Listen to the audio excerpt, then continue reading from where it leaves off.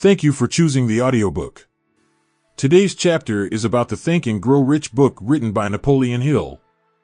Before we start, hit that subscribe and like button now and open the door to a world of literary wonders. The book starts with, what do you want most? Is it money, fame, power, contentment, personality, peace of mind, happiness? The 13 steps to riches described in this book offer the shortest dependable philosophy of individual achievement ever presented for the benefit of the man or woman who is searching for a definite goal in life. Before beginning the book, you will profit greatly if you recognize the fact that the book was not written to entertain. You cannot digest the contents properly in a week or a month. After reading the book thoroughly, Dr. Miller Reese Hutchison, nationally known consulting engineer and longtime associate of Thomas A. Edison, said, "This is not a novel. It is a textbook on individual achievement that came directly from the experiences of hundreds of America's most successful men.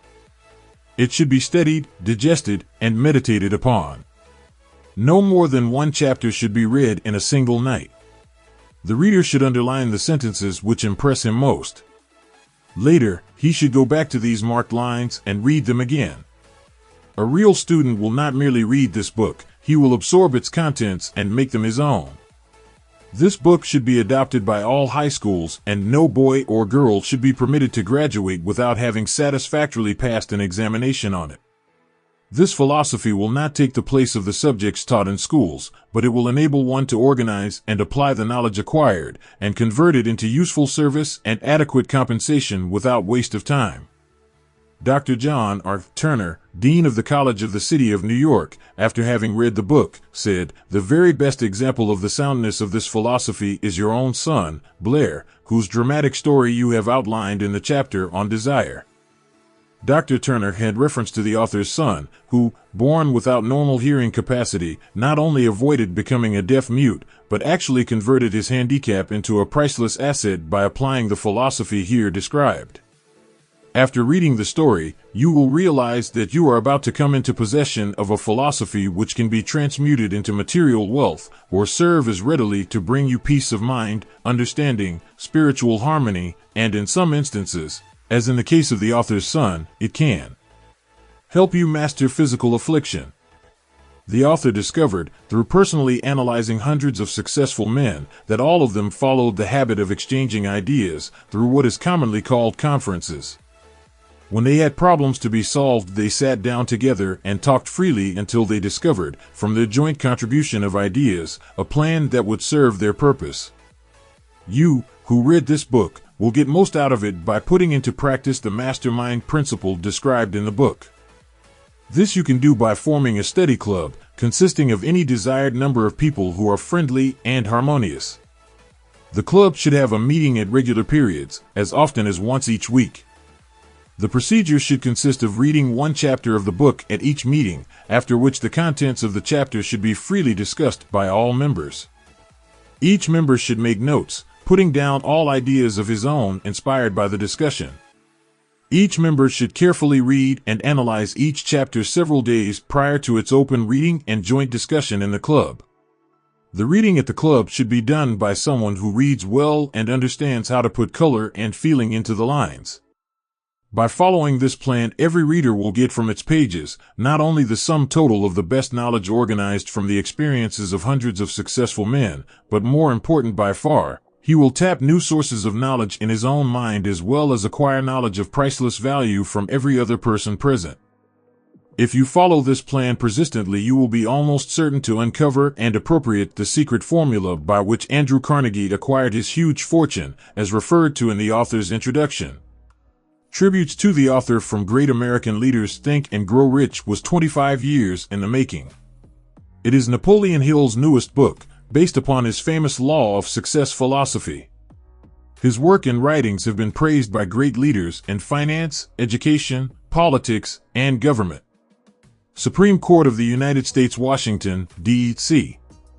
Dear Mr. Hill, I have now had an opportunity to finish reading your Law of Success textbooks, and I wish to express my appreciation of the splendid work you have done in the organization of this philosophy.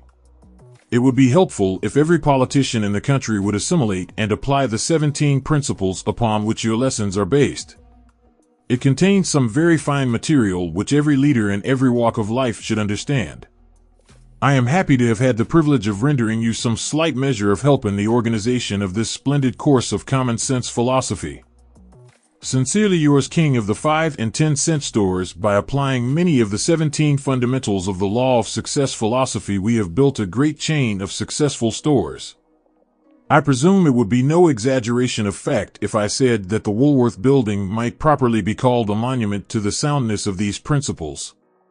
F.W. Woolworth, a great steamship magnate, I feel greatly indebted for the privilege of reading your law of success. If I had had this philosophy 50 years ago, I suppose I could have accomplished all that I have done in less than half the time. I sincerely hope the world will discover and reward you. Robert Dollar, famous American labor leader. Mastery of the law of success philosophy is the equivalent of an insurance policy against failure. Samuel Gompers, a former president of the United States, may I not congratulate you on your persistence? Any man who devotes that much time must of necessity make discoveries of great value to others. I am deeply impressed by your interpretation of the mastermind principles which you have so clearly described. Woodrow Wilson, a merchant prince, I know that your 17 fundamentals of success are sound because I have been applying them in my business for more than 30 years. John Wanamaker, world's largest maker of cameras, I know that you are doing a world of good with your law of success. I would not care to set a monetary value on this training because it brings to the student qualities which cannot be measured by money alone. George Eastman, a nationally known business chief, whatever success I may have attained I owe entirely to the application of your 17 fundamental principles of the law of success. I believe I have the honor of being your first student. W.M. Wrigley, Jr. The publisher's preface. This book conveys the experience of more than 500 men of great wealth who began at scratch, with nothing to give in return for riches except thoughts, ideas, and organized plans. Here you have the entire philosophy of money-making, just as it was organized from the actual achievements of the most successful men known to the American people during the past 50 years. It describes what to do, also how to do it. It presents complete instructions on how to sell your personal services. It provides you with a perfect system of self-analysis that will readily disclose what has been standing between you and the big money in the past. It describes the famous Andrew Carnegie formula of personal achievement by which he accumulated hundreds of millions of dollars for himself and made no fewer than a score of millionaires of men to whom he taught his secret. Perhaps you do not need all that is to be found in the book. No one of the 500 men from whose experiences it was written did, but you may need one idea, plan, or suggestion to start you toward your goal. Somewhere in the book you will find this needed stimulus. The book was inspired by Andrew Carnegie after he had made his millions and retired. It was written by the man to whom Carnegie disclosed the astounding secret of his riches, the same man to whom the 500 wealthy men revealed the source of their riches. In this volume will be found the 13 principles of money-making essential to every person who accumulates sufficient money to guarantee financial independence. It is estimated that the research which went into the preparation before the book was written, or could be written, research covering more than 25 years of continuous effort, could not be duplicated at a cost of less than $100,000. Moreover, the knowledge contained in the book never can be duplicated at any cost, for the reason that more than half of the 500 men who supplied the information it brings have passed on. Riches cannot always be measured in money. Money and material things are essential for freedom of body and mind, but there are some who will feel that the greatest of all riches can be evaluated only in terms of lasting friendships, harmonious family relationships, sympathy and understanding between business associates, and introspective harmony which brings one peace of mind measurable only in spiritual values. All who read, understand, and apply this philosophy will be better prepared to attract and enjoy these higher estates which always have been and always will be denied to all except those who are ready for them. Be prepared, therefore, when you expose yourself to the influence of this philosophy, to experience a changed life which may help you not only to negotiate your way through life with harmony and understanding, but also to prepare you for the accumulation of material riches in abundance. The publisher. Abundance. Author's preface: in every chapter of this book, mention has been made of the money-making secret which has made fortunes for more than 500 exceedingly wealthy men whom I have carefully analyzed over a long period of years. The secret was brought to my attention by Andrew Carnegie more than a quarter of a century ago. The canny, lovable old Scotsman carelessly tossed it into my mind when I was but a boy. Then he sat back in his chair, with a merry twinkle in his eyes, and watched carefully to see if I had brains enough to understand the full significance of what he had said to me.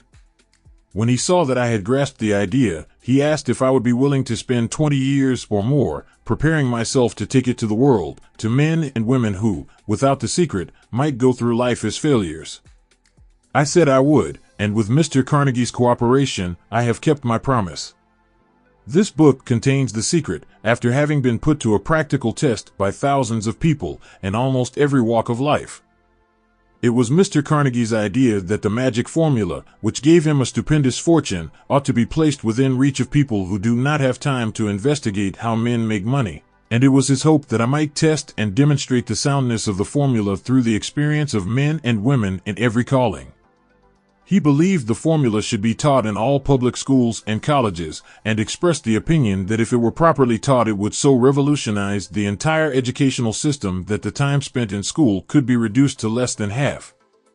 His experience with Charles M. Schwab and other young men of Mr. Schwab's type convinced Mr. Carnegie that much of that which is taught in the schools is of no value whatsoever in connection with the business of earning a living or accumulating riches. He had arrived at this decision because he had taken into his business one young man after another, many of them with but little schooling, and by coaching them in the use of this formula, developed in them rare leadership. Moreover, his coaching made fortunes for every one of them who followed his instructions. In the chapter on faith, you will read the astounding story of the organization of the giant United States Steel Corporation, as it was conceived and carried out by one of the young men through whom Mr. Carnegie proved that his formula will work for all who are ready for it. This single application of the secret, by that young man, Charles M. Schwab, made him a huge fortune in both money and opportunity. Roughly speaking, this particular application of the formula was worth $600 million. These facts, and they are facts well known to almost everyone who knew Mr. Carnegie, give you a fair idea of what the reading of this book may bring to you, provided you know what it is that you want. Even before it had undergone 20 years of practical testing, the secret was passed on to more than 100,000 men and women who have used it for their personal benefit, as Mr. Carnegie planned that they should. Some have made fortunes with it. Others have used it successfully in creating harmony in their homes. A clergyman used it so effectively that it brought him an income of upwards of $75,000 a year. Arthur Nash, a Cincinnati tailor, used his near-bankrupt business as a guinea pig on which to test the formula. The business came to life and made a fortune for its owners. It is still thriving, although Mr. Nash is gone. The experiment was so unique that newspapers and magazines gave it more than $1 million worth of laudatory publicity. The secret was passed on to Stewart Austin Weir of Dallas, Texas. He was ready for it, so ready that he gave up his profession and studied law. Did he succeed? That story is told too. I gave the secret to Jennings Randolph the day he graduated from college, and he has used it so successfully that he is now serving his third term as a member of Congress, with an excellent opportunity to keep on using it until it carries him to the White House. While serving as advertising manager of the La Salle Extension University, when it was little more than a name, I had the privilege of seeing J. G. Chapline, president of the university, use the formula so effectively that he has since made the La Salle one of the great extension schools of the country. The secret to which I refer has been mentioned no fewer than 100 times throughout this book. It has not been directly named, for it seems to work more successfully when it is merely uncovered and left in sight, where those who are ready and searching for it may pick it up. That is why Mr. Carnegie tossed it to me so quietly, without giving me its specific name. If you are ready to put it to use, you will recognize this secret at least once in every chapter. I wish I might feel privileged to tell you how you will know if you are ready, but that would deprive you of much of the benefit you will receive when you make the discovery in your own way. While this book was being written, my own son, who was then finishing the last year of his college work, picked up the manuscript of Chapter 2, read it, and discovered the secret for himself. He used the information so effectively that he went directly into a responsible position at a beginning salary greater than the average man ever earns. His story has been briefly described in Chapter 2. When you read it, perhaps you will dismiss any feeling you may have had at the beginning of the book that it promised too much. And, 2, if you have ever been discouraged, if you have had difficulties to surmount which took the very soul out of you, if you have tried and failed, if you were ever handicapped by illness or physical affliction, this story of my son's discovery and use of the Carnegie formula may prove to be the oasis in the desert of lost hope for which you have been searching. This secret was extensively used by President Woodrow Wilson during the World War. It was passed on to every soldier who fought in the war, carefully wrapped in the training received before going to the front. President Wilson told me it was a strong factor in raising the funds needed for the war. More than 20 years ago, Juan Manuel L. Quezon was inspired by the secret to gain freedom for his people. He has gained freedom for the Philippines and is the first president of the Free State. A peculiar thing about this secret is that those who once acquire it and use it find themselves literally swept onto success with but little effort, and they never again submit to failure. If you doubt this, study the names of those who have used it, wherever they have been mentioned, check their records for yourself, and be convinced. There is no such thing as something for nothing. The secret to which I refer cannot be had without a price, although the price is far less than its value. It cannot be had at any price by those who are not intentionally searching for it. It cannot be given away, it cannot be purchased for money, for the reason that it comes in 2 parts. One part is already in possession of those who are ready for it. The secret serves equally well all who are ready for it. Education has nothing to do with it. Long before I was born, the secret had found its way into the possession of Thomas A. Edison, and he used it so intelligently that he became the world's leading inventor, although he had but 3 months of schooling. The secret was passed on to a business associate of Mr. Edison. He used it so effectively that, although he was then making only $12,000 a year, he accumulated a great fortune and retired from active business while still a young man. You will find his story at the beginning of the first chapter. It should convince you that riches are not beyond your reach, that you can still be what you wish to be, that money, fame, recognition, and happiness can be had by all who are ready and determined to have these blessings. How do I know these things? You should have the answer before you finish this book. You may find it in the very first chapter or on the last page.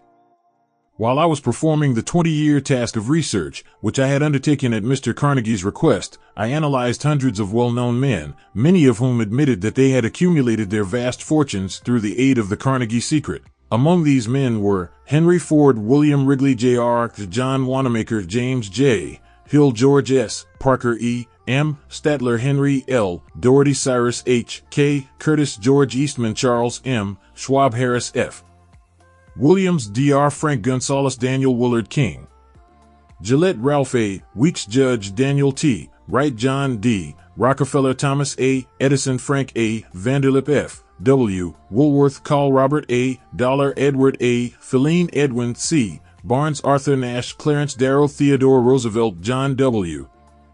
Davis, Elbert Hubbard, Wilbur Wright, William Jennings, Brian Dr. David Starr, Jordan J. Ogden Armour, Arthur Brisbane, Woodrow Wilson, Arthur Brisbane, Woodrow Wilson, W.M.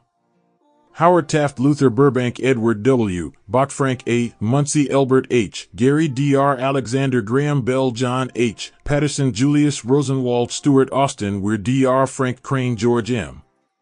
Alexander J. G. Chaplain, Han Jennings Randolph. These names represent but a small fraction of the hundreds of well-known Americans whose achievements, financially and otherwise, prove that those who understand and apply the Carnegie secret reach high stations in life. I have never known anyone who was inspired to use the secret who did not achieve noteworthy success in his chosen calling. I have never known any person to distinguish himself or to accumulate riches of any consequence without possession of the secret. From these two facts I draw the conclusion that the secret is more important, as a part of the knowledge essential for self-determination, than any which one receives through what is popularly known as education. What is education, anyway? This has been answered in full detail. As far as schooling is concerned, many of these men had very little. John Wanamaker once told me that what little schooling he had, he acquired in very much the same manner as a modern locomotive takes on water, by scooping it up as it runs. Henry Ford never reached high school, let alone college. I am not attempting to minimize the value of schooling, but I am trying to express my earnest belief that those who master and apply the secret will reach high stations, accumulate riches, and bargain with life on their own terms, even if their schooling has been meager. Somewhere, as you read, the secret to which I refer will jump from the page and stand boldly before you, if you are ready for it. When it appears, you will recognize it. Whether you receive the sign in the first or the last chapter, stop for a moment when it presents itself, and turn down a glass, for that occasion will mark the most important turning point of your life. We pass now to Chapter 1, and to the story of my very dear friend, who has generously acknowledged having seen the mystic sign, and whose business achievements are evidence enough that he turned down a glass. As you read his story, and the others, remember that they deal with the important problems of life, such as all men experience. The problems arising from one's endeavor to earn a living, to find hope, courage, contentment, and peace of mind, to accumulate riches, and to enjoy freedom of body and spirit. Remember, too, as you go through the book, that it deals with facts and not with fiction, its purpose being to convey a great universal truth through which all who are ready may learn, not only what to do, but also how to do it. And receive, as well, the needed stimulus to make a start. As a final word of preparation, before you begin the first chapter, may I offer one brief suggestion which may provide a clue by which the Carnegie secret may be recognized? It is this: all achievement, all earned riches, have their beginning in an idea. If you are ready for the secret, you already possess one half of it, therefore, you will readily recognize the other half the moment it reaches your mind. The author. Your mind. The author. Your mind. Chapter 1: Introduction. The man who thought his way into partnership with Thomas A. Edison. Truly, thoughts are things, and powerful things at that, when they are mixed with definiteness of purpose, persistence, and a burning desire for their translation into riches or other material objects. A little more than 30 years ago, Edwin C. Barnes discovered how true it is that men really do think and grow rich. His discovery did not come about at one sitting. It came little by little, beginning with a burning desire to become a business associate of the great Edison. One of the chief characteristics of Barnes' desire was that it was definite. He wanted to work with Edison, not for him. Observe, carefully, the description of how he went about translating his desire into reality, and you will have a better understanding of the 13 principles which lead to riches.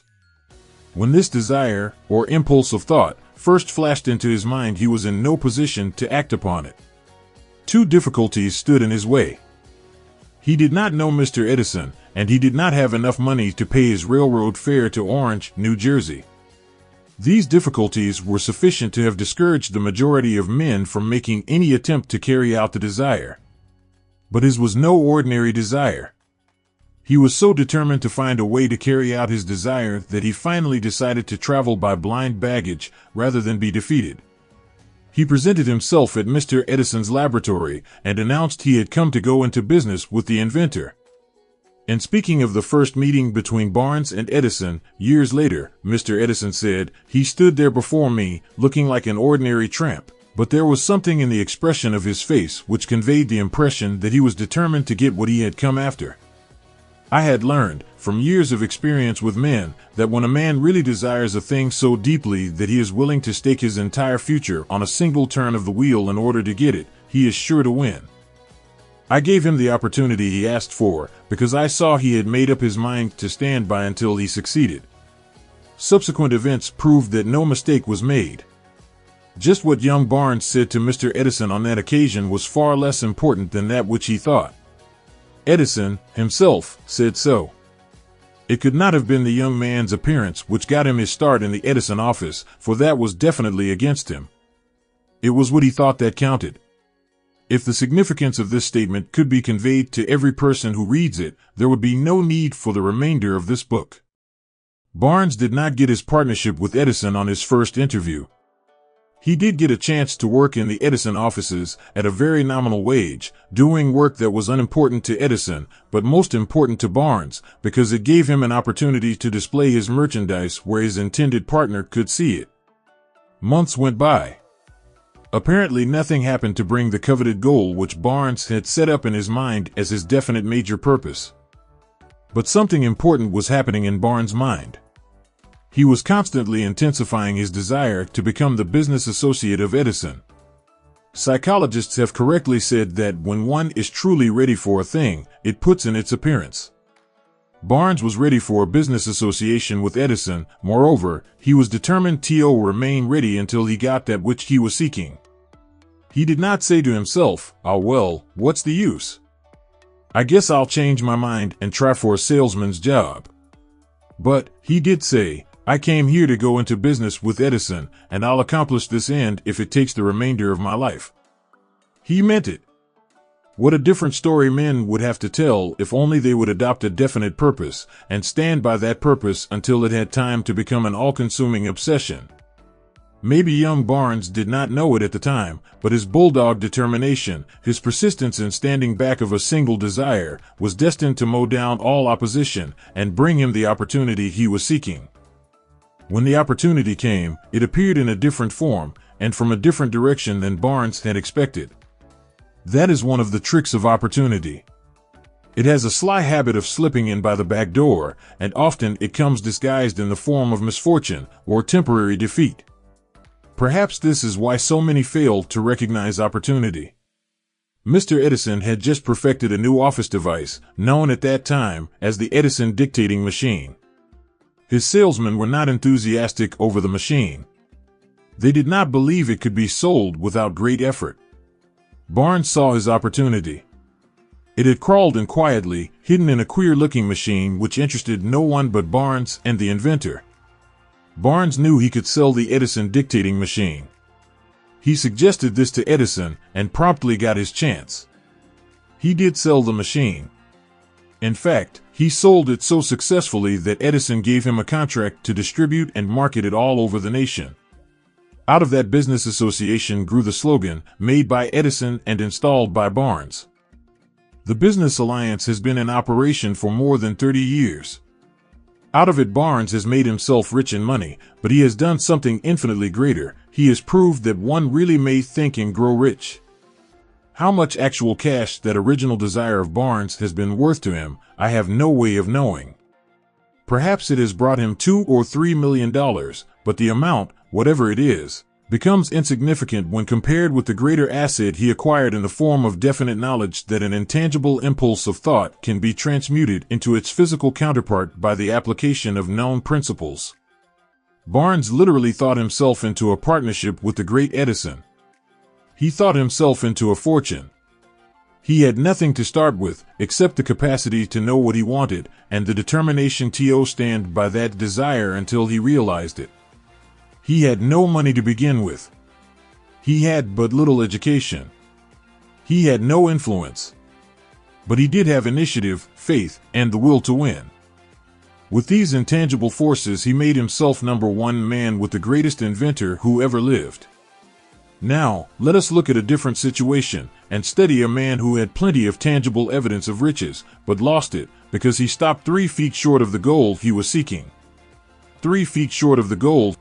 3 feet from gold. One of the most common causes of failure is the habit of quitting when one is overtaken by temporary defeat. Every person is guilty of this mistake at one time or another. An uncle of R.U. Darby was caught by the gold fever in the gold rush days and went west to dig and grow rich. He had never heard that more gold has been mined from the brains of men than has ever been taken from the earth. He staked a claim and went to work with pick and shovel. The going was hard, but his lust for gold was definite. After weeks of labor, he was rewarded by the discovery of the shining ore. He needed machinery to bring the ore to the surface. Quietly, he covered up the mine, retraced his footsteps to his home in Williamsburg, Maryland, and told his relatives and a few neighbors of the strike. They got together money for the needed machinery, had it shipped. The uncle and Darby went back to work at the mine. The first car of ore was mined and shipped to a smelter.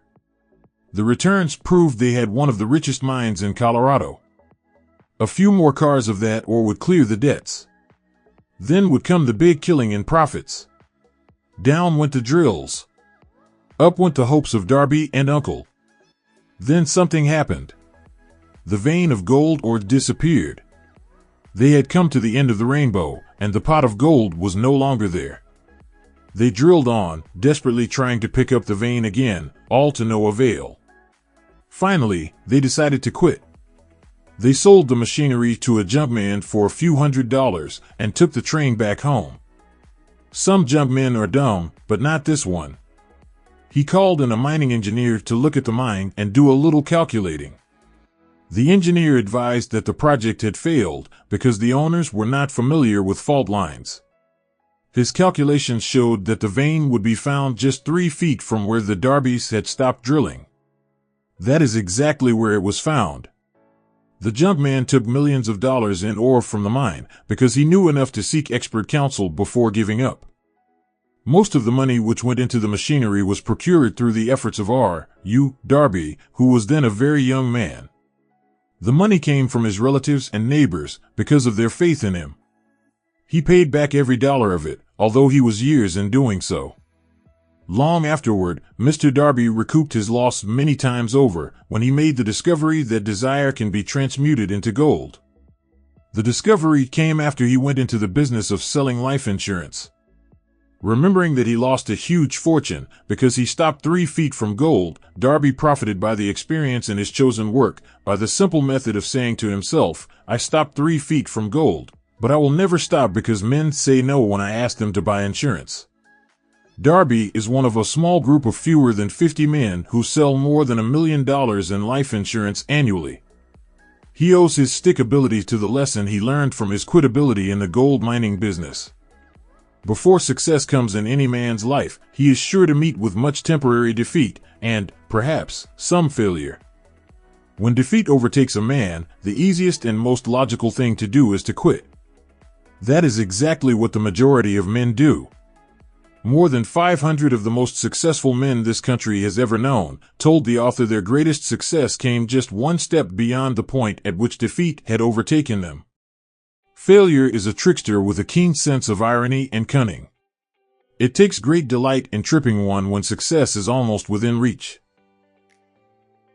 A 50-cent lesson in persistence. Shortly after Mr. Darby received his degree from the University of Hard Knocks and had decided to profit by his experience in the gold mining business, he had the good fortune to be present on an occasion that proved to him that no does not necessarily mean no.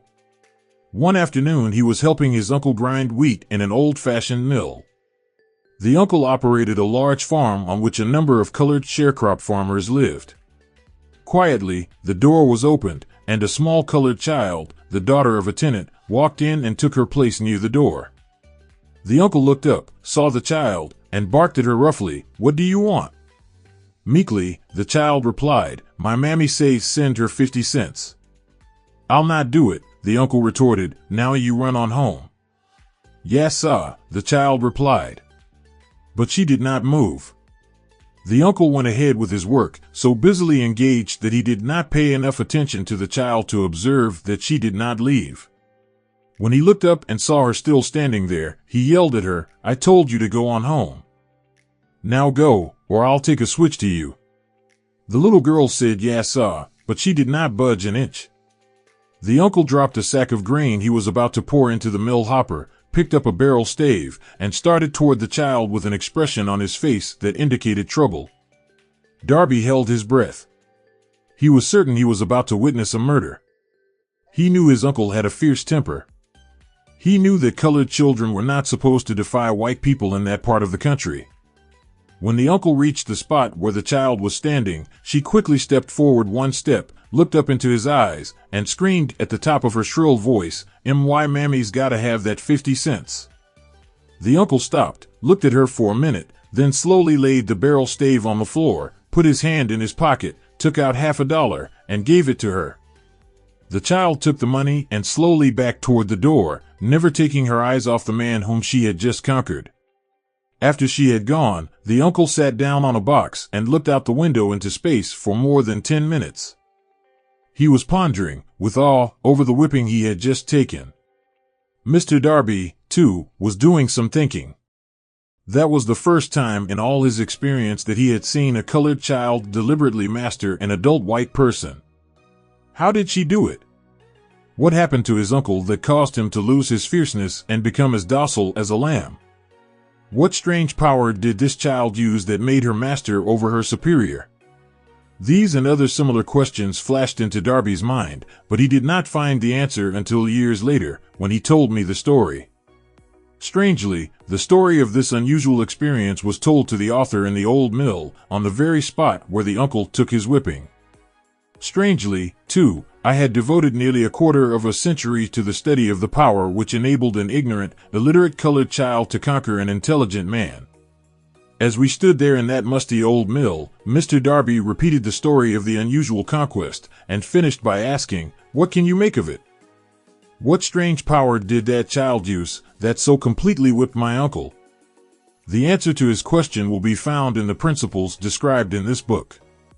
The answer is full and complete. It contains details and instructions sufficient to enable anyone to understand and apply the same force which the little child accidentally stumbled upon. Keep your mind alert, and you will observe exactly what strange power came to the rescue of the child. You will catch a glimpse of this power in the next chapter. Somewhere in the book you will find an idea that will quicken your receptive powers and place at your command, for your own benefit, this same irresistible power. The awareness of this power may come to you in the first chapter, or it may flash into your mind in some subsequent chapter. It may come in the form of a single idea. Or, it may come in the nature of a plan, or a purpose. Again, it may cause you to go back into your past experiences of failure or defeat, and bring to the surface some lesson by which you can regain all that you lost through defeat. After I had described to Mr. Darby the power unwittingly used by the little colored child, he quickly retraced his 30 years of experience as a life insurance salesman, and frankly acknowledged that his success in that field was due, in no small degree, to the lesson he had learned from the child. Mr. Darby pointed out, every time a prospect tried to bow me out, without buying, I saw that child standing there in the old mill, her big eyes glaring in defiance, and I said to myself, I've got to make this sale. The better portion of all sales I have made were made after people had said "Enoda." He recalled, too, his mistake in having stopped only 3 feet from gold, but, he said, that experience was a blessing in disguise. It taught me to keep on keeping on, no matter how hard the going may be, a lesson I needed to learn before I could succeed in anything. This story of Mr. Darby and his uncle, the colored child and the gold mine, doubtless will be read by hundreds of men who make their living by selling life insurance, and to all of these, the author wishes to offer the suggestion that Darby owes to these 2 experiences his ability to sell more than $1 million of life insurance every year. Life is strange and often imponderable. Both the successes and the failures have their roots in simple experiences. Mr. Darby's experiences were commonplace and simple enough, yet they held the answer to his destiny in life, therefore they were as important as life itself. He profited by these 2 dramatic experiences because he analyzed them and found the lesson they taught. But what of the man who has neither the time nor the inclination to study failure in search of knowledge that may lead to success? Where and how is he to learn the art of converting defeat into stepping stones to opportunity? In answer to these questions, this book was written. The answer called for a description of 13 principles, but remember, as you read, the answer you may be seeking, to the questions which have caused you to ponder over the strangeness of life, may be found in your own mind, through some idea, plan, or purpose which may spring into your mind as you read. One sound idea is all that one needs to achieve success.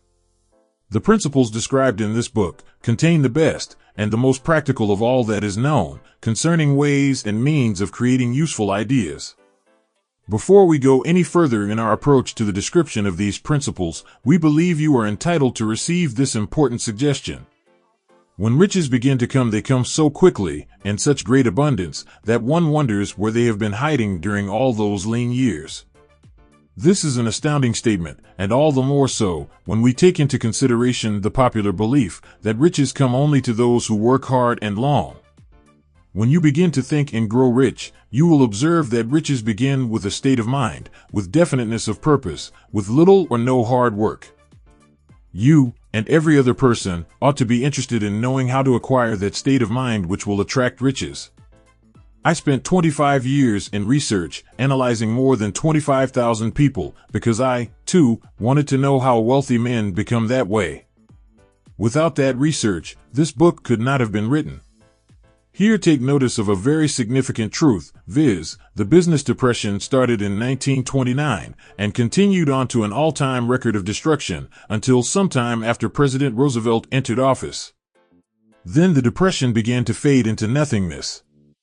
Just as an electrician in a theater raises the lights so gradually that darkness is transmuted into light before you realize it, so did the spell of fear in the minds of the people gradually fade away and become faith.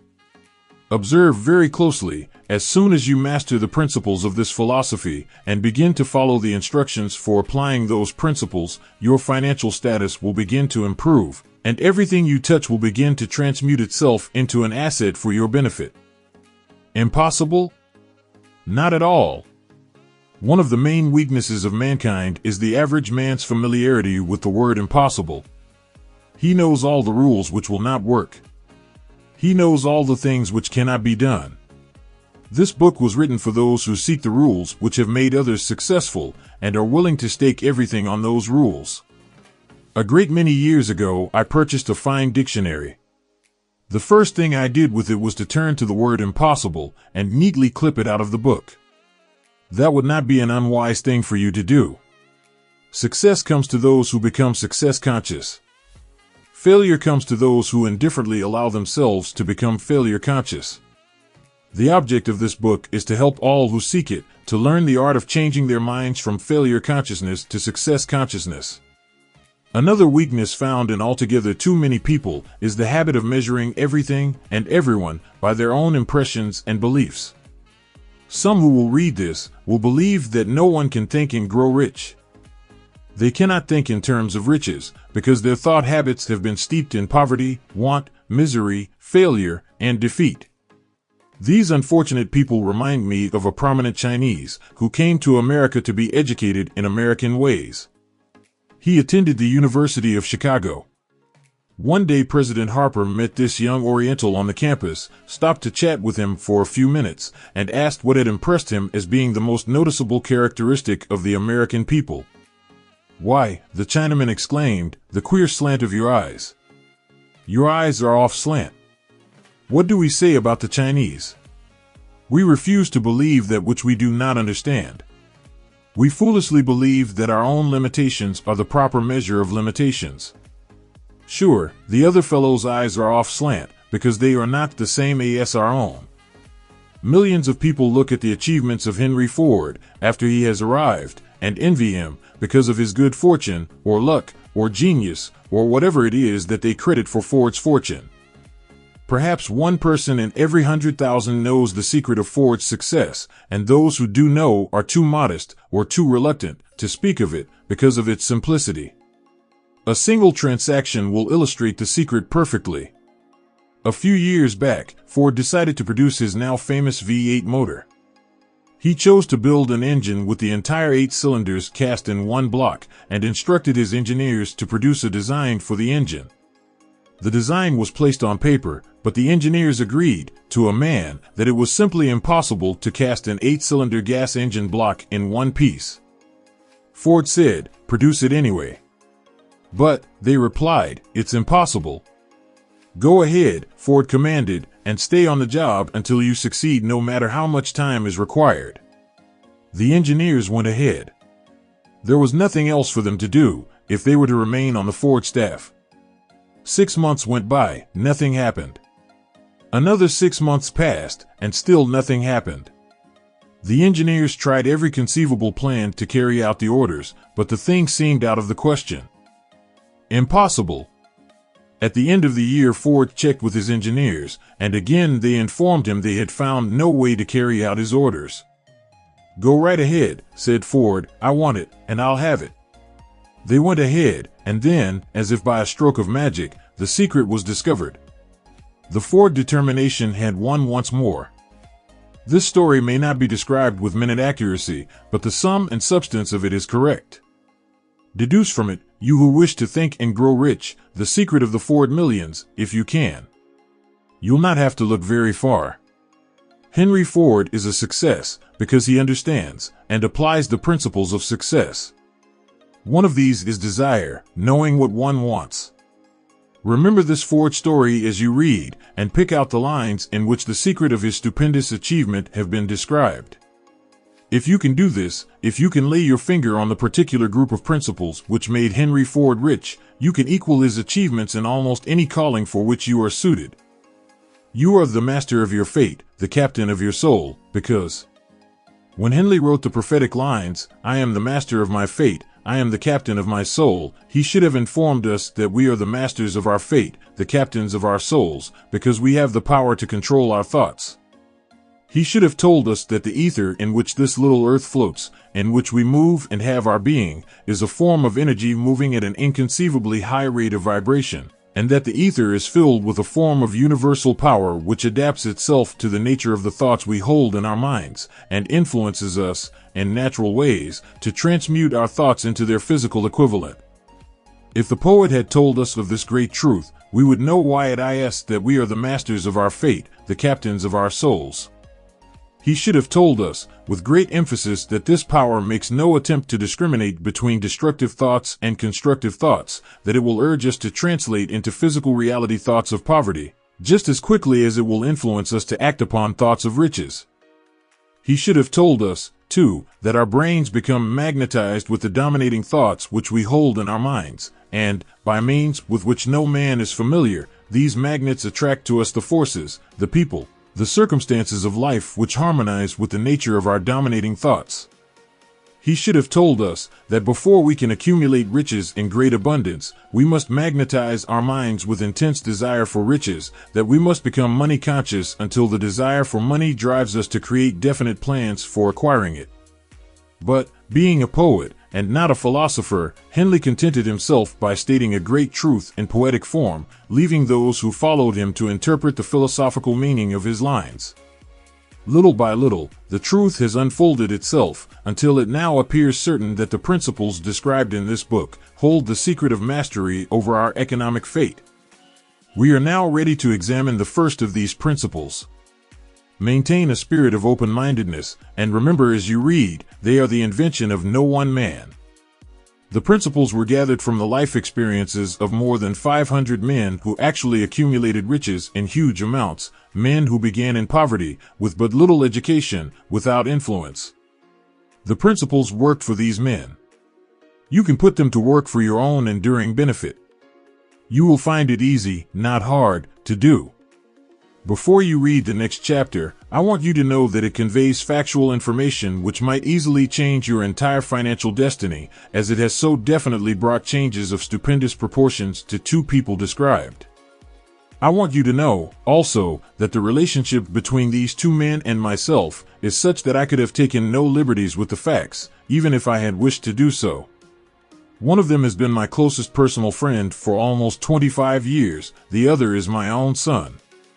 The unusual success of these two men, success which they generously accredit to the principle described in the next chapter, more than justifies this personal reference as a means of emphasizing the far-flung power of this principle. Almost 15 years ago, I delivered the commencement address at Salem College, Salem, West Virginia. I emphasized the principle described in the next chapter with so much intensity that one of the members of the graduating class definitely appropriated it and made it a part of his own philosophy. The young man is now a member of Congress and an important factor in the present administration. Just before this book went to the publisher, he wrote me a letter in which he so clearly stated his opinion of the principle outlined in the next chapter that I have chosen to publish his letter as an introduction to that chapter. It gives you an idea of the rewards to come. My dear Napoleon, my service as a member of Congress having given me an insight into the problems of men and women, I am writing to offer a suggestion which may become helpful to thousands of worthy people. With apologies, I must state that the suggestion, if acted upon, will mean several years of labor and responsibility for you, but I am enheartened to make the suggestion, because I know your great love for rendering useful service. In 1922, you delivered the commencement address at Salem College, when I was a member of the graduating class. In that address, you planted in my mind an idea which has been responsible for the opportunity one now have to serve the people of my state, and will be responsible, in a very large measure, for whatever success I may have in the future. The suggestion I have in mind is that you put into a book the sum and substance of the address you delivered at Salem College, and in that way give the people of America an opportunity to profit by your many years of experience and association with the men who, by their greatness, have made America the richest nation on earth. I recall, as though it were yesterday, the marvelous description you gave of the method by which Henry Ford, with but little schooling, without a dollar, with no influential friends, rose to great heights. I made up my mind then, even before you had finished your speech, that I would make a place for myself, no matter how many difficulties I had to surmount. Thousands of young people will finish their schooling this year, and within the next few years. Every one of them will be seeking just such a message of practical encouragement as the one I received from you. They will want to know where to turn, what to do, to get started in life. You can tell them, because you have helped to solve the problems of so many, many people. If there is any possible way that you can afford to render so great a service, may I offer the suggestion that you include with every book one of your personal analysis charts, in order that the purchaser of the book may have the benefit of a complete self-inventory, indicating, as you indicated to me years ago, exactly what is standing in the way of success. Such a service as this, providing the readers of your book with a complete, unbiased picture of their faults and their virtues, would mean to them the difference between success and failure. The service would be priceless. Millions of people are now facing the problem of staging a comeback because of the depression, and I speak from personal experience when I say, I know these earnest people would welcome the opportunity to tell you their problems, and to receive your suggestions for the solution. You know the problems of those who face the necessity of beginning all over again. There are thousands of people in America today who would like to know how they can convert ideas into money, people who must start at scratch, without finances, and recoup their losses. If anyone can help them, you can. If you publish the book, I would like to own the first copy that comes from the press, personally autographed by you. With best wishes, believe me, cordially yours, Jennings Randolph. Cordially yours, Jennings Randolph. Cordially yours, Jennings Randolph. Chapter 2. Desire, the starting point of all achievement, the first step toward riches. When Edwin C. Barnes climbed down from the freight train in Orange, N.J., more than 30 years ago, he may have resembled a tramp, but his thoughts were those of a king. As he made his way from the railroad tracks to Thomas A. Edison's office, his mind was at work. He saw himself standing in Edison's presence. He heard himself asking Mr. Edison for an opportunity to carry out the one consuming obsession of his life, a burning desire to become the business associate of the great inventor. Barnes' desire was not a hope. It was not a wish. It was a keen, pulsating desire, which transcended everything else. It was definite. The desire was not new when he approached Edison. It had been Barnes' dominating desire for a long time. In the beginning, when the desire first appeared in his mind, it may have been, probably was, only a wish, but it was no mere wish when he appeared before Edison with it. A few years later, Edwin C. Barnes again stood before Edison, in the same office where he first met the inventor. This time his desire had been translated into reality. He was in business with Edison. The dominating dream of his life had become a reality. Today, people who know Barnes envy him because of the break life yielded him. They see him in the days of his triumph, without taking the trouble to investigate the cause of his success.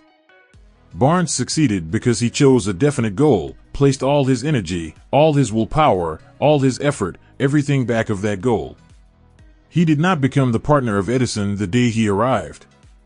He was content to start in the most menial work as long as it provided an opportunity to take even one step toward his cherished goal. 5 years passed before the chance he had been seeking made its appearance. During all those years, not one ray of hope, not one promise of attainment of his desire had been held out to him. To everyone, except himself, he appeared only another cog in the Edison business wheel, but in his own mind, he was the partner of Edison every minute of the time, from the very day that he first went to work there. It is a remarkable illustration of the power of a definite desire. Barnes won his goal because he wanted to be a business associate of Mr. Edison more than he wanted anything else. He created a plan by which to attain that purpose. But he burned all bridges behind him. He stood by his desire until it became the dominating obsession of his life and, finally, a fact. When he went to Orange, he did not say to himself, "I will try to induce Edison to give me a job of some sort." He said, "I will see Edison and put him on notice that I have come to go into business with him." He did not say, "I will work there for a few months, and if I get no encouragement, I will quit and get a job somewhere else." He did say, "I will start anywhere. I will do anything Edison tells me to do, but before I am through, I will be his associate." He did not say, "I will keep my eyes open for another opportunity, in case I fail to get what I want in the Edison organization." He said, "There is but one thing in this world that I am determined to have, and that is a business association with Thomas A. Edison. I will burn all bridges behind me and stake my entire future on my ability to get what I want." He left himself no possible way of retreat. He had to win or perish. That is all there is to the Barnes story of success. A long while ago, a great warrior faced a situation which made it necessary for him to make a decision which ensured his success on the battlefield. He was about to send his armies against a powerful foe, whose men outnumbered his own. He loaded his soldiers into boats, sailed to the enemy's country, unloaded soldiers and equipment, and then gave the order to burn the ships that had carried them. Addressing his men before the first battle, he said, "You see the boats going up in smoke. That means that we cannot leave these shores alive unless we win. We now have no choice. We win or we perish." They won. Every person who wins in any undertaking must be willing to burn his ships and cut all sources of retreat. Only by so doing can one be sure of maintaining that state of mind known as a burning desire to win, essential to success. The morning after the Great Chicago Fire, a group of merchants stood on State Street, looking at the smoking remains of what had been their stores. They went into a conference to decide if they would try to rebuild or leave Chicago and start over in a more promising section of the country. They reached a decision, all except one, to leave Chicago. The merchant who decided to stay and rebuild pointed a finger at the remains of his store and said, "Gentlemen, on that very spot I will build the world's greatest store, no matter how many times it may burn down." That was more than 50 years ago. The store was built. It stands there today, a towering monument to the power of that state of mind known as a burning desire. The easy thing for Marshall Field to have done would have been exactly what his fellow merchants did. When the going was hard and the future looked dismal, they pulled up and went where the going seemed easier. Mark well this difference between Marshall Field and the other merchants, because it is the same difference which distinguishes Edwin C. Barnes from thousands of other young men who have worked in the Edison organization. It is the same difference which distinguishes practically all who succeed from those who fail. Every human being who reaches the age of understanding of the purpose of money wishes for it. Wishing will not bring riches. But desiring riches with a state of mind that becomes an obsession, then planning definite ways and means to acquire riches, and backing those plans with persistence which does not recognize failure, will bring riches.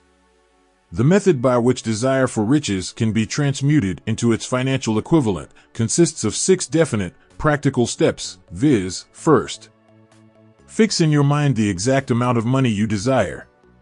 It is not sufficient merely to say, "I want plenty of money." Be definite as to the amount. Second, determine exactly what you intend to give in return for the money you desire. Third, establish a definite date when you intend to possess the money you desire. Fourth, Create a definite plan for carrying out your desire, and begin at once, whether you are ready or not, to put this plan into action. Fifth, write out a clear, concise statement of the amount of money you intend to acquire. Name the time limit for its acquisition, state what you intend to give in return for the money, and describe clearly the plan through which you intend to accumulate it. Sixth, read your written statement aloud, twice daily, once just before retiring at night, and once after arising in the morning. As you read, see and feel and believe yourself already in possession of the money. It is important that you follow the instructions described in these 6 steps. It is especially important that you observe and follow the instructions in the 6th paragraph. You may complain that it is impossible for you to see yourself in possession of money before you actually have it. Here is where a burning desire will come to your aid. If you truly desire money so keenly that your desire is an obsession, you will have no difficulty in convincing yourself that you will acquire it. The object is to want money, and to become so determined to have it that you convince yourself you will have it. Only those who become money conscious ever accumulate great riches. Money consciousness means that the mind has become so thoroughly saturated with the desire for money that one can see oneself already in possession of it. To the uninitiated, who has not been schooled in the working principles of the human mind, these instructions may appear impractical.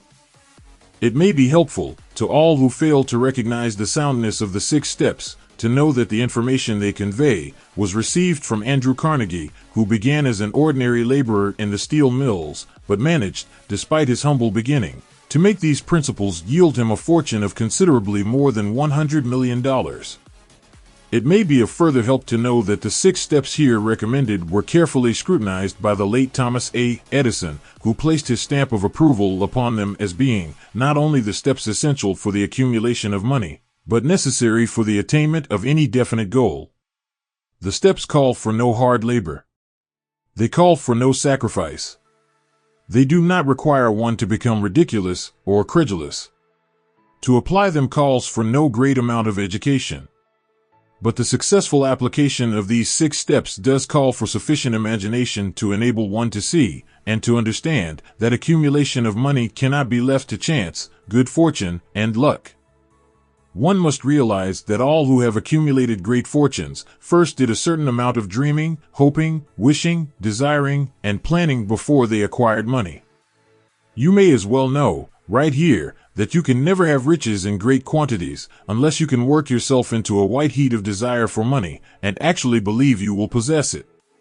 You may as well know, also, that every great leader, from the dawn of civilization down to the present, was a dreamer. Christianity is the greatest potential power in the world today because its founder was an intense dreamer who had the vision and the imagination to see realities in their mental and spiritual form before they had been transmuted into physical form. If you do not see great riches in your imagination, you will never see them in your bank balance. Never, in the history of America, has there been so great an opportunity for practical dreamers as now exists. The 6-year economic collapse has reduced all men, substantially, to the same level. A new race is about to be run. The stakes represent huge fortunes which will be accumulated within the next 10 years.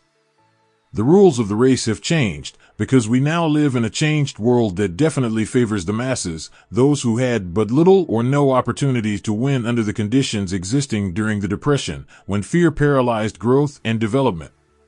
We who are in this race for riches should be encouraged to know that this changed world in which we live is demanding new ideas, new ways of doing things, new leaders, new inventions, new methods of teaching, new methods of marketing, new books, new literature, new features for the radio, new ideas for moving pictures.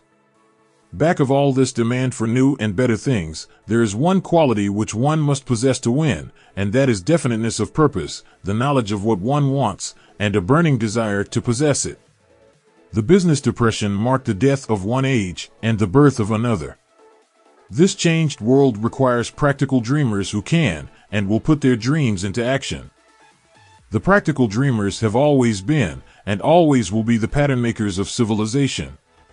we who desire to accumulate riches should remember the real leaders of the world always have been men who harnessed and put into practical use the intangible, unseen forces of unborn opportunity and have converted those forces into skyscrapers, cities, factories, airplanes, automobiles, and every form of convenience that makes life more pleasant.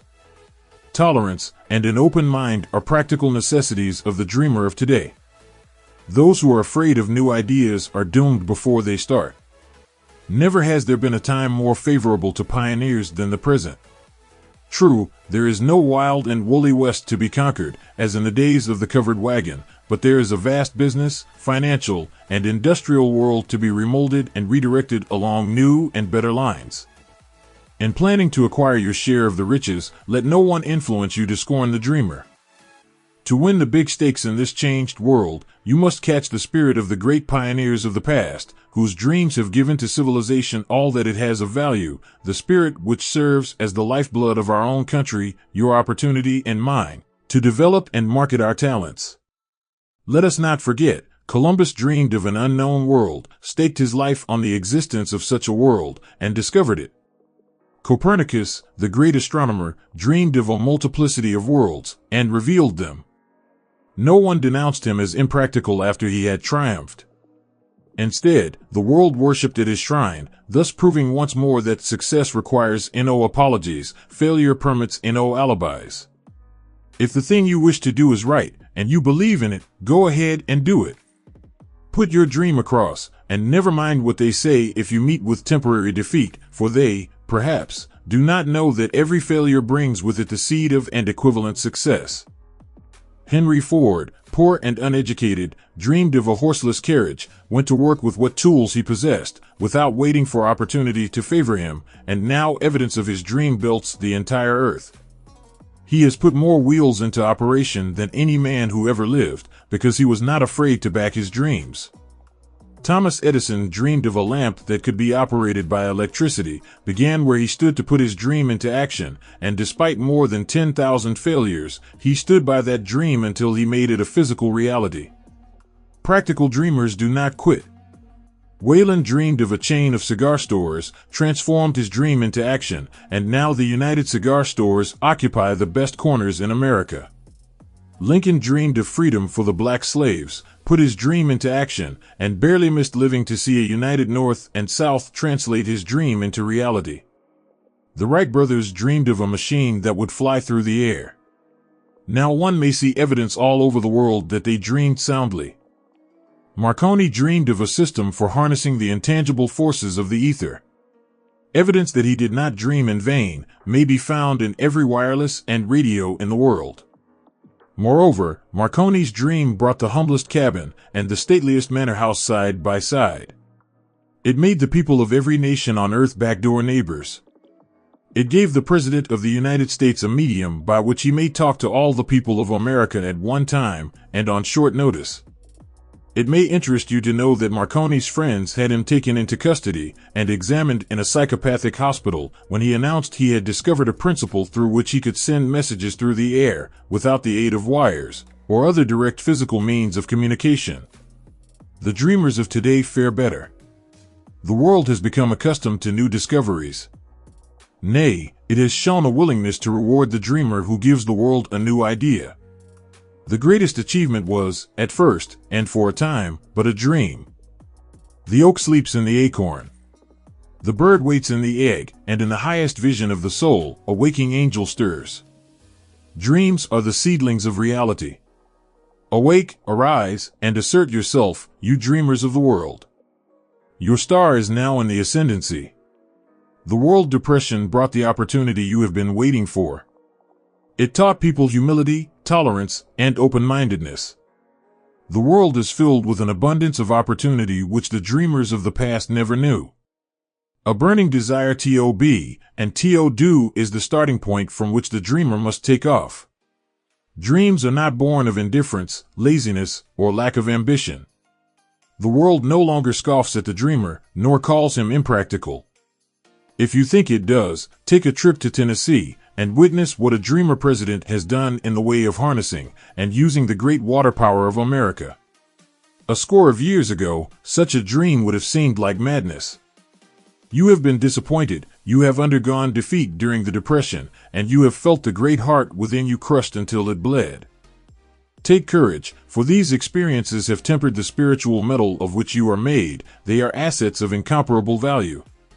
Remember, too, that all who succeed in life get off to a bad start and pass through many heartbreaking struggles before they arrive. The turning point in the lives of those who succeed usually comes at the moment of some crisis through which they are introduced to their other selves. John Bunyan wrote The Pilgrim's Progress, which is among the finest of all English literature, after he had been confined in prison and sorely punished because of his views on the subject of religion. O. Henry discovered the genius which slept within his brain after he had met with great misfortune and was confined in a prison cell in Columbus, Ohio. Being forced, through misfortune, to become acquainted with his other self and to use his imagination, he discovered himself to be a great author instead of a miserable criminal and outcast. Strange and varied are the ways of life, and stranger still are the ways of infinite intelligence, through which men are sometimes forced to undergo all sorts of punishment before discovering their own brains and their own capacity to create useful ideas through imagination. Edison, the world's greatest inventor and scientist, was a tramp telegraph operator. He failed innumerable times before he was driven, finally, to the discovery of the genius which slept within his brain. Charles Dickens began by pasting labels on blacking pots. The tragedy of his first love penetrated the depths of his soul and converted him into one of the world's truly great authors. That tragedy produced, first, David Copperfield, then a succession of other works that made this a richer and better world for all who read his books. Disappointment over love affairs generally has the effect of driving men to drink and women to ruin, and this, because most people never learn the art of transmuting their strongest emotions into dreams of a constructive nature. Helen Keller became deaf, dumb, and blind shortly after birth. Despite her greatest misfortune, she has written her name indelibly in the pages of the history of the great. Her entire life has served as evidence that no one ever is defeated until defeat has been accepted as a reality. Robert Burns was an illiterate country lad. He was cursed by poverty and grew up to be a drunkard in the bargain. The world was made better for his having lived, because he clothed beautiful thoughts in poetry and thereby plucked a thorn and planted a rose in its place. Booker T. Washington was born in slavery, handicapped by race and color. Because he was tolerant, had an open mind at all times, on all subjects, and was a dreamer, he left his impress for good on an entire race. Beethoven was deaf, Milton was blind, but their names will last as long as time endures, because they dreamed and translated their dreams into organized thought. Before passing to the next chapter, kindle anew in your mind the fire of hope, faith, courage, and tolerance. If you have these states of mind, and a working knowledge of the principles described, all else that you need will come to you, when you are ready for it. Let Emerson state the thought in these words: every proverb, every book, and every byword that belongs to thee for aid and comfort shall surely come home through open or winding passages. Every friend whom not thy fantastic will, but the great and tender soul in thee craveth, shall lock thee in his embrace. There is a difference between wishing for a thing and being ready to receive it. No one is ready for a thing until he believes he can acquire it. The state of mind must be belief, not mere hope or wish. Open-mindedness is essential for belief. Closed minds do not inspire faith, courage, and belief. Remember, no more effort is required to aim high in life, to demand abundance and prosperity, than is required to accept misery and poverty. A great poet has correctly stated this universal truth through these lines: I bargained with life for a penny, and life would pay no more, however I begged at evening when I counted my scanty store. For life is a just employer, he gives you what you ask, but once you have set the wages, why, you must bear the task. I worked for a menial's hire. I worked for a menial's hire. I worked for a menial's hire. Only to learn, dismayed, that any wage I had asked of life, life would have willingly paid. Desire outweets Mother Nature. As a fitting climax to this chapter, I wish to introduce one of the most unusual persons I have ever known. I first saw him 24 years ago, a few minutes after he was born. He came into the world without any physical sign of ears, and the doctor admitted, when pressed for an opinion, that the child might be deaf and mute for life. I challenged the doctor's opinion. I had the right to do so. I was the child's father. I, too, reached a decision and rendered an opinion, but I expressed the opinion silently, in the secrecy of my own heart. I decided that my son would hear and speak. Nature could send me a child without ears, but nature could not induce me to accept the reality of the affliction. In my own mind, I knew that my son would hear and speak. How? I was sure there must be a way, and I knew I would find it. I thought of the words of the immortal Emerson, "The whole course of things goes to teach us faith. We need only obey." There is guidance for each of us, and by lowly listening, we shall hear the right word. The right word? Desire. More than anything else, I desired that my son should not be a deaf mute. From that desire I never receded, not for a second. Many years previously, I had written, "Our only limitations are those we set up in our own minds." For the first time, I wondered if that statement were true. Lying on the bed in front of me was a newly born child, without the natural equipment of hearing. Even though he might hear and speak, he was obviously disfigured for life. Surely, this was a limitation which that child had not set up in his own mind. What could I do about it? Somehow I would find a way to transplant into that child's mind my own burning desire for ways and means of conveying sound to his brain without the aid of ears. As soon as the child was old enough to cooperate, I would fill his mind so completely with a burning desire to hear that nature would, by methods of her own, translate it into physical reality. All this thinking took place in my own mind, but I spoke of it to no one. Every day I renewed the pledge I had made to myself, not to accept a deaf mute for a son. As he grew older and began to take notice of things around him, we observed that he had a slight degree of hearing. When he reached the age when children usually begin talking, he made no attempt to speak, but we could tell by his actions that he could hear certain sounds slightly. That was all I wanted to know. I was convinced that if he could hear, even slightly, he might develop still greater hearing capacity. Then something happened which gave me hope. It came from an entirely unexpected source. We bought a Victrola. When the child heard the music for the first time, he went into ecstasies and promptly appropriated the machine. He soon showed a preference for certain records, among them, "It's a Long Way to Tipperary." On one occasion, he played that piece over and over, for almost 2 hours, standing in front of the Victrola, with his teeth clamped on the edge of the case. The significance of this self-formed habit of his did not become clear to us until years afterward, for we had never heard of the principle of bone conduction of sound at that time. Shortly after he appropriated the Victrola, I discovered that he could hear me quite clearly when I spoke with my lips touching his mastoid bone, or at the base of the brain. These discoveries placed in my possession the necessary media by which I began to translate into reality my burning desire to help my son develop hearing and speech. By that time he was making stabs at speaking certain words. The outlook was far from encouraging, but desire backed by faith knows no such word as impossible. Having determined that he could hear the sound of my voice plainly, I began, immediately, to transfer to his mind the desire to hear and speak. I soon discovered that the child enjoyed bedtime stories, so I went to work, creating stories designed to develop in him self-reliance, imagination, and a keen desire to hear and to be normal. There was one story in particular, which I emphasized by giving it some new and dramatic coloring each time it was told. It was designed to plant in his mind the thought that his affliction was not a liability, but an asset of great value.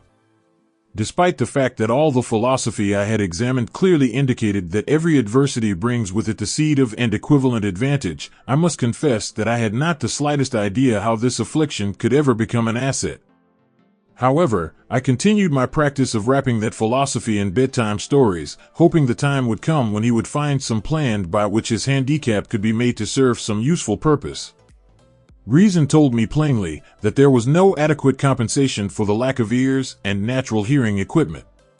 Desire backed by faith pushed reason aside and inspired me to carry on. As I analyze the experience in retrospect, I can see now that my son's faith in me had much to do with the astounding results. He did not question anything I told him. I sold him the idea that he had a distinct advantage over his older brother, and that this advantage would reflect itself in many ways. For example, the teachers in school would observe that he had no ears, and, because of this, they would show him special attention and treat him with extraordinary kindness. They always did. His mother saw to that, by visiting the teachers and arranging with them to give the child the extra attention necessary. I sold him the idea, too, that when he became old enough to sell newspapers, he would have a big advantage over his brother, for the reason that people would pay him extra money for his wares, because they could see that he was a bright, industrious boy, despite the fact he had no ears. We could notice that, gradually, the child's hearing was improving. Moreover, he had not the slightest tendency to be self-conscious because of his affliction. When he was about 7, he showed the first evidence that our method of servicing his mind was bearing fruit. For several months he begged for the privilege of selling newspapers, but his mother would not give her consent. She was afraid that his deafness made it unsafe for him to go on the street alone. Finally, he took matters in his own hands. One afternoon, when he was left at home with the servants, he climbed through the kitchen window, shinnied to the ground, and set out on his own. He borrowed 6 cents in capital from the neighborhood shoemaker, invested it in papers, sold out, reinvested, and kept repeating until late in the evening. After balancing his accounts and paying back the 6 cents he had borrowed from his banker, he had a net profit of 42 cents. When we got home that night, we found him in bed asleep, with the money tightly clenched in his hand. His mother opened his hand, removed the coins, and cried. Of all things, crying over her son's first victory seemed so inappropriate. My reaction was the reverse. I laughed heartily, for I knew that my endeavor to plant in the child's mind an attitude of faith in himself had been successful. His mother saw, in his first business venture, a little deaf boy who had gone out in the streets and risked his life to earn money. I saw a brave, ambitious, self-reliant little businessman whose stock in himself had been increased 100% because he had gone into business on his own initiative and had won.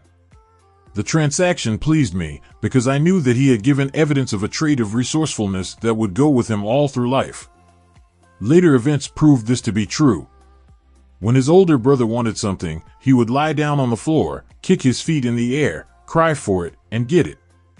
When the little deaf boy wanted something, he would plan a way to earn the money, then buy it for himself. He still follows that plan. Truly, my own son has taught me that handicaps can be converted into stepping stones on which one may climb towards some worthy goal, unless they are accepted as obstacles and used as alibis.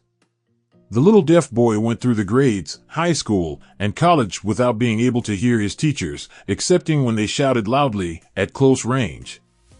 He did not go to a school for the deaf. We would not permit him to learn the sign language. We were determined that he should live a normal life and associate with normal children, and we stood by that decision, although it cost us many heated debates with school officials. While he was in high school, he tried an electrical hearing aid, but it was of no value to him, due, we believed, to a condition that was disclosed when the child was 6 by Dr. J. Gordon Wilson of Chicago, when he operated on one side of the boy's head and discovered that there was no sign of natural hearing equipment. During his last week in college, something happened which marked the most important turning point of his life. Through what seemed to be mere chance, he came into possession of another electrical hearing device, which was sent to him on trial.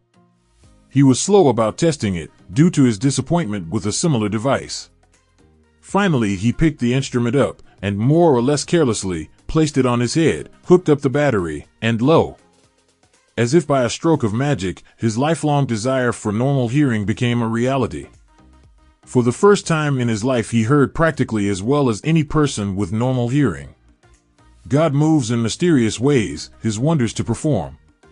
Overjoyed because of the changed world which had been brought to him through his hearing device, he rushed to the telephone, called his mother, and heard her voice perfectly. The next day he plainly heard the voices of his professors in class, for the first time in his life. Previously, he could hear them only when they shouted, at short range. He heard the radio. He heard the talking pictures. For the first time in his life, he could converse freely with other people, without the necessity of their having to speak loudly. Truly, he had come into possession of a changed world. We had refused to accept nature's error, and, by persistent desire, we had induced nature to correct that error through the only practical means available. Desire had commenced to pay dividends, but the victory was not yet complete.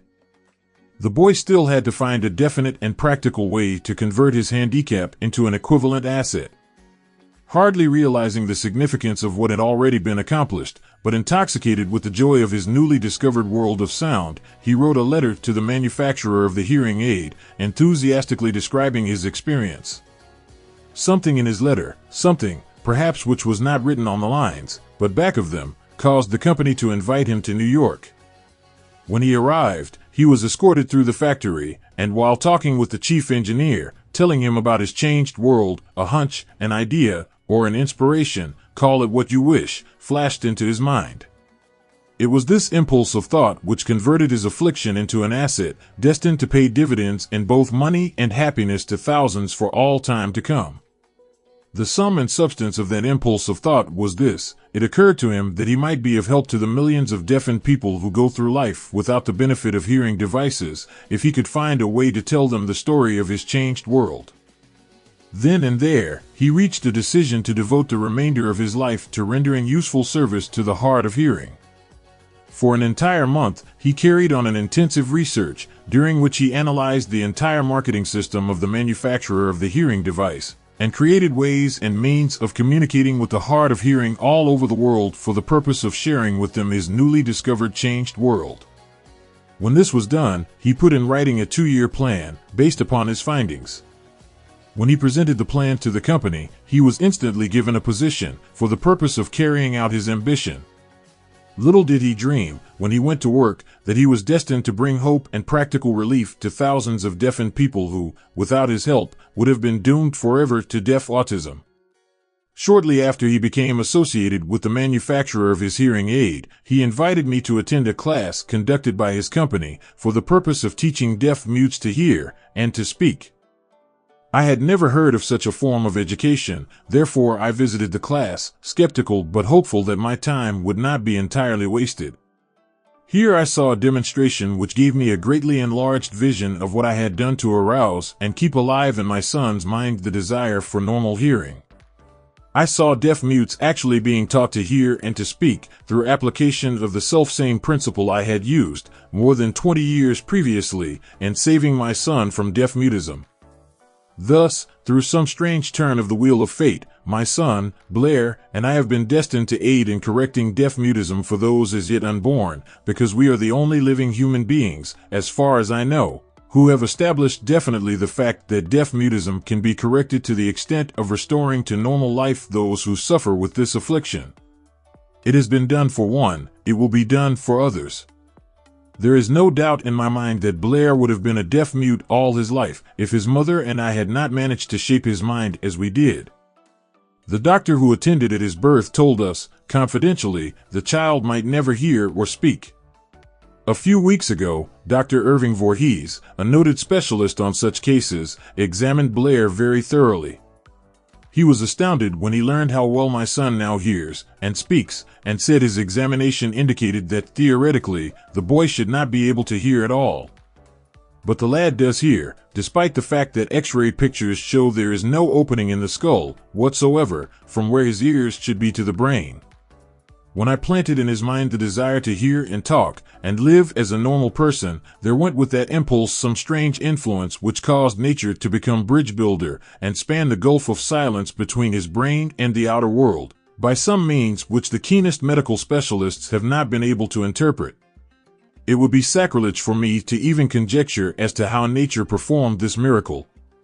It would be unforgivable if I neglected to tell the world as much as I know of the humble part one assumed in the strange experience.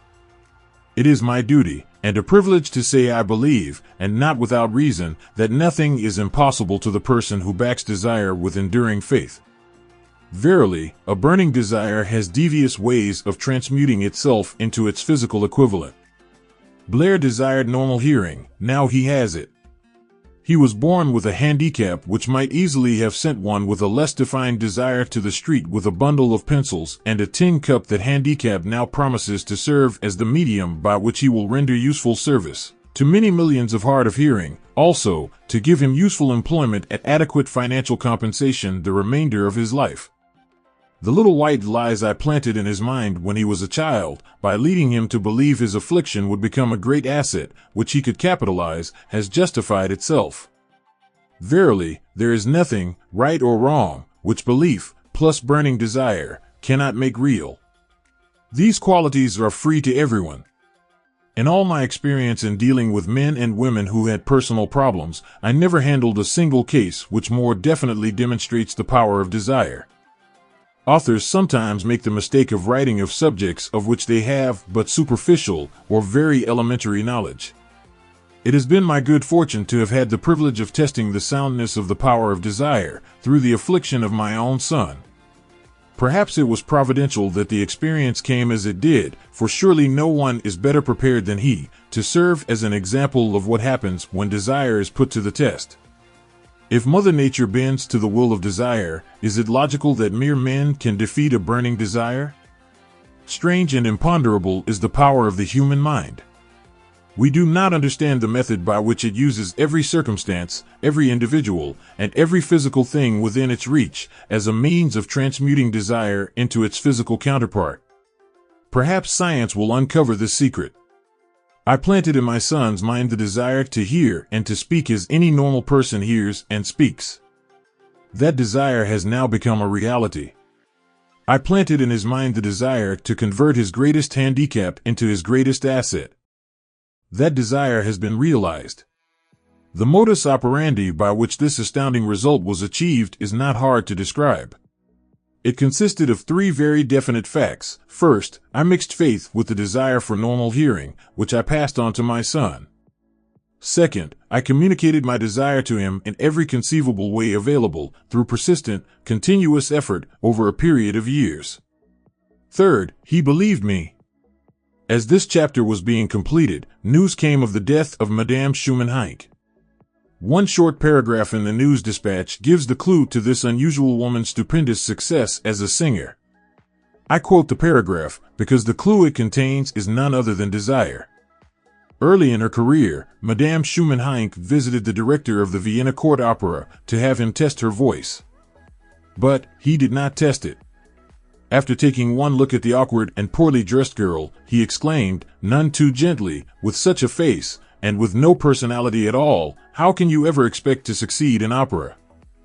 My good child, give up the idea. Buy a sewing machine and go to work. You can never be a singer. Never is a long time. The director of the Vienna Court Opera knew much about the technique of singing. He knew little about the power of desire when it assumes the proportion of an obsession. If he had known more of that power, he would not have made the mistake of condemning genius without giving it an opportunity. Several years ago, one of my business associates became ill. He became worse as time went on, and finally was taken to the hospital for an operation. Just before he was wheeled into the operating room, I took a look at him and wondered how anyone as thin and emaciated as he could possibly go through a major operation successfully. The doctor warned me that there was little if any chance of my ever seeing him alive again. But that was the doctor's opinion. It was not the opinion of the patient. Just before he was wheeled away, he whispered feebly, "Do not be disturbed, Chief, I will be out of here in a few days." The attending nurse looked at me with pity. But the patient did come through safely. After it was all over, his physician said, nothing but his own desire to live saved him. He never would have pulled through if he had not refused to accept the possibility of death. I believe in the power of desire backed by faith, because I have seen this power lift men from lowly beginnings to places of power and wealth. I have seen it rob the grave of its victims. I have seen it serve as the medium by which men staged a comeback after having been defeated in 100 different ways. I have seen it provide my own son with a normal, happy, successful life, despite nature's having sent him into the world without ears. How can one harness and use the power of desire? This has been answered through this and the subsequent chapters of this book. This message is going out to the world at the end of the longest, and perhaps, the most devastating depression America has ever known. It is reasonable to presume that the message may come to the attention of many who have been wounded by the depression, those who have lost their fortunes, others who have lost their positions, and great numbers who must reorganize their plans and stage a comeback. To all these I wish to convey the thought that all achievement, no matter what may be its nature or its purpose, must begin with an intense, burning desire for something definite. Through some strange and powerful principle of mental chemistry which she has never divulged, nature wraps up in the impulse of strong desire that something which recognizes no such word as impossible and accepts no such reality as failure. And accepts no such reality as failure. And accepts no such reality as failure. Chapter 3 Faith Visualization of, and Belief in Attainment of Desire. The second step toward riches. Faith is the head chemist of the mind. When faith is blended with the vibration of thought, the subconscious mind instantly picks up the vibration, translates it into its spiritual equivalent, and transmits it to infinite intelligence, as in the case of prayer. The emotions of faith, love, and sex are the most powerful of all the major positive emotions. When the three are blended, they have the effect of coloring the vibration of thought in such a way that it instantly reaches the subconscious mind, where it is changed into its spiritual equivalent, the only form that induces a response from infinite intelligence. Love and faith are psychic, related to the spiritual side of man. Sex is purely biological, and related only to the physical. The mixing, or blending, of these three emotions has the effect of opening a direct line of communication between the finite, thinking mind of man and infinite intelligence. How to develop faith? There comes, now, a statement which will give a better understanding of the importance the principle of autosuggestion assumes in the transmutation of desire into its physical, or monetary equivalent, namely, faith is a state of mind which may be induced, or created, by affirmation or repeated instructions to the subconscious mind through the principle of autosuggestion. As an illustration, consider the purpose for which you are, presumably, reading this book. The object is, naturally, to acquire the ability to transmute the intangible thought impulse of desire into its physical counterpart, money. By following the instructions laid down in the chapters on autosuggestion and the subconscious mind, as summarized in the chapter on autosuggestion, you may convince the subconscious mind that you believe you will receive that for which you ask, and it will act upon that belief, which your subconscious mind passes back to you in the form of faith, followed by definite plans for procuring that which you desire. The method by which one develops faith, where it does not already exist, is extremely difficult to describe, almost as difficult, in fact, as it would be to describe the color of red to a blind man who has never seen color, and has nothing with which to compare what you describe to him. Faith is a state of mind which you may develop at will after you have mastered the 13 principles, because it is a state of mind which develops voluntarily through application and use of these principles. Repetition of affirmation of orders to your subconscious mind is the only known method of voluntary development of the emotion of faith. Perhaps the meaning may be made clearer through the following explanation as to the way men sometimes become criminals. Stated in the words of a famous criminologist, when men first come into contact with crime, they abhor it. If they remain in contact with crime for a time, they become accustomed to it and endure it. If they remain in contact with it long enough, they finally embrace it and become influenced by it. This is the equivalent of saying that any impulse of thought which is repeatedly passed on to the subconscious mind is, finally, accepted and acted upon by the subconscious mind, which proceeds to translate that impulse into its physical equivalent, by the most practical procedure available. In connection with this, consider again the statement, all thoughts which have been emotionalized and mixed with faith begin immediately to translate themselves into their physical equivalent or counterpart. The emotions, or the feeling portion of thoughts, are the factors which give thoughts vitality, life, and action. The emotions of faith, love, and sex, when mixed with any thought impulse, give it greater action than any of these emotions can do singly. Not only thought impulses which have been mixed with faith, but those which have been mixed with any of the positive emotions, or any of the negative emotions, may reach and influence the subconscious mind. From this statement, you will understand that the subconscious mind will translate into its physical equivalent, a thought impulse of a negative or destructive nature, just as readily as it will act upon thought impulses of a positive or constructive nature. This accounts for the strange phenomenon which so many millions of people experience, referred to as misfortune or bad luck. There are millions of people who believe themselves doomed to poverty and failure because of some strange force over which they believe they have no control. They are the creators of their own misfortunes because of this negative belief, which is picked up by the subconscious mind and translated into its physical equivalent. This is an appropriate place at which to suggest again that you may benefit by passing on to your subconscious mind any desire which you wish translated into its physical or monetary equivalent, in a state of expectancy or belief that the transmutation will actually take place. Your belief or faith is the element which determines the action of your subconscious mind. There is nothing to hinder you from deceiving your subconscious mind when giving it instructions through autosuggestion, as I deceived my son's subconscious mind. To make this deceit more realistic, conduct yourself just as you would if you were already in possession of the material thing which you are demanding when you call upon your subconscious mind. The subconscious mind will transmute into its physical equivalent, by the most direct and practical media available, any order which is given to it in a state of belief or faith that the order will be carried out.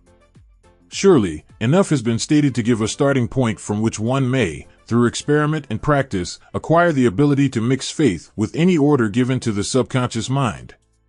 Perfection will come through practice. It cannot come by merely reading instructions. If it be true that one may become a criminal by association with crime, it is equally true that one may develop faith by voluntarily suggesting to the subconscious mind that one has faith. The mind comes, finally, to take on the nature of the influences which dominate it. Understand this truth, and you will know why it is essential for you to encourage the positive emotions as dominating forces of your mind, and discourage and eliminate negative emotions. A mind dominated by positive emotions becomes a favorable abode for the state of mind known as faith. A mind so dominated may, at will, give the subconscious mind instructions which it will accept and act upon immediately. Faith is a state of mind which may be induced by autosuggestion all down the ages. The religionists have admonished struggling humanity to have faith in this, that, and the other dogma or creed, but they have failed to tell people how to have faith. They have not stated that faith is a state of mind, and that it may be induced by self-suggestion. In language which any normal human being can understand, we will describe all that is known about the principle through which faith may be developed, where it does not already exist. Have faith in yourself, faith in the infinite. Before we begin, you should be reminded again that faith is the eternal elixir which gives life, power, and action to the impulse of thought. The foregoing sentence is worth reading a second time, and a third, and a fourth. It is worth reading aloud. Faith is the starting point of all accumulation of riches. Faith is the basis of all miracles and all mysteries which cannot be analyzed by the rules of science. Faith is the only known antidote for failure. Faith is the element, the chemical which, when mixed with prayer, gives one direct communication with infinite intelligence. Faith is the element which transforms the ordinary vibration of thought, created by the finite mind of man, into the spiritual equivalent. Faith is the only agency through which the cosmic force of infinite intelligence can be harnessed and used by man. Every one of the foregoing statements is capable of proof. The proof is simple and easily demonstrated. It is wrapped up in the principle of autosuggestion. Let us center our attention, therefore, upon the subject of self-suggestion and find out what it is and what it is capable of achieving. It is a well-known fact that one comes, finally, to believe whatever one repeats to oneself, whether the statement be true or false. If a man repeats a lie over and over, he will eventually accept the lie as truth. Moreover, he will believe it to be the truth. Every man is what he is, because of the dominating thoughts which he permits to occupy his mind. Thoughts which a man deliberately places in his own mind and encourages with sympathy, and with which he mixes any one or more of the emotions, constitute the motivating forces which direct and control his every movement, act, and deed. Comes, now, a very significant statement of truth. Thoughts which are mixed with any of the feelings of emotions constitute a magnetic force which attracts, from the vibrations of the ether, other similar or related thoughts. A thought thus magnetized with emotion may be compared to a seed which, when planted in fertile soil, germinates, grows, and multiplies itself over and over again, until that which was originally one small seed becomes countless millions of seeds of the same brand. The ether is a great cosmic mass of eternal forces of vibration. It is made up of both destructive vibrations and constructive vibrations. It carries, at all times, vibrations of fear, poverty, disease, failure, misery, and vibrations of prosperity, health, success, and happiness, just as surely as it carries the sound of hundreds of orchestrations of music, and hundreds of human voices, all of which maintain their own individuality and means of identification through the medium of radio. From the great storehouse of the ether, the human mind is constantly attracting vibrations which harmonize with that which dominates the human mind. Any thought, idea, plan, or purpose which one holds in one's mind attracts, from the vibrations of the ether, a host of its relatives, adds these relatives to its own force, and grows until it becomes the dominating, motivating master of the individual in whose mind it has been housed. Now, let us go back to the starting point and become informed as to how the original seed of an idea, plan, or purpose may be planted in the mind. The information is easily conveyed. Any idea, plan, or purpose may be placed in the mind through repetition of thought. This is why you are asked to write out a statement of your major purpose or definite chief aim, commit it to memory, and repeat it in audible words, day after day, until these vibrations of sound have reached your subconscious mind. We are what we are because of the vibrations of thought which we pick up and register through the stimuli of our daily environment. Resolve to throw off the influences of any unfortunate environment and to build your own life to order. Taking inventory of mental assets and liabilities, you will discover that your greatest weakness is lack of self-confidence. This handicap can be surmounted and timidity translated into courage through the aid of the principle of autosuggestion. The application of this principle may be made through a simple arrangement of positive thought impulses stated in writing, memorized, and repeated until they become a part of the working equipment of the subconscious faculty of your mind. Self-confidence formula first. I know that I have the ability to achieve the object of my definite purpose in life. Therefore, I demand of myself persistent, continuous action toward its attainment, and I here and now promise to render such action. Second, I realize the dominating thoughts of my mind will eventually reproduce themselves in outward, physical action, and gradually transform themselves into physical reality. Therefore, I will concentrate my thoughts for 30 minutes daily upon the task of thinking of the person I intend to become, thereby creating in my mind a clear mental picture of that person. Third, I know through the principle of autosuggestion, any desire that I persistently hold in my mind will eventually seek expression through some practical means of attaining the object back of it. Therefore, I will devote 10 minutes daily to demanding of myself the development of self-confidence. Fourth, I have clearly written down a description of my definite chief aim in life, and I will never stop trying until I shall have developed sufficient self-confidence for its attainment. Fifth, I fully realize that no wealth or position can long endure unless built upon truth and justice. Therefore, I will engage in no transaction which does not benefit all whom it affects. I will succeed by attracting to myself the forces I wish to use and the cooperation of other people. I will induce others to serve me because of my willingness to serve others. I will eliminate hatred, envy, jealousy, selfishness, and cynicism by developing love for all humanity, because I know that a negative attitude toward others can never bring me success. I will cause others to believe in me, because I will believe in them and in myself. I will sign my name to this formula, commit it to memory, and repeat it aloud once a day, with full faith that it will gradually influence my thoughts and actions so that I will become a self-reliant and successful person. Back of this formula is a law of nature which no man has yet been able to explain. It has baffled the scientists of all ages. The psychologists have named this law autosuggestion and let it go at that. The name by which one calls this law is of little importance. The important fact about it is, it works for the glory and success of mankind if it is used constructively. On the other hand, if used destructively, it will destroy just as readily. In this statement may be found a very significant truth, namely, that those who go down in defeat and end their lives in poverty, misery, and distress do so because of negative application of the principle of autosuggestion. The cause may be found in the fact that all impulses of thought have a tendency to clothe themselves in their physical equivalent.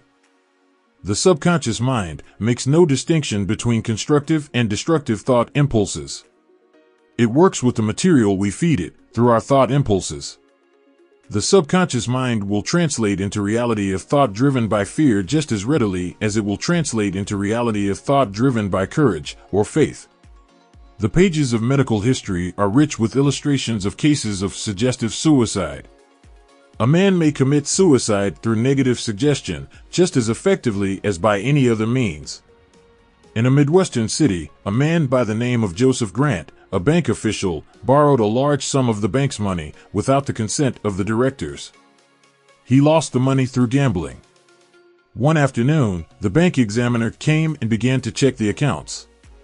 Grant left the bank, took a room in a local hotel, and when they found him, 3 days later, he was lying in bed, wailing and moaning, repeating over and over these words, "My God, this will kill me. I cannot stand the disgrace." In a short time he was dead. The doctors pronounced the case one of mental suicide. Just as electricity will turn the wheels of industry and render useful service if used constructively, or snuff out life if wrongly used, so will the law of autosuggestion lead you to peace and prosperity, or down into the valley of misery, failure, and death, according to your degree of understanding and application of it. If you fill your mind with fear, doubt, and unbelief in your ability to connect with and use the forces of infinite intelligence, the law of auto-suggestion will take this spirit of unbelief and use it as a pattern by which your subconscious mind will translate it into its physical equivalent. This statement is as true as the statement that 2 and 2 are 4.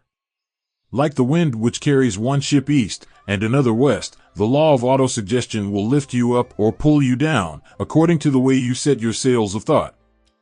The law of autosuggestion, through which any person may rise to altitudes of achievement which stagger the imagination, is well described in the following verse: "If you think you are beaten, you are. If you think you dare not, you don't. If you like to win, but you think you can't, it is almost certain you won't. If you think you'll lose, you're lost, for out of the world we find success begins with a fellow's will. It's all in the state of mind. If you think you are outclassed, you are. You've got to think high to rise. You've got to be sure of yourself before you can ever win a prize. Life's battles don't always go to the stronger or faster man, but soon or late the man who wins is the man who thinks he can." Observe the words which have been emphasized, and you will catch the deep meaning which the poet had in mind. Somewhere in your makeup there lies sleeping the seed of achievement which, if aroused and put into action, would carry you to heights such as you may never have hoped to attain. Just as a master musician may cause the most beautiful strains of music to pour forth from the strings of a violin, so may you arouse the genius which lies asleep in your brain and cause it to drive you upward to whatever goal you may wish to achieve. Abraham Lincoln was a failure at everything he tried until he was well past the age of 40. He was a Mr. Nobody from nowhere until a great experience came into his life, aroused the sleeping genius within his heart and brain, and gave the world one of its really great men. That experience was mixed with the emotions of sorrow and love. It came to him through Anne Rutledge, the only woman whom he ever truly loved.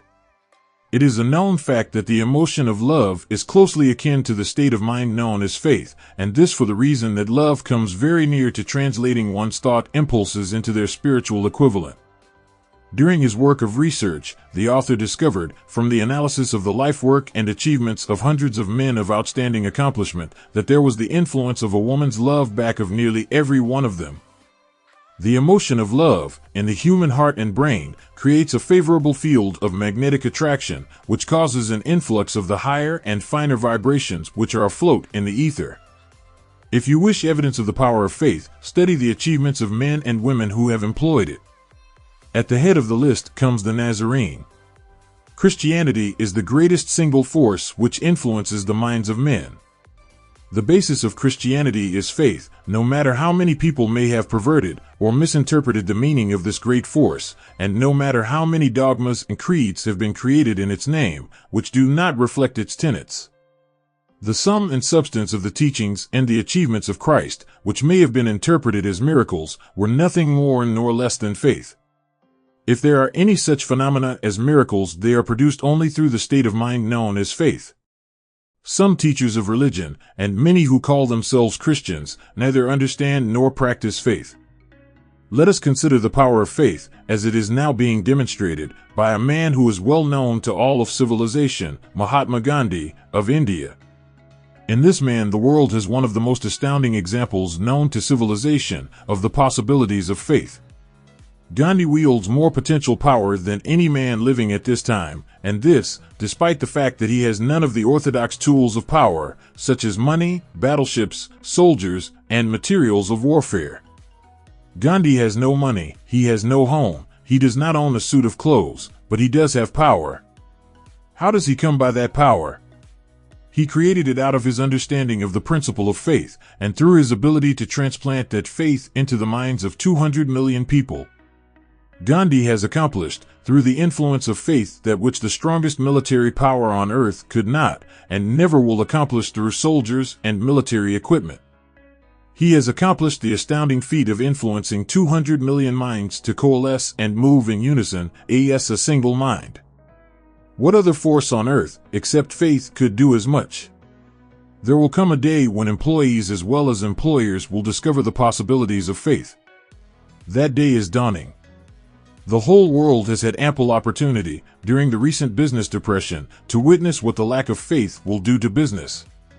Surely, civilization has produced a sufficient number of intelligent human beings to make use of this great lesson which the depression has taught the world. During this depression, the world had evidence in abundance that widespread fear will paralyze the wheels of industry and business. Out of this experience will arise leaders in business and industry who will profit by the example which Gandhi has set for the world, and they will apply to business the same tactics which he has used in building the greatest following known in the history of the world. These leaders will come from the rank and file of the unknown men who now labor in the steel plants, the coal mines, the automobile factories, and in the small towns and cities of America. Business is due for reform, make no mistake about this.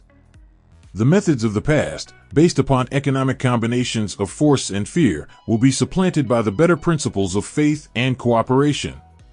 Men who labor will receive more than daily wages. They will receive dividends from the business, the same as those who supply the capital for business. But first they must give more to their employers and stop this bickering and bargaining by force, at the expense of the public. They must earn the right to dividends. Moreover, and this is the most important thing of all, they will be led by leaders who will understand and apply the principles employed by Mahatma Gandhi. Only in this way may leaders get from their followers the spirit of full cooperation which constitutes power in its highest and most enduring form. This stupendous machine age in which we live, and from which we are just emerging, has taken the soul out of men. Its leaders have driven men as though they were pieces of cold machinery. They were forced to do so by the employees who have bargained, at the expense of all concerned, to get and not to give. The watchword of the future will be human happiness and contentment, and when this state of mind shall have been attained, the production will take care of itself, more effectively than anything that has ever been accomplished where men did not, and could not mix faith and individual interest with their labor. Because of the need for faith and cooperation in operating business and industry, it will be both interesting and profitable to analyze an event which provides an excellent understanding of the method by which industrialists and businessmen accumulate great fortunes, by giving before they try to get. The event chosen for this illustration dates back to 1900, when the United States Steel Corporation was being formed. As you read the story, Keep in mind these fundamental facts and you will understand how ideas have been converted into huge fortunes. First, the huge United States Steel Corporation was born in the mind of Charles M. Schwab, in the form of an idea he created through his imagination. Second, he mixed faith with his idea. Third, he formulated a plan for the transformation of his idea into physical and financial reality. Fourth, he put his plan into action with his famous speech at the University Club. Fifth, he applied and followed through on his plan with persistence and backed it with firm decision until it had been fully carried out. Sixth, he prepared the way for success by a burning desire for success. If you are one of those who have often wondered how great fortunes are accumulated, this story of the creation of the United States Steel Corporation will be enlightening. If you have any doubt that men can think and grow rich, this story should dispel that doubt, because you can plainly see in the story of the United States Steel the application of a major portion of the 13 principles described in this book. This astounding description of the power of an idea was dramatically told by John Lowell in the New York World Telegram, with whose courtesy it is here reprinted. A pretty after-dinner speech for $1 billion when, on the evening of December 12, 1900, some 80 of the nation's financial nobility gathered in the banquet hall of the University Club on Fifth Avenue to do honor to a young man from out of the West. Not half a dozen of the guests realized they were to witness the most significant episode in American industrial history. J. Edward Simmons and Charles Stewart Smith, their hearts full of gratitude for the lavish hospitality bestowed on them by Charles M. Schwab during a recent visit to Pittsburgh, had arranged the dinner to introduce the 38-year-old steel man to Eastern banking society. But they didn't expect him to stampede the convention. They warned him, in fact, that the bosoms within New York stuffed shirts would not be responsive to oratory, and that, if he didn't want to bore the Stillmans and Harrimans and Vanderbilts, he had better limit himself to 15 or 20 minutes of polite vaporings and let it go at that. Even John Pierpont Morgan, sitting on the right hand of Schwab as became his imperial dignity, intended to grace the banquet table with his presence only briefly. And so far as the press and public were concerned, the whole affair was of so little moment that no mention of it found its way into print the next day. So the two hosts and their distinguished guests ate their way through the usual 7 or 8 courses. There was little conversation, and what there was of it was restrained. Few of the bankers and brokers had met Schwab, whose career had flowered along the banks of the Monongahela, and none knew him well. But before the evening was over, they, and with them Moneymaster Morgan, were to be swept off their feet, and a billion-dollar baby, the United States Steel Corporation, was to be conceived. It is perhaps unfortunate, for the sake of history, that no record of Charlie Schwab's speech at the dinner ever was made. He repeated some parts of it at a later date during a similar meeting of Chicago bankers. And still later, when the government brought suit to dissolve the Steel Trust, he gave his own version, from the witness stand, of the remarks that stimulated Morgan into a frenzy of financial activity.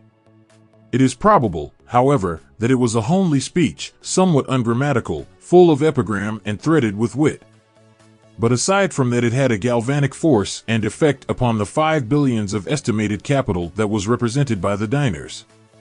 After it was over and the gathering was still under its spell, although Schwab had talked for 90 minutes, Morgan led the orator to a recessed window where, dangling their legs from the high, uncomfortable seat, they talked for an hour more.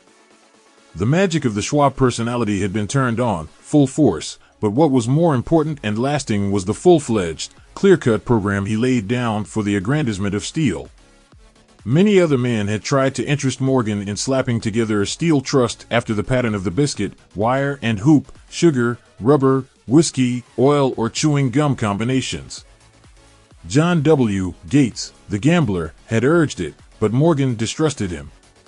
The Moore boys, Bill and Jim, Chicago stock jobbers who had glued together a match trust and a cracker corporation, had urged it and failed. Elbert H. Gary, the sanctimonious country lawyer, wanted to foster it, but he wasn't big enough to be impressive. Until Schwab's eloquence took J. P. Morgan to the heights from which he could visualize the solid results of the most daring financial undertaking ever conceived, the project was regarded as a delirious dream of easy money crackpots. The financial magnetism that began, a generation ago, to attract thousands of small and sometimes inefficiently managed companies into large and competition-crushing combinations, had become operative in the steel world through the devices of that jovial business pirate, John W. Gates. Gates already had formed the American Steel and Wire Company out of a chain of small concerns, and together with Morgan had created the Federal Steel Company. The National Tube and American Bridge Companies were two more Morgan concerns, and the Moore brothers had forsaken the match and cookie business to form the American Group, Tin Plate, Steel Hoop, Sheet Steel, and the National Steel Company. But by the side of Andrew Carnegie's gigantic vertical trust, a trust owned and operated by 53 partners, those other combinations were picayune. They might combine to their heart's content, but the whole lot of them couldn't make a dent in the Carnegie organization, and Morgan knew it. The eccentric old Scot knew it, too. From the magnificent heights of Skibo Castle he had viewed, first with amusement and then with resentment, the attempts of Morgan's smaller companies to cut into his business. When the attempts became too bold, Carnegie's temper was translated into anger and retaliation. He decided to duplicate every mill owned by his rivals. Hitherto, he hadn't been interested in wire, pipe, hoops, or sheet.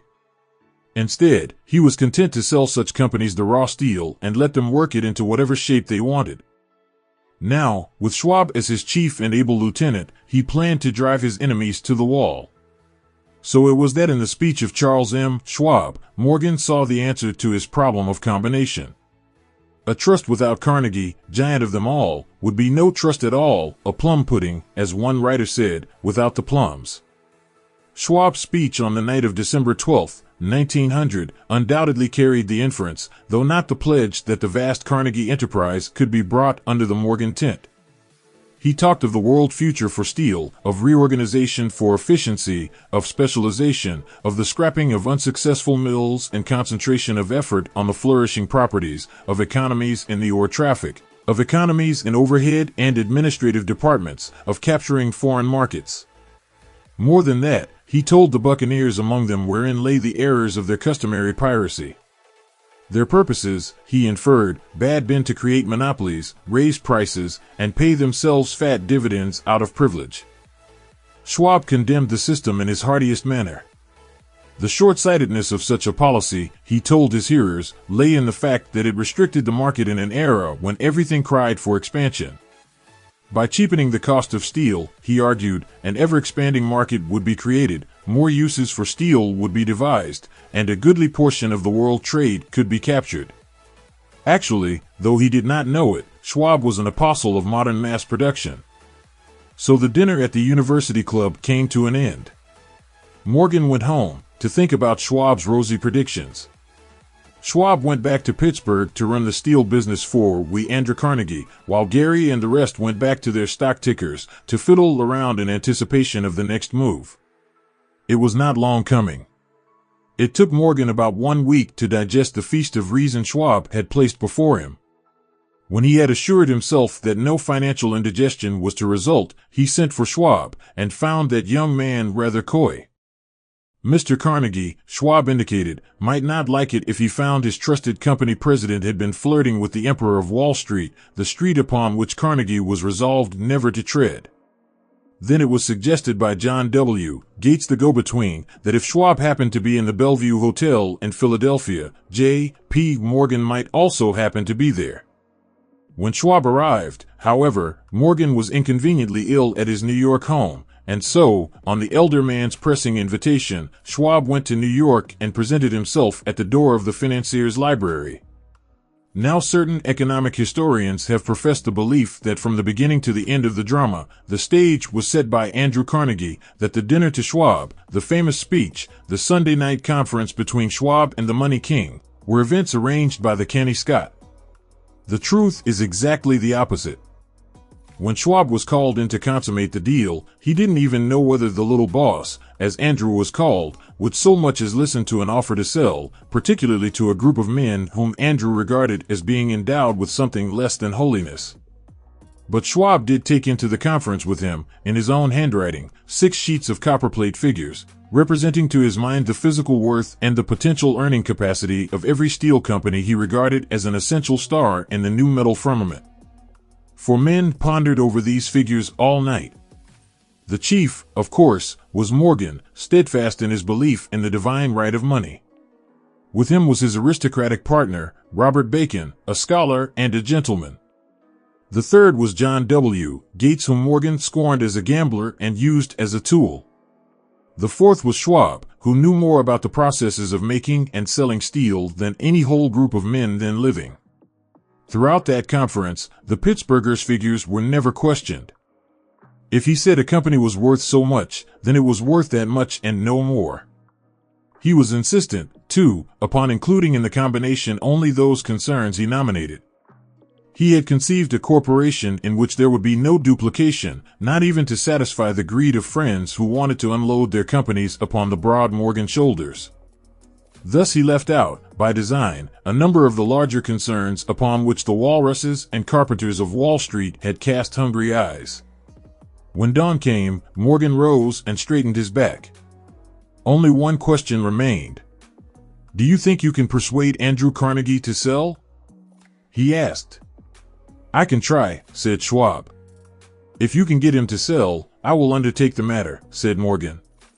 So far so good. But would Carnegie sell? How much would he demand? What would he take payment in? Common or preferred stocks? Bonds? Cash? Nobody could raise $1/3 billion in cash. There was a golf game in January on the frost-cracking heath of the St. Andrew's Links in Westchester, with Andrew bundled up in sweaters against the cold, and Charlie talking volubly, as usual, to keep his spirits up. But no word of business was mentioned until the pair sat down in the cozy warmth of the Carnegie cottage hard by.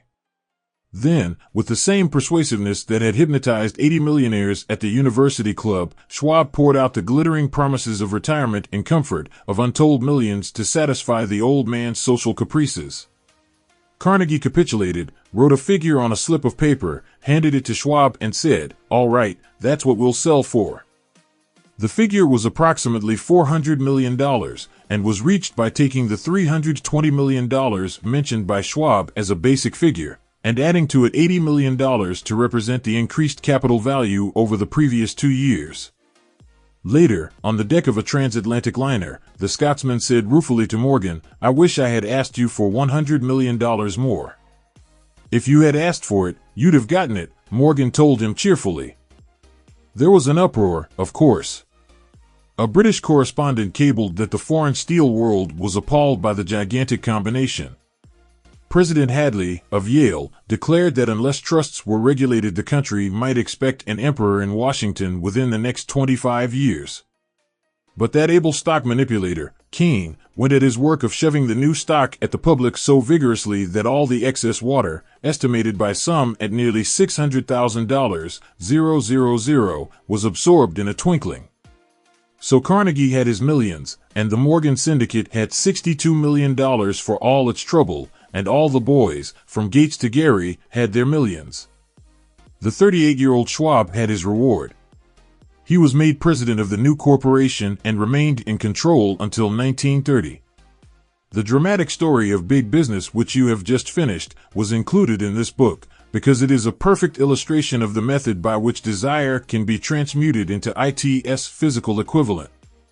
I imagine some readers will question the statement that a mere, intangible desire can be converted into its physical equivalent. Doubtless some will say, you cannot convert nothing into something. The answer is in the story of United States Steel. That giant organization was created in the mind of one man. The plan by which the organization was provided with the steel mills that gave it financial stability was created in the mind of the same man. His faith, his desire, his imagination, his persistence were the real ingredients that went into United States Steel. The steel mills and mechanical equipment acquired by the corporation, after it had been brought into legal existence, were incidental, But careful analysis will disclose the fact that the appraised value of the properties acquired by the corporation increased in value by an estimated $600 million by the mere transaction which consolidated them under one management. In other words, Charles M. Schwab's idea, plus the faith with which he conveyed it to the minds of J. P. Morgan and the others, was marketed for a profit of approximately $600 million. Not an insignificant sum for a single idea. What happened to some of the men who took their share of the millions of dollars of profit made by this transaction is a matter with which we are not now concerned. The important feature of the astounding achievement is that it serves as unquestionable evidence of the soundness of the philosophy described in this book, because this philosophy was the warp and the woof of the entire transaction. Moreover, the practicability of the philosophy has been established by the fact that the United States Steel Corporation prospered and became one of the richest and most powerful corporations in America, employing thousands of people, developing new uses for steel, and opening new markets, thus proving that the $600 million in profit which the Schwab idea produced was earned. Riches begin in the form of thought. The amount is limited only by the person in whose mind the thought is put into motion. Faith removes limitations. Remember this when you are ready to bargain with life for whatever it is that you ask as your price for having passed this way. Remember, also, that the man who created the United States Steel Corporation was practically unknown at the time. He was merely Andrew Carnegie's Man Friday until he gave birth to his famous idea. After that, he quickly rose to a position of power, fame, and riches. There are no limitations to the mind except those we acknowledge. Both poverty and riches are the offspring of thought. Poverty and riches are the offspring of thought. Poverty and riches are the offspring of thought. Poverty and riches are the offspring of thought. Poverty and riches are the offspring of thought. Chapter 4: Autosuggestion, the medium for influencing the subconscious mind. The third step toward riches. Autosuggestion is a term which applies to all suggestions and all self-administered stimuli which reach one's mind through the five senses. Stated in another way, autosuggestion is self-suggestion. It is the agency of communication between that part of the mind where conscious thought takes place and that which serves as the seat of action for the subconscious mind. Through the dominating thoughts which one permits to remain in the conscious mind, the principle of autosuggestion voluntarily reaches the subconscious mind and influences it with these thoughts. No thought, whether it be negative or positive, can enter the subconscious mind without the aid of the principle of autosuggestion, with the exception of thoughts picked up from the ether. Stated differently, all sense impressions which are perceived through the five senses are stopped by the conscious thinking mind, and may be either passed on to the subconscious mind or rejected at will. The conscious faculty serves, therefore, as an outerguard to the approach of the subconscious. Nature has so built man that he has absolute control over the material which reaches his subconscious mind through his five senses, although this is not meant to be construed as a statement that man always exercises this control. In the great majority of instances, he does not exercise it, which explains why so many people go through life in poverty. Recall what has been said about the subconscious mind resembling a fertile garden spot, in which weeds will grow in abundance if the seeds of more desirable crops are not sown therein. Autosuggestion is the agency of control through which an individual may voluntarily feed his subconscious mind on thoughts of a creative nature, or, by neglect, permit thoughts of a destructive nature to find their way into this rich garden of the mind. You were instructed, in the last of the 6 steps described in the chapter on desire, to read aloud twice daily the written statement of your desire for money, and to see and feel yourself already in possession of the money. By following these instructions, you communicate the object of your desire directly to your subconscious mind in a spirit of absolute faith. Through repetition of this procedure, you voluntarily create thought habits which are favorable to your efforts to transmute desire into its monetary equivalent. Go back to these 6 steps described in Chapter 2 and read them again very carefully before you proceed further. Then, read very carefully the 4 instructions for the organization of your mastermind group described in the chapter on organized planning. By comparing these 2 sets of instructions with that which has been stated on autosuggestion, you, of course, will see that the instructions involve the application of the principle of autosuggestion. Remember, therefore, when reading aloud the statement of your desire, that the mere reading of the words is of no consequence, unless you mix emotion or feeling with your words. If you repeat 1,000,000 times the famous Emile Coué formula, day by day, in every way, I am getting better and better, without mixing emotion and faith with your words, you will experience no desirable results. Your subconscious mind recognizes and acts upon only thoughts which have been well mixed with emotion or feeling. This is a fact of such importance as to warrant repetition in practically every chapter, because the lack of understanding of this is the main reason the majority of people who try to apply the principle of autosuggestion get no desirable results. Plain, unemotional words do not influence the subconscious mind. You will get no appreciable results until you learn to reach your subconscious mind with thoughts or spoken words which have been well emotionalized with belief.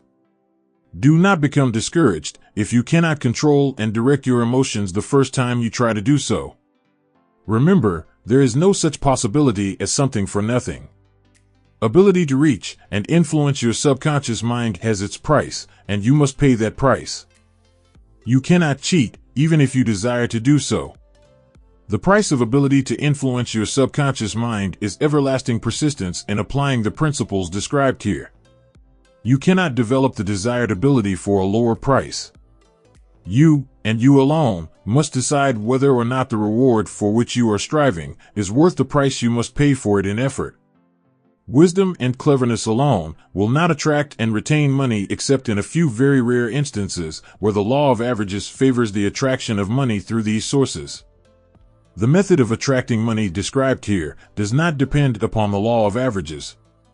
Moreover, the method plays no favorites. It will work for one person as effectively as it will for another. Where failure is experienced, it is the individual, not the method, which has failed. If you try and fail, make another effort, and still another, until you succeed.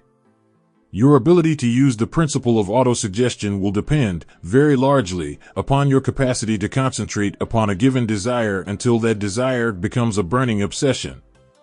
When you begin to carry out the instructions in connection with the 6 steps described in the 2nd chapter, it will be necessary for you to make use of the principle of concentration. Let us here offer suggestions for the effective use of concentration.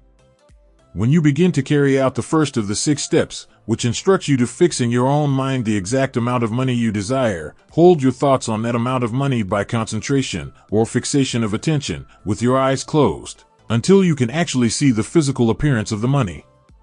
Do this at least once each day.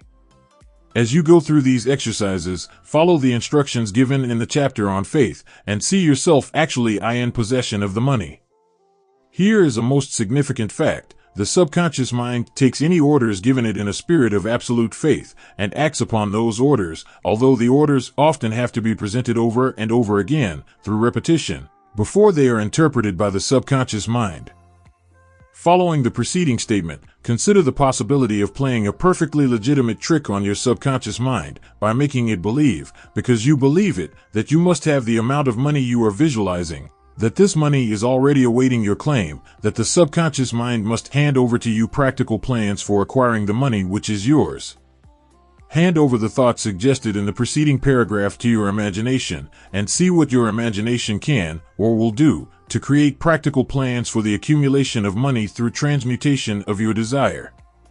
Do not wait for a definite plan, through which you intend to exchange services or merchandise in return for the money you are visualizing, but begin at once to see yourself in possession of the money, demanding and expecting meanwhile, that your subconscious mind will hand over the plan, or plans you need. Be on the alert for these plans, and when they appear, put them into action immediately. When the plans appear, they will probably flash into your mind through the 6th sense, in the form of an inspiration. This inspiration may be considered a direct telegram or message from infinite intelligence. Treat it with respect, and act upon it as soon as you receive it. Failure to do this will be fatal to your success. In the 4th of the 6 steps, you were instructed to create a definite plan for carrying out your desire, and begin at once to put this plan into action. You should follow this instruction in the manner described in the preceding paragraph.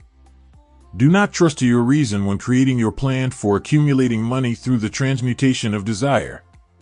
Your reason is faulty. Moreover, your reasoning faculty may be lazy, and, if you depend entirely upon it to serve you, it may disappoint you. When visualizing the money you intend to accumulate, see yourself rendering the service or delivering the merchandise you intend to give in return for this money. This is important. Summary of instructions: the fact that you are reading this book is an indication that you earnestly seek knowledge. It is also an indication that you are a student of this subject. If you are only a student, there is a chance that you may learn much that you did not know, but you will learn only by assuming an attitude of humility. If you choose to follow some of the instructions but neglect or refuse to follow others, you will fail. To get satisfactory results, you must follow all instructions in a spirit of faith. The instructions given in connection with the 6 steps in the 2nd chapter will now be summarized and blended with the principles covered by this chapter as follows. First, go into some quiet spot where you will not be disturbed or interrupted, close your eyes, and repeat aloud the written statement of the amount of money you intend to accumulate, the time limit for its accumulation, and a description of the service or merchandise you intend to give in return for the money. As you carry out these instructions, see yourself already in possession of the money.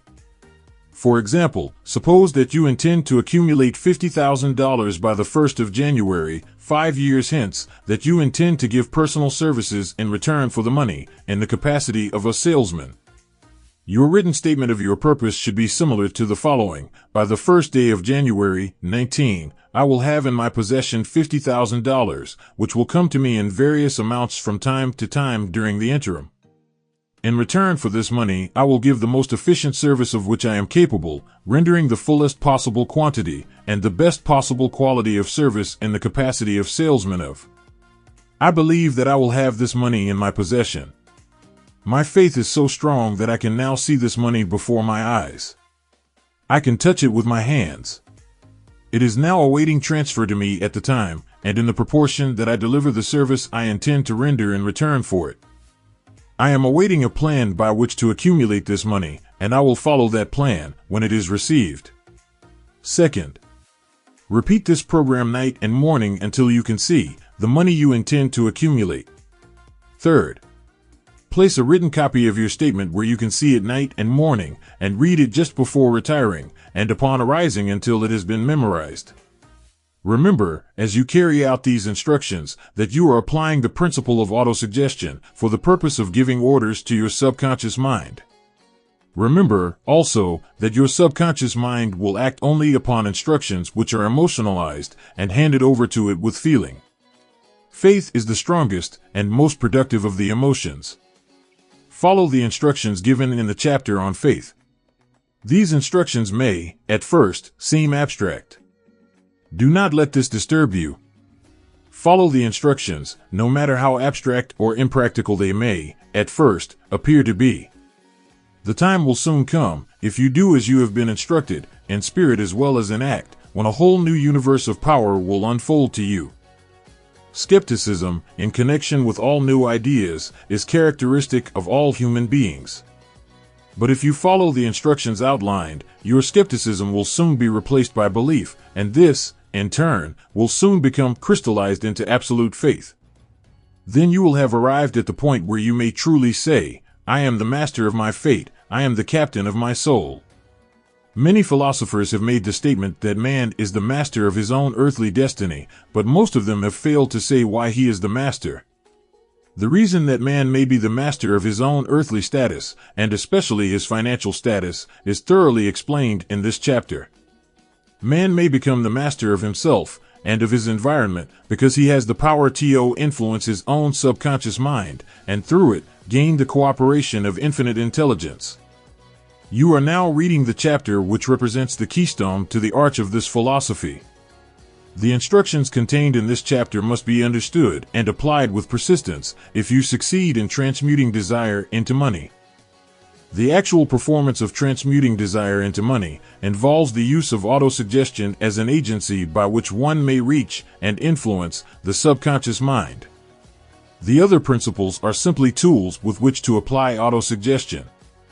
Keep this thought in mind, and you will, at all times, be conscious of the important part the principle of autosuggestion is to play in your efforts to accumulate money through the methods described in this book. Carry out these instructions as though you were a small child. Inject into your efforts something of the faith of a child. The author has been most careful to see that no impractical instructions were included because of his sincere desire to be helpful. After you have read the entire book, come back to this chapter and follow in spirit and in action this instruction. Read the entire chapter aloud once every night, until you become thoroughly convinced that the principle of autosuggestion is sound, that it will accomplish for you all that has been claimed for it. As you read, underscore with a pencil every sentence which impresses you favorably. Follow the foregoing instruction to the letter, and it will open the way for a complete understanding and mastery of the principles of success. Mastery of the principles of success. Mastery of the Chapter 5, Specialized Knowledge, Personal Experiences or Observations. The fourth step toward riches. There are two kinds of knowledge. One is general, the other is specialized.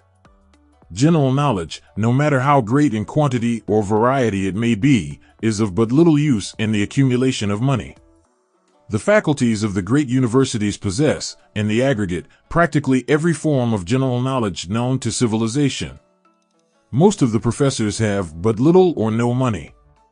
They specialize on teaching knowledge, but they do not specialize on the organization or the use of knowledge. Knowledge will not attract money unless it is organized and intelligently directed through practical plans of action to the definite end of accumulation of money. Lack of understanding of this fact has been the source of confusion to millions of people who falsely believe that knowledge is power. It is nothing of the sort. Knowledge is only potential power. It becomes power only when, and if, it is organized into definite plans of action and directed to a definite end. This missing link in all systems of education known to civilization today may be found in the failure of educational institutions to teach their students how to organize and use knowledge after they acquire it. Many people make the mistake of assuming that, because Henry Ford had but little schooling, he is not a man of education. Those who make this mistake do not know Henry Ford, nor do they understand the real meaning of the word educate.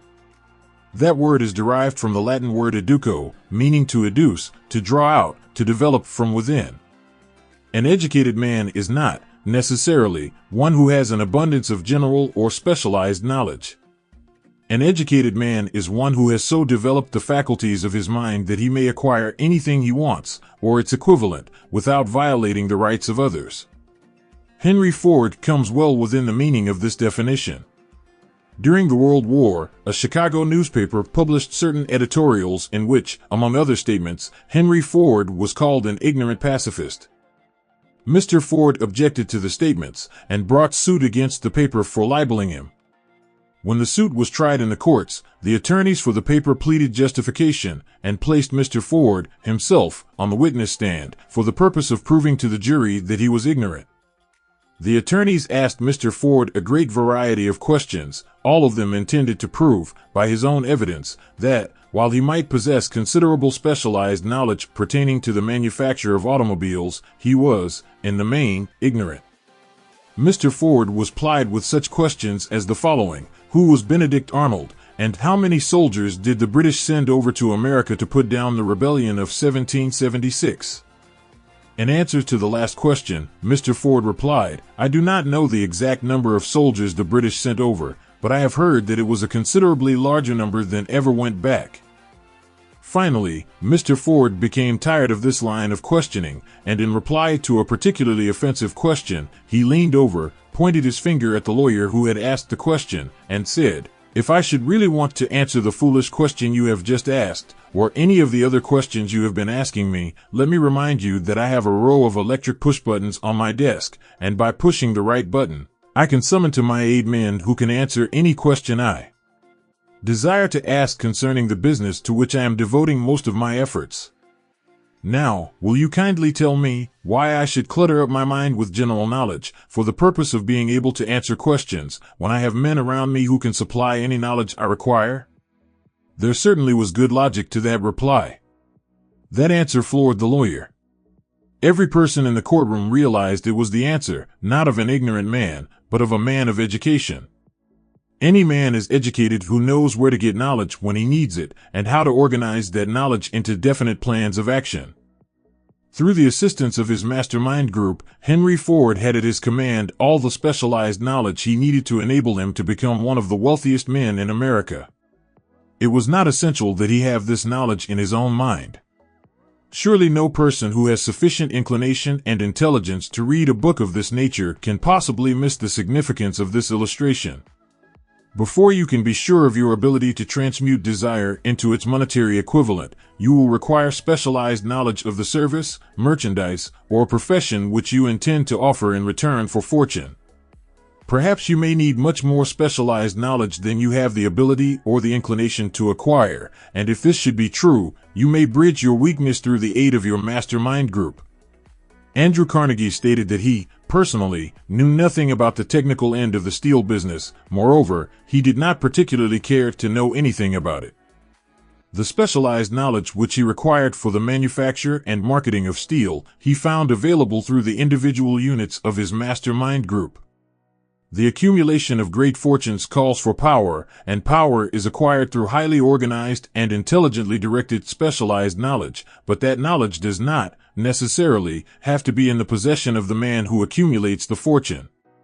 The preceding paragraph should give hope and encouragement to the man with ambition to accumulate a fortune, who has not possessed himself of the necessary education to supply such specialized knowledge as he may require. Men sometimes go through life suffering from inferiority complexes because they are not men of education.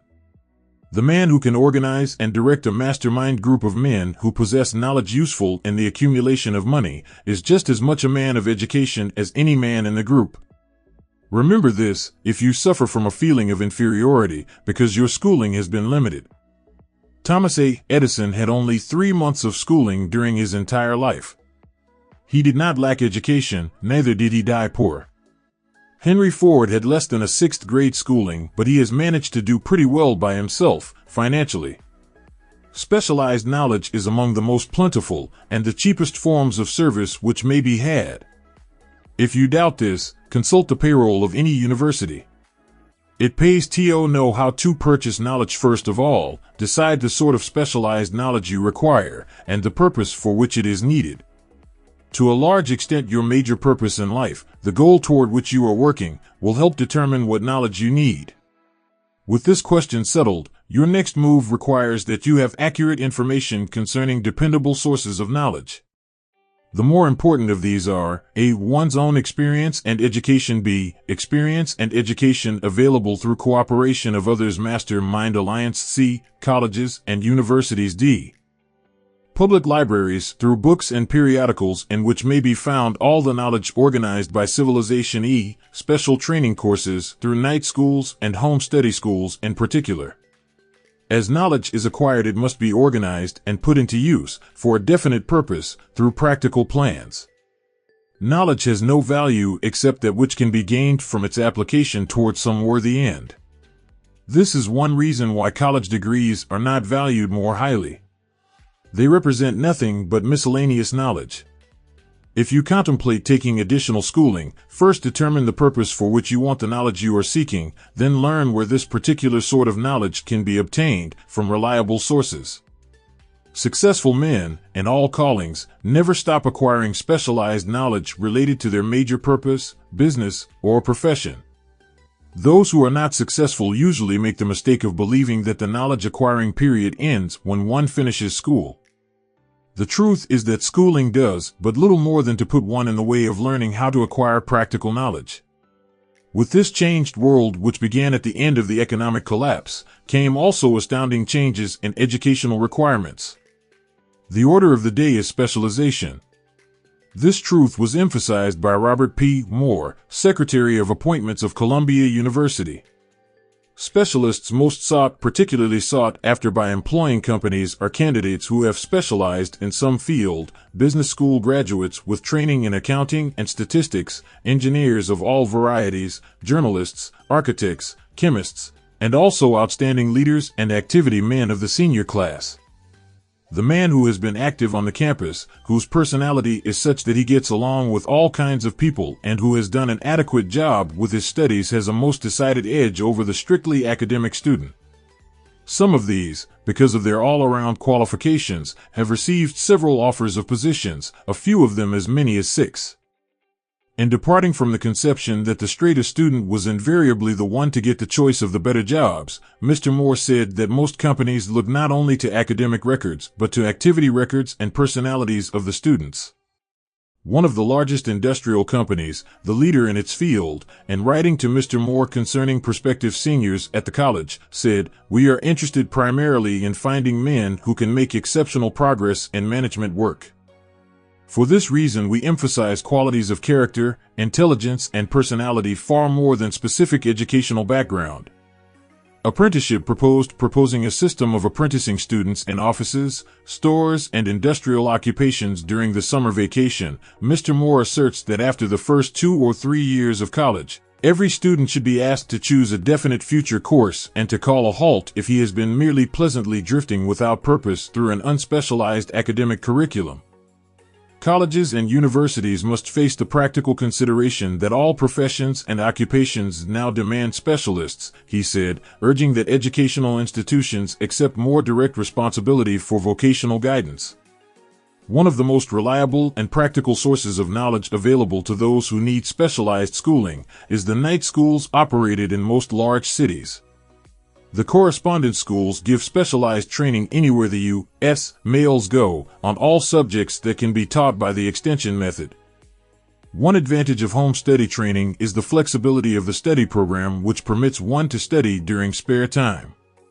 Another stupendous advantage of home study training is the fact that most courses offered by home study schools carry with them generous privileges of consultation which can be of priceless value to those needing specialized knowledge. No matter where you live, you can share the benefits. Anything acquired without effort and without cost is generally unappreciated, often discredited. Perhaps this is why we get so little from our marvelous opportunity in public schools. The self-discipline one receives from a definite program of specialized study makes up to some extent for the wasted opportunity when knowledge was available without cost. Correspondence schools are highly organized business institutions. Their tuition fees are so low that they are forced to insist upon prompt payments. Being asked to pay, whether the student makes good grades or poor, has the effect of causing one to follow through with the course when he would otherwise drop it.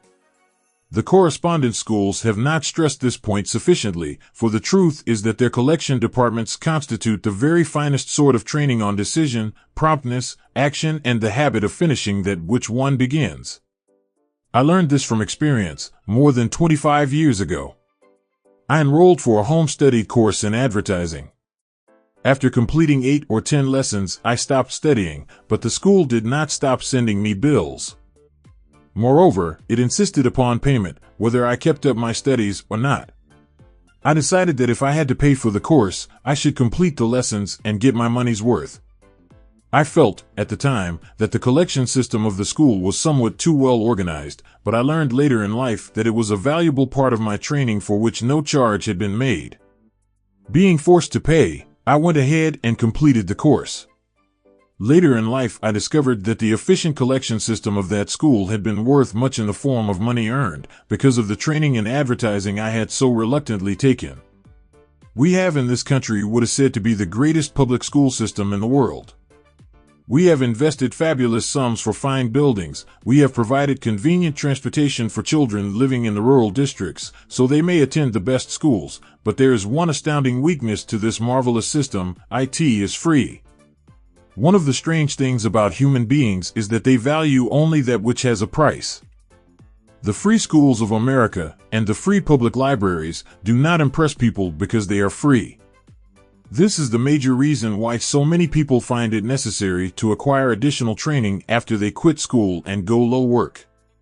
It is also one of the major reasons why employers give greater consideration to employees who take home study courses. They have learned, from experience, that any person who has the ambition to give up a part of his spare time to studying at home has in him those qualities which make for leadership. This recognition is not a charitable gesture, it is sound business judgment upon the part of the employers. There is one weakness in people for which there is no remedy. It is the universal weakness of lack of ambition. Persons, especially salaried people, who schedule their spare time to provide for home study, seldom remain at the bottom very long. Their action opens the way for the upward climb, removes many obstacles from their path, and gains the friendly interest of those who have the power to put them in the way of opportunity. The home study method of training is especially suited to the needs of employed people who find, after leaving school, that they must acquire additional specialized knowledge, but cannot spare the time to go back to school. The changed economic conditions prevailing since the Depression have made it necessary for thousands of people to find additional or new sources of income. For the majority of these, the solution to their problem may be found only by acquiring specialized knowledge. Many will be forced to change their occupations entirely. When a merchant finds that a certain line of merchandise is not selling, he usually supplants it with another that is in demand. The person whose business is that of marketing personal services must also be an efficient merchant. If his services do not bring adequate returns in one occupation, he must change to another, where broader opportunities are available. Stuart Austin Weir prepared himself as a construction engineer and followed this line of work until the Depression limited his market to where it did not give him the income he required. He took inventory of himself, decided to change his profession to law, went back to school and took special courses by which he prepared himself as a corporation lawyer. Despite the fact the Depression had not ended, he completed his training, passed the bar examination, and quickly built a lucrative law practice in Dallas, Texas. In fact, he is turning away clients. Just to keep the record straight, and to anticipate the alibis of those who will say, "I couldn't go to school because I have a family to support," or "I'm too old," I will add the information that Mr. Weir was past 40 and married when went back to school. Moreover, by carefully selecting highly specialized courses and colleges best prepared to teach the subjects chosen, Mr. Weir completed in 2 years the work for which the majority of law students require 4 years. It pays to know how to purchase knowledge. The person who stops studying merely because he has finished school is forever hopelessly doomed to mediocrity, no matter what may be his calling. The way of success is the way of continuous pursuit of knowledge. Let us consider a specific instance. During the Depression, a salesman in a grocery store found himself without a position. Having had some bookkeeping experience, he took a special course in accounting, familiarized himself with all the latest bookkeeping and office equipment, and went into business for himself. Starting with the grocer for whom he had formerly worked, he made contracts with more than 100 small merchants to keep their books at a very nominal monthly fee. His idea was so practical that he soon found it necessary to set up a portable office in a light delivery truck, which he equipped with modern bookkeeping machinery. He now has a fleet of these bookkeeping offices on wheels and employs a large staff of assistants, thus providing small merchants with accounting service equal to the best that money can buy, at very nominal cost. Specialized knowledge, plus imagination, were the ingredients that went into this unique and successful business. Last year, the owner of that business paid an income tax of almost 10 times as much as was paid by the merchant for whom he worked when the Depression forced upon him a temporary adversity which proved to be a blessing in disguise. The beginning of this successful business was an idea. Inasmuch as I had the privilege of supplying the unemployed salesman with that idea, I now assumed the further privilege of suggesting another idea which has within it the possibility of even greater income. Also, the possibility of rendering useful service to thousands of people who badly need that service. The idea was suggested by the salesman who gave up selling and went into the business of keeping books on a wholesale basis. When the plan was suggested as a solution of his unemployment problem, he quickly exclaimed, "I like the idea, but I would not know how to turn it into cash." In other words, he complained he would not know how to market his bookkeeping knowledge after he acquired it. So, that brought up another problem which had to be solved.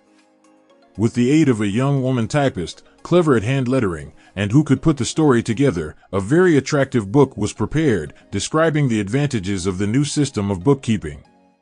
The pages were neatly typed and pasted in an ordinary scrapbook, which was used as a silent salesman with which the story of this new business was so effectively told that its owner soon had more accounts than he could handle.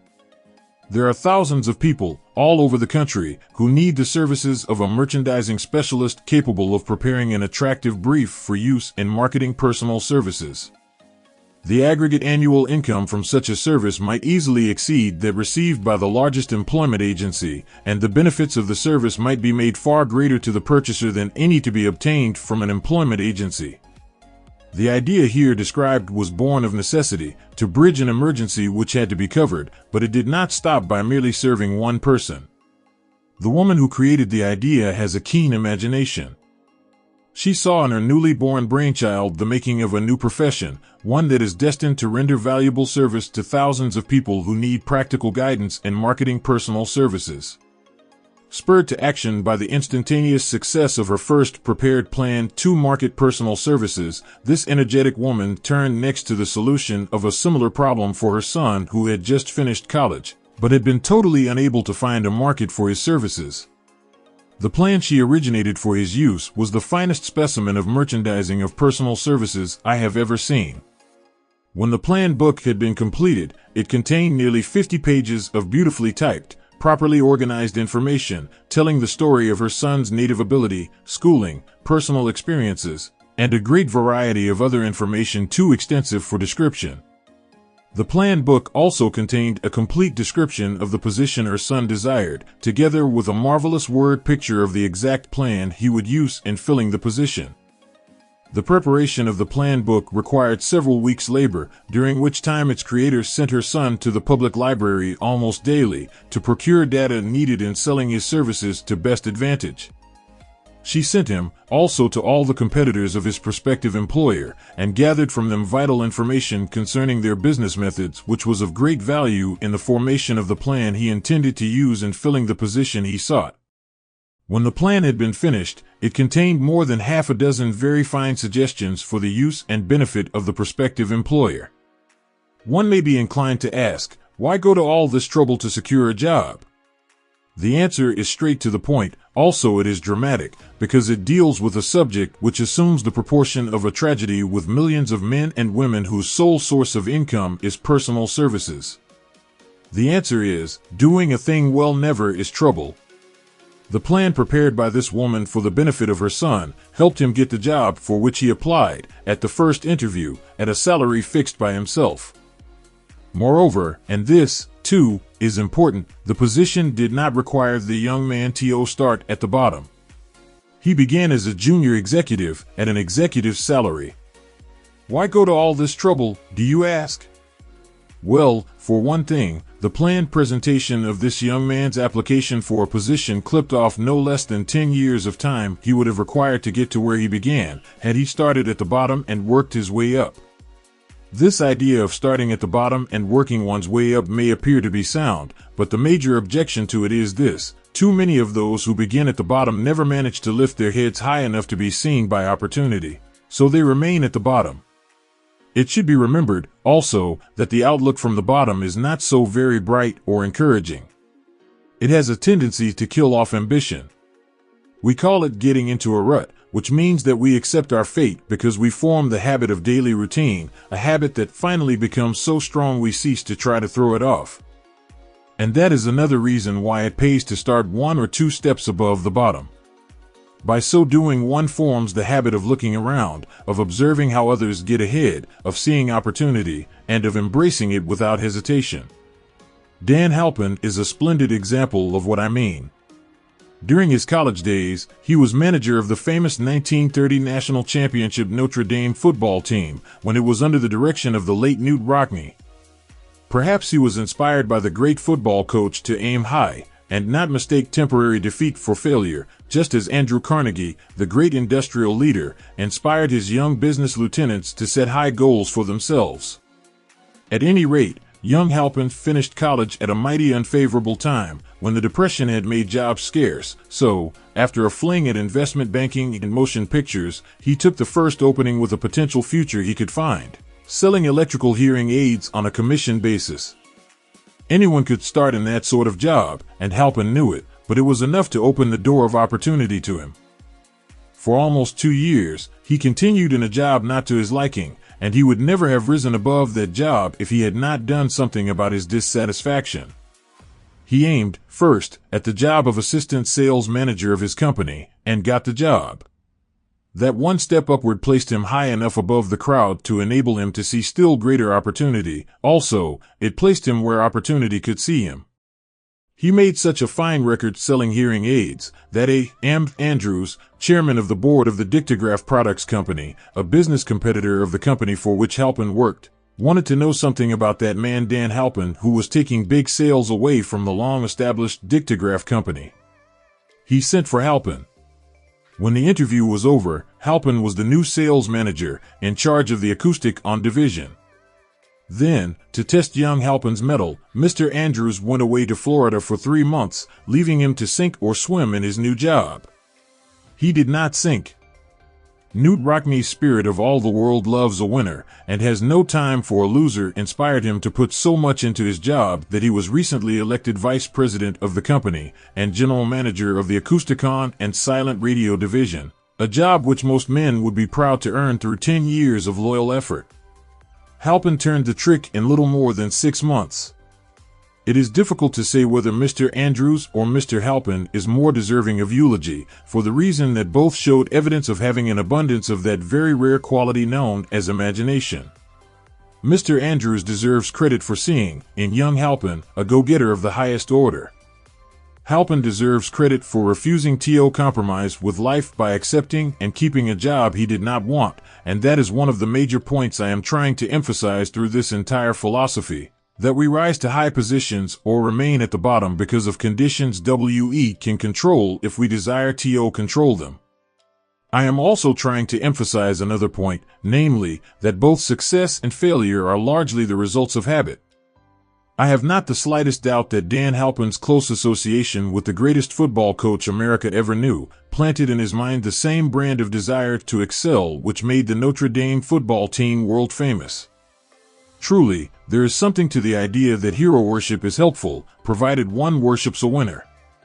Halpin tells me that Rockne was one of the world's greatest leaders of men in all history. My belief in the theory that business associations are vital factors, both in failure and in success, was recently demonstrated when my son Blair was negotiating with Dan Halpin for a position. Mr. Halpin offered him a beginning salary of about 1/2 what he could have gotten from a rival company. I brought parental pressure to bear and induced him to accept the place with Mr. Halpin because I believe that close association with one who refuses to compromise with circumstances he does not like is an asset that can never be measured in terms of money. The bottom is a monotonous, dreary, and profitable place for any person. That is why I have taken the time to describe how lowly beginnings may be circumvented by proper planning. Also, that is why so much space has been devoted to a description of this new profession, created by a woman who was inspired to do a fine job of planning because she wanted her son to have a favorable break. With the changed conditions ushered in by the world economic collapse, came also the need for newer and better ways of marketing personal services. It is hard to determine why someone had not previously discovered this stupendous need, in view of the fact that more money changes hands in return for personal services than for any other purpose. The sum paid out monthly, to people who work for wages and salaries, is so huge that it runs into hundreds of millions, and the annual distribution amounts to billions. Perhaps some will find, in the idea here briefly described, the nucleus of the riches they desire. Ideas with much less merit have been the seedlings from which great fortunes have grown. Woolworth's 5 and 10-cent store idea, for example, had far less merit, but it piled up a fortune for its creator. Those seeing opportunity lurking in this suggestion will find valuable aid in the chapter on organized planning. Incidentally, an efficient merchandiser of personal services would find a growing demand for his services wherever there are men and women who seek better markets for their services. By applying the mastermind principle, a few people with suitable talent could form an alliance and have a paying business very quickly. One would need to be a fair writer, with a flair for advertising and selling, one handy at typing and hand lettering, and one should be a first-class business getter who would let the world know about the service. If one person possessed all these abilities, he might carry on the business alone until it outgrew him. The woman who prepared the personal service sales plan for her son now receives requests from all parts of the country for her cooperation in preparing similar plans for others who desire to market their personal services for more money. She has a staff of expert typists, artists, and writers who have the ability to dramatize the case history so effectively that one's personal services can be marketed for much more money than the prevailing wages for similar services. She is so confident of her ability that she accepts, as the major portion of her fee, a percentage of the increased pay she helps her clients to earn. It must not be supposed that her plan merely consists of clever salesmanship by which she helps men and women to demand and receive more money for the same services they formerly sold for less pay. She looks after the interests of the purchaser as well as the seller of personal services, and so prepares her plans that the employer receives full value for the additional money he pays. The method by which she accomplishes this astonishing result is a professional secret which she discloses to no one excepting her own clients. If you have the imagination and seek a more profitable outlet for your personal services, this suggestion may be the stimulus for which you have been searching. The idea is capable of yielding an income far greater than that of the average doctor, lawyer, or engineer whose education required several years in college. The idea is saleable to those seeking new positions, and practically all positions calling for managerial or executive ability, and those desiring rearrangement of incomes in their present positions. There is no fixed price for sound ideas. Back of all ideas is specialized knowledge. Unfortunately, for those who do not find riches in abundance, specialized knowledge is more abundant and more easily acquired than ideas. Because of this very truth, there is a universal demand and an ever-increasing opportunity for the person capable of helping men and women to sell their personal services advantageously. Capability means imagination, the one quality needed to combine specialized knowledge with ideas in the form of organized plans designed to yield riches. If you have imagination, this chapter may present you with an idea sufficient to serve as the beginning of the riches you desire. Remember, the idea is the main thing. Specialized knowledge may be found just around the corner, any corner. Found just around the corner, any corner. Found just around the corner, any corner. Found just around the corner, any corner. Chapter 6, Imagination, the Workshop of the Mind. The fifth step toward riches. The imagination is literally the workshop wherein are fashioned all plans created by man. The impulse, the desire, is given shape, form, and action through the aid of the imaginative faculty of the mind. It has been said that man can create anything which he can imagine. Of all the ages of civilization, this is the most favorable for the development of the imagination, because it is an age of rapid change. On every hand one may contact stimuli which develop the imagination. Through the aid of his imaginative faculty, man has discovered and harnessed more of nature's forces during the past 50 years than during the entire history of the human race previous to that time. He has conquered the air so completely that the birds are a poor match for him in flying. He has harnessed the ether and made it serve as a means of instantaneous communication with any part of the world. He has analyzed and weighed the sun at a distance of millions of miles, and has determined, through the aid of imagination, the elements of which it consists. He has discovered that his own brain is both a broadcasting and a receiving station for the vibration of thought, and he is beginning now to learn how to make practical use of this discovery. He has increased the speed of locomotion until he may now travel at a speed of more than 300 miles an hour. The time will soon come when a man may breakfast in New York and lunch in San Francisco. Man's only limitation, within reason, lies in his development and use of his imagination. He has not yet reached the apex of development in the use of his imaginative faculty. He has merely discovered that he has an imagination and has commenced to use it in a very elementary way. Two forms of imagination. The imaginative faculty functions in two forms. One is known as synthetic imagination, and the other is creative imagination. Synthetic imagination. Through this faculty, one may arrange old concepts, ideas, or plans into new combinations. This faculty creates nothing. It merely works with the material of experience, education, and observation with which it is fed.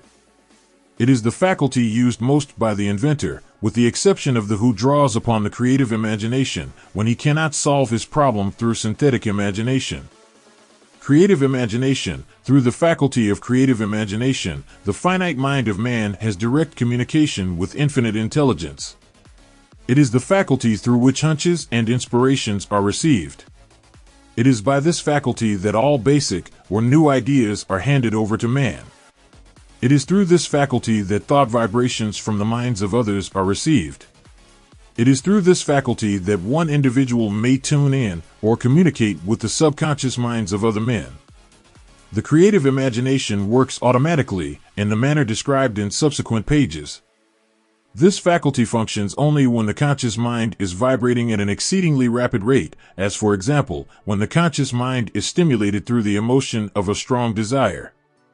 The creative faculty becomes more alert, more receptive to vibrations from the sources mentioned, in proportion to its development through use.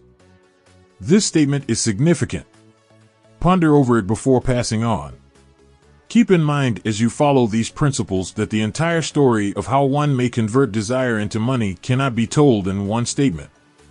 The story will be complete only when one has mastered, assimilated, and begun to make use of all the principles. The great leaders of business, industry, finance, and the great artists, musicians, poets, and writers became great because they developed the faculty of creative imagination. Both the synthetic and creative faculties of imagination become more alert with use, just as any muscle or organ of the body develops through use. Desire is only a thought, an impulse. It is nebulous and ephemeral. It is abstract and of no value until it has been transformed into its physical counterpart. While the synthetic imagination is the one which will be used most frequently in the process of transforming the impulse of desire into money, you must keep in mind the fact that you may face circumstances and situations which demand use of the creative imagination as well. Your imaginative faculty may have become weak through inaction. It can be revived and made alert through use. This faculty does not die, though it may become quiescent through lack of use. Enter your attention, for the time being, on the development of the synthetic imagination, because this is the faculty which you will use more often in the process of converting desire into money. Transformation of the intangible impulse of desire into the tangible reality of money calls for the use of a plan or plans. These plans must be formed with the aid of the imagination and mainly with the synthetic faculty. Read the entire book through, then come back to this chapter and begin at once to put your imagination to work on the building of a plan or plans for the transformation of your desire into money. Detailed instructions for the building of plans have been given in almost every chapter. Carry out the instructions best suited to your needs. Reduce your plan to writing if you have not already done so. The moment you complete this, you will have definitely given concrete form to the intangible desire. Read the preceding sentence once more. Read it aloud, very slowly, and as you do so, remember that the moment you reduce the statement of your desire and a plan for its realization to writing, you have actually taken the first of a series of steps, which will enable you to convert the thought into its physical counterpart. The earth on which you live, you, yourself, and every other material thing are the result of evolutionary change, through which microscopic bits of matter have been organized and arranged in an orderly fashion. Moreover, and this statement is of stupendous importance, this earth, every one of the billions of individual cells of your body, and every atom of matter, began as an intangible form of energy. Desire is thought impulse. Thought impulses are forms of energy. When you begin with the thought impulse, desire, to accumulate money, you are drafting into your service the same stuff that nature used in creating this earth and every material form in the universe, including the body and brain in which the thought impulses function. As far as science has been able to determine, the entire universe consists of but two elements, matter and energy. Through the combination of energy and matter has been created everything perceptible to man, from the largest star which floats in the heavens, down to, and including man himself. You are now engaged in the task of trying to profit by nature's method. You are, trying to adapt yourself to nature's laws by endeavoring to convert desire into its physical or monetary equivalent. You can do it. It has been done before. You can build a fortune through the aid of laws which are immutable. But, first, you must become familiar with these laws and learn to use them. Through repetition, and by approaching the description of these principles from every conceivable angle, the author hopes to reveal to you the secret through which every great fortune has been accumulated. Strange and paradoxical as it may seem, the secret is not a secret. Nature, herself, advertises it in the earth on which we live, the stars, the planets suspended within our view, and the elements above and around us, and every blade of grass, and every form of life within our vision. Nature advertises this secret in the terms of biology, in the conversion of a tiny cell, so small that it may be lost on the point of a pen, into the human being now reading this line. The conversion of desire into its physical equivalent is, certainly, no more miraculous. Do not become discouraged if you do not fully comprehend all that has been stated. Unless you have long been a student of the mind, it is not to be expected that you will assimilate all that is in this chapter upon a first reading. But you will, in time, make good progress. The principles which follow will open the way for understanding of imagination. Assimilate that which you understand, as you read this philosophy for the first time, then, when you reread and study it, you will discover that something has happened to clarify it, and give you a broader understanding of the whole. Above all, do not stop, nor hesitate in your study of these principles until you have read the book at least 3 times, 495-96 then, you will not want to stop. How to make practical use of imagination. Ideas are the beginning points of all fortunes.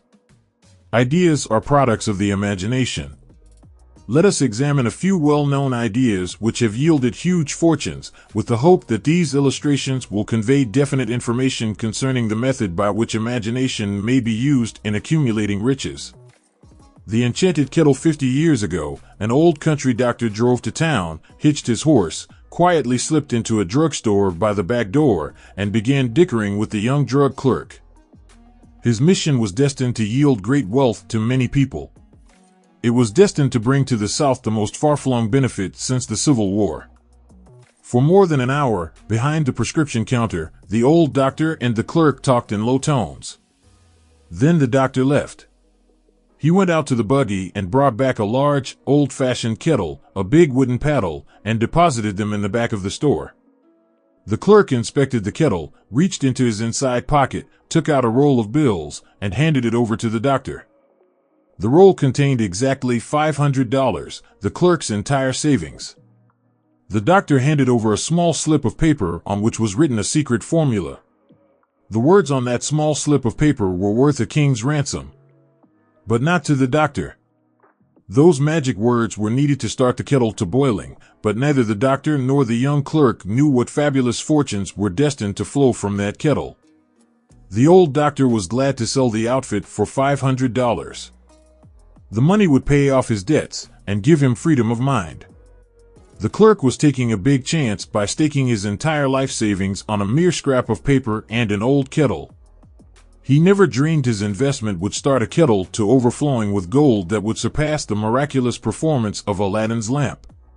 What the clerk really purchased was an idea.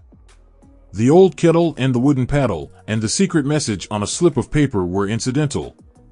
The strange performance of that kettle began to take place after the new owner mixed with the secret instructions an ingredient of which the doctor knew nothing.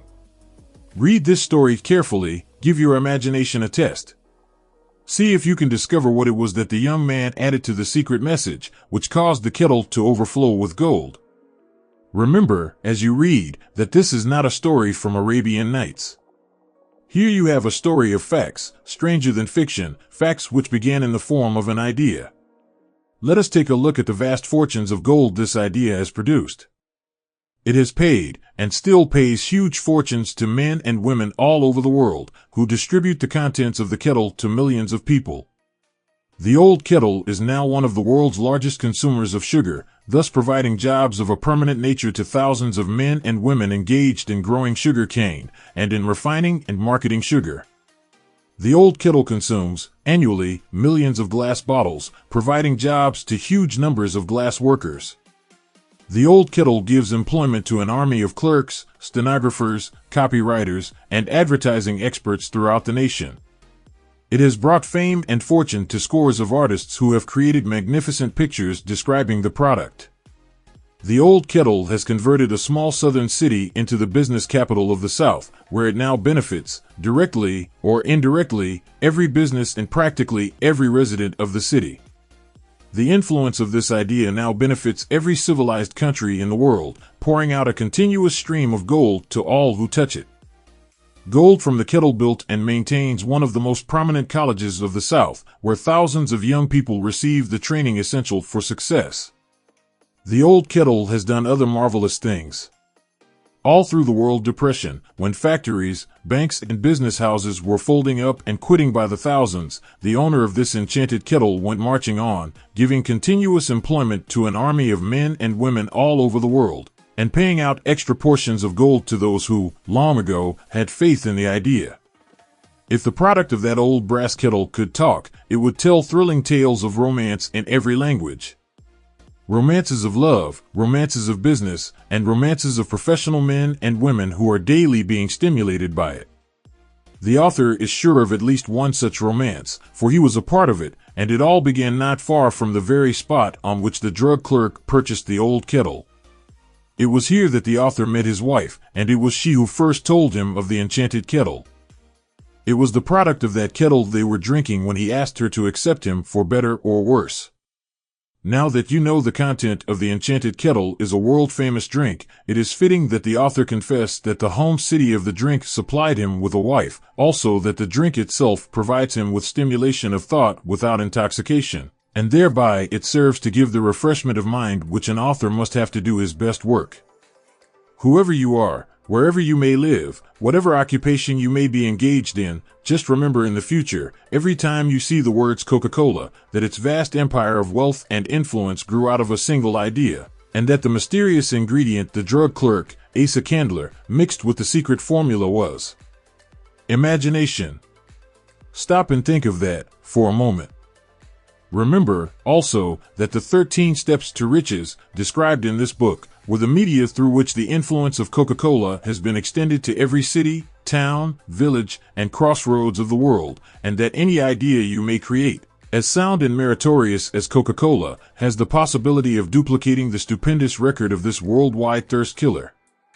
Truly, thoughts are things, and their scope of operation is the world itself.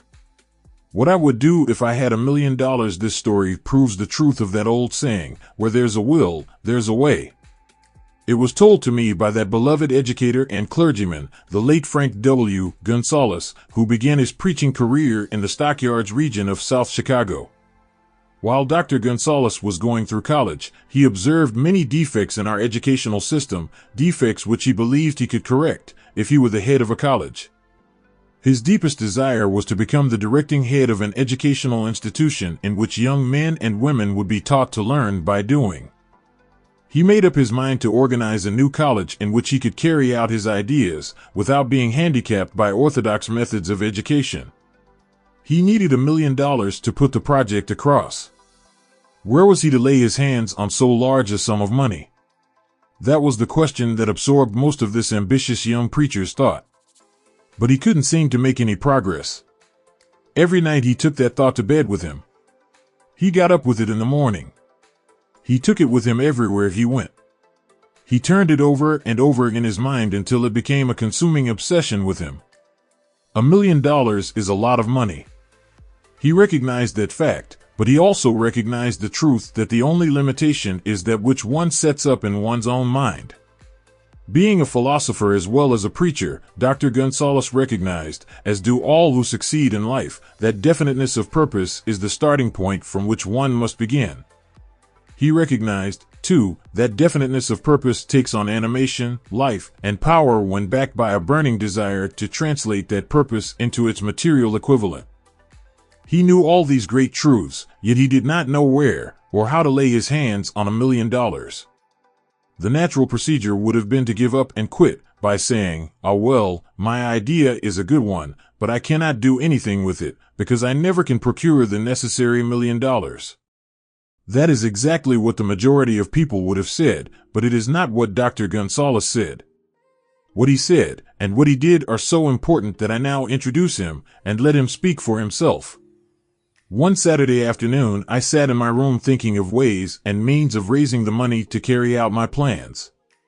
For nearly 2 years, I had been thinking, but I had done nothing but think. The time had come for action. I made up my mind, then and there, that I would get the necessary $1 million within a week. How? I was not concerned about that. The main thing of importance was the decision to get the money within a specified time, and I want to tell you that the moment I reached a definite decision to get the money within a specified time, a strange feeling of assurance came over me, such as I had never before experienced. Something inside me seemed to say, "Why didn't you reach that decision a long time ago? The money was waiting for you all the time." Things began to happen in a hurry. I called the newspapers and announced I would preach a sermon the following morning, entitled, "What I Would Do If I Had $1 Million." I went to work on the sermon immediately, but I must tell you, frankly, the task was not difficult, because I had been preparing that sermon for almost 2 years. The spirit back of it was a part of me. Long before midnight, I had finished writing the sermon. I went to bed and slept with a feeling of confidence, for I could see myself already in possession of the $1 million. Next morning I arose early, went into the bathroom, read the sermon, then knelt on my knees and asked that my sermon might come to the attention of someone who would supply the needed money. While I was praying, I again had that feeling of assurance that the money would be forthcoming. In my excitement, I walked out without my sermon and did not discover the oversight until I was in my pulpit and about ready to begin delivering it. It was too late to go back for my notes, and what a blessing that I couldn't go back. Instead, my own subconscious mind yielded the material I needed. When I arose to begin my sermon, I closed my eyes and spoke with all my heart and soul of my dreams. I not only talked to my audience, but I fancy I talked also to God. I told what I would do with $1 million if that amount were placed in my hands. I described the plan I had in mind for organizing a great educational institution where young people would learn to do practical things and at the same time develop their minds. When I had finished and sat down, a man slowly arose from his seat, about 3 rows from the rear, and made his way toward the pulpit. I wondered what he was going to do. He came into the pulpit, extended his hand, and said, "Reverend, I liked your sermon. I believe you can do everything you said you would if you had $1 million. To prove that I believe in you and your sermon, if you will come to my office tomorrow morning, I will give you the $1 million. My name is Philip D. Armour." Young Gonzalez went to Mr. Armour's office and the $1 million was presented to him. With the money, he founded the Armour Institute of Technology. That is more money than the majority of preachers ever see in an entire lifetime, yet the thought impulse back of the money was created in the young preacher's mind in a fraction of a minute. The necessary $1 million came as a result of an idea. Back of the idea was a desire which young Gonzalez had been nursing in his mind for almost 2 years. Observe this important fact. He got the money within 36 hours after he reached a definite decision in his own mind to get it and decided upon a definite plan for getting it. There was nothing new or unique about young Gonzalez' vague thinking about $1 million and weakly hoping for it. Others before him, and many since his time, have had similar thoughts. But there was something very unique and different about the decision he reached on that memorable Saturday when he put vagueness into the background and definitely said, "I will get that money within a week." God seems to throw himself on the side of the man who knows exactly what he wants, if he is determined to get just that. Moreover, the principle through which Dr. Gonzalez got his $1 million is still alive. It is available to you. This universal law is as workable today as it was when the young preacher made use of it so successfully. This book describes, step by step, the 13 elements of this great law and suggests how they may be put to use. Observe that Asa Candler and Dr. Frank Gonzalez had one characteristic in common. Both knew the astounding truth that ideas can be transmuted into cash through the power of definite purpose plus definite plans. If you are one of those who believe that hard work and honesty alone will bring riches, perish the thought. It is not true. Riches, when they come in huge quantities, are never the result of hard work. Riches come, if they come at all, in response to definite demands, based upon the application of definite principles, and not by chance or luck. Generally speaking, an idea is an impulse of thought that impels action by an appeal to the imagination. All master salesmen know that ideas can be sold where merchandise cannot. Ordinary salesmen do not know this, that is why they are ordinary. A publisher of books, which sell for a nickel, made a discovery that should be worth much to publishers generally. He learned that many people buy titles, and not contents of books. By merely changing the name of one book that was not moving, his sales on that book jumped upward more than 1 million copies. The inside of the book was not changed in any way. He merely ripped off the cover bearing the title that did not sell, and put on a new cover with a title that had box office value.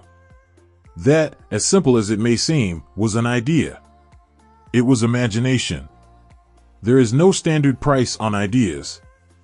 The creator of ideas makes his own price, and, if he is smart, gets it. The moving picture industry created a whole flock of millionaires. Most of them were men who couldn't create ideas, but they had the imagination to recognize ideas when they saw them. The next flock of millionaires will grow out of the radio business, which is new and not overburdened with men of keen imagination. The money will be made by those who discover or create new and more meritorious radio programs and have the imagination to recognize merit and to give the radio listeners a chance to profit by it. The sponsor, that unfortunate victim who now pays the cost of all radio entertainment, soon will become idea conscious and demand something for his money. The man who beats the sponsor to the draw and supplies programs that render useful service is the man who will become rich in this new industry.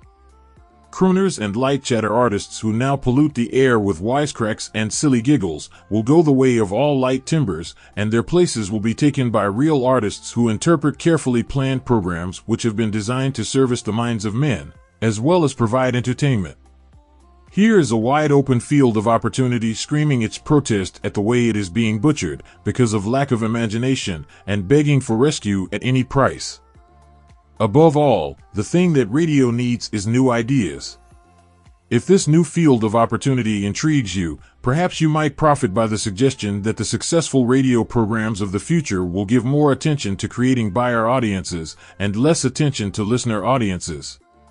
Stated more plainly, the builder of radio programs who succeeds in the future must find practical ways to convert listeners into buyers. Moreover, the successful producer of radio programs in the future must key his features so that he can definitely show its effect upon the audience. Sponsors are becoming a bit weary of buying glib selling talks based upon statements grabbed out of thin air. They want, and in the future will demand, indisputable proof that the Who's It program not only gives millions of people the silliest giggle ever, but that the silly giggler can sell merchandise. Another thing that might as well be understood by those who contemplate entering this new field of opportunity, radio advertising is going to be handled by an entirely new group of advertising experts, separate and distinct from the old-time newspaper and magazine advertising agency men. The old-timers in the advertising game cannot read the modern radio scripts because they have been schooled to see ideas. The new radio technique demands men who can interpret ideas from a written manuscript in terms of sound. It cost the author a year of hard labor and many thousands of dollars to learn this. Radio, right now, is about where the moving pictures were when Mary Pickford and her curls first appeared on the screen. There is plenty of room in radio for those who can produce or recognize ideas. If the foregoing comment on the opportunities of radio has not started your idea factory to work, you had better forget it. Your opportunity is in some other field. If the comment intrigued you in the slightest degree, then go further into it, and you may find the one idea you need to round out your career. Never let it discourage you if you have no experience in radio. Andrew Carnegie knew very little about making steel. I have Carnegie's own word for this, but he made practical use of two of the principles described in this book and made the steel business yield him a fortune. The story of practically every great fortune starts with the day when a creator of ideas and a seller of ideas got together and worked in harmony. Carnegie surrounded himself with men who could do all that he could not do. Men who created ideas, and men who put ideas into operation, and made himself and the others fabulously rich. Millions of people go through life hoping for favorable breaks. Perhaps a favorable break can get one an opportunity, but the safest plan is not to depend upon luck. It was a favorable break that gave me the biggest opportunity of my life, but 25 years of determined effort had to be devoted to that opportunity before it became an asset. The break consisted of my good fortune in meeting and gaining the cooperation of Andrew Carnegie. On that occasion, Carnegie planted in my mind the idea of organizing the principles of achievement into a philosophy of success. Thousands of people have profited by the discoveries made in the 25 years of research, and several fortunes have been accumulated through the application of the philosophy. The beginning was simple. It was an idea which anyone might have developed. The favorable break came through Carnegie, but what about the determination, definiteness of purpose, and the desire to attain the goal, and the persistent effort of 25 years? It was no ordinary desire that survived disappointment, discouragement, temporary defeat, criticism, and the constant reminding of waste of time. It was a burning desire. An obsession. When the idea was first planted in my mind by Mr. Carnegie, it was coaxed, nursed, and enticed to remain alive. Gradually, the idea became a giant under its own power, and it coaxed, nursed, and drove me. Ideas are like that. First you give life and action and guidance to ideas, then they take on power of their own and sweep aside all opposition. Ideas are intangible forces, but they have more power than the physical brains that give birth to them. They have the power to live on, after the brain that creates them has returned to dust. For example, take the power of Christianity. That began with a simple idea, born in the brain of Christ. Its chief tenet was, do unto others as you would have others do unto you. Christ has gone back to the source from whence he came, but his idea goes marching on. Someday, it may grow up and come into its own, then it will have fulfilled Christ's deepest desire. The idea has been developing only 2,000 years. Give it time. Success requires no explanations. Failure permits no alibis. Failure permits no alibis. Failure permits no alibis. Failure permits no alibis. Chapter 7 Organized Planning the Crystallization of Desire into Action. The sixth step toward riches. You have learned that everything man creates or acquires begins in the form of desire. That desire is taken on the first lap of its journey, from the abstract to the concrete, into the workshop of the imagination, where plans for its transition are created and organized. In Chapter 2, you were instructed to take 6 definite, practical steps as your first move in translating the desire for money into its monetary equivalent. One of these steps is the formation of a definite, practical plan, or plans, through which this transformation may be made. You will now be instructed how to build plans which will be practical, viz. Ally yourself with a group of as many people as you may need for the creation and carrying out of your plan, or plans for the accumulation of money, making use of the mastermind principle described in a later chapter. Compliance with this instruction is absolutely essential. Do not neglect it. Before forming your mastermind alliance, decide what advantages and benefits you may offer the individual members of your group in return for their cooperation. No one will work indefinitely without some form of compensation. No intelligent person will either request or expect another to work without adequate compensation, although this may not always be in the form of money. Arrange to meet with the members of your mastermind group at least twice a week, and more often if possible, until you have jointly perfected the necessary plan, or plans for the accumulation of money. Maintain perfect harmony between yourself and every member of your mastermind group. If you fail to carry out this instruction to the letter, you may expect to meet with failure. The mastermind principle cannot obtain where perfect harmony does not prevail.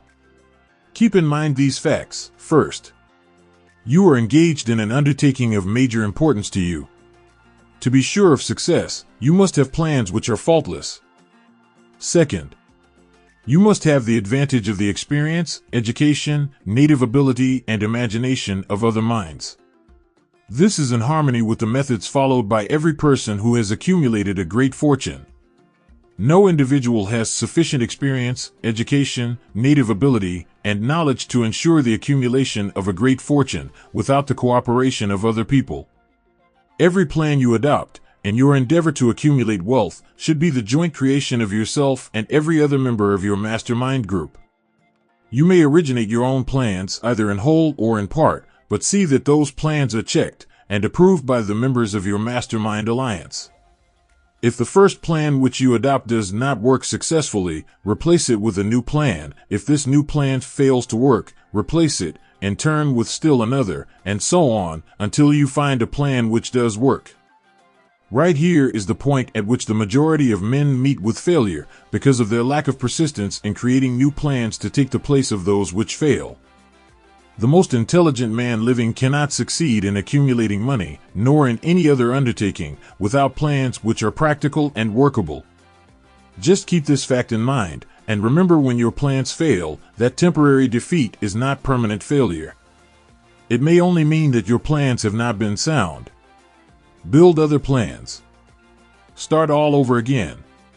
Thomas A. Edison failed 10,000 times before he perfected the incandescent electric light bulb. That is, he met with temporary defeat 10,000 times before his efforts were crowned with success. Temporary defeat should mean only one thing: the certain knowledge that there is something wrong with your plan. Millions of men go through life in misery and poverty because they lack a sound plan through which to accumulate a fortune. Henry Ford accumulated a fortune not because of his superior mind, but because he adopted and followed a plan which proved to be sound. 1,000 men could be pointed out, each with a better education than Ford's, yet each of whom lives in poverty because he does not possess the right plan for the accumulation of money. Your achievement can be no greater than your plans are sound. That may seem to be an axiomatic statement, but it is true. Samuel Insull lost his fortune of over $100 million. The Insull fortune was built on plans which were sound. The business depression forced Mr. Insull to change his plans, and the change brought temporary defeat because his new plans were not sound. Mr. Insull is now an old man. He may, consequently, accept failure instead of temporary defeat, but if his experience turns out to be failure, it will be for the reason that he lacks the fire of persistence to rebuild his plans. No man is ever whipped until he quits in his own mind. This fact will be repeated many times, because it is so easy to take the count at the first sign of defeat. James J. Hill met with temporary defeat when he first endeavored to raise the necessary capital to build a railroad from the east to the west, but he, too, turned defeat into victory through new plans. Henry Ford met with temporary defeat, not only at the beginning of his automobile career, but after he had gone far toward the top. He created new plans and went marching on to financial victory. We see men who have accumulated great fortunes, but we often recognize only their triumph, overlooking the temporary defeats which they had to surmount before arriving. No follower of this philosophy can reasonably expect to accumulate a fortune without experiencing temporary defeat. When defeat comes, accept it as a signal that your plans are not sound, rebuild those plans, and set sail once more toward your coveted goal. If you give up before your goal has been reached, you are a quitter. A quitter never wins, and a winner never quits. Lift this sentence out, write it on a piece of paper in letters an inch high, and place it where you will see it every night before you go to sleep and every morning before you go to work. When you begin to select members for your mastermind group, endeavor to select those who do not take defeat seriously. Some people foolishly believe that only money can make money. This is not true. Desire, transmuted into its monetary equivalent through the principles laid down here, is the agency through which money is made. Money, of itself, is nothing but inert matter. It cannot move, think, or talk, but it can hear when a man who desires it calls it to come. Planning the sale of services. The remainder of this chapter has been given over to a description of ways and means of marketing personal services. The information here conveyed will be of practical help to any person having any form of personal services to market, but it will be of priceless benefit to those who aspire to leadership in their chosen occupations. Intelligent planning is essential for success in any undertaking designed to accumulate riches. Here will be found detailed instructions to those who must begin the accumulation of riches by selling personal services. It should be encouraging to know that practically all the great fortunes began in the form of compensation for personal services or from the sale of ideas. What else, except ideas and personal services, would one not possessed of property have to give in return for riches? Broadly speaking, there are two types of people in the world. One type is known as leaders, and the other as followers. Decide at the outset whether you intend to become a leader in your chosen calling, or remain a follower. The difference in compensation is vast. The follower cannot reasonably expect the compensation to which a leader is entitled, although many followers make the mistake of expecting such pay. It is no disgrace to be a follower. On the other hand, it is no credit to remain a follower. Most great leaders began in the capacity of followers. They became great leaders because they were intelligent followers. With few exceptions, the man who cannot follow a leader intelligently cannot become an efficient leader. The man who can follow a leader most efficiently is usually the man who develops into leadership most rapidly. An intelligent follower has many advantages, among them the opportunity to acquire knowledge from his leader. The major attributes of leadership the following are important factors of leadership. 1. Unwavering courage based upon knowledge of self and of one's occupation. No follower wishes to be dominated by a leader who lacks self-confidence and courage. No intelligent follower will be dominated by such a leader very long. 2. Self-control. The man who cannot control himself can never control others. Self-control sets a mighty example for one's followers, which the more intelligent will emulate. 3. A keen sense of justice. Without a sense of fairness and justice, no leader can command and retain the respect of his followers. 4. Definiteness of decision. The man who wavers in his decisions shows that he is not sure of himself. He cannot lead others successfully. 5. Definiteness of plans. The successful leader must plan his work and work his plan. A leader who moves by guesswork, without practical, definite plans, is comparable to a ship without a rudder. Sooner or later he will land on the rocks. 6. The habit of doing more than paid for. One of the penalties of leadership is the necessity of willingness, upon the part of the leader, to do more than he requires of his followers. 7. A pleasing personality. No slovenly, careless person can become a successful leader. Leadership calls for respect. Followers will not respect a leader who does not grade high on all of the factors of a pleasing personality. 8. Sympathy and understanding. The successful leader must be in sympathy with his followers. Moreover, he must understand them and their problems. 9. Mastery of detail.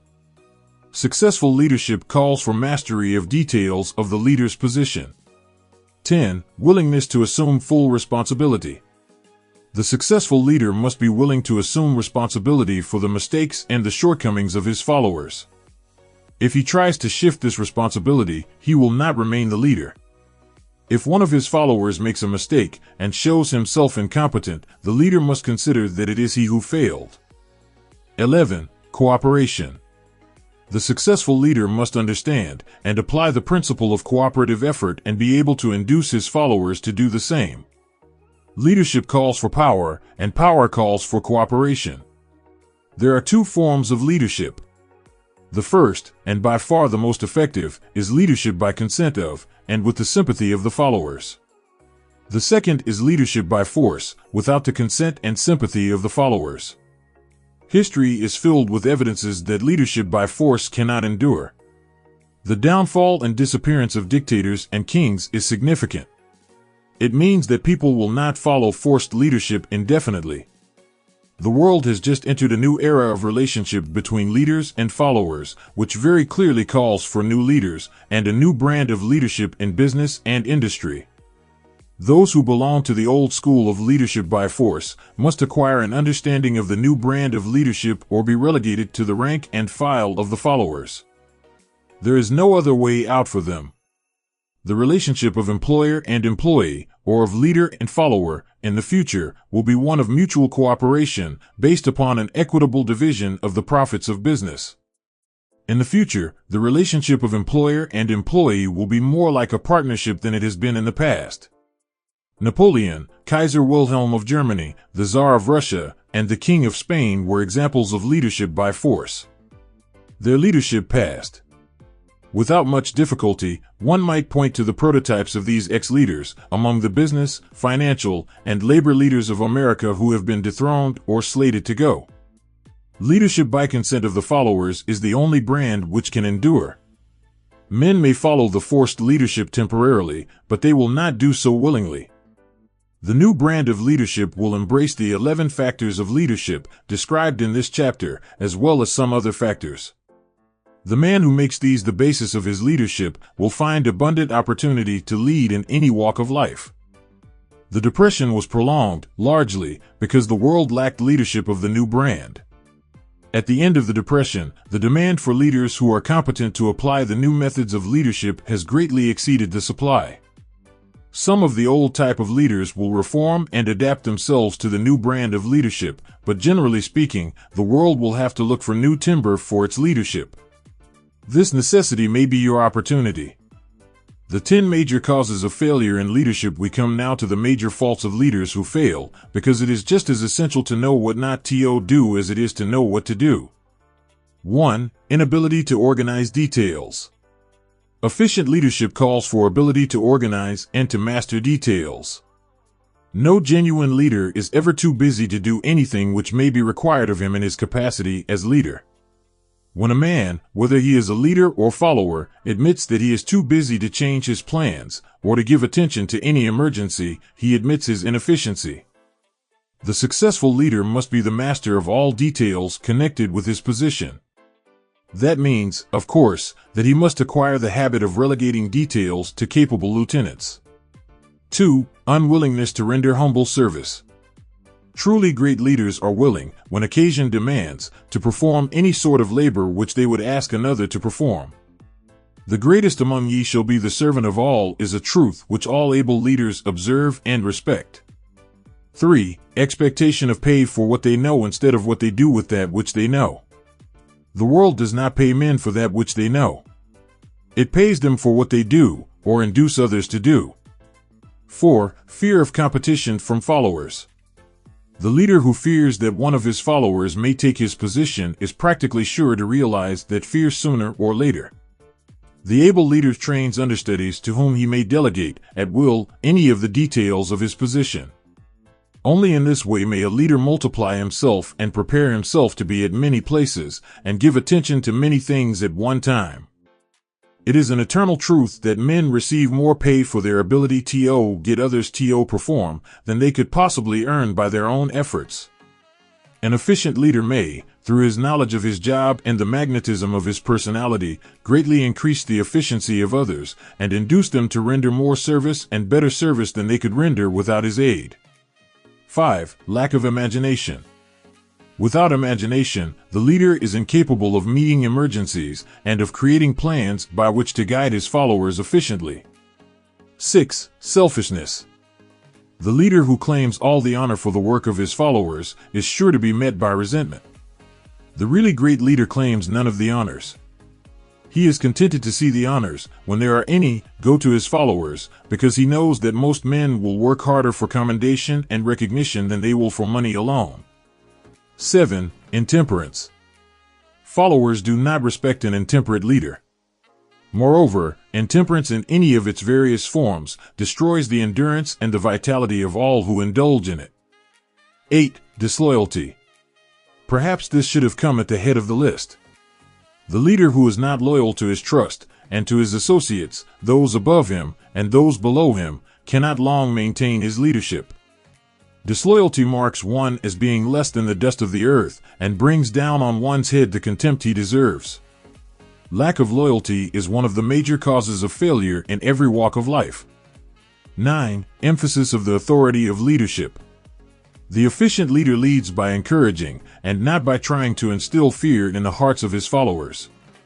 The leader who tries to impress his followers with his authority comes within the category of leadership through force. If a leader is a real leader, he will have no need to advertise that fact except by his conduct, his sympathy, understanding, fairness, and a demonstration that he knows his job. 10. Emphasis of title. The competent leader requires no title to give him the respect of his followers. The man who makes too much over his title generally has little else to emphasize. The doors to the office of the real leader are open to all who wish to enter, and his working quarters are free from formality or ostentation. These are among the more common of the causes of failure in leadership. Any one of these faults is sufficient to induce failure. Study the list carefully if you aspire to leadership, and make sure that you are free of these faults. Some fertile fields in which new leadership will be required before leaving this chapter. Your attention is called to a few of the fertile fields in which there has been a decline of leadership, and in which the new type of leader may find an abundance of opportunity. First, in the field of politics there is a most insistent demand for new leaders, a demand which indicates nothing less than an emergency. The majority of politicians have, seemingly, become high-grade, legalized racketeers.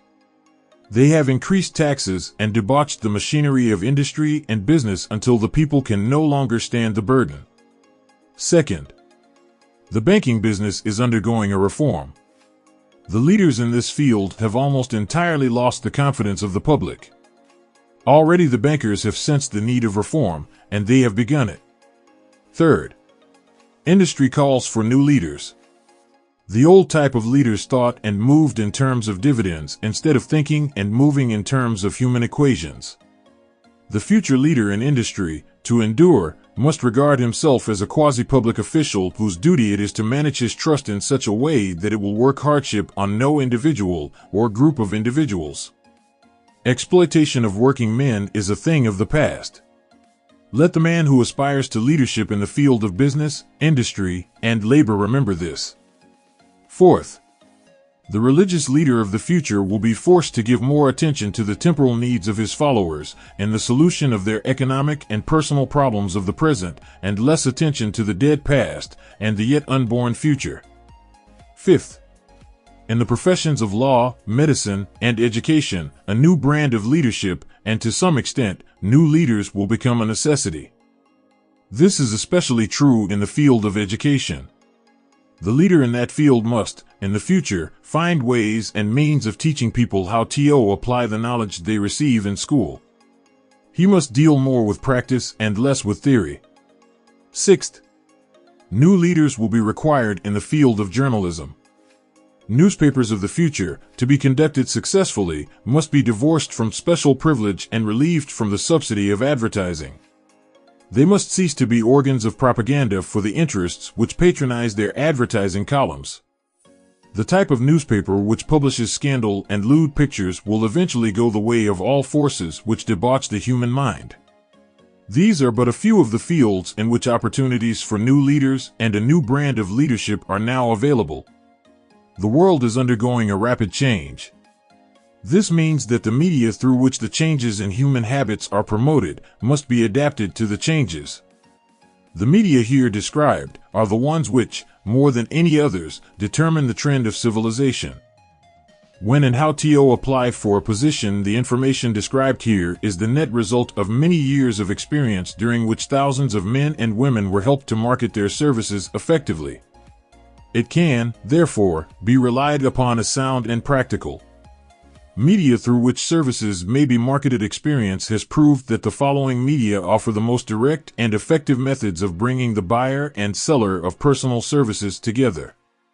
1. Employment bureaus. Care must be taken to select only reputable bureaus, the management of which can show adequate records of achievement of satisfactory results. There are comparatively few such bureaus. 2. Advertising in newspapers, trade journals, magazines, and radio. Classified advertising may usually be relied upon to produce satisfactory results in the case of those who apply for clerical or ordinary salaried positions.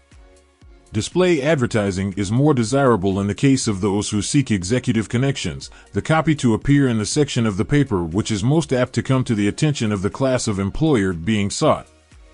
The copy should be prepared by an expert who understands how to inject sufficient selling qualities to produce replies. 3. Personal letters of application, directed to particular firms or individuals most apt to need such services as are being offered. Letters should be neatly typed, always, and signed by hand. With the letter, should be sent a complete brief or outline of the applicant's qualifications. Both the letter of application and the brief of experience or qualifications should be prepared by an expert. See instructions as to information to be supplied. 4. Application through personal acquaintances. When possible, the applicant should endeavor to approach prospective employers through some mutual acquaintance. This method of approach is particularly advantageous in the case of those who seek executive connections and do not wish to appear to be peddling themselves. 5. Application in person. In some instances, it may be more effective if the applicant offers personally his services to prospective employers, in which event a complete written statement of qualifications for the position should be presented, for the reason that prospective employers often wish to discuss with associates one's record. Information to be supplied in a written brief. This brief should be prepared as carefully as a lawyer would prepare the brief of a case to be tried in court. Unless the applicant is experienced in the preparation of such briefs, an expert should be consulted and his services enlisted for this purpose. Successful merchants employ men and women who understand the art and the psychology of advertising to present the merits of their merchandise. One who has personal services for sale should do the same. The following information should appear in the brief. 1. Education. State briefly, but definitely, what schooling you have had, and in what subjects you specialized in school, giving the reasons for that specialization. 2. Experience. If you have had experience in connection with positions similar to the one you seek, describe it fully, state names and addresses of former employers. Be sure to bring out clearly any special experience you may have had which would equip you to fill the position you seek. 3. References. Practically every business firm desires to know all about the previous records, antecedents, etc., of prospective employees who seek positions of responsibility. Attach to your brief photostatic copies of letters from A. Former employers. B. Teachers under whom you studied. C. Prominent people whose judgment may be relied upon. 4. Photograph of self. Attach to your brief a recent, unmounted photograph of yourself. 5. Apply for a specific position. Avoid application for a position without describing exactly what particular position you seek. Never apply for just a position. That indicates you lack specialized qualifications. 6. State your qualifications for the particular position for which you apply. Give full details as to the reason you believe you are qualified for the particular position you seek. This is the application. It will determine, more than anything else, what consideration you receive. 7. Offer to go to work on probation.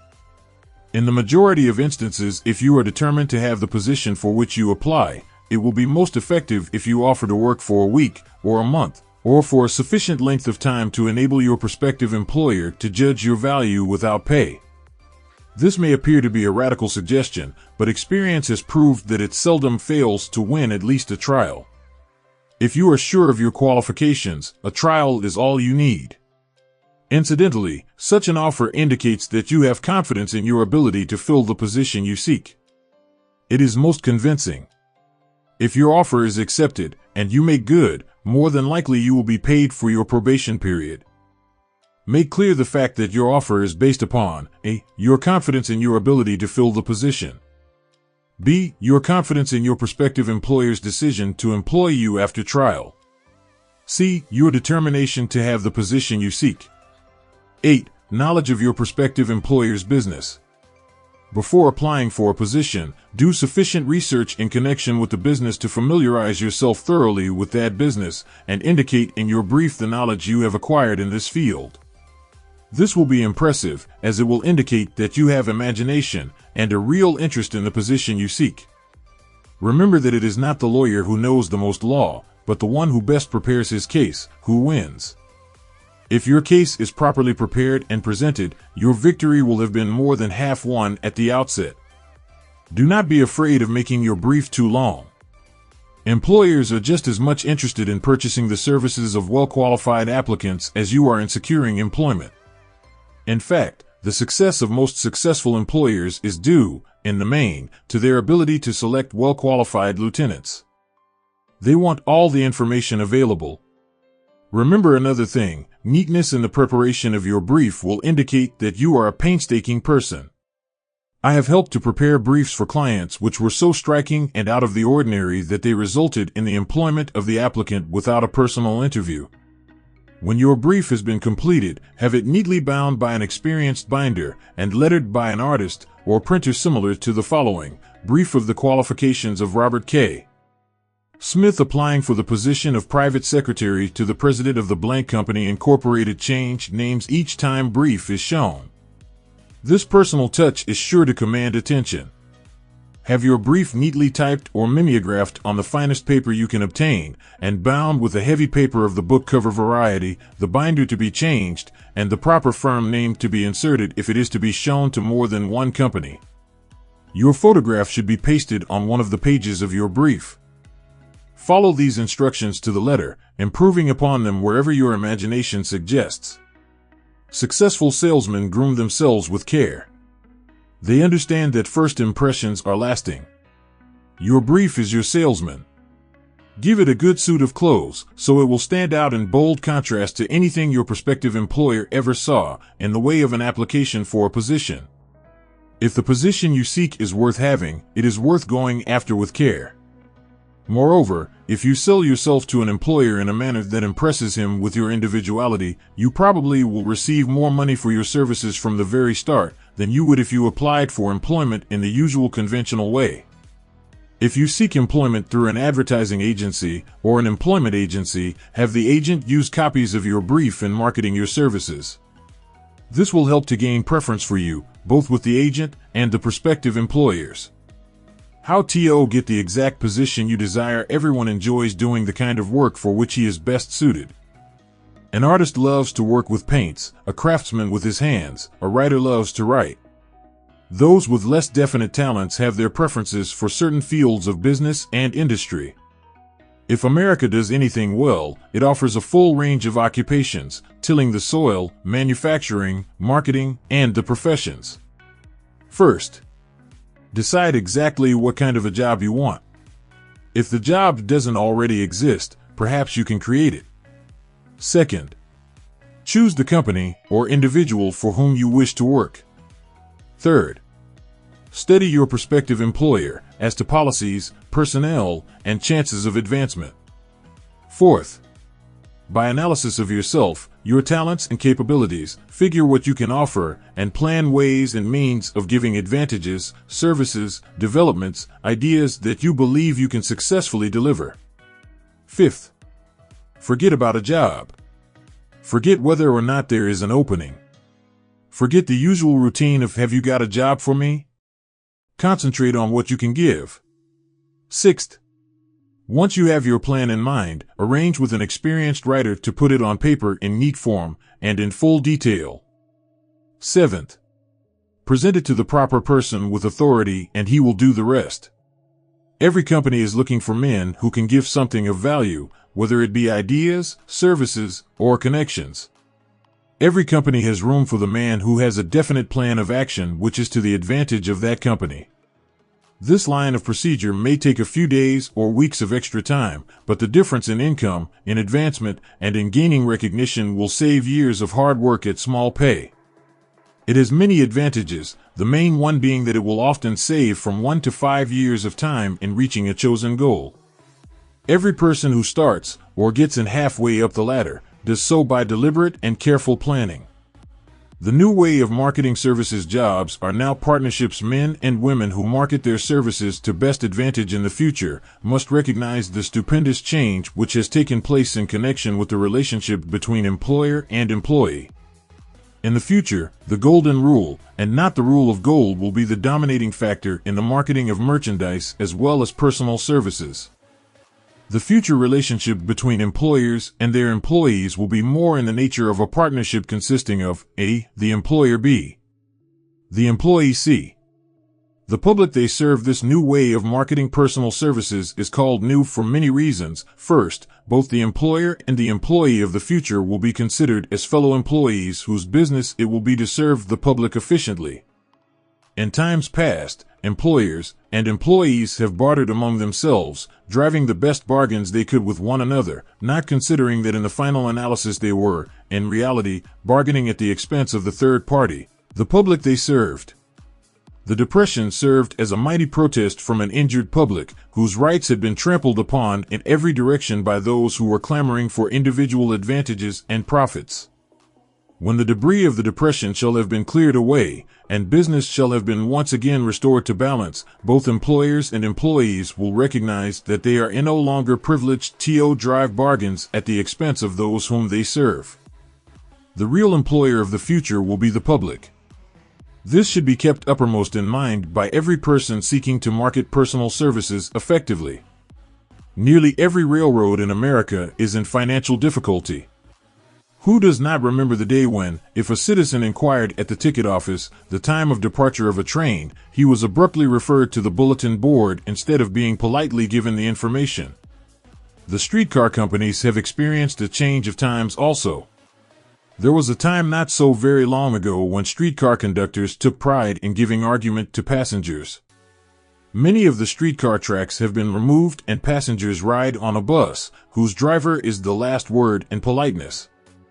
All over the country, streetcar tracks are rusting from abandonment or have been taken up. Wherever streetcars are still in operation, passengers may now ride without argument, and one may even hail the car in the middle of the block, and the motorman will obligingly pick him up. How times have changed. That is just the point I am trying to emphasize. Times have changed.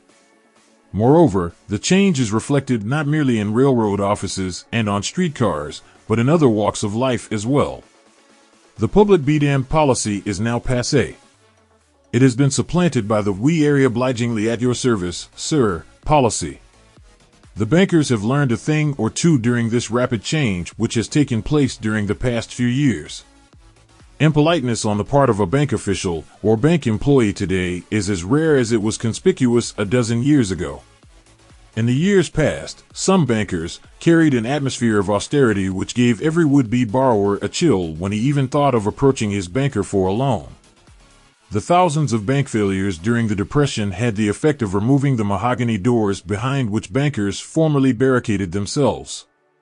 They now sit at desks in the open, where they may be seen and approached at will by any depositor, or by anyone who wishes to see them, and the whole atmosphere of the bank is one of courtesy and understanding. It used to be customary for customers to have to stand and wait at the corner grocery until the clerks were through passing the time of day with friends, and the proprietor had finished making up his bank deposit before being waited upon. Chain stores, managed by courteous men who do everything in the way of service, short of shining the customer's shoes, have pushed the old-time merchants into the background. Time marches on. Courtesy and service are the watchwords of merchandising today, and apply to the person who is marketing personal services even more directly than to the employer whom he serves, because, in the final analysis, both the employer and his employee are employed by the public they serve. If they fail to serve well, they pay by the loss of their privilege of serving. We can all remember the time when the gas meter reader pounded on the door hard enough to break the panels. When the door was opened, he pushed his way in, uninvited, with a scowl on his face which plainly said, "What the hell did you keep me waiting for?" All that has undergone a change. The meterman now conducts himself as a gentleman who is delighted to be at your service, sir. Before the gas companies learned that their scowling metermen were accumulating liabilities never to be cleared away, the polite salesman of oil burners came along and did a land office business. During the Depression, I spent several months in the anthracite coal region of Pennsylvania, studying conditions which all but destroyed the coal industry. Among several very significant discoveries was the fact that greed on the part of operators and their employees was the chief cause of the loss of business for the operators and loss of jobs for the miners. Through the pressure of a group of overzealous labor leaders representing the employees and the greed for profits on the part of the operators, the anthracite business suddenly dwindled. The coal operators and their employees drove sharp bargains with one another, adding the cost of the bargaining to the price of the coal, until, finally, they discovered they had built up a wonderful business for the manufacturers of oil-burning outfits and the producers of crude oil. The wages of sin is death. Many have read this in the Bible, but few have discovered its meaning. Now, and for several years, the entire world has been listening by force to a sermon which might well be called "Whatsoever a man soweth, that shall he also reap." Nothing as widespread and effective as the Depression could possibly be just a coincidence. Behind the Depression was a cause. Nothing ever happens without a cause. In the main, the cause of the Depression is traceable directly to the worldwide habit of trying to reap without sowing. This should not be mistaken to mean that the Depression represents a crop which the world is being forced to reap without having sown. The trouble is that the world sowed the wrong sort of seed. Any farmer knows he cannot sow the seed of thistles and reap a harvest of grain. Beginning at the outbreak of the World War, the people of the world began to sow the seed of service inadequate in both quality and quantity. Nearly everyone was engaged in the pastime of trying to get without giving. These illustrations are brought to the attention of those who have personal services to market to show that we are where we are and what we are because of our own conduct. If there is a principle of cause and effect which controls business, finance, and transportation, this same principle controls individuals and determines their economic status. What is your QQS rating? The causes of success in marketing services effectively and permanently have been clearly described. Unless those causes are studied, analyzed, understood, and applied, no man can market his services effectively and permanently. Every person must be his own salesman of personal services. The quality and the quantity of service rendered, and the spirit in which it is rendered, determine to a large extent the price and the duration of employment. To market personal services effectively, one must adopt and follow the QQS formula, which means that quality plus quantity plus the proper spirit of cooperation equals perfect salesmanship of service. Remember the QQS formula, but do more, apply it as a habit. Let us analyze the formula to make sure we understand exactly what it means. 1. Quality of service shall be construed to mean the performance of every detail in connection with your position in the most efficient manner possible, with the object of greater efficiency always in mind. 2. Quantity of service shall be understood to mean the habit of rendering all the service of which you are capable at all times, with the purpose of increasing the amount of service rendered as greater skill is developed through practice and experience. Emphasis is again placed on the word habit. 3. Spirit of service shall be construed to mean the habit of agreeable, harmonious conduct which will induce cooperation from associates and fellow employees. Adequacy of quality and quantity of service is not sufficient to maintain a permanent market for your services. The conduct, or the spirit in which you deliver service, is a strong determining factor in connection with both the price you receive and the duration of employment. Andrew Carnegie stressed this point more than others in connection with his description of the factors which lead to success in the marketing of personal services. He emphasized again and again the necessity for harmonious conduct.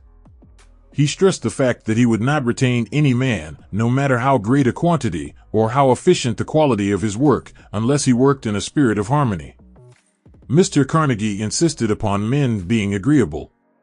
To prove that he placed a high value upon this quality, he permitted many men who conformed to his standards to become very wealthy. Those who did not conform had to make room for others.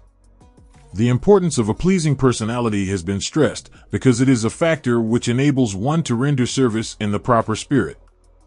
If one has a personality which pleases and renders service in a spirit of harmony, these assets often make up for deficiencies in both the quality and the quantity of service one renders.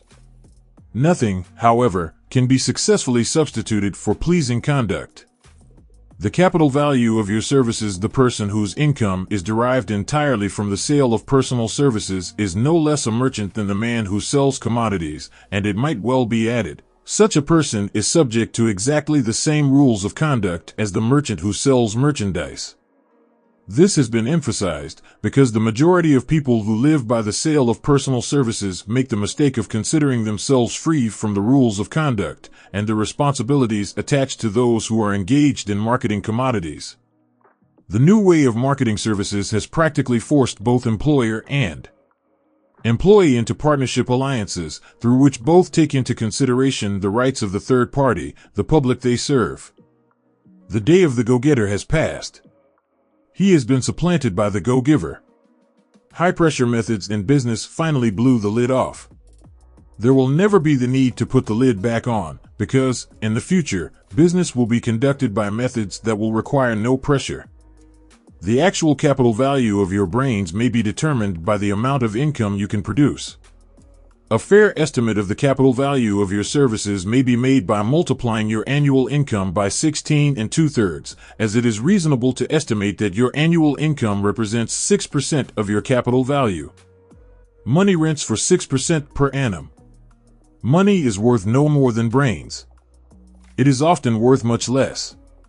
Competent brains, if effectively marketed, represent a much more desirable form of capital than that which is required to conduct a business dealing in commodities, because brains are a form of capital which cannot be permanently depreciated through depressions, nor can this form of capital be stolen or spent. Moreover, the money which is essential for the conduct of business is as worthless as a sand dune until it has been mixed with efficient brains. Till it has been mixed with efficient brains. Till it has been mixed with efficient brains. Till it has been mixed with efficient brains. Till it has been mixed with efficient brains. Till it is. The 30 major causes of failure. How many of these are holding you back? Life's greatest tragedy consists of men and women who earnestly try and fail. The tragedy lies in the overwhelmingly large majority of people who fail as compared to the few who succeed. I have had the privilege of analyzing several thousand men and women, 98% of whom were classed as failures. There is something radically wrong with a civilization and a system of education which permit 98% of the people to go through life as failures. But I did not write this book for the purpose of moralizing on the rights and wrongs of the world. That would require a book 100 times the size of this one. My analysis work proved that there are 30 major reasons for failure and 13 major principles through which people accumulate fortunes. In this chapter, a description of the 30 major causes of failure will be given. As you go over the list, check yourself by it, point by point, for the purpose of discovering how many of these causes of failure stand between you and success. 1. Unfavorable hereditary background. There is but little, if anything, which can be done for people who are born with a deficiency in brain power. This philosophy offers but one method of bridging this weakness through the aid of the mastermind. Observe with profit, however, that this is the only one of the 30 causes of failure which may not be easily corrected by any individual. 2. Lack of a well-defined purpose in life. There is no hope of success for the person who does not have a central purpose or definite goal at which to aim. 98 out of every 100 of those whom I have analyzed had no such aim. Perhaps this was the 3. Lack of ambition to aim above mediocrity. We offer no hope for the person who is so indifferent as not to want to get ahead in life and who is not willing to pay the price. 4. Insufficient education. This is a handicap which may be overcome with comparative ease. Experience has proven that the best educated people are often those who are known as self-made or self-educated. It takes more than a college degree to make one a person of education. Any person who is educated is one who has learned to get whatever he wants in life without violating the rights of others. Education consists not so much of knowledge, but of knowledge effectively and persistently applied. Men are paid not merely for what they know, but more particularly for what they do with that which they know. 5. Lack of self-discipline. Discipline comes through self-control. This means that one must control all negative qualities. Before you can control conditions, you must first control yourself. Self-mastery is the hardest job you will ever tackle. If you do not conquer self, you will be conquered by self. You may see at one and the same time both your best friend and your greatest enemy by stepping in front of a mirror. 6. Ill health. No person may enjoy outstanding success without good health. Many of the causes of ill health are subject to mastery and control. These, in the main, are A. Overeating of foods not conducive to health. B. Wrong habits of thought, giving expression to negatives. C. Wrong use of and overindulgence in sex. D. Lack of proper physical exercise. E. An inadequate supply of fresh air due to improper breathing. 7. Unfavorable environmental influences during childhood. As the twig is bent, so shall the tree grow. Most people who have criminal tendencies acquire them as the result of bad environment and improper associates during childhood. 8. Procrastination. This is one of the most common causes of failure. Old man procrastination stands within the shadow of every human being, waiting his opportunity to spoil one's chances of success. Most of us go through life as failures because we are waiting for this time to be right to start doing something worthwhile. Do not wait. The time will never be just right. Start where you stand and work with whatever tools you may have at your command, and better tools will be found as you go along. 9. Lack of persistence. Most of us are good starters but poor finishers of everything we begin. Moreover, people are prone to give up at the first signs of defeat. There is no substitute for persistence. The person who makes persistence his watchword discovers that old man failure finally becomes tired and makes his departure. Failure cannot cope with persistence. 10. Negative personality. There is no hope of success for the person who repels people through a negative personality. Success comes through the application of power, and power is attained through the cooperative efforts of other people. A negative personality will not induce cooperation. 11. Lack of controlled sexual urge.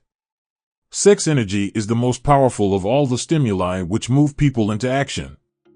Because it is the most powerful of the emotions, it must be controlled through transmutation and converted into other channels. 12. Uncontrolled desire for something for nothing. The gambling instinct drives millions of people to failure. Evidence of this may be found in a study of the Wall Street crash of '29, during which millions of people tried to make money by gambling on stock margins. 13. Lack of a well-defined power of decision. Men who succeed reach decisions promptly and change them, if at all, very slowly. Men who fail reach decisions, if at all, very slowly, and change them frequently and quickly. Indecision and procrastination are twin brothers. Where one is found, the other may usually be found also. Kill off this pair before they completely hogtie you to the treadmill of failure. 14. One or more of the 6 basic fears. These fears have been analyzed for you in a later chapter. They must be mastered before you can market your services effectively. 15. Wrong selection of a mate in marriage. This is a most common cause of failure. The relationship of marriage brings people intimately into contact. Unless this relationship is harmonious, failure is likely to follow. Moreover, it will be a form of failure that is marked by misery and unhappiness, destroying all signs of ambition. 16. Overcaution. The person who takes no chances generally has to take whatever is left when others are through choosing. Overcaution is as bad as undercaution. Both are extremes to be guarded against. Life itself is filled with the element of chance. 17. Wrong selection of associates in business. This is one of the most common causes of failure in business. In marketing personal services, one should use great care to select an employer who will be an inspiration and who is, himself, intelligent and successful. We emulate those with whom we associate most closely. Pick an employer who is worth emulating. 18. Superstition and prejudice. Superstition is a form of fear. It is also a sign of ignorance. Men who succeed keep open minds and are afraid of nothing. 19. Wrong selection of a vocation. No man can succeed in a line of endeavor which he does not like. The most essential step in the marketing of personal services is that of selecting an occupation into which you can throw yourself wholeheartedly. 20. Lack of concentration of effort. The jack of all trades seldom is good at any. Concentrate all of your efforts on one definite chief aim. 21. The habit of indiscriminate spending. The spendthrift cannot succeed, mainly because he stands eternally in fear of poverty. Form the habit of systematic saving by putting aside a definite percentage of your income. Money in the bank gives one a very safe foundation of courage when bargaining for the sale of personal services. Without money, one must take what one is offered and be glad to get it. 22. Lack of enthusiasm. Without enthusiasm, one cannot be convincing. Moreover, enthusiasm is contagious, and the person who has it under control is generally welcome in any group of people. 23. Intolerance. The person with a closed mind on any subject seldom gets ahead. Intolerance means that one has stopped acquiring knowledge. The most damaging forms of intolerance are those connected with religious, racial, and political differences of opinion. 24. Intemperance. The most damaging forms of intemperance are connected with eating, strong drink, and sexual activities. Overindulgence in any of these is fatal to success.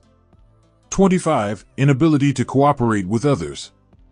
More people lose their positions and their big opportunities in life because of this fault than for all other reasons combined.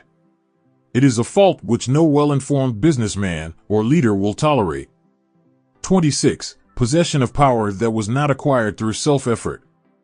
Power in the hands of one who did not acquire it gradually is often fatal to success. Quick riches are more dangerous than poverty. 27. Intentional dishonesty. There is no substitute for honesty. One may be temporarily dishonest by force of circumstances over which one has no control, without permanent damage. But there is no hope for the person who is dishonest by choice. Sooner or later, his deeds will catch up with him, and he will pay by loss of reputation, and perhaps even loss of liberty. 28. Egotism and vanity.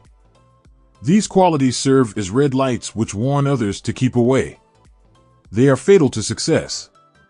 29. Guessing instead of thinking. Most people are too indifferent or lazy to acquire facts with which to think accurately.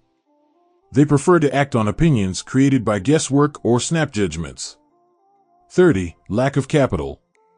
This is a common cause of failure among those who start out in business for the first time, without sufficient reserve of capital to absorb the shock of their mistakes and to carry them over until they have established a reputation. 31. Under this, name any particular cause of failure from which you have suffered that has not been included in the foregoing list. In these 30 major causes of failure is found a description of the tragedy of life, which obtains for practically every person who tries and fails. It will be helpful if you can induce someone who knows you well to go over this list with you and help to analyze you by the 30 causes of failure. It may be beneficial if you try this alone. Most people cannot see themselves as others see them. You may be one who cannot. The oldest of admonitions is, man, know thyself. If you market merchandise successfully, you must know the merchandise. The same is true in marketing personal services. You should know all of your weaknesses in order that you may either bridge them or eliminate them entirely. You should know your strength in order that you may call attention to it when selling your services. You can know yourself only through accurate analysis. The folly of ignorance in connection with self was displayed by a young man who applied to the manager of a well-known business for a position. He made a very good impression until the manager asked him what salary he expected. He replied that he had no fixed sum in mind. The manager then said, "We will pay you all you are worth, alter we try you out for a week." "I will not accept it," the applicant replied, "because I am getting more than that where I am now employed." Before you even start to negotiate for a readjustment of your salary in your present position, or to seek employment elsewhere, be sure that you are worth more than you now receive. It is one thing to want money, everyone wants more, but it is something entirely different to be worth more. Many people mistake their wants for their just dues. Your financial requirements or wants have nothing whatever to do with your worth. Your value is established entirely by your ability to render useful service or your capacity to induce others to render such service. Take inventory of yourself. 28 questions you should answer. Annual self-analysis is an essential in the effective marketing of personal services, as is annual inventory in merchandising. Moreover, the yearly analysis should disclose a decrease in faults and an increase in virtues. One goes ahead, stands still, or goes backward in life. One's object should be, of course, to go ahead. Annual self-analysis will disclose whether advancement has been made, and if so, how much. It will also disclose any backward steps one may have made. The effective marketing of personal services requires one to move forward even if the progress is slow. Your annual self-analysis should be made at the end of each year, so you can include in your New Year's resolutions any improvements which the analysis indicates should be made. Take this inventory by asking yourself the following questions, and by checking your answers with the aid of someone who will not permit you to deceive yourself as to their accuracy. Self-analysis questionnaire for personal inventory 1. Have I attained the goal which I established as my objective for this year? 2. Have I delivered service of the best possible quality of which I was capable, or could I have improved any part of this service? 3. Have I delivered service in the greatest possible quantity of which I was capable? 4. Has the spirit of my conduct been harmonious and cooperative at all times? 5. Have I permitted the habit of procrastination to decrease my efficiency, and if so, to what extent? 6. Have I improved my personality, and if so, in what ways? 7. Have I been persistent in following my plans through to completion? 8. Have I reached decisions promptly and definitely? 9. Have I permitted any one or more of the 6 basic fears to decrease my efficiency? 10. Have I been either overcautious or undercautious? 11. Has my relationship with my associates in work been pleasant or unpleasant? If it has been unpleasant, has the fault been partly or wholly mine? 12. Have I dissipated any of my energy through lack of concentration of effort? 13. Have I been open-minded and tolerant in connection with all subjects? 14. In what way have I improved my ability to render service? 15. Have I been intemperate in any of my habits? 16. Have I expressed, either openly or secretly, any form of egotism? 17. Has my conduct toward my associates been such that it has induced them to respect me? 18. Have my opinions and decisions been based upon guesswork or accuracy of analysis and thought? 19. Have I followed the habit of budgeting my time, my expenses, and my income, and have I been conservative in these budgets?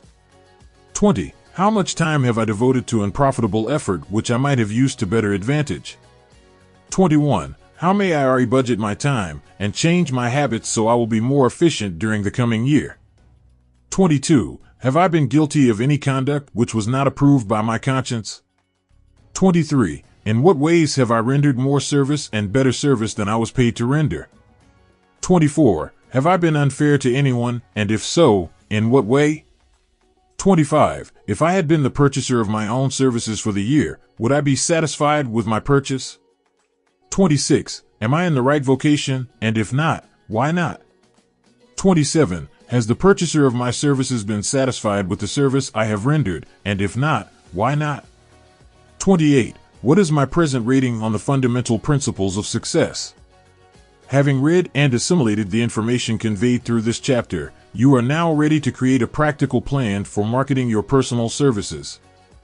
In this chapter will be found an adequate description of every principle essential in planning the sale of personal services, including the major attributes of leadership, the most common causes of failure in leadership, a description of the fields of opportunity for leadership, the main causes of failure in all walks of life, and the important questions which should be used in self-analysis. This extensive and detailed presentation of accurate information has been included because it will be needed by all who must begin the accumulation of riches by marketing personal services. Those who have lost their fortunes and those who are just beginning to earn money have nothing but personal services to offer in return for riches. Therefore, it is essential that they have available the practical information needed to market services to best advantage. The information contained in this chapter will be of great value to all who aspire to attain leadership in any calling. It will be particularly helpful to those aiming to market their services as business or industrial executives. Complete assimilation and understanding of the information here conveyed will be helpful in marketing one's own services, and it will also help one to become more analytical and capable of judging people. The information will be priceless to personnel directors, employment managers, and other executives charged with the selection of employees and the maintenance of efficient organizations. If you doubt this statement, test its soundness by answering in writing the 28 self-analysis questions. That might be both interesting and profitable, even though you do not doubt the soundness of the statement. Where and how one may find opportunities to accumulate riches. Now that we have analyzed the principles by which riches may be accumulated, we naturally ask, where may one find favorable opportunities to apply these principles? Very well, let us take inventory and see what the United States of America offer the person seeking riches, great or small. To begin with, let us remember, all of us, that we live in a country where every law-abiding citizen enjoys freedom of thought and freedom of deed unequaled anywhere in the world. Most of us have never taken inventory of the advantages of this freedom.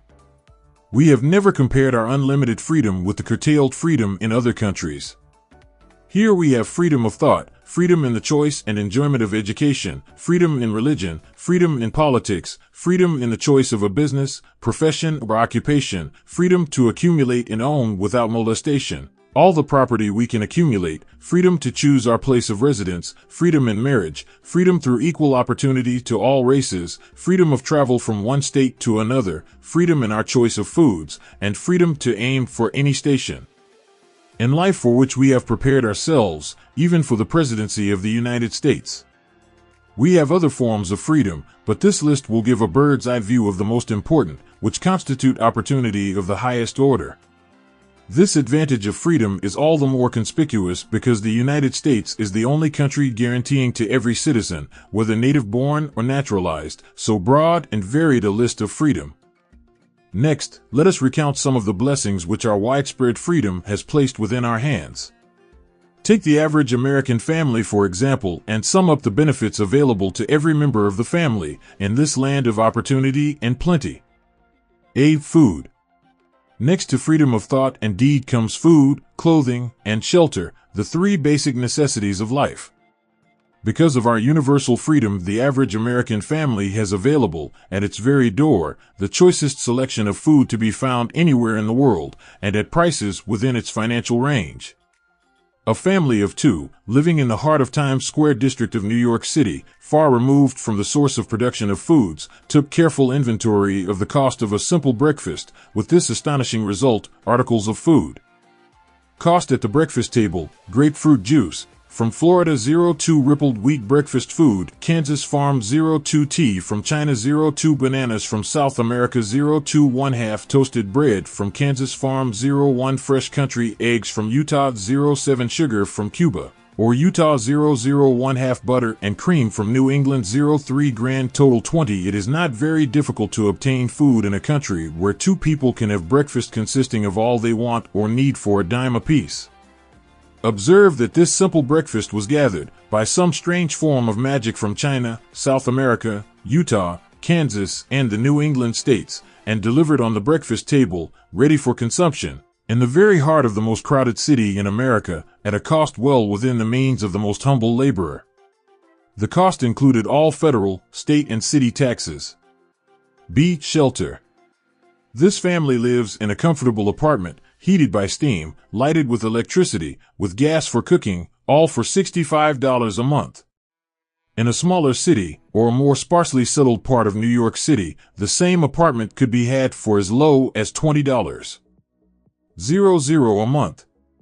The toast they had for breakfast in the food estimate was toasted on an electric toaster, which cost but a few dollars. The apartment is cleaned with a vacuum sweeper that is run by electricity. Hot and cold water is available, at all times, in the kitchen and the bathroom. The food is kept cool in a refrigerator that is run by electricity. The wife curls her hair, washes her clothes, and irons them with easily operated electrical equipment on power obtained by sticking a plug in the wall.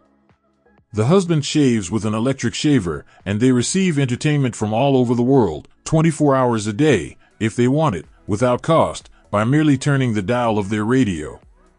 There are other conveniences in this apartment, but the foregoing list will give a fair idea of some of the concrete evidences of the freedom we, of America, enjoy. See clothing. Anywhere in the United States, the woman of average clothing requirements can dress very comfortably and neatly for less than $200. $00 a year, and the average man can dress for the same or less. Only the three basic necessities of food, clothing, and shelter have been mentioned.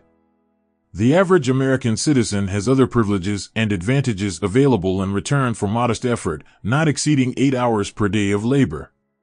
Among these is the privilege of automobile transportation, with which one can go and come at will, at very small cost. The average American has security of property rights not found in any other country in the world. He can place his surplus money in a bank with the assurance that his government will protect it and make good to him if the bank fails. If an American citizen wants to travel from one state to another, he needs no passport, no one's permission. He may go when he pleases and return at will. Moreover, he may travel by train, private automobile, bus, airplane, or ship as his pocketbook permits. In Germany, Russia, Italy, and most of the other European and Oriental countries, the people cannot travel with so much freedom and at so little cost. The miracle that has provided these blessings, we often hear politicians proclaiming the freedom of America when they solicit votes, but seldom do they take the time or devote sufficient effort to the analysis of the source or nature of this freedom. Having no axe to grind, no grudge to express, no ulterior motives to be carried out, I have the privilege of going into a frank analysis of that mysterious, abstract, greatly misunderstood something which gives to every citizen of America more blessings, more opportunities to accumulate wealth, more freedom of every nature than may be found in any other country. I have the right to analyze the source and nature of this unseen power, because I know, and have known for more than a quarter of a century, many of the men who organized that power, and many who are now responsible for its maintenance. The name of this mysterious benefactor of mankind is capital. Capital consists not alone of money, but more particularly of highly organized, intelligent groups of men who plan ways and means of using money efficiently for the good of the public and profitably to themselves. These groups consist of scientists, educators, chemists, inventors, business analysts, publicity men, transportation experts, accountants, lawyers, doctors, and both men and women who have highly specialized knowledge in all fields of industry and business. They pioneer, experiment, and blaze trails in new fields of endeavor. They support colleges, hospitals, public schools, build good roads, publish newspapers, pay most of the cost of government, and take care of the multitudinous detail essential to human progress. Stated briefly, the capitalists are the brains of civilization because they supply the entire fabric of which all education, enlightenment, and human progress consists. Money, without brains, always is dangerous. Properly used, it is the most important essential of civilization. The simple breakfast here described could not have been delivered to the New York family at a dime each, or at any other price, if organized capital had not provided the machinery, the ships, the railroads, and the huge armies of trained men to operate them. Some slight idea of the importance of organized capital may be had by trying to imagine yourself burdened with the responsibility of collecting, without the aid of capital, and delivering to the New York City family the simple breakfast described. To supply the tea, you would have to make a trip to China or India, both a very long way from America. Unless you are an excellent swimmer, you would become rather tired before making the round trip. Then, too, another problem would confront you. What would you use for money, even if you had the physical endurance to swim the ocean? To supply the sugar, you would have to take another long swim to Cuba, or a long walk to the sugar beet section of Utah. But even then, you might come back without the sugar, because organized effort and money are necessary to produce sugar, to say nothing of what is required to refine, transport, and deliver it to the breakfast table anywhere in the United States. The eggs you could deliver easily enough from the barnyards near New York City, but you would have a very long walk to Florida and return before you could serve the 2 glasses of grapefruit juice. You would have another long walk to Kansas or one of the other wheat-growing states when you went after the 4 slices of wheat bread. The rippled wheat biscuits would have to be omitted from the menu because they would not be available except through the labor of a trained organization of men and suitable machinery, all of which call for capital. While resting, you could take off for another little swim down to South America, where you would pick up a couple of bananas, and on your return, you could take a short walk to the nearest farm having a dairy and pick up some butter and cream. Then your New York City family would be ready to sit down and enjoy breakfast, and you could collect your 2 dimes for your labor. Seems absurd, doesn't it? Well, the procedure described would be the only possible way these simple items of food could be delivered to the heart of New York City if we had no capitalistic system. The sum of money required for the building and maintenance of the railroads and steamships used in the delivery of that simple breakfast is so huge that it staggers one's imagination. It runs into hundreds of millions of dollars, not to mention the armies of trained employees required to man the ships and trains. But transportation is only a part of the requirements of modern civilization in capitalistic America. Before there can be anything to haul, something must be grown from the ground or manufactured and prepared for market.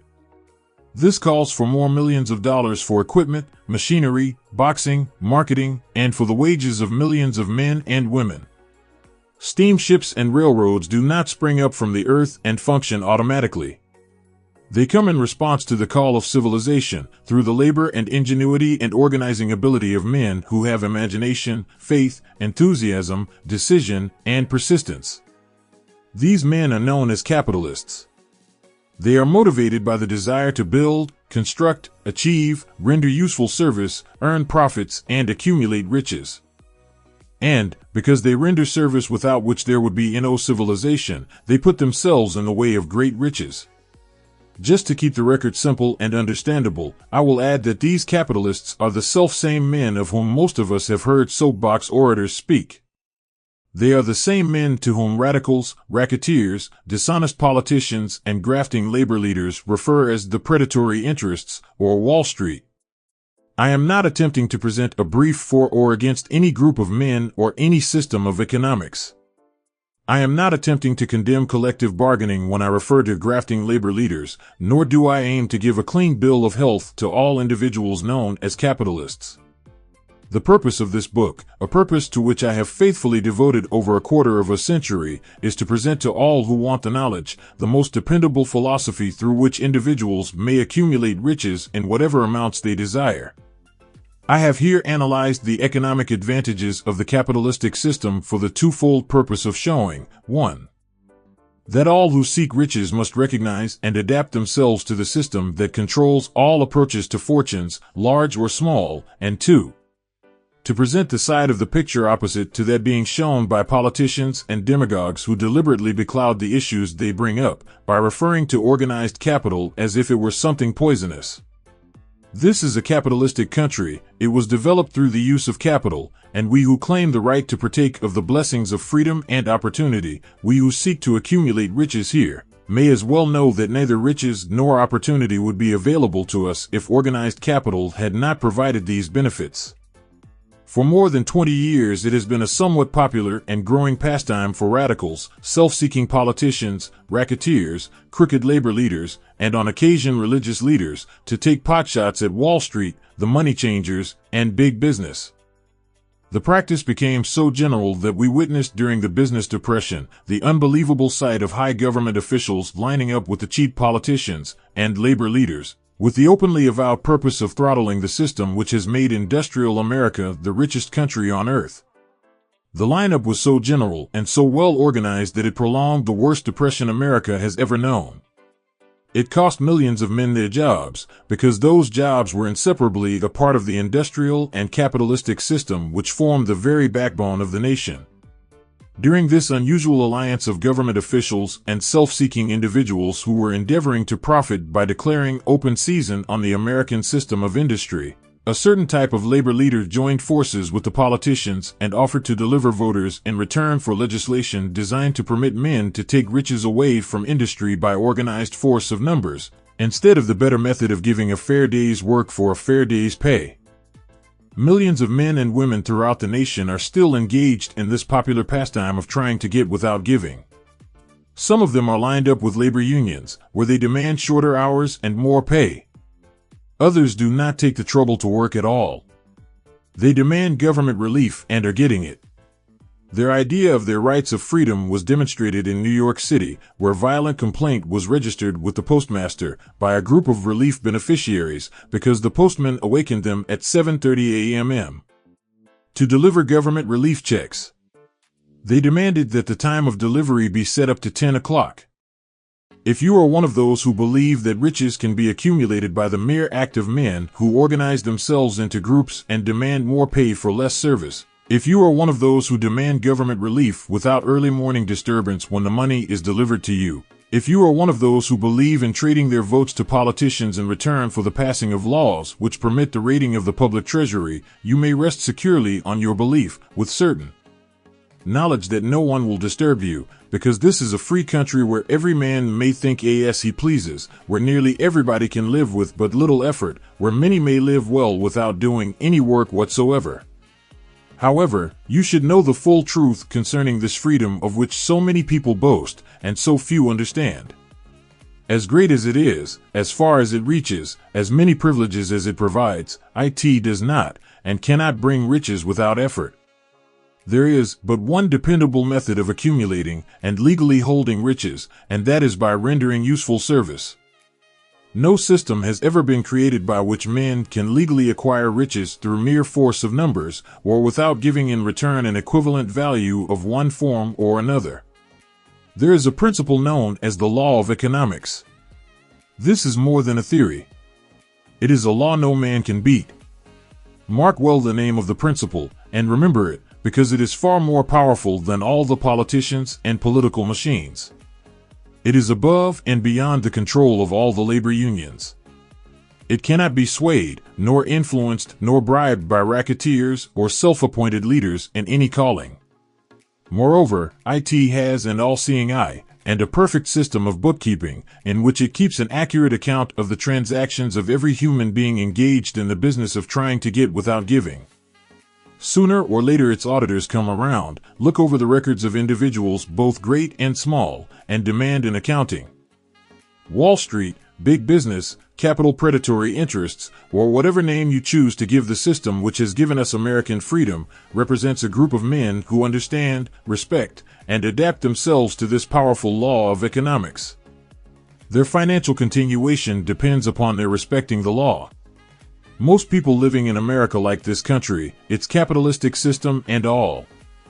I must confess I know of no better country, where one may find greater opportunities to accumulate riches. Judging by their acts and deeds, there are some in this country who do not like it. That, of course, is their privilege. If they do not like this country, its capitalistic system, its boundless opportunities, they have the privilege of clearing out. Always there are other countries, such as Germany, Russia, and Italy, where one may try one's hand at enjoying freedom and accumulating riches providing one is not too particular. America provides all the freedom and all the opportunity to accumulate riches that any honest person may require. When one goes hunting for game, one selects hunting grounds where game is plentiful. When seeking riches, the same rule would naturally obtain. If it is riches you are seeking, do not overlook the possibilities of a country whose citizens are so rich that women, alone, spend over $200 million annually for lipsticks, rouge, and cosmetics. Think twice, you who are seeking riches, before trying to destroy the capitalistic system of a country whose citizens spend over $50 million a year for greeting cards, with which to express their appreciation of their freedom. If it is money you are seeking, consider carefully a country that spends hundreds of millions of dollars annually for cigarettes, the bulk of the income from which goes to only 4 major companies engaged in supplying this national builder of nonchalance and quiet nerves. By all means, give plenty of consideration to a country whose people spend annually more than $15 million for the privilege of seeing moving pictures, and toss in a few additional millions for liquor, narcotics, and other less potent soft drinks and giggle waters. Do not be in too big a hurry to get away from a country whose people willingly, even eagerly, hand over millions of dollars annually for football, baseball, and prize fights. And, by all means, stick by a country whose inhabitants give up more than $1 million a year for chewing gum, and another $1 million for safety razor blades. Remember, also, that this is but the beginning of the available sources for the accumulation of wealth. Only a few of the luxuries and non-essentials have been mentioned. But, remember that the business of producing, transporting, and marketing these few items of merchandise gives regular employment to many millions of men and women who receive for their services many millions of dollars monthly, and spend it freely for both the luxuries and the necessities.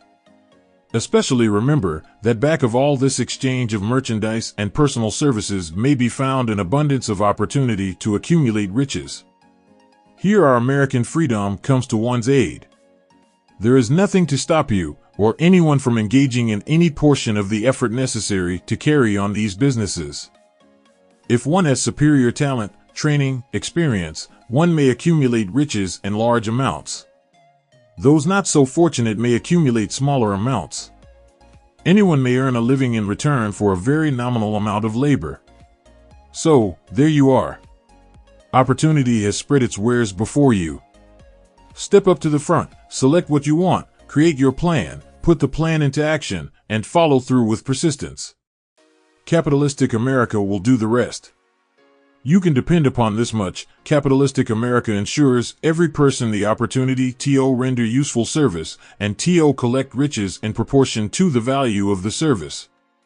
The system denies no one this right, but it does not and cannot promise something for nothing, because the system itself is irrevocably controlled by the law of economics, which neither recognizes nor tolerates for long getting without giving. The law of economics was passed by nature. There is no Supreme Court to which violators of this law may appeal. The law hands out both penalties for its violation and appropriate rewards for its observance, without interference or the possibility of interference by any human being. The law cannot be repealed. It is as fixed as the stars in the heavens, and subject to, and a part of the same system that controls the stars. May one refuse to adapt oneself to the law of economics? Certainly. This is a free country, where all men are born with equal rights, including the privilege of ignoring the law of economics. What happens then? Well, nothing happens until large numbers of men join forces for the avowed purpose of ignoring the law and taking what they want by force. Then comes the dictator, with well-organized firing squads and machine guns. We have not yet reached that stage in America. But we have heard all we want to know about how the system works. Perhaps we shall one be fortunate enough not to demand personal knowledge of so gruesome a reality. Doubtless we shall prefer to continue with our freedom of speech, freedom of deed, and freedom to render useful service in return for riches. The practice, by government officials, of extending to men and women the privilege of raiding the public treasury in return for votes, sometimes results in election, but as night follows day, the final payoff comes, when every penny wrongfully used must be repaid with compound interest on compound interest. If those who make the grab are not forced to repay, the burden falls on their children and their children's children, even unto the third and fourth generations. There is no way to avoid the debt. Men can, and sometimes do, form themselves into groups for the purpose of crowding wages up and working hours down. There is a point beyond which they cannot go. It is the point at which the law of economics steps in, and the sheriff gets both the employer and the employees. For 6 years, from 1929 to 1935, the people of America, both rich and poor, barely missed seeing the old man economics hand over to the sheriff all the businesses and industries and banks. It was not a pretty sight. It did not increase our respect for mob psychology, through which men cast reason to the winds and start trying to get without giving. We who went through those 6 discouraging years, when fear was in the saddle and faith was on the ground, cannot forget how ruthlessly the law of economics exacted its toll from both rich and poor, weak and strong, old and young. We shall not wish to go through another such experience. These observations are not founded upon short-time experience. They are the result of 25 years of careful analysis of the methods of both the most successful and the most unsuccessful men America has known. Unsuccessful men America has known. Unsuccessful men America has known. Unsuccessful men America has known. Unsuccessful men America has known. Chapter 8 Decision: The Mastery of Procrastination. The 7th step toward riches. Accurate analysis of over 25,000 men and women who had experienced failure disclosed the fact that lack of decision was near the head of the list of the 30 major causes of failure. This is no mere statement of a theory, it is a fact. Procrastination, the opposite of decision, is a common enemy which practically every man must conquer. You will have an opportunity to test your capacity to reach quick and definite decisions when you finish reading this book and are ready to begin putting into action the principles which it describes. Analysis of several hundred people who had accumulated fortunes well beyond the $1 million mark disclosed the fact that every one of them had the habit of reaching decisions promptly and of changing these decisions slowly if and when they were changed. People who fail to accumulate money, without exception, have the habit of reaching decisions, if at all, very slowly, and of changing these decisions quickly and often. One of Henry Ford's most outstanding qualities is his habit of reaching decisions quickly and definitely, and changing them slowly. This quality is so pronounced in Mr. Ford that it has given him the reputation of being obstinate. It was this quality which prompted Mr. Ford to continue to manufacture his famous Model T when all of his advisors and many of the purchasers of the car were urging him to change it. Perhaps Mr. Ford delayed too long in making the change, but the other side of the story is that Mr. Ford's firmness of decision yielded a huge fortune before the change in model became necessary. There is but little doubt that Mr. Ford's habit of definiteness of decision assumes the proportion of obstinacy, but this quality is preferable to slowness in reaching decisions and quickness in changing them. The majority of people who fail to accumulate money sufficient for their needs are, generally, easily influenced by the opinions of others. They permit the newspapers and the gossiping neighbors to do their thinking for them. Opinions are the cheapest commodities on earth. Everyone has a flock of opinions ready to be wished upon anyone who will accept them. If you are influenced by opinions when you reach decisions, you will not succeed in any undertaking, much less in that of transmuting your own desire into money. If you are influenced by the opinions of others, you will have no desire of your own. Keep your own counsel when you begin to put into practice the principles described here, by reaching your own decisions and following them. Take no one into your confidence, except the members of your mastermind group, and be very sure in your selection of this group that you choose only those who will be in complete sympathy and harmony with your purpose. Close friends and relatives, while not meaning to do so, often handicap one through opinions and sometimes through ridicule, which is meant to be humorous. Thousands of men and women carry inferiority complexes with them all through life, because some well-meaning, but ignorant person destroyed their confidence through opinions or ridicule.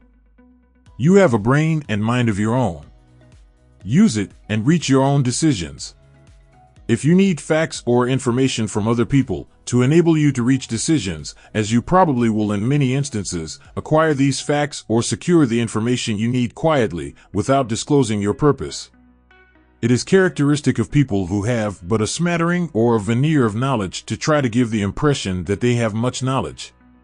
Such people generally do too much talking and too little listening. Keep your eyes and ears wide open and your mouth closed if you wish to acquire the habit of prompt decision. Those who talk too much do little else. If you talk more than you listen, you not only deprive yourself of many opportunities to accumulate useful knowledge, but you also disclose your plans and purposes to people who will take great delight in defeating you because they envy you.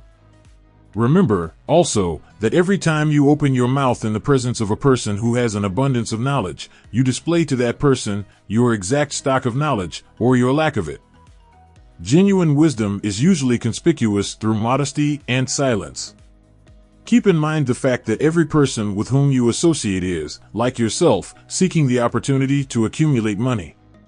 If you talk about your plans too freely, you may be surprised when you learn that some other person has beaten you to your goal by putting into action ahead of you the plans of which you talked unwisely.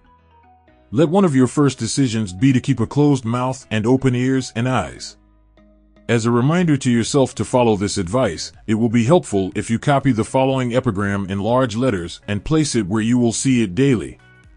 Tell the world what you intend to do, but first show it. This is the equivalent of saying that deeds, and not words, are what count most. Freedom or death on a decision. The value of decisions depends upon the courage required to render them. The great decisions, which served as the foundation of civilization, were reached by assuming great risks, which often meant the possibility of death.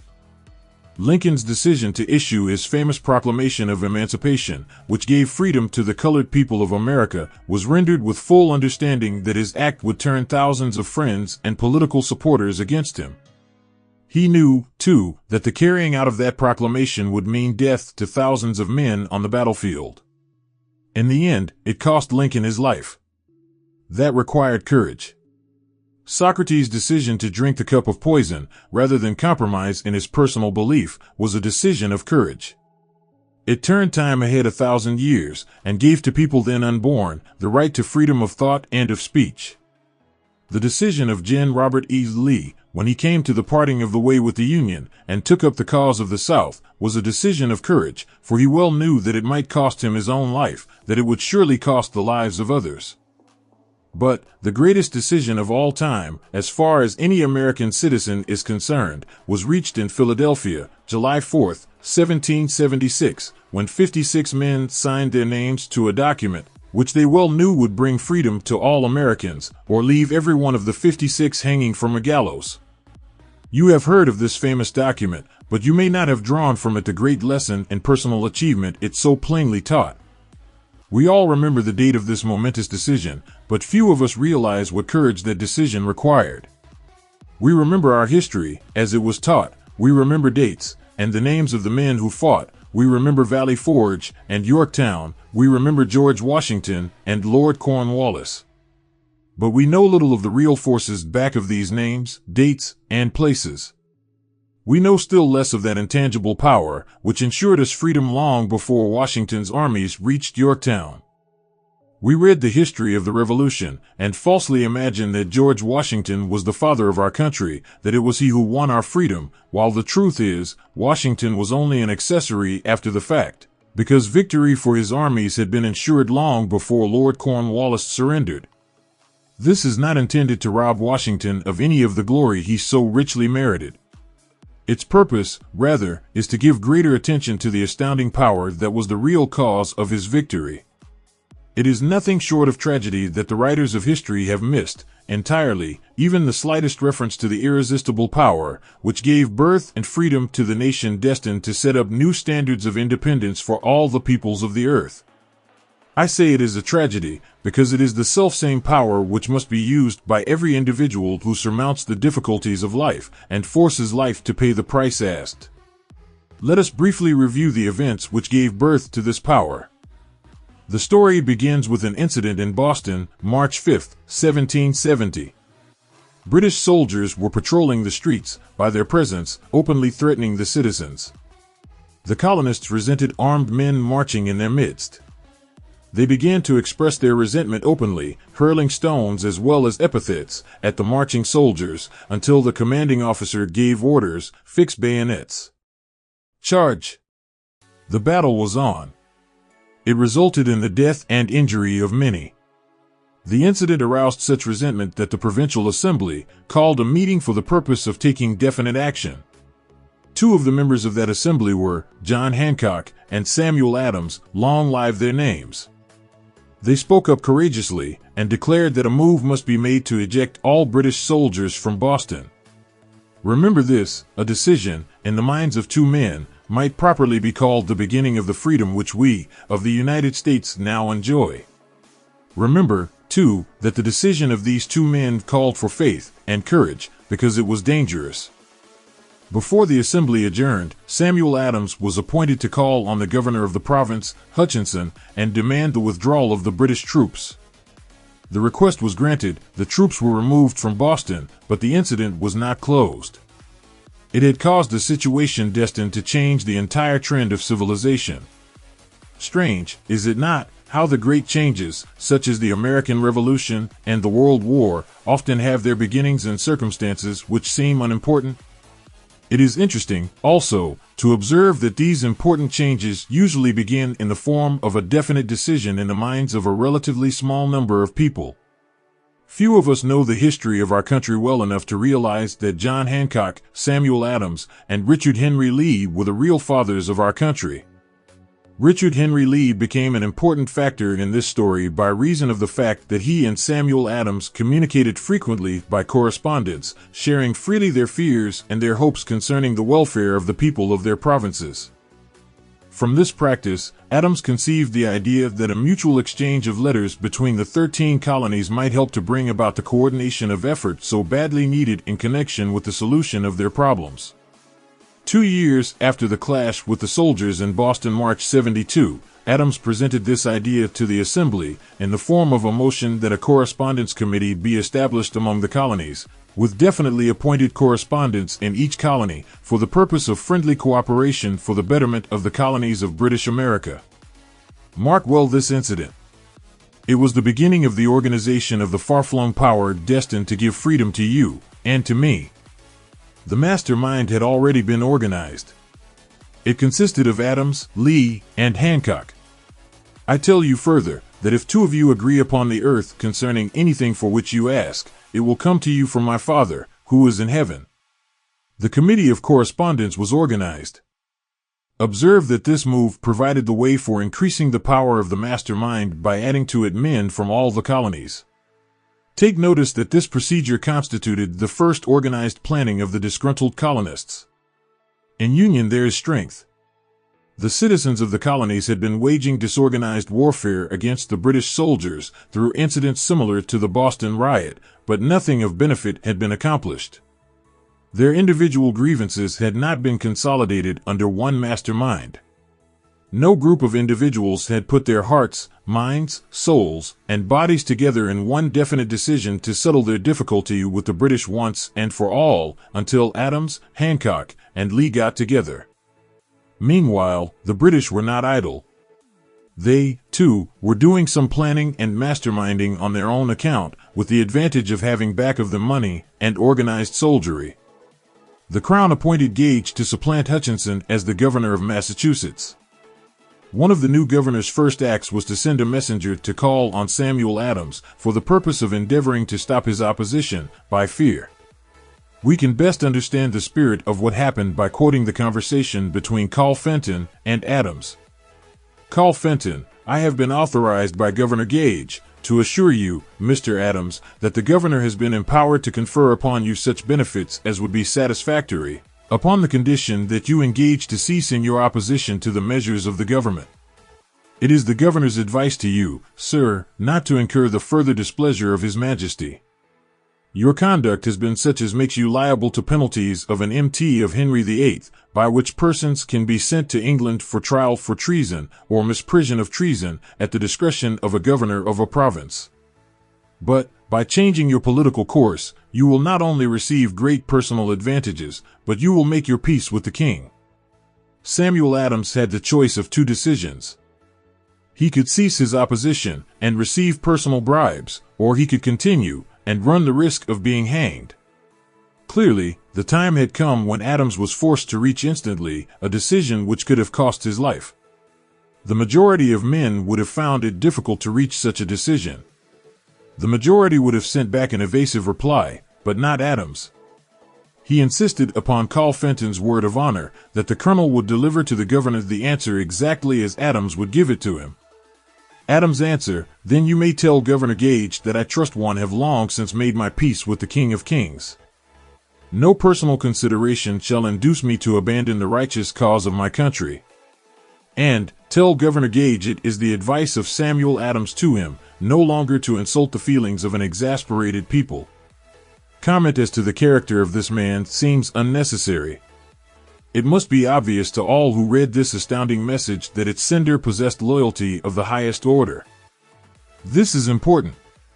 When Governor Gage received Adams' caustic reply, he flew into a rage and issued a proclamation which read, "I do, hereby, in His Majesty's name, offer and promise His most gracious pardon to all persons who shall forthwith lay down their arms, and return to the duties of peaceable subjects, excepting only from the benefit of such pardon Samuel Adams and John Hancock, whose offenses are of too flagitious a nature to admit of any other consideration but that of condign punishment." As one might say, in modern slang, Adams and Hancock were on the spot. The threat of the irate governor forced the two men to reach another decision, equally as dangerous. They hurriedly called a secret meeting of their staunchest followers. After the meeting had been called to order, Adams locked the door, placed the key in his pocket, and informed all present that it was imperative that a Congress of the colonists be organized, and that no man should leave the room until the decision for such a Congress had been reached. Great excitement followed. Some weighed the possible consequences of such radicalism. Some expressed grave doubt as to the wisdom of so definite a decision in defiance of the Crown. Locked in that room were two men immune to fear, blind to the possibility of failure. Hancock and Adams. Through the influence of their minds, the others were induced to agree that, through the Correspondence Committee, arrangements should be made for a meeting of the First Continental Congress, to be held in Philadelphia, September 5, 1774. Remember this date. It is more important than July 4, 1776. If there had been no decision to hold a Continental Congress, there could have been no signing of the Declaration of Independence. Before the first meeting of the new Congress, another leader, in a different section of the country, was deep in the throes of publishing a summary view of the rights of British America. He was Thomas Jefferson, of the province of Virginia, whose relationship to Lord Dunmore, representative of the Crown in Virginia, was as strained as that of Hancock and Adams with their governor. Shortly after his famous Summary of Rights was published, Jefferson was informed that he was subject to prosecution for high treason against His Majesty's government. Inspired by the threat, one of Jefferson's colleagues, Patrick Henry, boldly spoke his mind, concluding his remarks with a sentence which shall remain forever a classic: "If this be treason, then make the most of it." It was such men as these who, without power, without authority, without military strength, without money, sat in solemn consideration of the destiny of the colonies, beginning at the opening of the First Continental Congress, and continuing at intervals for 2 years, until on June 7, 1776, Richard Henry Lee arose, addressed the chair, and to the startled assembly made this motion: "Gentlemen, I make the motion that these united colonies are, and of right ought to be free and independent states. That they be absolved from all allegiance to the British Crown, and that all political connection between them and the state of Great Britain is, and ought to be totally dissolved." Lee's astounding motion was discussed fervently, and at such length that he began to lose patience. Finally, after days of argument, he again took the floor and declared, in a clear, firm voice, "Mr. President, we have discussed this issue for days. It is the only course for us to follow. Why, then, sir, do we longer delay? Why still deliberate? Let this happy day give birth to an American Republic. Let her arise, not to devastate and to conquer, but to reestablish the reign of peace and of law. The eyes of Europe are fixed upon us. She demands of us a living example of freedom that may exhibit a contrast, in the felicity of the citizen, to the ever-increasing tyranny." Before his motion was finally voted upon, Lee was called back to Virginia, because of serious family illness, but before leaving, he placed his cause in the hands of his friend, Thomas Jefferson, who promised to fight until favorable action was taken. Shortly thereafter, the President of the Congress appointed Jefferson as chairman of a committee to draw up a Declaration of Independence.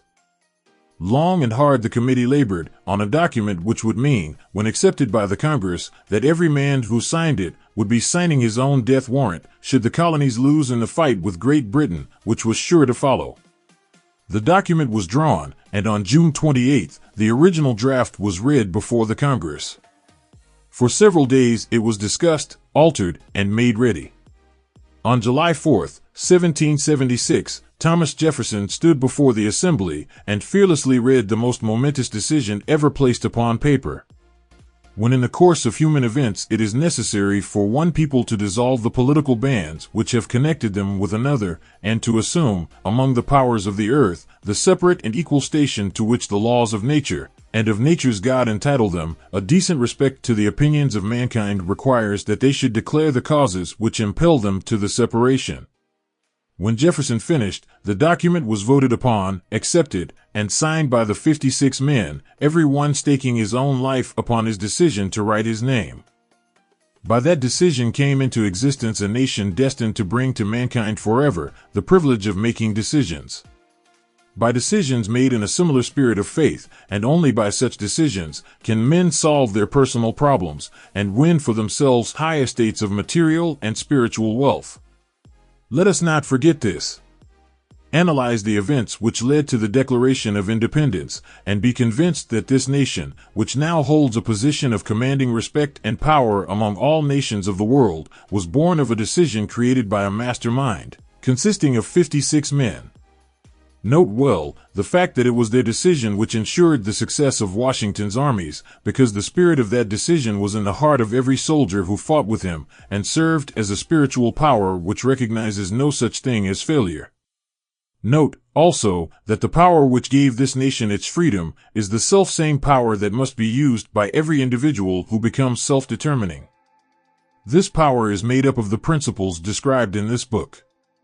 It will not be difficult to detect, in the story of the Declaration of Independence, at least 6 of these principles: desire, decision, faith, persistence, the mastermind, and organized planning. Throughout this philosophy will be found the suggestion that thought, backed by strong desire, has a tendency to transmute itself into its physical equivalent. Before passing on, I wish to leave with you the suggestion that one may find in this story, and in the story of the organization of the United States Steel Corporation, a perfect description of the method by which thought makes this astounding transformation. In your search for the secret of the method, do not look for a miracle, because you will not find it. You will find only the eternal laws of nature. These laws are available to every person who has the faith and the courage to use them. They may be used to bring freedom to a nation, or to accumulate riches. There is no charge save the time necessary to understand and appropriate them. Those who reach decisions promptly and definitely know what they want and generally get it. The leaders in every walk of life decide quickly and firmly. That is the major reason why they are leaders. The world has the habit of making room for the man whose words and actions show that he knows where he is going. Indecision is a habit which usually begins in youth. The habit takes on permanency as the youth goes through graded school, high school, and even through college, without definiteness of purpose. The major weakness of all educational systems is that they neither teach nor encourage the habit of definite decision. It would be beneficial if no college would permit the enrollment of any student unless and until the student declared his major purpose in matriculating. It would be of still greater benefit if every student who enters the graded schools were compelled to accept training in the habit of decision and forced to pass a satisfactory examination on this subject before being permitted to advance in the grades. The habit of indecision acquired because of the deficiencies of our school systems goes with the student into the occupation he chooses. If, in fact, he chooses his occupation. Generally, the youth just out of school seeks any job that can be found. He takes the first place he finds, because he has fallen into the habit of indecision. 98 out of every 100 people working for wages today are in the positions they hold because they lack the definiteness of decision to plan a definite position and the knowledge of how to choose an employer. Definiteness of decision always requires courage, sometimes very great courage. The 56 men who signed the Declaration of Independence staked their lives on the decision to affix their signatures to that document. The person who reaches a definite decision to procure the particular job and make life pay the price he asks does not stake his life on that decision, he stakes his economic freedom. Financial independence, riches, desirable business, and professional positions are not within reach of the person who neglects or refuses to expect, plan, and demand these things. The person who desires riches in the same spirit that Samuel Adams desired freedom for the colonies is sure to accumulate wealth. In the chapter on organized planning, you will find complete instructions for marketing every type of personal services. You will find also detailed information on how to choose the employer you prefer and the particular job you desire. These instructions will be of no value to you unless you definitely decide to organize them into a plan of action. To organize them into a plan of action. To organize them into a plan of action. To organize them in Chapter 9 Persistence, the sustained effort necessary to induce faith. The eighth step toward riches. Persistence is an essential factor in the procedure of transmuting desire into its monetary equivalent. The basis of persistence is the power of will. Willpower and desire, when properly combined, make an irresistible pair. Men who accumulate great fortunes are generally known as cold-blooded and sometimes ruthless. Often they are misunderstood. What they have is willpower, which they mix with persistence and place back of their desires to ensure the attainment of their objectives. Henry Ford has been generally misunderstood to be ruthless and cold-blooded. This misconception grew out of Ford's habit of following through in all of his plans with persistence. The majority of people are ready to throw their aims and purposes overboard and give up at the first sign of opposition or misfortune. A few carry on despite all opposition until they attain their goal. These few are the Fords, Carnegies, Rockefellers, and Edisons. There may be no heroic connotation to the word persistence, but the quality is to the character of man what carbon is to steel. The building of a fortune, generally, involves the application of the entire 13 factors of this philosophy. These principles must be understood. They must be applied with persistence by all who accumulate money.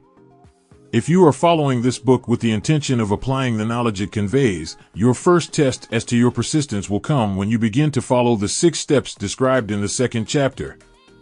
Unless you are one of the 2 out of every 100 who already have a definite goal at which you are aiming, and a definite plan for its attainment, you may read the instructions, and then pass on with your daily routine, and never comply with those instructions. The author is checking you up at this point, because lack of persistence is one of the major causes of failure. Moreover, experience with thousands of people has proved that lack of persistence is a weakness common to the majority of men. It is a weakness which may be overcome by effort. The ease with which lack of persistence may be conquered will depend entirely upon the intensity of one's desire. The starting point of all achievement is desire. Keep this constantly in mind. Weak desires bring weak results, just as a small amount of fire makes a small amount of heat. If you find yourself lacking in persistence, this weakness may be remedied by building a stronger fire under your desires.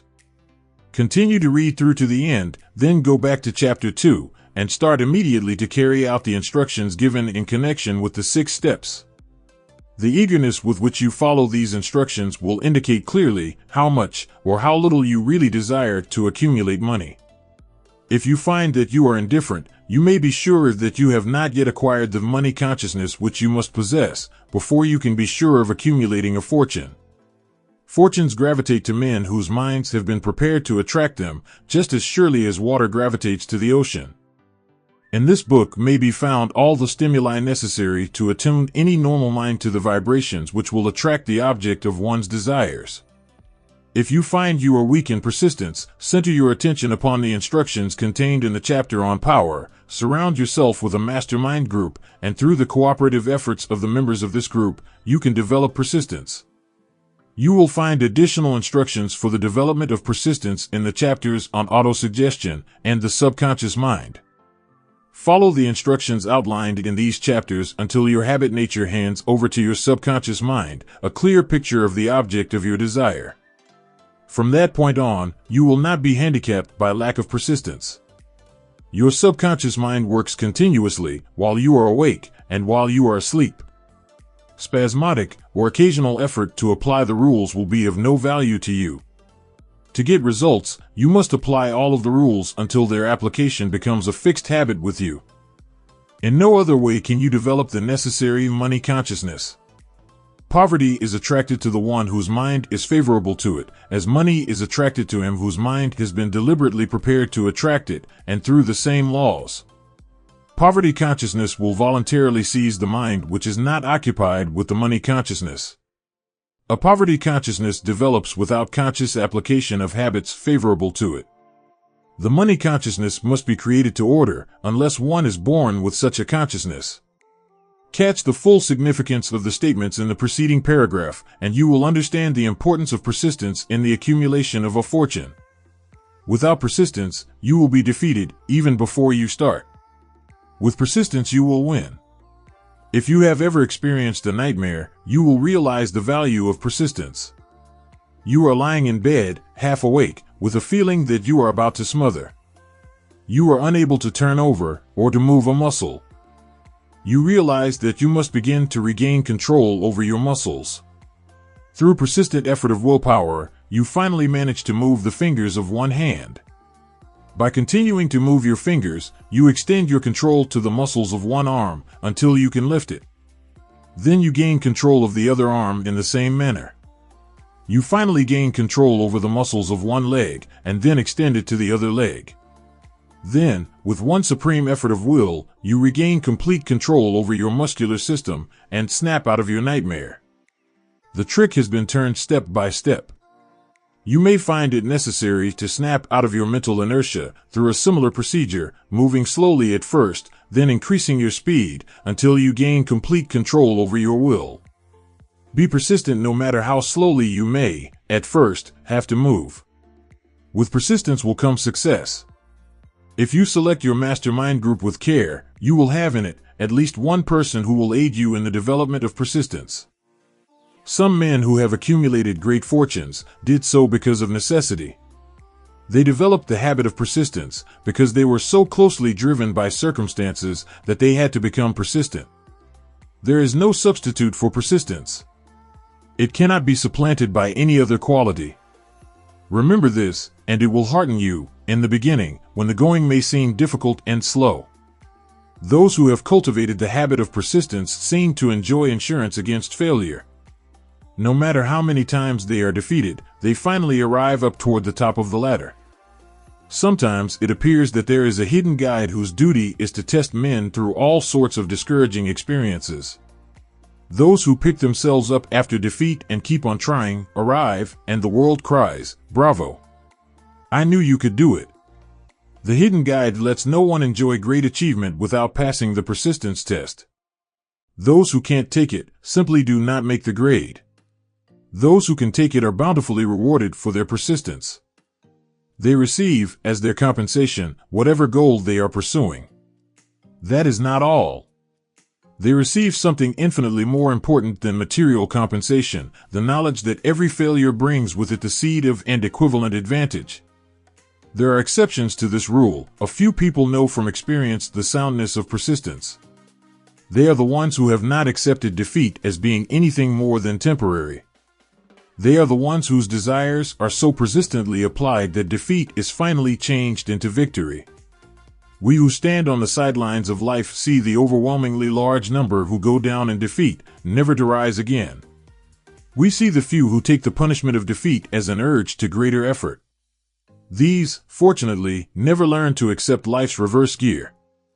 But what we do not see, what most of us never suspect of existing, is the silent but irresistible power which comes to the rescue of those who fight on in the face of discouragement.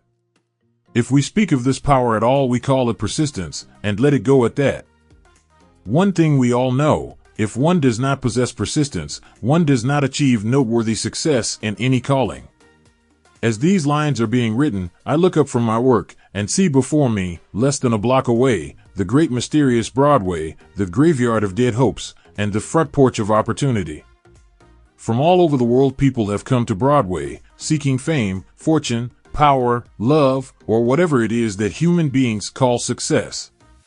Once in a great while someone steps out from the long procession of seekers, and the world hears that another person has mastered Broadway. But Broadway is not easily nor quickly conquered. She acknowledges talent, recognizes genius, pays off in money, only after one has refused to quit. Then we know he has discovered the secret of how to conquer Broadway. The secret is always inseparably attached to one word: persistence. The secret is told in the struggle of Fannie Hurst, whose persistence conquered the Great White Way. She came to New York in 1915 to convert writing into riches. The conversion did not come quickly, but it came. For 4 years, Miss Hurst learned about the sidewalks of New York from first-hand experience. She spent her days laboring and her nights hoping. When hope grew dim, she did not say, "All right, Broadway, you win." She said, "Very well, Broadway, you may whip some, but not me. I'm going to force you to give up." One publisher sent her 36 rejection slips before she broke the ice and got a story across. The average writer, like the average in other walks of life, would have given up the job when the first rejection slip came. She pounded the pavements for 4 years to the tune of the publisher's N.O. because she was determined to win. Then came the payoff. The spell had been broken, the unseen guide had tested Fannie Hurst, and she could take it. From that time on, publishers made a beaten path to her door. Money came so fast she hardly had time to count it. Then the moving picture men discovered her, and money came not in small change, but in floods. The moving picture rights to her latest novel, Great Laughter, brought $100,000, said to be the highest price ever paid for a story before publication. Her royalties from the sale of the book probably will run much more. Briefly, you have a description of what persistence is capable of achieving. Fannie Hurst is no exception. Wherever men and women accumulate great riches, you may be sure they first acquired persistence. Broadway will give any beggar a cup of coffee and a sandwich, but it demands persistence of those who go after the big stakes. Kate Smith will say amen when she reads this. For years she sang, without money and without price, before any microphone she could reach. Broadway said to her, "Come and get it, if you can take it." She did take it until one happy day Broadway got tired and said, "What's the use? You don't know when you're whipped, so name your price, and go to work in earnest." Miss Smith named her price. It was plenty. Away up in figures so high that 1 week's salary is far more than most people make in a whole year.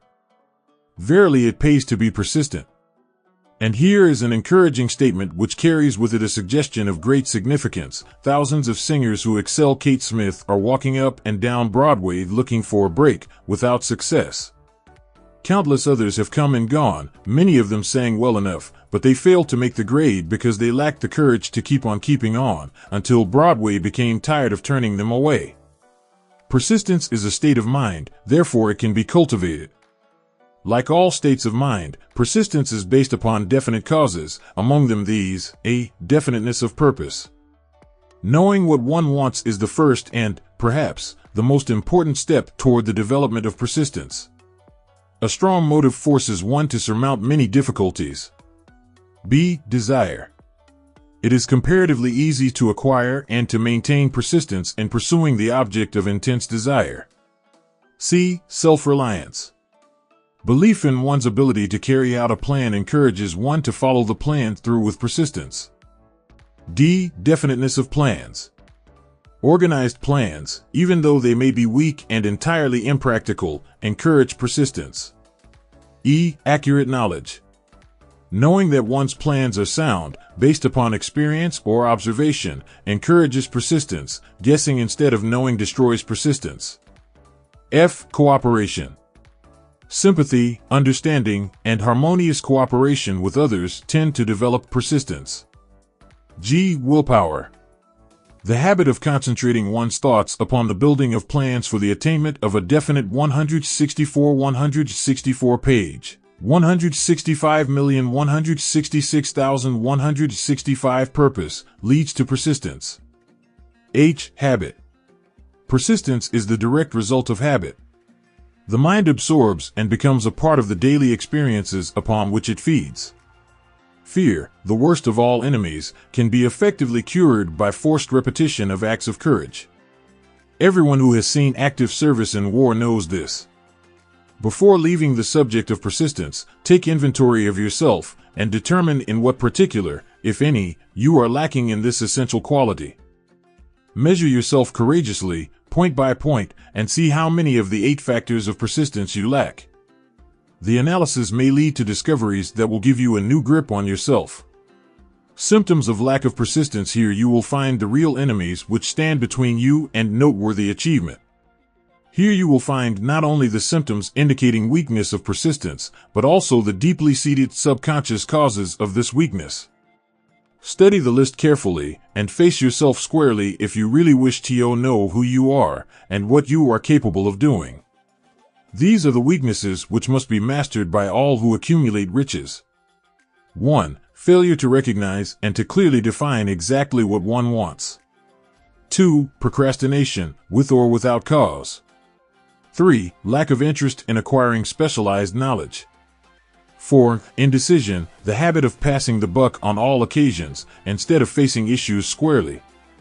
5. The habit of relying upon alibis instead of creating definite plans for the solution of problems. 6. Self-satisfaction. There is but little remedy for this affliction, and no hope for those who suffer from it. 7. Indifference, usually reflected in one's readiness to compromise on all occasions, rather than meet opposition and fight it.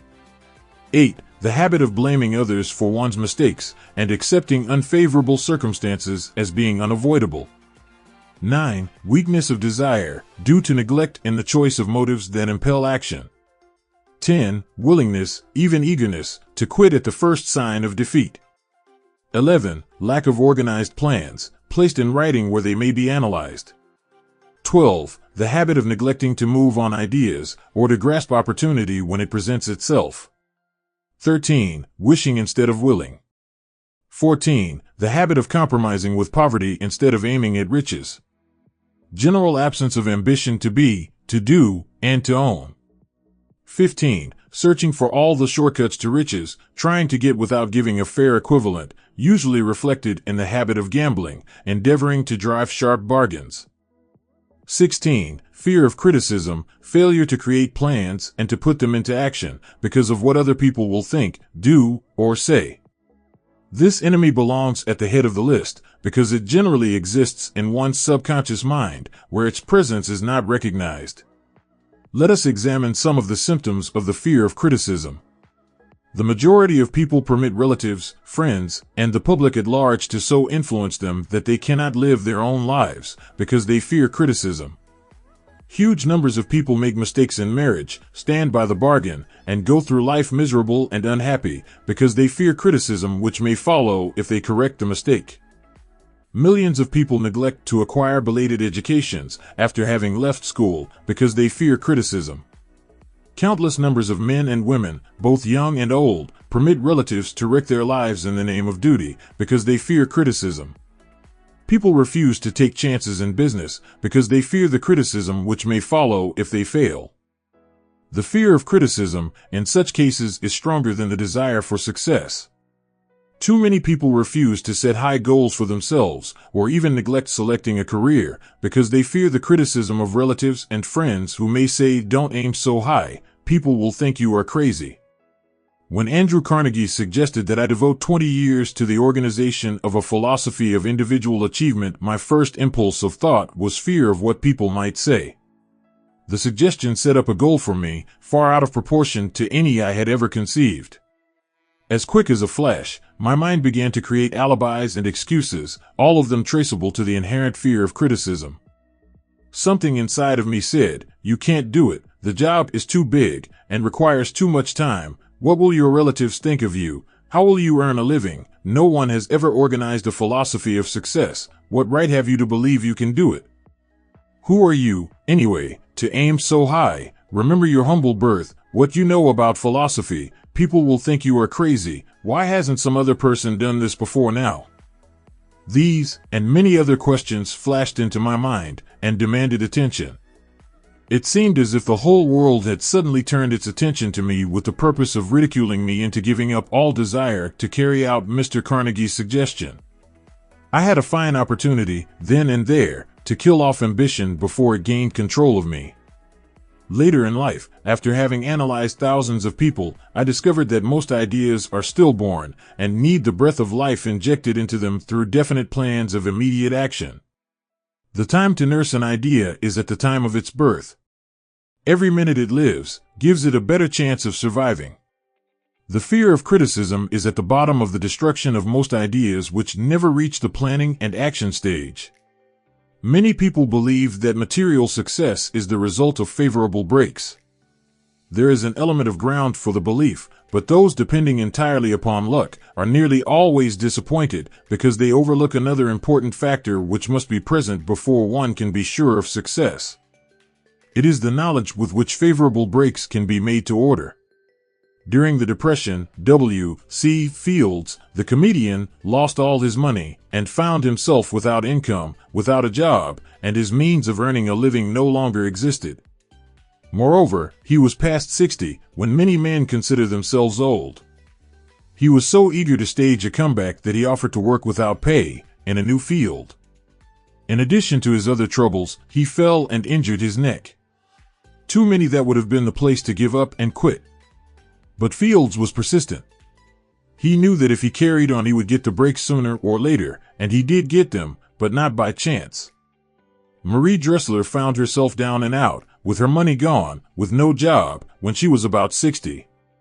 She, too, went after the breaks, and got them.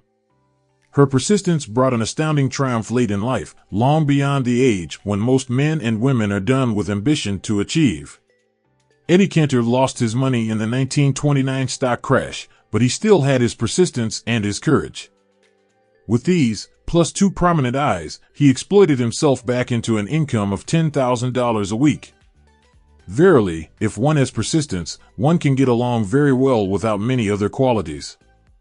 The only break anyone can afford to rely upon is a self-made break. These come through the application of persistence. The starting point is definiteness of purpose. Examine the first 100 people you meet, ask them what they want most in life, and 98 of them will not be able to tell you.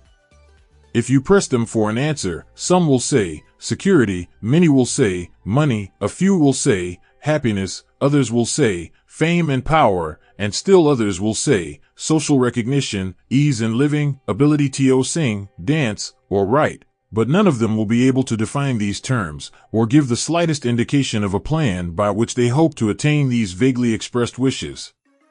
Riches do not respond to wishes. They respond only to definite plans, backed by definite desires, through constant persistence. How to develop persistence? There are 4 simple steps which lead to the habit of persistence. They call for no great amount of intelligence, no particular amount of education, and but little time or effort. The necessary steps are: 1. A definite purpose backed by burning desire for its fulfillment. 2. A definite plan, expressed in continuous action. 3. A mind closed tightly against all negative and discouraging influences, including negative suggestions of relatives, friends, and acquaintances. 4. A friendly alliance with one or more persons who will encourage one to follow through with both plan and purpose. These 4 steps are essential for success in all walks of life. The entire purpose of the 13 principles of this philosophy is to enable one to take these 4 steps as a matter of habit. These are the steps by which one may control one's economic destiny. They are the steps that lead to freedom and independence of thought. They are the steps that lead to riches, in small or great quantities. They lead the way to power, fame, and worldly recognition. They are the 4 steps which guarantee favorable breaks. They are the steps that convert dreams into physical realities. They lead, also, to the mastery of fear, discouragement, indifference. There is a magnificent reward for all who learn to take these 4 steps. It is the privilege of writing one's own ticket and of making life yield whatever price is asked. I have no way of knowing the facts, but I venture to conjecture that Mrs. Wallace Simpson's great love for a man was not accidental, nor the result of favorable breaks alone. There was a burning desire and careful searching at every step of the way. Her first duty was to love. What is the greatest thing on earth? The master called it love, not man-made rules, criticism, bitterness, slander, or political marriages, but love. She knew what she wanted, not after she met the Prince of Wales, but long before that. Twice when she had failed to find it, she had the courage to continue her search. To thine own self be true, and it must follow, as the night the day, thou canst not then be false to any man. Her rise from obscurity was of the slow, progressive, persistent order, but it was sure. She triumphed over unbelievably long odds, and, no matter who you are, or what you may think of Wallace Simpson, or the king who gave up his crown for her love, she is an astounding example of applied persistence, an instructor on the rules of self-determination, from whom the entire world might profitably take lessons. When you think of Wallace Simpson, think of one who knew what she wanted, and shook the greatest empire on earth to get it. Women who complain that this is a man's world, that women do not have an equal chance to win, owe it to themselves to study carefully the life of this unusual woman, who, at an age which most women consider old, captured the affections of the most desirable bachelor in the entire world. And what of King Edward? What lesson may we learn from his part in the world's greatest drama of recent times? Did he pay too high a price for the affections of the woman of his choice? Surely no one but he can give the correct answer. The rest of us can only conjecture. This much we know: the king came into the world without his own consent. He was born to great riches, without requesting them. He was persistently sought in marriage. Politicians and statesmen throughout Europe tossed dowagers and princesses at his feet. Because he was the firstborn of his parents, he inherited a crown, which he did not seek, and perhaps did not desire. For more than 40 years he was not a free agent, could not live his life in his own way, had but little privacy, and finally assumed duties inflicted upon him when he ascended the throne. Some will say, with all these blessings, King Edward should have found peace of mind, contentment, and joy of living. The truth is that back of all the privileges of a crown, all the money, the fame, and the power inherited by King Edward, there was an emptiness which could be filled only by love. His greatest desire was for love. Long before he met Wallace Simpson, he doubtless felt this great universal emotion tugging at the strings of his heart, beating upon the door of his soul, and crying out for expression. And when he met a kindred spirit, crying out for this same holy privilege of expression, he recognized it, and without fear or apology, opened his heart and bade it enter. All the scandalmongers in the world cannot destroy the beauty of this international drama, through which two people found love, and had the courage to face open criticism, renounce all else to give it holy expression.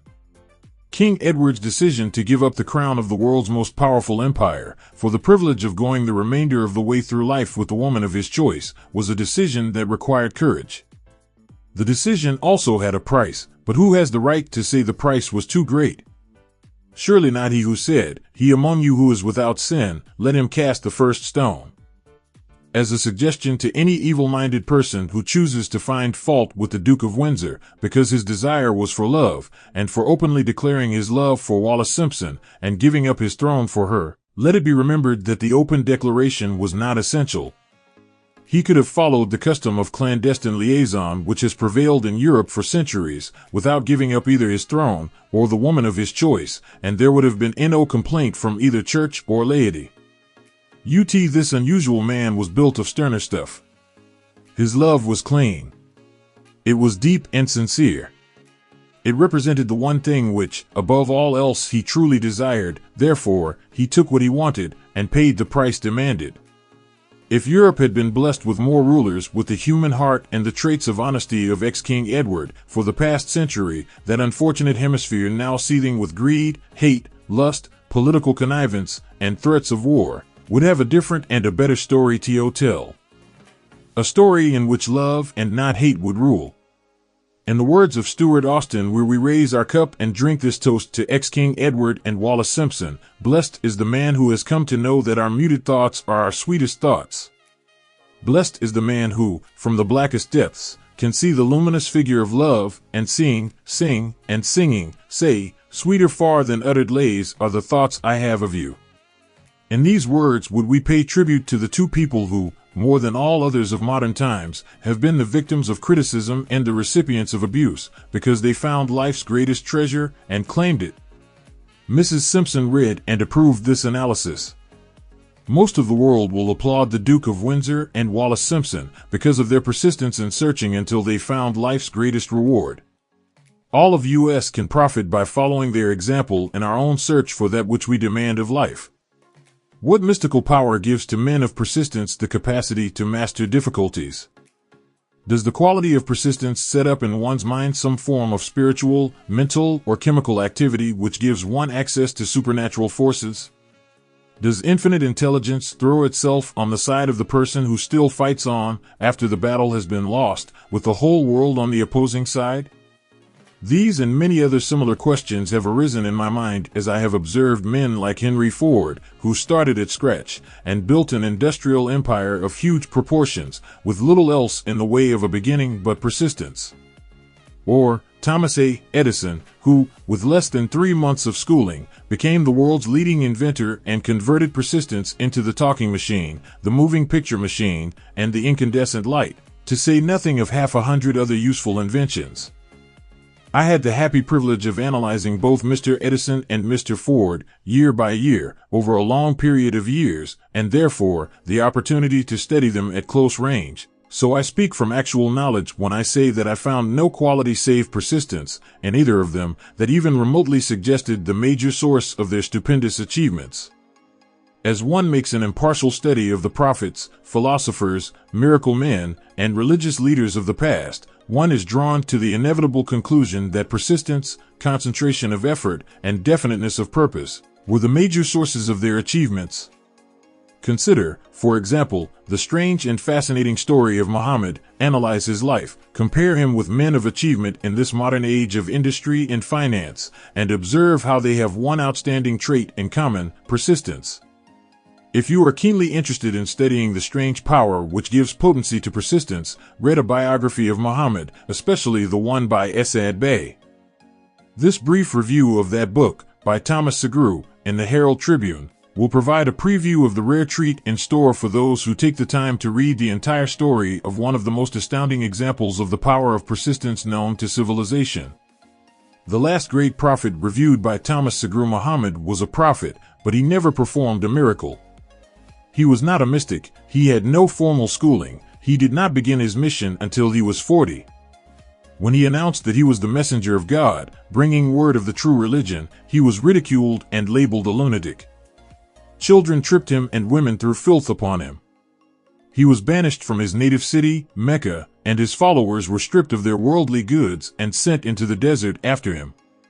When he had been preaching 10 years, he had nothing to show for it but banishment, poverty, and ridicule. Yet before another 10 years had passed, he was dictator of all Arabia, ruler of Mecca, and the head of a new world religion which was to sweep to the Danube and the Pyrenees before exhausting the impetus he gave it.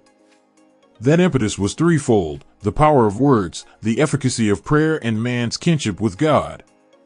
His career never made sense. Muhammad was born to impoverished members of a leading family of Mecca. Because Mecca, the crossroads of the world, home of the magic stone called the Kaaba, great city of trade and the center of trade routes, was unsanitary, its children were sent to be raised in the desert by Bedouins. Muhammad was thus nurtured, drawing strength and health from the milk of nomad, vicarious mothers. He tended sheep and soon hired out to a rich widow as leader of her caravans. He traveled to all parts of the Eastern world, talked with many men of diverse beliefs, and observed the decline of Christianity into warring sections. When he was 28, Khadija, the widow, looked upon him with favor and married him. Her father would have objected to such a marriage, so she got him drunk and held him up while he gave the paternal blessing. For the next 12 years, Muhammad lived as a rich and respected and very shrewd trader. Then he took to wandering in the desert, and one day he returned with the first verse of the Quran and told Khadija that the Archangel Gabriel had appeared to him and said that he was to be the messenger of God. The Quran, the revealed word of God, was the closest thing to a miracle in Muhammad's life. He had not been a poet, he had no gift of words. Yet the verses of the Quran, as he received them and recited them to the faithful, were better than any verses which the professional poets of the tribes could produce. This, to the Arabs, was a miracle. To them the gift of words was the greatest gift, the poet was all-powerful.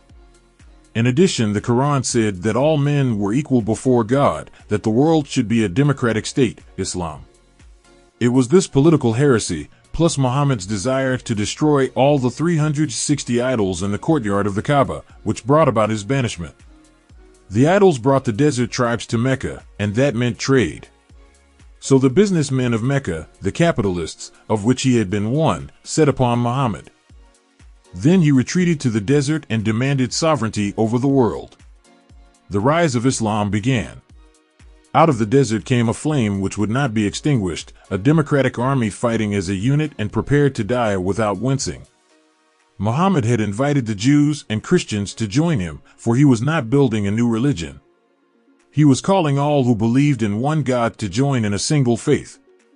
If the Jews and Christians had accepted his invitation, Islam would have conquered the world. They didn't. They would not even accept Muhammad's innovation of humane warfare. When the armies of the Prophet entered Jerusalem, not a single person was killed because of his faith. When the Crusaders entered the city, centuries later, not a Muslim man, woman, or child was spared. But the Christians did accept one Muslim idea, the place of learning, the university. The place of learning, the university. The place of learning, the university. The place of learning, the university. The place of learning. Chapter 10, Power of the Mastermind. The driving force. The ninth step toward riches. Power is essential for success in the accumulation of money. Plans are inert and useless without sufficient power to translate them into action. This chapter will describe the method by which an individual may attain and apply power. Power may be defined as organized and intelligently directed knowledge. Power, as the term is here used, refers to organized effort, sufficient to enable an individual to transmute desire into its monetary equivalent. Organized effort is produced through the coordination of effort of two or more people who work toward a definite end in a spirit of harmony. Power is required for the accumulation of money. Power is necessary for the retention of money after it has been accumulated. Let us ascertain how power may be acquired. If power is organized knowledge, let us examine the sources of knowledge, A. Infinite intelligence. This source of knowledge may be contacted through the procedure described in another chapter, with the aid of creative imagination. B. The accumulated experience. The accumulated experience of man may be found in any well-equipped public library. An important part of this accumulated experience is taught in public schools and colleges, where it has been classified and organized. C. Experiment and research. In the field of science, and in practically every other walk of life, men are gathering, classifying, and organizing new facts daily. This is the source to which one must turn when knowledge is not available through accumulated experience. Here, too, the creative imagination must often be used. Knowledge may be acquired from any of the foregoing sources. It may be converted into power by organizing it into definite plans and by expressing those plans in terms of action. Examination of the three major sources of knowledge will readily disclose the difficulty an individual would have if he depended upon his efforts alone in assembling knowledge and expressing it through definite plans in terms of action. If his plans are comprehensive, and if they contemplate large proportions, he must, generally, induce others to cooperate with him before he can inject into them the necessary element of power. Gaining power through the mastermind. The mastermind may be defined as coordination of knowledge and effort in a spirit of harmony between two or more people for the attainment of a definite purpose.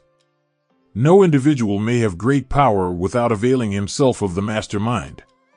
In a preceding chapter, instructions were given for the creation of plans for the purpose of translating desire into its monetary equivalent. If you carry out these instructions with persistence and intelligence, and use discrimination in the selection of your mastermind group, your objective will have been halfway reached, even before you begin to recognize it.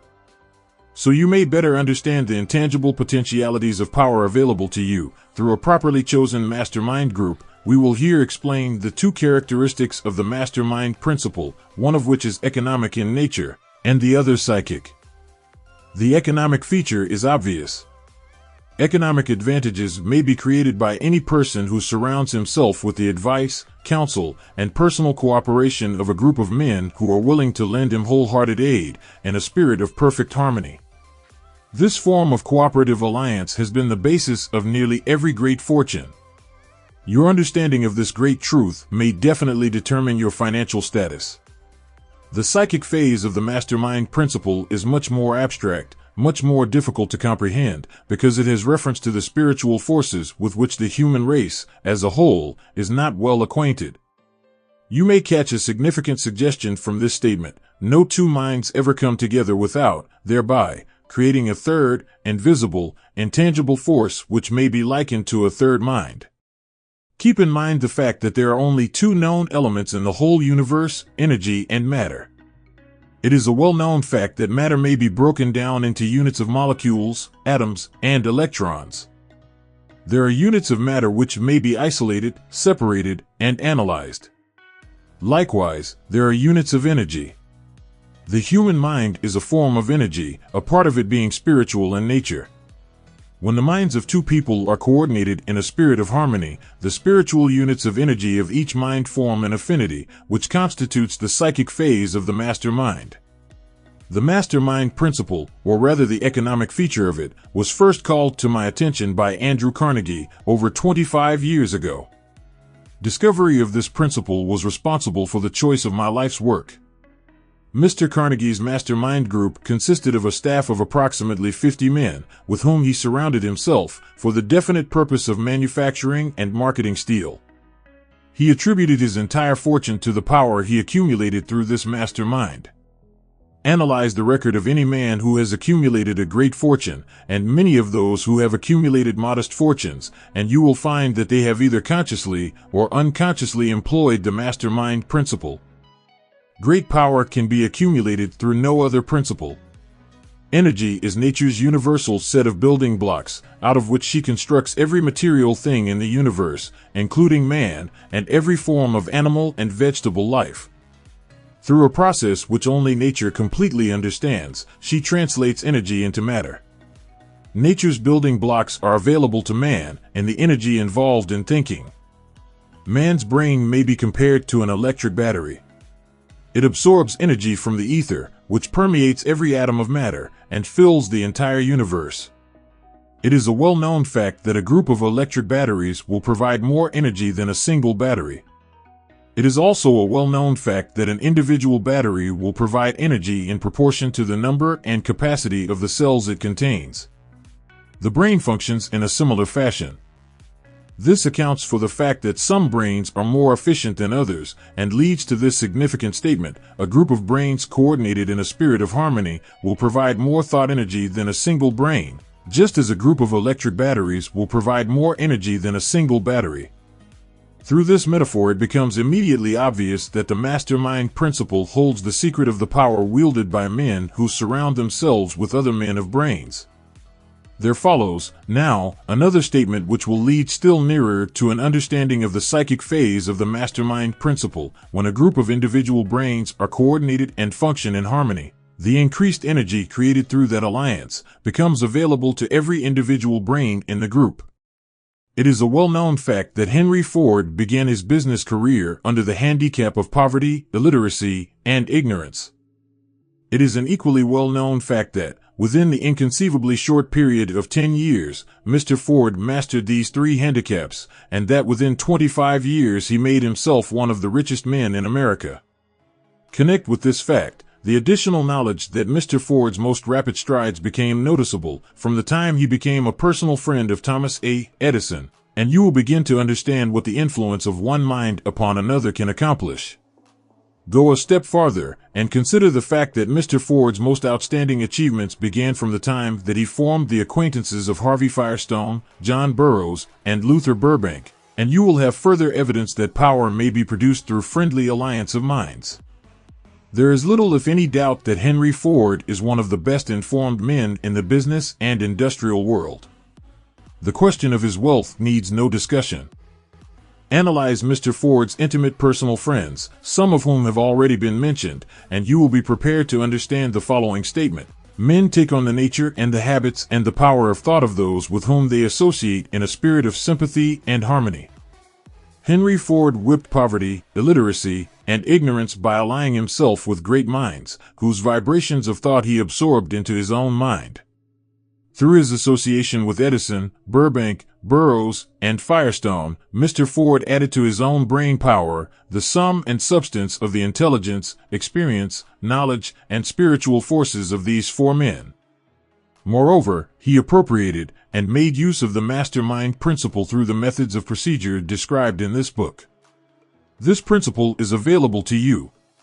We have already mentioned Mahatma Gandhi. Perhaps the majority of those who have heard of Gandhi look upon him as merely an eccentric little man who goes around without formal wearing apparel and makes trouble for the British government.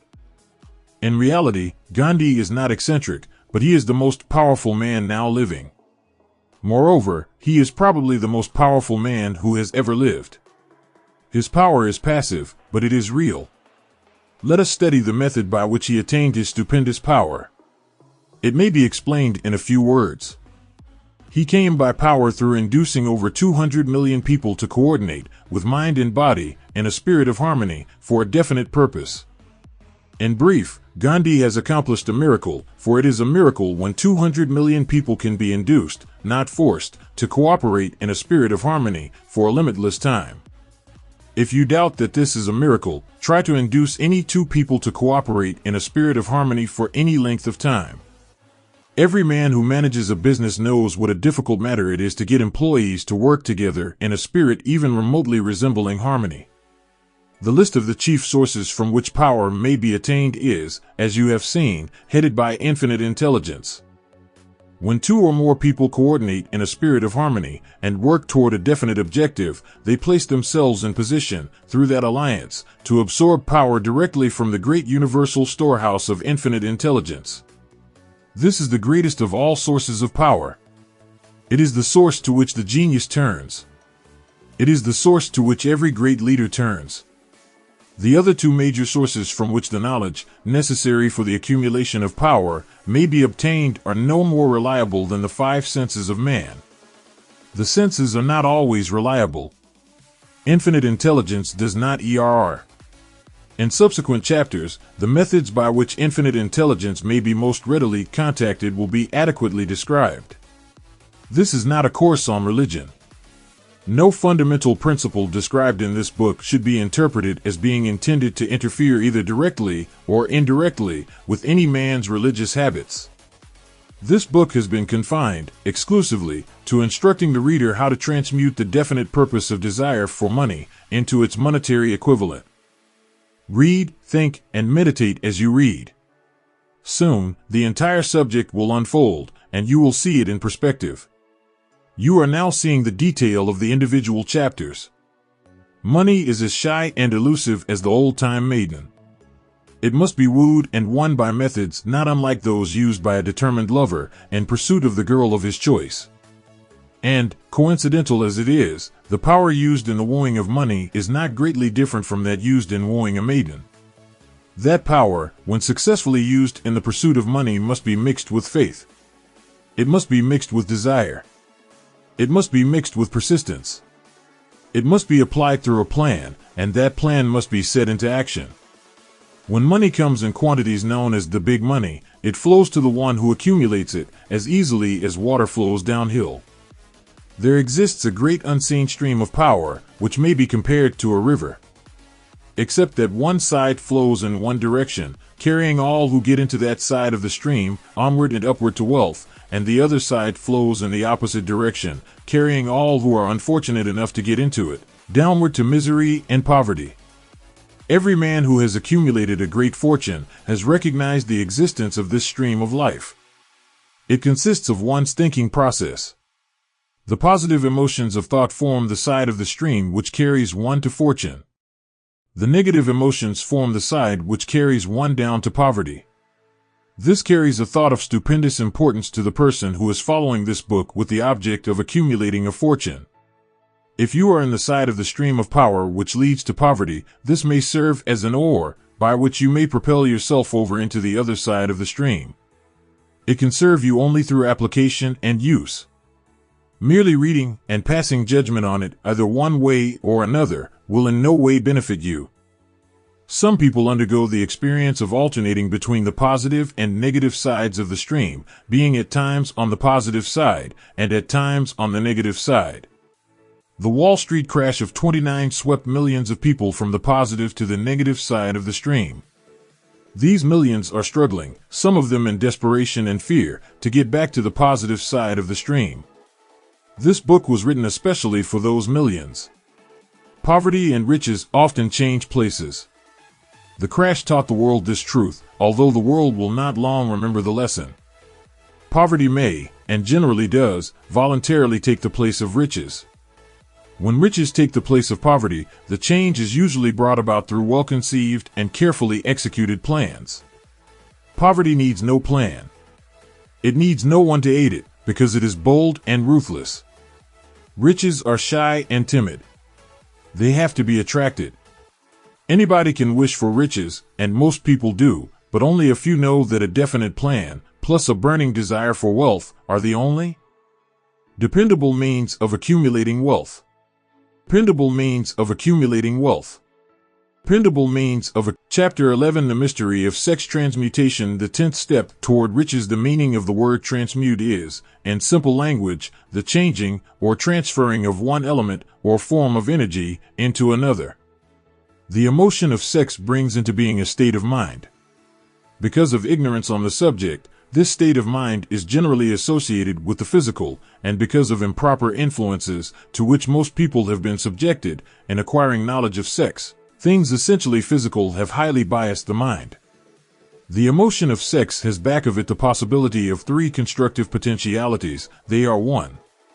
The perpetuation of mankind. 2. The maintenance of health.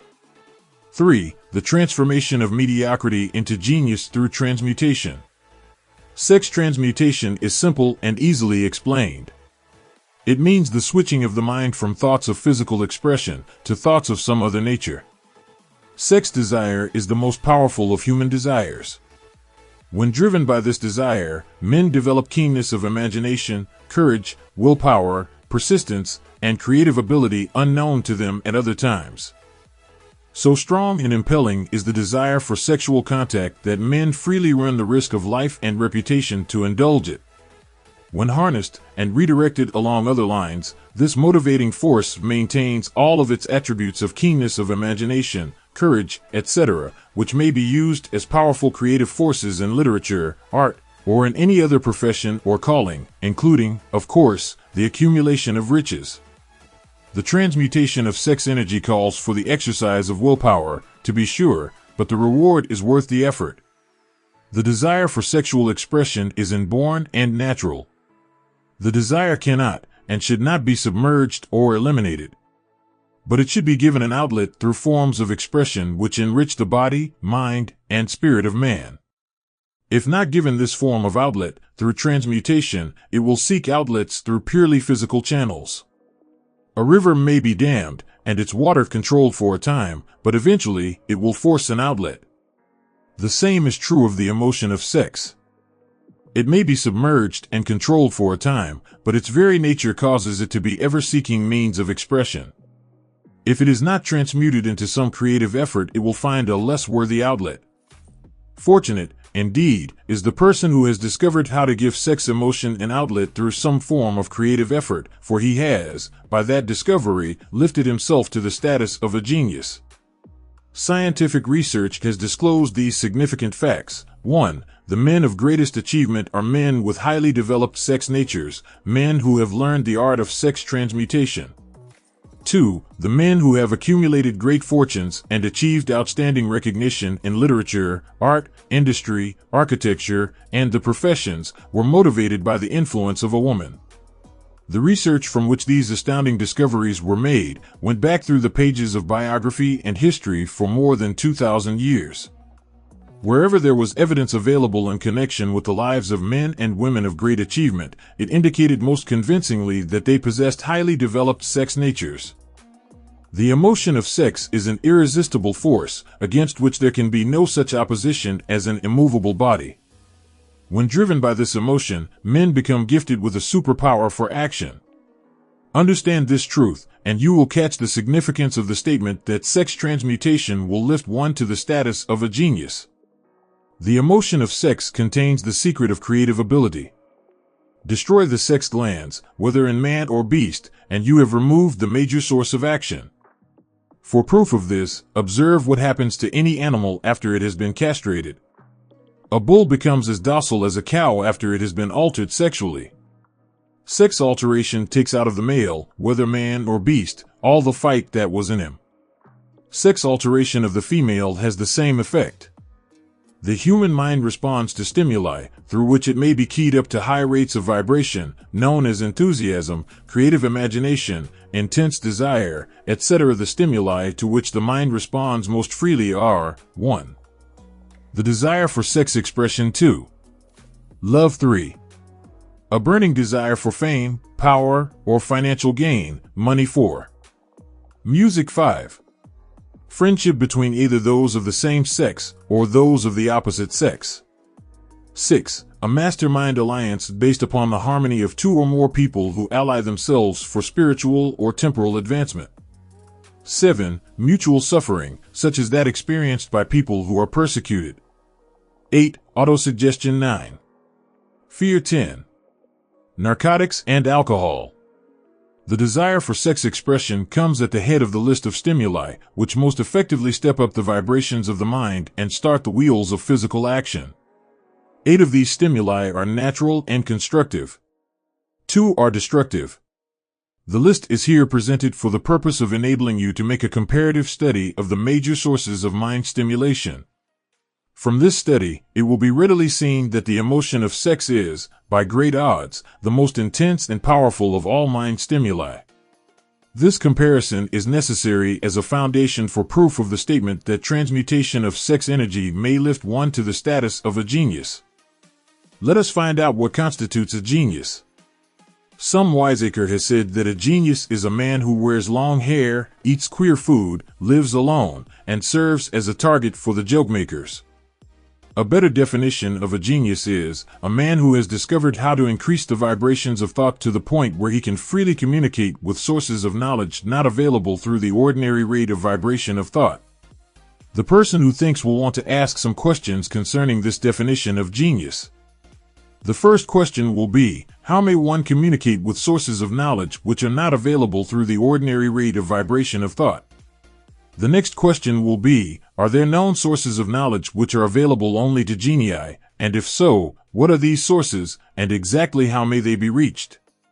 We shall offer proof of the soundness of some of the more important statements made in this book, or at least we shall offer evidence through which you may secure your own proof through experimentation, and in doing so, we shall answer both of these questions. Genius is developed through the sixth sense. The reality of a sixth sense has been fairly well established. This sixth sense is creative imagination.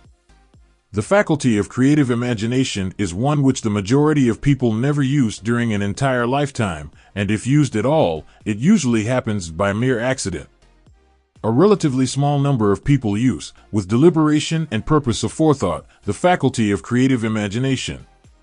Those who use this faculty voluntarily, and with understanding of its functions, are genii.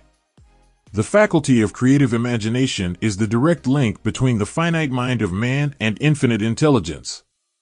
All so-called revelations, referred to in the realm of religion, and all discoveries of basic or new principles in the field of invention, take place through the faculty of creative imagination.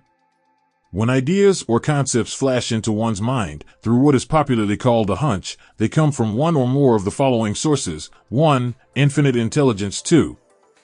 One's subconscious mind, wherein is stored every sense impression and thought impulse which ever reached the brain through any of the 5 senses. 3.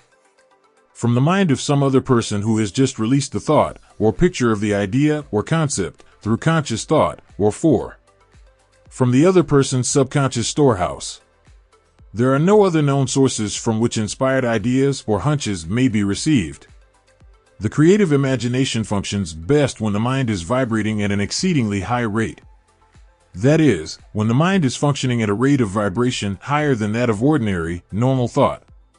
When brain action has been stimulated through one or more of the 10 mind stimulants, it has the effect of lifting the individual far above the horizon of ordinary thought and permits him to envision distance, scope, and quality of thoughts not available on the lower plane, such as that occupied while one is engaged in the solution of the problems of business and professional routine.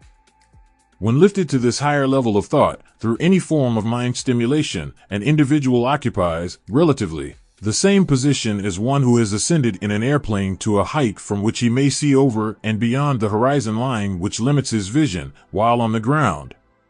Moreover, while on this higher level of thought, the individual is not hampered or bound by any of the stimuli which circumscribe and limit his vision while wrestling with the problems of gaining the 3 basic necessities of food, clothing, and shelter.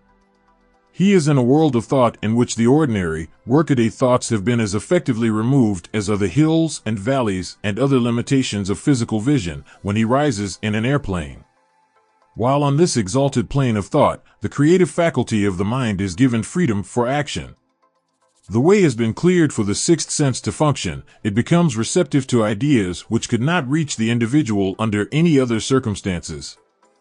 The 6th sense is the faculty which marks the difference between a genius and an ordinary individual. The creative faculty becomes more alert and receptive to vibrations originating outside the individual's subconscious mind, the more this faculty is used, and the more the individual relies upon it and makes demands upon it for thought impulses. This faculty can be cultivated and developed only through use. That which is known as one's conscience operates entirely through the faculty of the 6th sense. The great artists, writers, musicians, and poets become great because they acquire the habit of relying upon the still small voice which speaks from within through the faculty of creative imagination. It is a fact well known to people who have keen imaginations that their best ideas come through so-called hunches. There is a great orator who does not attain to greatness until he closes his eyes and begins to rely entirely upon the faculty of creative imagination. When asked why he closed his eyes just before the climaxes of his oratory, he replied, "I do it, because then I speak through ideas which come to me from within." One of America's most successful and best-known financiers followed the habit of closing his eyes for 2 or 3 minutes before making a decision. When asked why he did this, he replied, "With my eyes closed, I am able to draw upon a source of superior intelligence." The late Dr. Elmer Gates of Chevy Chase, Maryland, created more than 200 useful patents, many of them basic, through the process of cultivating and using the creative faculty.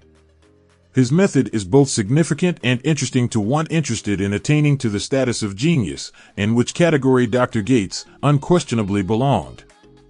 Dr. Gates was one of the really great, though less publicized scientists of the world. In his laboratory, he had what he called his personal communication room. It was practically soundproof, and so arranged that all light could be shut out. It was equipped with a small table, on which he kept a pad of writing paper. In front of the table, on the wall, was an electric push button, which controlled the lights. When Dr. Gates desired to draw upon the forces available to him through his creative imagination, he would go into this room, seat himself at the table, shut off the lights, and concentrate upon the known factors of the invention on which he was working, remaining in that position until ideas began to flash into his mind in connection with the unknown factors of the invention. On one occasion, ideas came through so fast that he was forced to write for almost 3 hours. When the thoughts stopped flowing, and he examined his notes, he found they contained a minute description of principles which bade not a parallel among the known data of the scientific world. Moreover, the answer to his problem was intelligently presented in those notes. In this manner Dr. Gates completed over 200 patents, which had been begun, but not completed, by half-baked brains. Evidence of the truth of this statement is in the United States Patent Office. Dr. Gates earned his living by sitting for ideas for individuals and corporations. Some of the largest corporations in America paid him substantial fees, by the hour, for sitting for ideas. The reasoning faculty is often faulty because it is largely guided by one's accumulated experience. Not all knowledge, which one accumulates through experience, is accurate. Ideas received through the creative faculty are much more reliable, for the reason that they come from sources more reliable than any which are available to the reasoning faculty of the mind. The major difference between the genius and the ordinary crank inventor may be found in the fact that the genius works through his faculty of creative imagination, while the crank knows nothing of this faculty. The scientific inventor makes use of both the synthetic and the creative faculties of imagination. For example, the scientific inventor, or genius, begins an invention by organizing and combining the known ideas or principles accumulated through experience through the synthetic faculty. If he finds this accumulated knowledge to be insufficient for the completion of his invention, he then draws upon the sources of knowledge available to him through his creative faculty. The method by which he does this varies with the individual, but this is the sum and substance of his procedure. 1. He stimulates his mind so that it vibrates on a higher than average plane, using one or more of the 10 mind stimulants or some other stimulant of his choice. 2. He concentrates upon the known factors of his invention and creates in his mind a perfect picture of unknown factors of his invention. He holds this picture in mind until it has been taken over by the subconscious mind, then relaxes by clearing his mind of all thought, and waits for his answer to flash into his mind. Sometimes the results are both definite and immediate. At other times, the results are negative, depending upon the state of development of the sixth sense, or creative faculty. Mr. Edison tried out more than 10,000 different combinations of ideas through the synthetic faculty of his imagination before he tuned in through the creative faculty and got the answer which perfected the incandescent light. His experience was similar when he produced the talking machine. There is plenty of reliable evidence that the faculty of creative imagination exists. This evidence is available through accurate analysis of men who have become leaders in their respective callings without having had extensive educations. Lincoln was a notable example of a great leader who achieved greatness through the discovery and use of his faculty of creative imagination. He discovered and began to use this faculty as the result of the stimulation of love which he experienced after he met in Rutledge, a statement of the highest significance in connection with the study of the source of genius.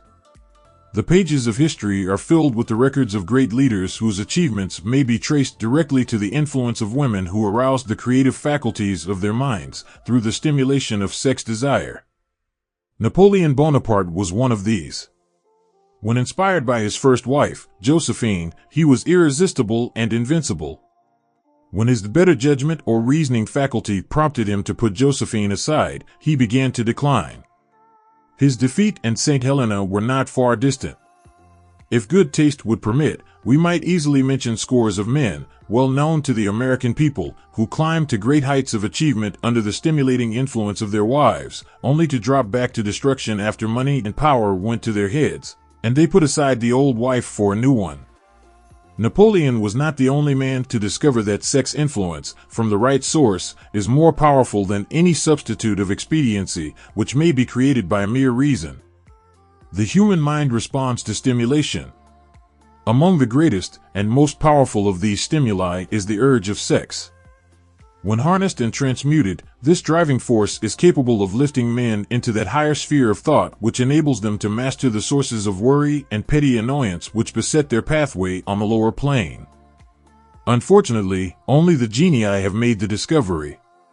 Others have accepted the experience of sex urge without discovering one of its major potentialities, a fact which accounts for the great number of others as compared to the limited number of genii. For the purpose of refreshing the memory, in connection with the facts available from the biographies of certain men, we here present the names of a few men of outstanding achievement, each of whom was known to have been of a highly sexed nature. The genius which was theirs undoubtedly found its source of power in transmuted sex energy. George Washington, Napoleon Bonaparte, William Shakespeare, Abraham Lincoln, Ralph Waldo Emerson, Robert Burns, Thomas Jefferson, Elbert Hubbard, Elbert H. Gary, Oscar Wilde, Woodrow Wilson, John H. Patterson, Andrew Jackson, Enrico Caruso. Your own knowledge of biography will enable you to add to this list. Find, if you can, a single man in all history of civilization who achieved outstanding success in any calling, who was not driven by a well-developed sex nature. If you do not wish to rely upon biographies of men not now living, take inventory of those whom you know to be men of great achievement, and see if you can find one among them who is not highly sexed. Sex energy is the creative energy of all genii. There never has been, and never will be, a great leader, builder, or artist lacking in this driving force of sex. Surely no one will misunderstand these statements to mean that all who are highly sexed are genii. Man attains to the status of a genius only when, and if, he stimulates his mind so that it draws upon the forces available through the creative faculty of the imagination. Chief among the stimuli with which this stepping up of the vibrations may be produced is sex energy. The mere possession of this energy is not sufficient to produce a genius. The energy must be transmuted from desire for physical contact into some other form of desire and action before it will lift one to the status of a genius. Far from becoming genii, because of great sex desires, the majority of men lower themselves, through misunderstanding and misuse of this great force, to the status of the lower animals. Why men seldom succeed before 40? I discovered, from the analysis of over 25,000 people, that men who succeed in an outstanding way seldom do so before the age of 40. And more often they do not strike their real pace until they are well beyond the age of 50. This fact was so astounding that it prompted me to go into the study of its cause most carefully, carrying the investigation over a period of more than 12 years. This study disclosed the fact that the major reason why the majority of men who succeed do not begin to do so before the age of 40 to 50 is their tendency to dissipate their energies through overindulgence in physical expression of the emotion of sex. The majority of men never learn that the urge of sex has other possibilities, which far transcend in importance that of mere physical expression. The majority of those who make this discovery do so after having wasted many years at a period when the sex energy is at its height, prior to the age of 45 to 50. This usually is followed by noteworthy achievement. The lives of many men up to, and sometimes well past the age of 40, reflect a continued dissipation of energies, which could have been more profitably turned into better channels. Their finer and more powerful emotions are sown wildly to the four winds. Out of this habit of the male, grew the term, sowing his wild oats. The desire for sexual expression is by far the strongest and most impelling of all the human emotions, and for this very reason this desire, when harnessed and transmuted into action, other than that of physical expression, may raise one to the status of a genius. One of America's most able business men frankly admitted that his attractive secretary was responsible for most of the plans he created. He admitted that her presence lifted him to heights of creative imagination, such as he could experience under no other stimulus. One of the most successful men in America owes most of his success to the influence of a very charming young woman, who has served as his source of inspiration for more than 12 years. Everyone knows the man to whom this reference is made, but not everyone knows the real source of his achievements. History is not lacking in examples of men who attained to the status of genii as the result of the use of artificial mind stimulants in the form of alcohol and narcotics. Edgar Allan Poe wrote The Raven while under the influence of liquor, dreaming dreams that mortal never dared to dream before. James Whitcomb Riley did his best writing while under the influence of alcohol. Perhaps it was thus he saw the ordered intermingling of the real and the dream, the mill above the river, and the mist above the stream. Robert Burns wrote best when intoxicated, for auld lang syne, my dear, we'll take a cup of kindness yet, for auld lang syne. But let it be remembered that many such men have destroyed themselves in the end. Nature has prepared her own potions with which men may safely stimulate their minds so they vibrate on a plane that enables them to tune into fine and rare thoughts which come from no man knows where. No satisfactory substitute for nature's stimulants has ever been found. It is a fact well known to psychologists that there is a very close relationship between sex desires and spiritual urges, a fact which accounts for the peculiar behavior of people who participate in the orgies known as religious revivals, common among the primitive types. The world is ruled, and the destiny of civilization is established, by the human emotions. People are influenced in their actions, not by reason so much as by feelings. The creative faculty of the mind is set into action entirely by emotions, and not by cold reason. The most powerful of all human emotions is that of sex. There are other mind stimulants, some of which have been listed, but no one of them, nor all of them combined, can equal the driving power of sex. A mind stimulant is any influence which will either temporarily or permanently increase the vibrations of thought. The 10 major stimulants described are those most commonly resorted to. Through these sources one may commune with infinite intelligence, or enter, at will, the storehouse of the subconscious mind, either one's own, or that of another person, a procedure which is all there is of genius. A teacher, who has trained and directed the efforts of more than 30,000 salespeople, made the astounding discovery that highly sexed men are the most efficient salesmen. The explanation is that the factor of personality known as personal magnetism is nothing more nor less than sex energy. Highly sexed people always have a plentiful supply of magnetism. Through cultivation and understanding, this vital force may be drawn upon and used to great advantage in the relationships between people. This energy may be communicated to others through the following media. 1. The handshake. The touch of the hand indicates, instantly, the presence of magnetism or the lack of it. 2. The tone of voice. Magnetism, or sex energy, is the factor with which the voice may be colored or made musical and charming. 3. Posture and carriage of the body. Highly sexed people move briskly and with grace and ease. 4. The vibrations of thought. Highly sexed people mix the emotion of sex with their thoughts, or may do so at will, and in that way may influence those around them. 5. Body adornment. People who are highly sexed are usually very careful about their personal appearance. They usually select clothing of a style becoming to their personality, physique, complexion, etc. When employing salesmen, the more capable sales manager looks for the quality of personal magnetism as the first requirement of a salesman. People who lack sex energy will never become enthusiastic nor inspire others with enthusiasm, and enthusiasm is one of the most important requisites in salesmanship, no matter what one is selling. The public speaker, orator, preacher, lawyer, or salesman who is lacking in sex energy is a flop, as far as being able to influence others is concerned. Couple with this the fact that most people can be influenced only through an appeal to their emotions, and you will understand the importance of sex energy as a part of the salesman's native ability. Master salesmen attain the status of mastery in selling because they either consciously or unconsciously transmute the energy of sex into sales enthusiasm. In this statement may be found a very practical suggestion as to the actual meaning of sex transmutation. The salesman who knows how to take his mind off the subject of sex and direct it in sales effort with as much enthusiasm and determination as he would apply to its original purpose has acquired the art of sex transmutation, whether he knows it or not. The majority of salesmen who transmute their sex energy do so without being in the least aware of what they are doing or how they are doing it.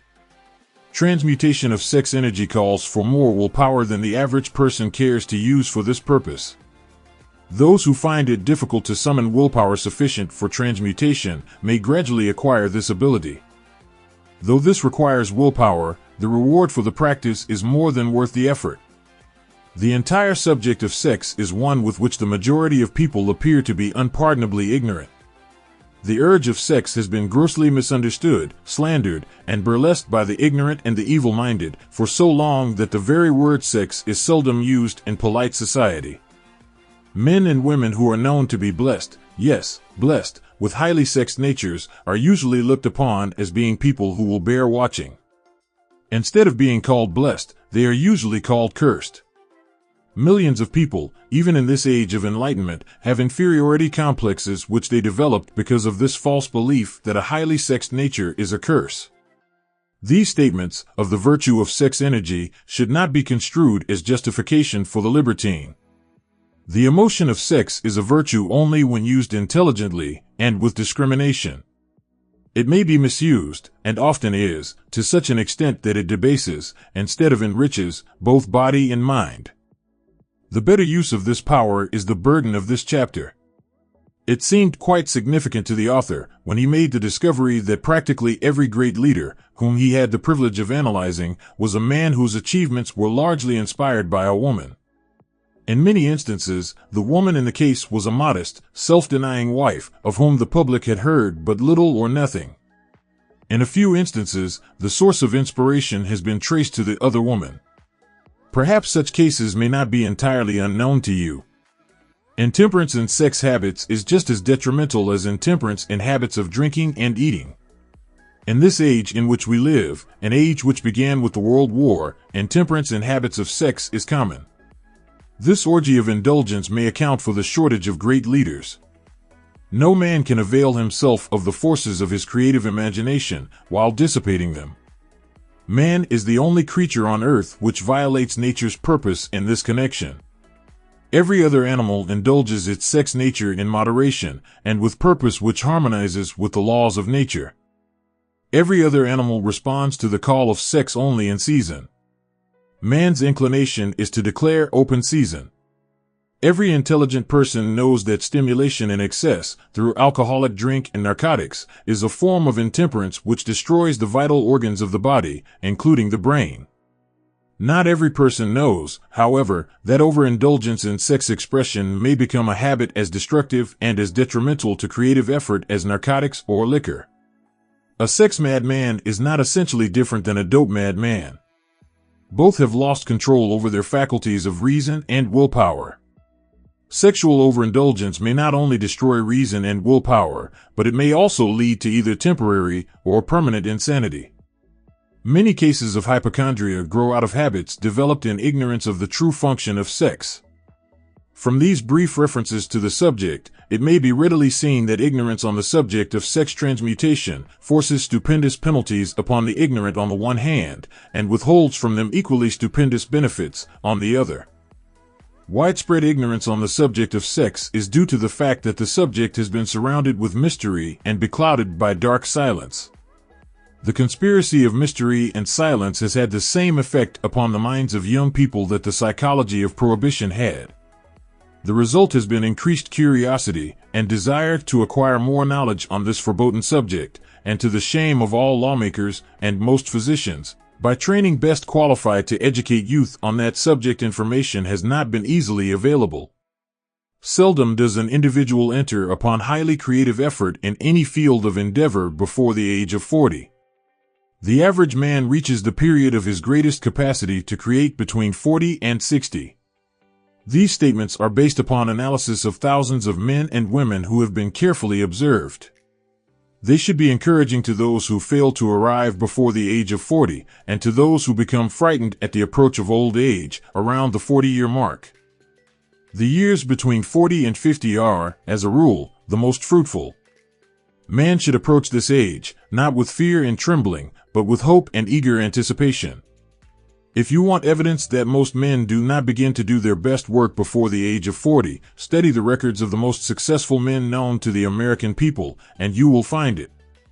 Henry Ford had not hit his pace of achievement until he had passed the age of 40.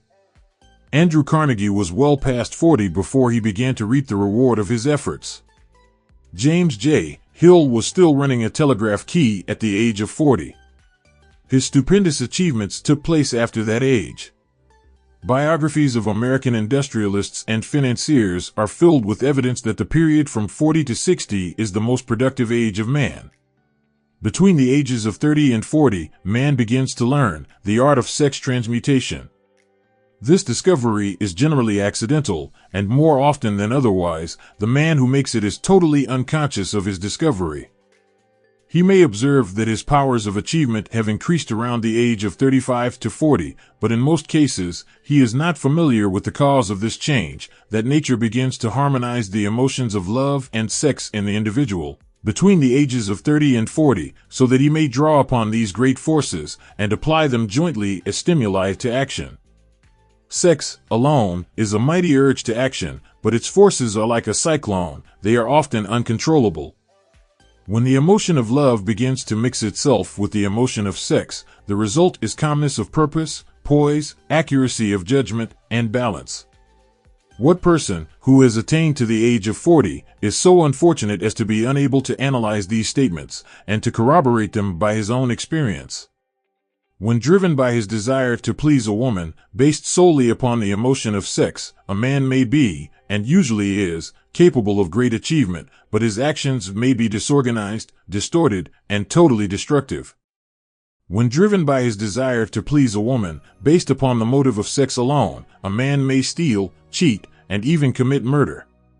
But when the emotion of love is mixed with the emotion of sex, that same man will guide his actions with more sanity, balance, and reason. Criminologists have discovered that the most hardened criminals can be reformed through the influence of a woman's love. There is no record of a criminal having been reformed solely through the sex influence. These facts are well known, but their cause is not.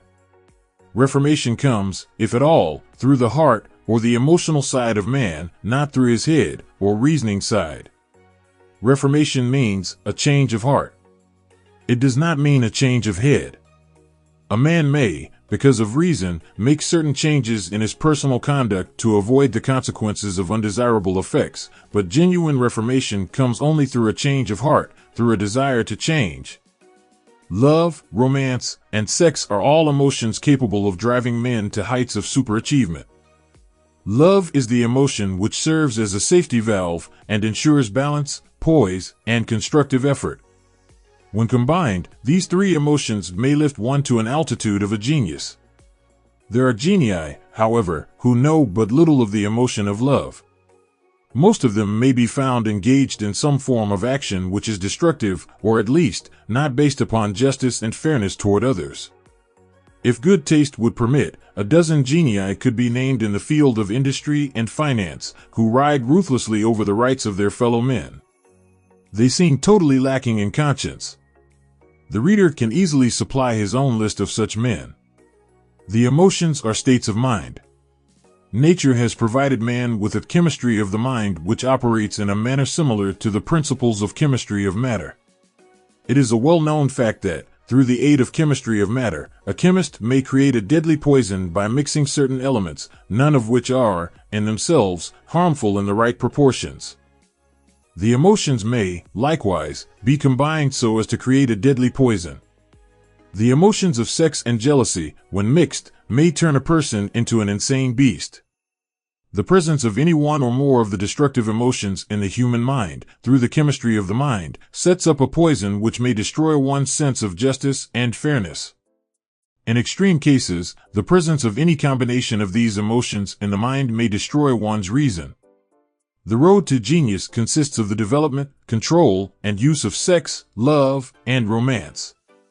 Briefly, the process may be stated as follows: encourage the presence of these emotions as the dominating thoughts in one's mind, and discourage the presence of all the destructive emotions.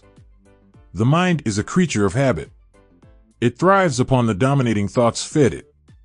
Through the faculty of willpower, one may discourage the presence of any emotion and encourage the presence of any other. Control of the mind, through the power of will, is not difficult. Control comes from persistence and habit.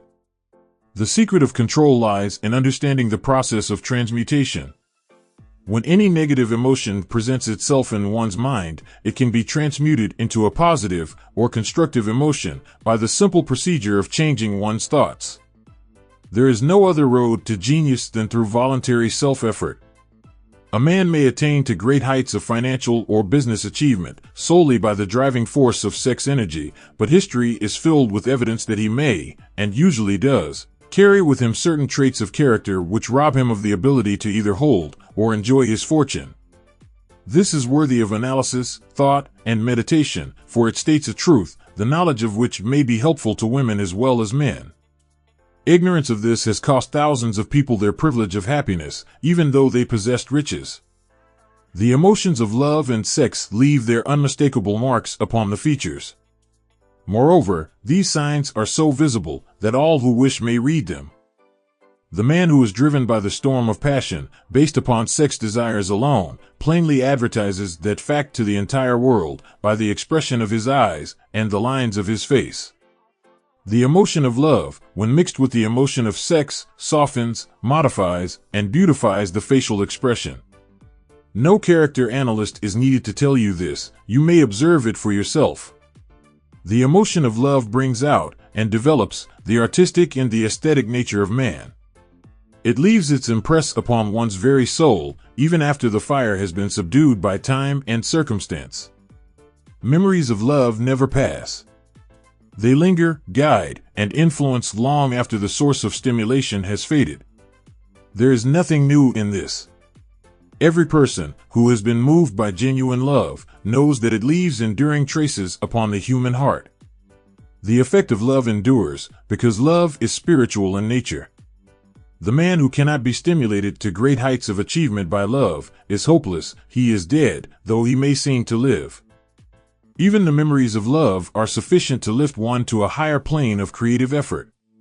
The major force of love may spend itself and pass away, like a fire which has burned itself out, but it leaves behind indelible marks as evidence that it passed that way. Its departure often prepares the human heart for still greater love. Go back into your yesterdays, at times, and bathe your mind in the beautiful memories of past love. It will soften the influence of the present worries and annoyances. It will give you a source of escape from the unpleasant realities of life, and maybe, who knows, your mind will yield to you during this temporary retreat into the world of fantasy, ideas, or plans which may change the entire financial or spiritual status of your life. If you believe yourself unfortunate because you have loved and lost, perish the thought. One who has loved truly can never lose entirely. Love is whimsical and temperamental. Its nature is ephemeral and transitory. It comes when it pleases and goes away without warning. Accept and enjoy it while it remains, but spend no time worrying about its departure. Worry will never bring it back. Dismiss, also, the thought that love never comes but once. Love may come and go, times without number, but there are no two love experiences which affect one in just the same way. There may be, and there usually is, one love experience which leaves a deeper imprint on the heart than all the others, but all love experiences are beneficial, except to the person who becomes resentful and cynical when love makes its departure. There should be no disappointment over love, and there would be none if people understood the difference between the emotions of love and sex. The major difference is that love is spiritual, while sex is biological. No experience, which touches the human heart with a spiritual force, can possibly be harmful except through ignorance or jealousy. Love is, without question, life's greatest experience. It brings one into communion with infinite intelligence. When mixed with the emotions of romance and sex, it may lead one far up the ladder of creative effort.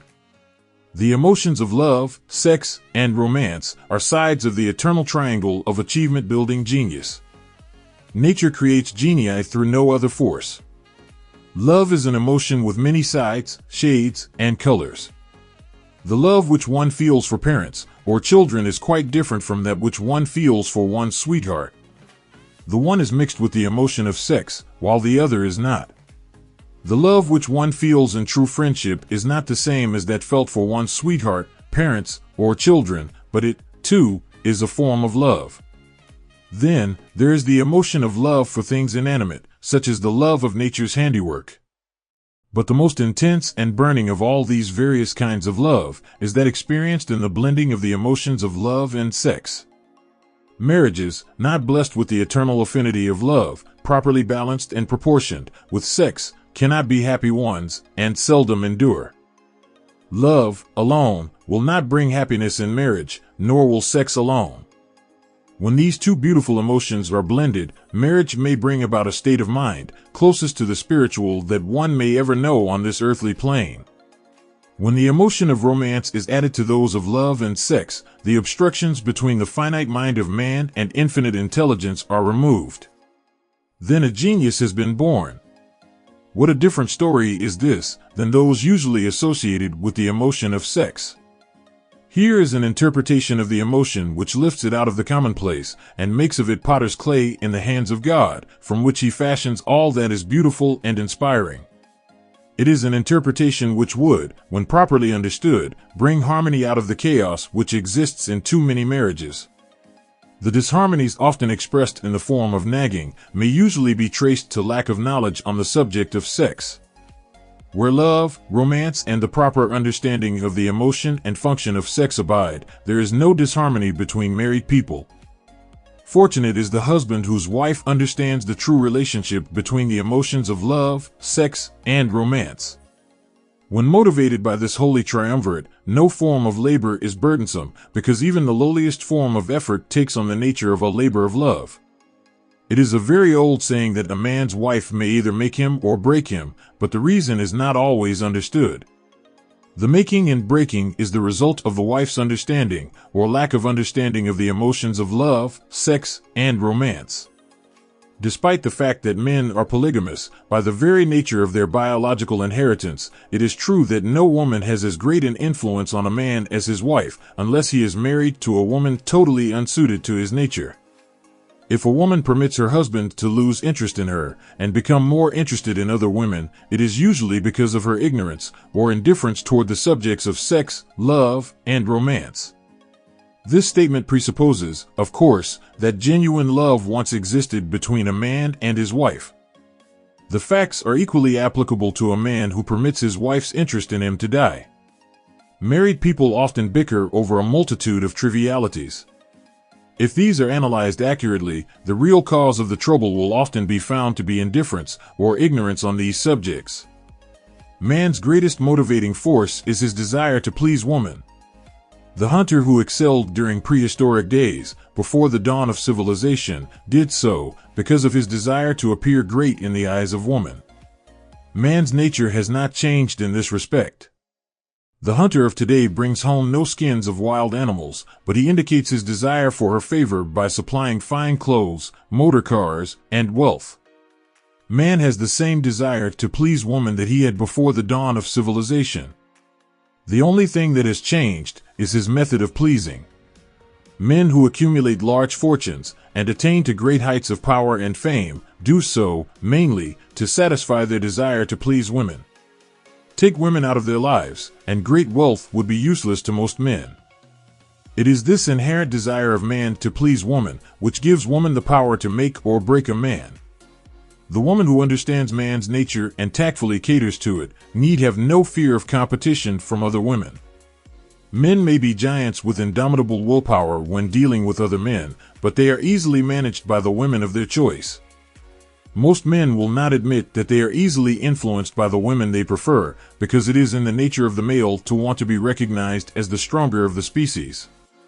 Moreover, the intelligent woman recognizes this manly trait and very wisely makes no issue of it. Some men know that they are being influenced by the women of their choice, their wives, sweethearts, mothers, or sisters, but they tactfully refrain from rebelling against the influence because they are intelligent enough to know that no man is happy or complete without the modifying influence of the right woman. The man who does not recognize this important truth deprives himself of the power which has done more to help men achieve success than all other forces combined. Success than all other forces combined. Success than all other forces combined. Success than all other forces combined. Success than all other forces combined. Success than all other forces. Chapter 12, The Subconscious Mind, the connecting link. The 11th step toward riches. The subconscious mind consists of a field of consciousness, in which every impulse of thought that reaches the objective mind through any of the five senses is classified and recorded, and from which thoughts may be recalled or withdrawn as letters may be taken from a filing cabinet. It receives and files sense impressions or thoughts, regardless of their nature. You may voluntarily plant in your subconscious mind any plan, thought, or purpose which you desire to translate into its physical or monetary equivalent. The subconscious acts first on the dominating desires which have been mixed with emotional feeling, such as faith. Consider this in connection with the instructions given in the chapter on desire, for taking the 6 steps there outlined, and the instructions given in the chapter on the building and execution of plans, and you will understand the importance of the thought conveyed. The subconscious mind works day and night. Through a method of procedure unknown to man, the subconscious mind draws upon the forces of infinite intelligence for the power with which it voluntarily transmutes one's desires into their physical equivalent, making use always of the most practical media by which this end may be accomplished. You cannot entirely control your subconscious mind, but you can voluntarily hand over to it any plan, desire, or purpose which you wish transformed into concrete form. Read, again, Instructions for Using the Subconscious Mind and the chapter on autosuggestion. There is plenty of evidence to support the belief that the subconscious mind is the connecting link between the finite mind of man and infinite intelligence. It is the intermediary through which one may draw upon the forces of infinite intelligence at will. It, alone, contains the secret process by which mental impulses are modified and changed into their spiritual equivalent. It, alone, is the medium through which prayer may be transmitted to the source capable of answering prayer. The possibilities of creative effort connected with the subconscious mind are stupendous and imponderable. They inspire one with awe. I never approach the discussion of the subconscious mind without a feeling of littleness and inferiority due, perhaps, to the fact that man's entire stock of knowledge on this subject is so pitifully limited. The very fact that the subconscious mind is the medium of communication between the thinking mind of man and infinite intelligence is, of itself, a thought which almost paralyzes one's reason. After you have accepted, as a reality, the existence of the subconscious mind, and understand its possibilities, as a medium for transmuting your desires into their physical or monetary equivalent, you will comprehend the full significance of the instructions given in the chapter on desire. You will also understand why you have been repeatedly admonished to make your desires clear, and reduce them to writing. You will also understand the necessity of persistence in carrying out instructions. The 13 principles are the stimuli with which you acquire the ability to reach and to influence your subconscious mind. Do not become discouraged if you cannot do this upon the first attempt. Remember that the subconscious mind may be voluntarily directed only through habit, under the directions given in the chapter on faith. You have not yet had time to master faith. Be patient. Be persistent. A good many statements in the chapters on faith and autosuggestion will be repeated here, for the benefit of your subconscious mind. Remember, your subconscious mind functions voluntarily, whether you make any effort to influence it or not. This, naturally, suggests to you that thoughts of fear and poverty, and all negative thoughts serve as stimuli to your subconscious mind, unless you master these impulses and give it more desirable food upon which it may feed. The subconscious mind will not remain idle. If you fail to plant desires in your subconscious mind, it will feed upon the thoughts which reach it as the result of your neglect. We have already explained that thought impulses, both negative and positive, are reaching the subconscious mind continuously from the 4 sources which were mentioned in the chapter on sex transmutation. For the present, it is sufficient if you remember that you are living daily, in the midst of all manner of thought impulses which are reaching your subconscious mind, without your knowledge. Some of these impulses are negative, some are positive. You are now engaged in trying to help shut off the flow of negative impulses, and to aid in voluntarily influencing your subconscious mind through positive impulses of desire. When you achieve this, you will possess the key which unlocks the door to your subconscious mind. Moreover, you will control that door so completely that no undesirable thought may influence your subconscious mind. Everything which man creates begins in the form of a thought impulse. Man can create nothing which he does not first conceive in thought. Through the aid of the imagination, thought impulses may be assembled into plans. The imagination, when under control, may be used for the creation of plans or purposes that lead to success in one's chosen occupation. All thought impulses, intended for transmutation into their physical equivalent, voluntarily planted in the subconscious mind, must pass through the imagination and be mixed with faith. The mixing of faith with a plan or purpose, intended for submission to the subconscious mind, may be done only through the imagination. From these statements, you will readily observe that voluntary use of the subconscious mind calls for coordination and application of all the principles. Ella Wheeler Wilcox gave evidence of her understanding of the power of the subconscious mind when she wrote, "You never can tell what a thought will do in bringing you hate or love, for thoughts are things, and their airy wings are swifter than carrier doves.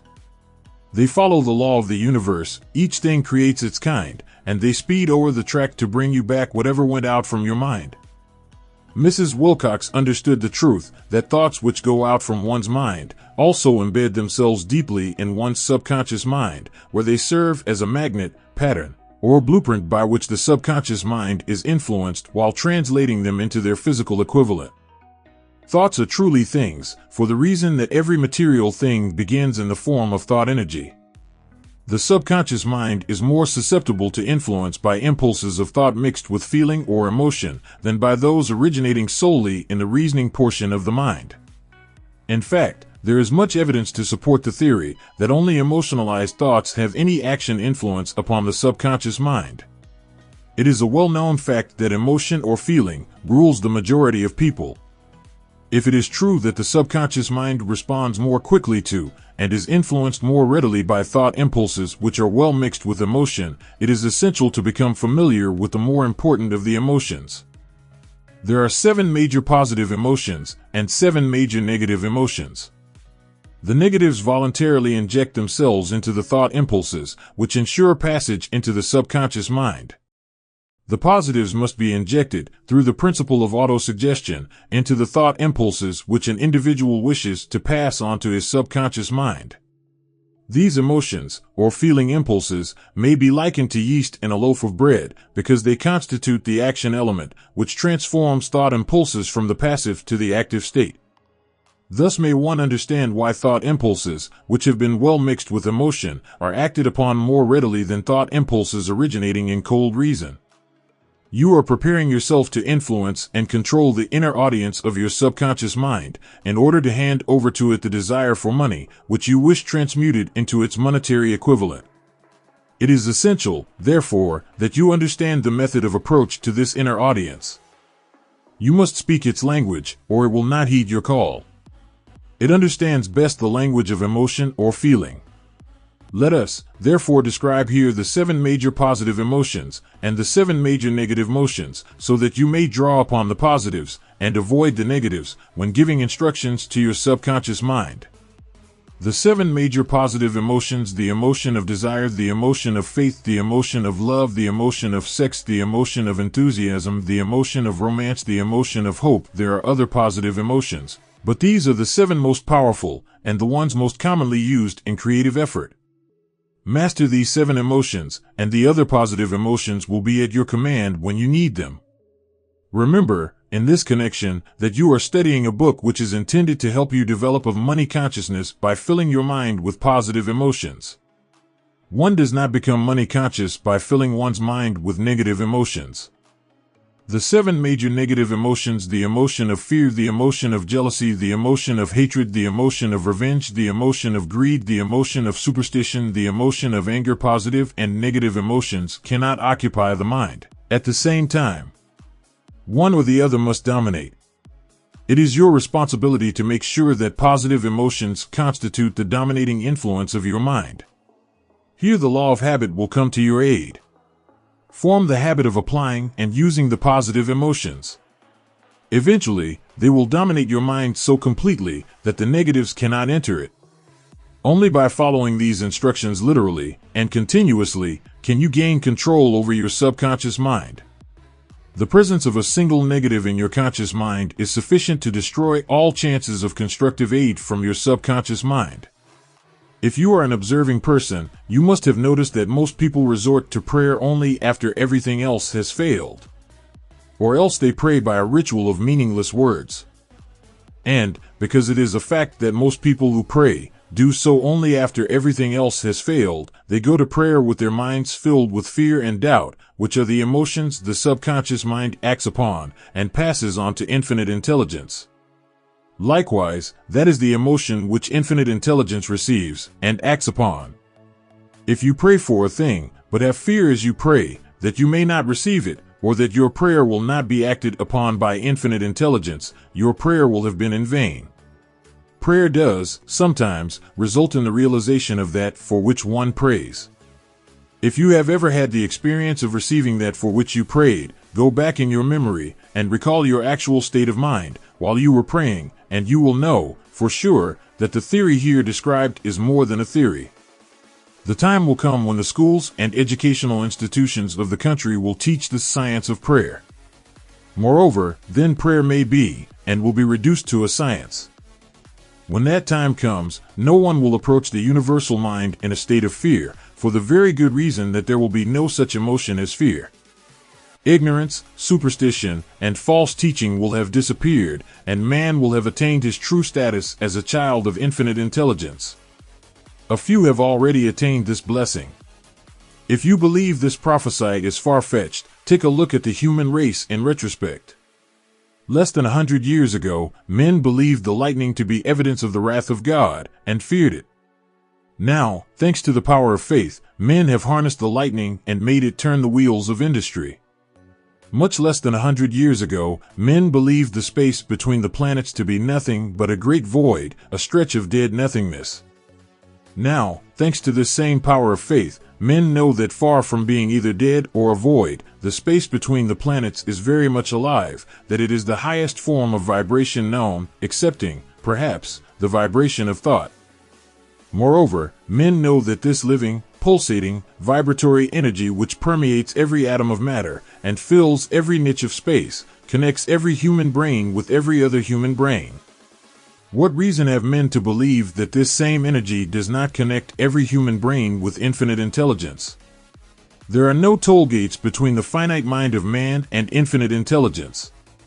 The communication costs nothing except patience, faith, persistence, understanding, and a sincere desire to communicate. Moreover, the approach can be made only by the individual himself. Paid prayers are worthless. Infinite intelligence does no business by proxy. You either go direct, or you do not communicate. You may buy prayer books and repeat them until the day of your doom, without avail. Thoughts which you wish to communicate to infinite intelligence must undergo transformation, such as can be given only through your own subconscious mind. The method by which you may communicate with infinite intelligence is very similar to that through which the vibration of sound is communicated by radio. If you understand the working principle of radio, you, of course, know that sound cannot be communicated through the ether until it has been stepped up or changed into a rate of vibration which the human ear cannot detect. The radio sending station picks up the sound of the human voice and scrambles or modifies it by stepping up the vibration millions of times. Only in this way can the vibration of sound be communicated through the ether. After this transformation has taken place, the ether picks up the energy, carries that energy to radio receiving stations, and these receiving sets step that energy back down to its original rate of vibration so it is recognized as sound. The subconscious mind is the intermediary, which translates one's prayers into terms which infinite intelligence can recognize, presents the message, and brings back the answer in the form of a definite plan or idea for procuring the object of the prayer. Understand this principle, and you will know why mere words read from a prayer book cannot, and will never serve as an agency of communication between the mind of man and infinite intelligence. Before your prayer will reach infinite intelligence, it probably is transformed from its original thought vibration into terms of spiritual vibration. Faith is the only known agency which will give your thoughts a spiritual nature. Faith and fear make poor bedfellows. Where one is found, the other cannot exist. One is found, the other cannot exist. One is found, the other. Chapter 13, The Brain, a broadcasting and receiving station for thought. The 12th step toward riches. More than 20 years ago, the author, working in conjunction with the late Dr. Alexander Graham Bell and Dr. Elmer Gates, observed that every human brain is both a broadcasting and receiving station for the vibration of thought.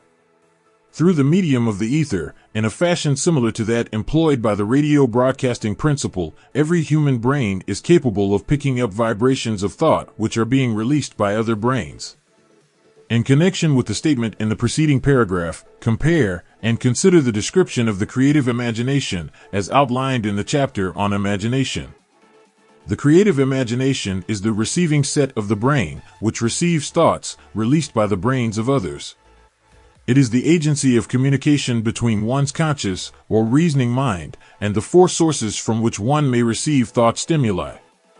When stimulated or stepped up to a high rate of vibration, the mind becomes more receptive to the vibration of thought which reaches it through the ether from outside sources. This stepping up process takes place through the positive emotions or the negative emotions. Through the emotions, the vibrations of thought may be increased. Vibrations of an exceedingly high rate are the only vibrations picked up and carried by the ether from one brain to another. Thought is energy traveling at an exceedingly high rate of vibration. Thought, which has been modified or stepped up by any of the major emotions, vibrates at a much higher rate than ordinary thought, and it is this type of thought which passes from one brain to another through the broadcasting machinery of the human brain. The emotion of sex stands at the head of the list of human emotions as far as intensity and driving force are concerned. The brain, which has been stimulated by the emotion of sex, vibrates at a much more rapid rate than it does when that emotion is quiescent or absent. The result of sex transmutation is the increase of the rate of vibration of thoughts to such a pitch that the creative imagination becomes highly receptive to ideas which it picks up from the ether. On the other hand, when the brain is vibrating at a rapid rate, it not only attracts thoughts and ideas released by other brains through the medium of the ether, but it gives to one's own thoughts that feeling which is essential before those thoughts will be picked up and acted upon by one's subconscious mind. Thus, you will see that the broadcasting principle is the factor through which you mix feeling or emotion with your thoughts and pass them on to your subconscious mind.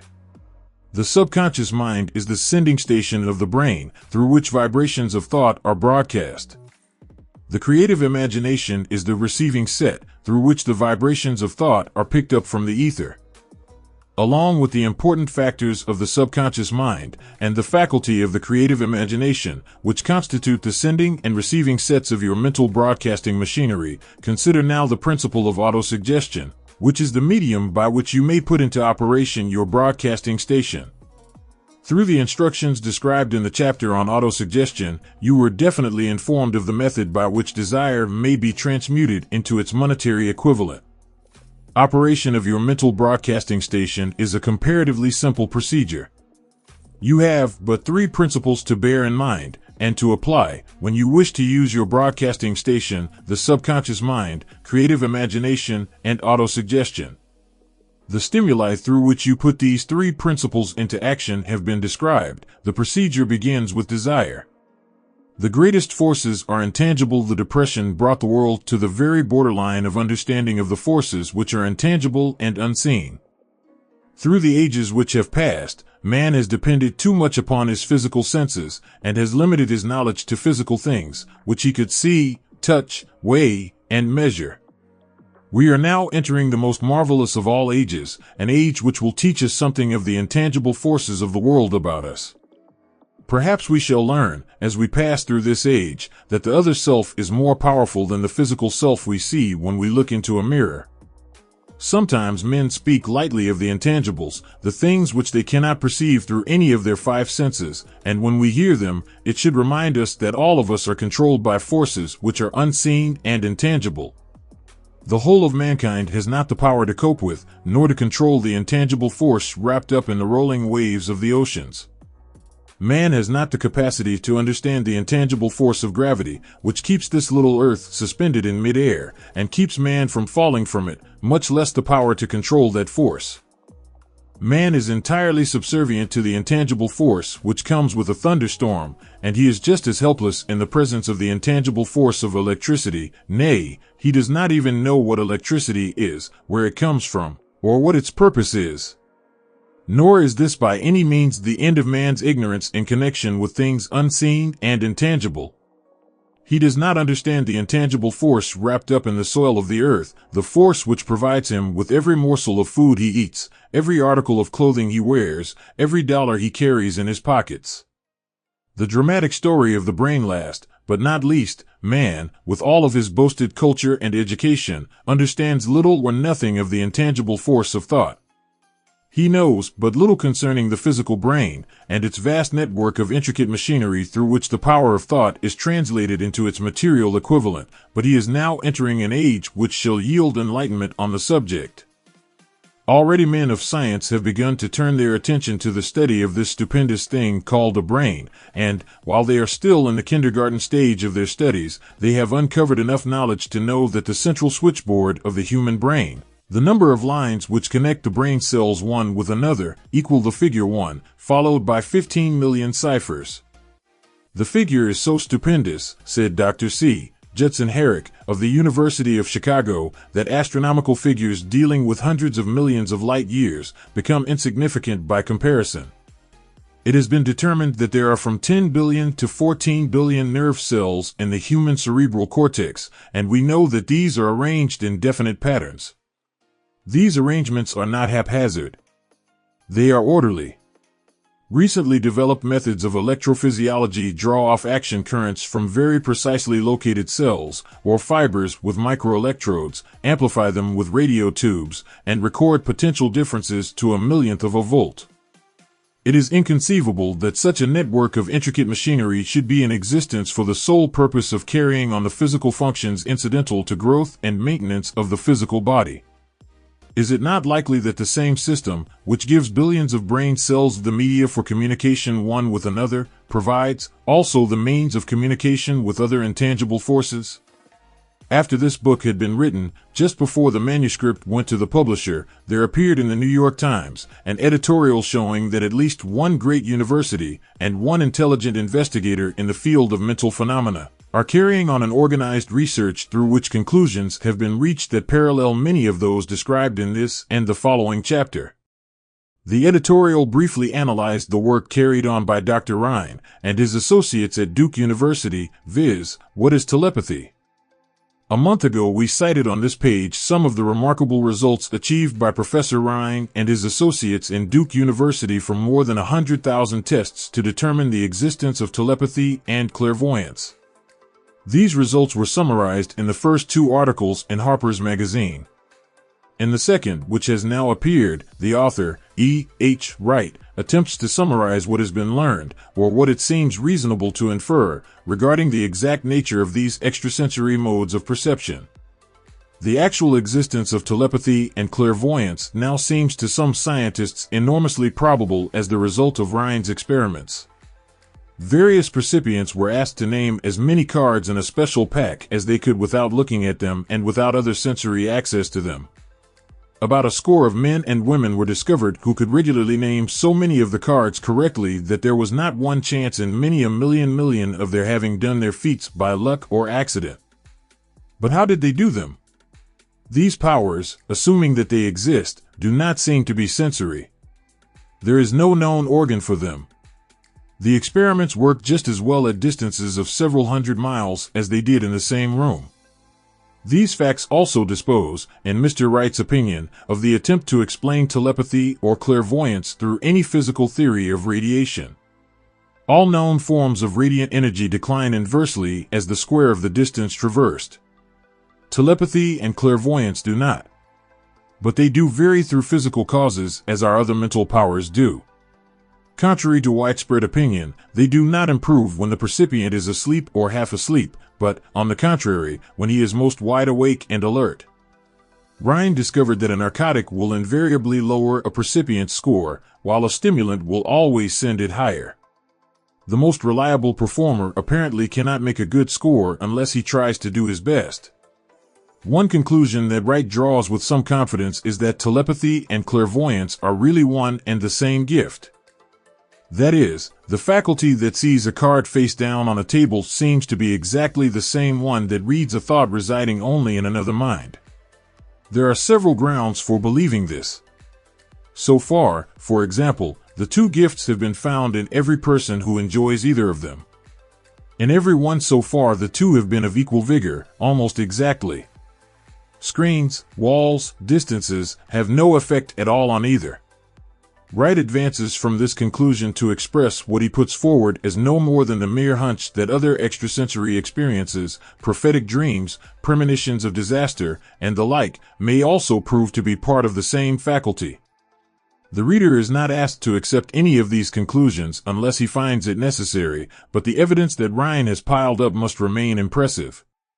In view of Dr. Rhine's announcement in connection with the conditions under which the mind responds to what he terms extra-sensory modes of perception, I now feel privileged to add to his testimony by stating that my associates and I have discovered what we believe to be the ideal conditions under which the mind can be stimulated so that the sixth sense described in the next chapter can be made to function in a practical way. The conditions to which I refer consist of a close working alliance between myself and 2 members of my staff. Through experimentation and practice, we have discovered how to stimulate our minds so that we can, by a process of blending our 3 minds into one, find the solution to a great variety of personal problems which are submitted by my clients. The procedure is very simple. We sit down at a conference table, clearly state the nature of the problem we have under consideration, then begin discussing it. Each contributes whatever thoughts that may occur. The strange thing about this method of mind stimulation is that it places each participant in communication with unknown sources of knowledge definitely outside his own experience. If you understand the principle described in the chapter on the mastermind, you of course recognize the round table procedure here described as being a practical application of the mastermind. This method of mind stimulation, through harmonious discussion of definite subjects between 3 people, illustrates the simplest and most practical use of the mastermind. By adopting and following a similar plan, any student of this philosophy may come into possession of the famous Carnegie formula briefly described in the introduction. If it means nothing to you at this time, mark this page and read it again after you have finished the last chapter. The Depression was a blessing in disguise. It reduced the whole world to a new starting point that gives everyone a new opportunity. Chapter 14, The Sixth Sense, the door to the Temple of Wisdom. The 13th step toward riches. The 13th principle is known as the sixth sense, through which infinite intelligence may and will communicate voluntarily, without any effort from, or demands by, the individual. This principle is the apex of the philosophy. It can be assimilated, understood, and applied only by first mastering the other 12 principles. The sixth sense is that portion of the subconscious mind which has been referred to as the creative imagination. It has also been referred to as the receiving set through which ideas, plans, and thoughts flash into the mind. The flashes are sometimes called hunches or inspirations. The sixth sense defies description. It cannot be described to a person who has not mastered the other principles of this philosophy, because such a person has no knowledge and no experience with which the sixth sense may be compared. Understanding of the sixth sense comes only by meditation through mind development from within. The sixth sense probably is the medium of contact between the finite mind of man and infinite intelligence, and for this reason, it is a mixture of both the mental and the spiritual. It is believed to be the point at which the mind of man contacts the universal mind. After you have mastered the principles described in this book, you will be prepared to accept as truth a statement which may, otherwise, be incredible to you, namely, through the aid of the sixth sense, you will be warned of impending dangers in time to avoid them, and notified of opportunities in time to embrace them. There comes to your aid, and to do your bidding, with the development of the sixth sense, a guardian angel who will open to you at all times the door to the temple of wisdom. Whether or not this is a statement of truth, you will never know, except by following the instructions described in the pages of this book, or some similar method of procedure. The author is not a believer in, nor an advocate of miracles, for the reason that he has enough knowledge of nature to understand that nature never deviates from her established laws. Some of her laws are so incomprehensible that they produce what appear to be miracles. The sixth sense comes as near to being a miracle as anything I have ever experienced, and it appears so, only because I do not understand the method by which this principle is operated. This much the author does know, that there is a power, or a first cause, or an intelligence, which permeates every atom of matter, and embraces every unit of energy perceptible to man, that this infinite intelligence converts acorns into oak trees, causes water to flow downhill in response to the law of gravity, follows night with day, and winter with summer, each maintaining its proper place and relationship to the other. This intelligence may, through the principles of this philosophy, be induced to aid in transmuting desires into concrete or material form. The author has this knowledge because he has experimented with it and has experienced it. Step by step, through the preceding chapters, you have been led to this, the last principle. If you have mastered each of the preceding principles, you are now prepared to accept, without being skeptical, the stupendous claims made here. If you have not mastered the other principles, you must do so before you may determine, definitely, whether or not the claims made in this chapter are fact or fiction. While I was passing through the age of hero worship, I found myself trying to imitate those whom I most admired. Moreover, I discovered that the element of faith, with which I endeavored to imitate my idols, gave me great capacity to do so quite successfully. I have never entirely divested myself of this habit of hero worship, although I have passed the age commonly given over to such. My experience has taught me that the next best thing to being truly great is to emulate the great by feeling and action as nearly as possible. Long before I had ever written a line for publication or endeavored to deliver a speech in public, I followed the habit of reshaping my own character by trying to imitate the 9 men whose lives and life works had been most impressive to me. These 9 men were Emerson, Paine, Edison, Darwin, Lincoln, Burbank, Napoleon, Ford, and Carnegie. Every night, over a long period of years, I held an imaginary council meeting with this group whom I called my invisible counselors. The procedure was this.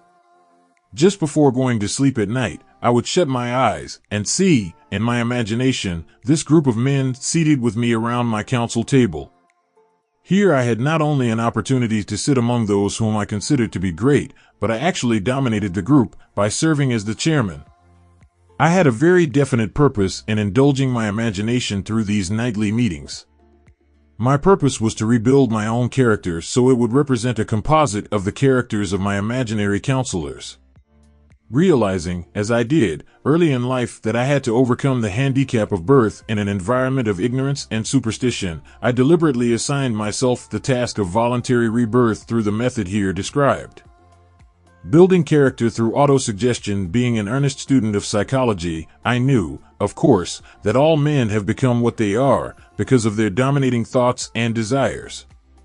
I knew that every deeply seated desire has the effect of causing one to seek outward expression through which that desire may be transmuted into reality. I knew that self-suggestion is a powerful factor in building character, that it is, in fact, the sole principle through which character is builded. With this knowledge of the principles of mind operation, I was fairly well armed with the equipment needed in rebuilding my character. In these imaginary council meetings, I called on my cabinet members for the knowledge I wished each to contribute, addressing myself to each member in audible words, as follows: Mr. Emerson, I desire to acquire from you the marvelous understanding of nature which distinguished your life. I ask that you make an impress upon my subconscious mind of whatever qualities you possessed, which enabled you to understand and adapt yourself to the laws of nature. I ask that you assist me in reaching and drawing upon whatever sources of knowledge are available to this end. Mr. Burbank, I request that you pass on to me the knowledge which enabled you to so harmonize the laws of nature that you caused the cactus to shed its thorns and become an edible food. Give me access to the knowledge which enabled you to make 2 blades of grass grow where but one grew before, and helped you to blend the coloring of the flowers with more splendor and harmony, for you, alone, have successfully gilded the lily. Napoleon, I desire to acquire from you, by emulation, the marvelous ability you possess to inspire men, and to arouse them to greater and more determined spirit of action. Also to acquire the spirit of enduring faith, which enabled you to turn defeat into victory, and to surmount staggering obstacles. Emperor Fate, King of Chance, Man of Destiny, I salute you. Mr. Paine, I desire to acquire from you the freedom of thought and the courage and clarity with which to express convictions, which so distinguished you. Mr. Darwin, I wish to acquire from you the marvelous patience and ability to study cause and effect, without bias or prejudice, so exemplified by you. Mr. Lincoln, I desire to build into my own character the keen sense of justice, the untiring spirit of patience, the sense of humor, the human understanding, and the tolerance, which were your distinguishing characteristics. Mr. Carnegie, I am already indebted to you for my choice of a life work, which has brought me great happiness and peace of mind. I wish to acquire a thorough understanding of the principles of organized effort, which you used so effectively in the building of a great industrial enterprise. Mr. Ford, you have been among the most helpful of the men who have supplied much of the material essential to my work. I wish to acquire your spirit of persistence, the determination, poise, and self-confidence which have enabled you to master poverty, organize, unify, and simplify human effort, so I may help others to follow in your footsteps. Mr. Edison, I have seated you nearest to me, at my right, because of the personal cooperation you have given me during my research into the causes of success and failure. I wish to acquire from you the marvelous spirit of faith with which you have uncovered so many of nature's secrets, the spirit of unremitting toil with which you have so often wrested victory from defeat. My method of addressing the members of the imaginary cabinet would vary according to the traits of character in which I was, for the moment, most interested in acquiring. I studied the records of their lives with painstaking care. After some months of this nightly procedure, I was astounded by the discovery that these imaginary figures became, apparently, real. Each of these 9 men developed individual characteristics, which surprised me. For example, Lincoln developed the habit of always being late, then walking around in solemn parade. When he came, he walked very slowly, with his hands clasped behind him, and once in a while, he would stop as he passed, and rest his hand, momentarily, upon my shoulder. He always wore an expression of seriousness upon his face. Rarely did I see him smile. The cares of a sundered nation made him grave. That was not true of the others. Burbank and Payne often indulged in witty repartee which seemed, at times, to shock the other members of the cabinet. One night Payne suggested that I prepare a lecture on the Age of Reason and deliver it from the pulpit of a church which I formerly attended. Many around the table laughed heartily at the suggestion. Not Napoleon. He drew his mouth down at the corners and groaned so loudly that all turned and looked at him with amazement. To him the church was but a pawn of the state, not to be reformed, but to be used as a convenient inciter to mass activity by the people. On one occasion Burbank was late. When he came, he was excited with enthusiasm and explained that he had been late because of an experiment he was making, through which he hoped to be able to grow apples on any sort of tree. Payne chided him by reminding him that it was an apple which started all the trouble between man and woman. Darwin chuckled heartily as he suggested that Payne should watch out for little serpents when he went into the forest to gather apples, as they had the habit of growing into big snakes. Emerson observed, "No serpents, no apples," and Napoleon remarked, "No apples, no state." Lincoln developed the habit of always being the last one to leave the table after each meeting. On one occasion, he leaned across the end of the table, his arms folded, and remained in that position for many minutes. I made no attempt to disturb him. Finally, he lifted his head slowly, got up and walked to the door, then turned around, came back, and laid his hand on my shoulder and said, "My boy, you will need much courage if you remain steadfast in carrying out your purpose in life. But remember, when difficulties overtake you, the common people have common sense. Adversity will develop it." One evening Edison arrived ahead of all the others. He walked over and seated himself at my left, where Emerson was accustomed to sit, and said, "You are destined to witness the discovery of the secret of life. When the time comes, you will observe that life consists of great swarms of energy, or entities, each as intelligent as human beings think themselves to be. These units of life group together like hives of bees, and remain together until they disintegrate, through lack of harmony. These units have differences of opinion, the same as human beings, and often fight among themselves. These meetings which you are conducting will be very helpful to you. They will bring to your rescue some of the same units of life which served the members of your cabinet during their lives. These units are eternal. They never die. Your own thoughts and desires serve as the magnet which attracts units of life from the great ocean of life out there. Only the friendly units are attracted, the ones which harmonize with the nature of your desires." The other members of the cabinet began to enter the room. Edison got up and slowly walked around to his own seat. Edison was still living when this happened. It impressed me so greatly that I went to see him and told him about the experience. He smiled broadly and said, "Your dream was more reality than you may imagine it to have been." He added no further explanation to his statement. These meetings became so realistic that I became fearful of their consequences and discontinued them for several months. The experiences were so uncanny, I was afraid if I continued them I would lose sight of the fact that the meetings were purely experiences of my imagination. Some 6 months after I had discontinued the practice, I was awakened one night, or thought I was, when I saw Lincoln standing at my bedside. He said, "The world will soon need your services. It is about to undergo a period of chaos which will cause men and women to lose faith and become panic-stricken. Go ahead with your work and complete your philosophy. That is your mission in life. If you neglect it, for any cause whatsoever, you will be reduced to a primal state and be compelled to retrace the cycles through which you have passed during thousands of years." I was unable to tell, the following morning, whether I had dreamed this or had actually been awake, and I have never since found out which it was, but I do know that the dream, if it were a dream, was so vivid in my mind the next day that I resumed my meetings the following night.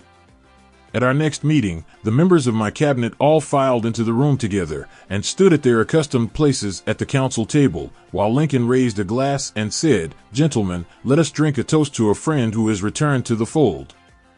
After that, I began to add new members to my cabinet, until now it consists of more than 50, among them Christ, St. Paul, Galileo, Copernicus, Aristotle, Plato, Socrates, Homer, Voltaire, Bruno, Spinoza, Drummond, Kant, Schopenhauer, Newton, Confucius, Elbert Hubbard, Brand, Ingersoll, Wilson, and William James. This is the first time that I have had the courage to mention this. Heretofore, I have remained quiet on the subject, because I knew, from my own attitude in connection with such matters, that I would be misunderstood if I described my unusual experience. I have been emboldened now to reduce my experience to the printed page, because I am now less concerned about what they say than I was in the years that have passed.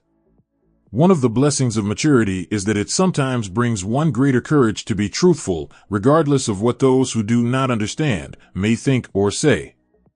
Lest I be misunderstood, I wish here to state most emphatically that I still regard my cabinet meetings as being purely imaginary, but I feel entitled to suggest that, while the members of my cabinet may be purely fictional, and the meetings existent only in my own imagination, they have led me into glorious paths of adventure, rekindled an appreciation of true greatness, encouraged creative endeavor, and emboldened the expression of honest thought.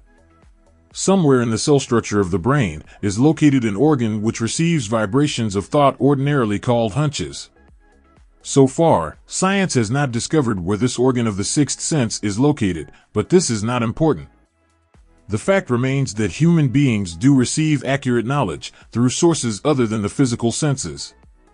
Such knowledge, generally, is received when the mind is under the influence of extraordinary stimulation. Any emergency which arouses the emotions and causes the heart to beat more rapidly than normal may, and generally does, bring the sixth sense into action. Anyone who has experienced a near accident while driving knows that on such occasions, the sixth sense often comes to one's rescue and aids, by split seconds, in avoiding the accident. These facts are mentioned preliminary to a statement of fact which I shall now make, namely, that during my meetings with the invisible counselors I find my mind most receptive to ideas, thoughts, and knowledge which reach me through the sixth sense. I can truthfully say that I owe entirely to my invisible counselors full credit for such ideas, facts, or knowledge as I receive through inspiration. On scores of occasions, when I have faced emergencies, some of them so grave that my life was in jeopardy, I have been miraculously guided past these difficulties through the influence of my invisible counselors. My original purpose in conducting council meetings with imaginary beings was solely that of impressing my own subconscious mind, through the principle of autosuggestion, with certain characteristics which I desired to acquire. In more recent years, my experimentation has taken on an entirely different trend.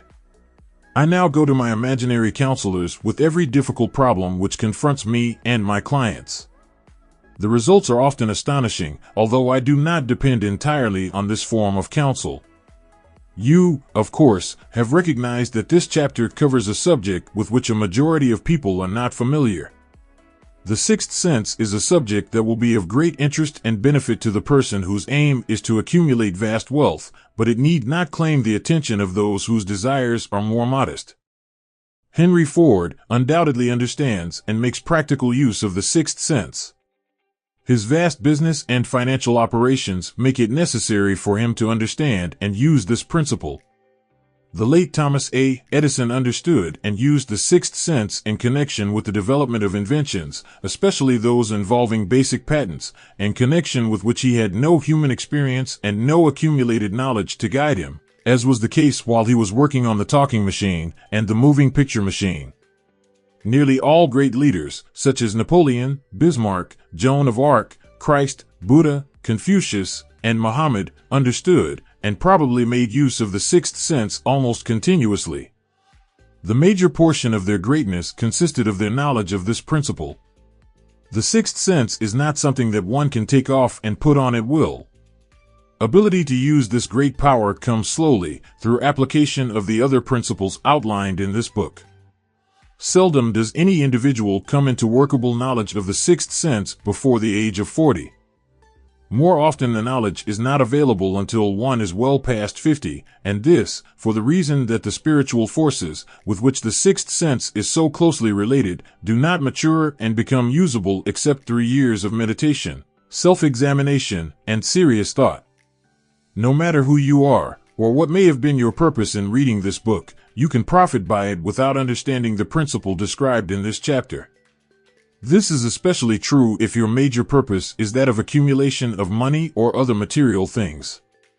The chapter on the sixth sense was included because the book is designed for the purpose of presenting a complete philosophy by which individuals may unerringly guide themselves in attaining whatever they ask of life.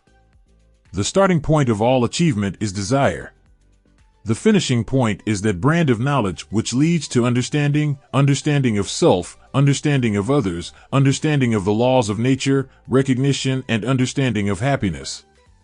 This sort of understanding comes in its fullness only through familiarity with and use of the principle of the sixth sense, hence that principle had to be included as a part of this philosophy for the benefit of those who demand more than money.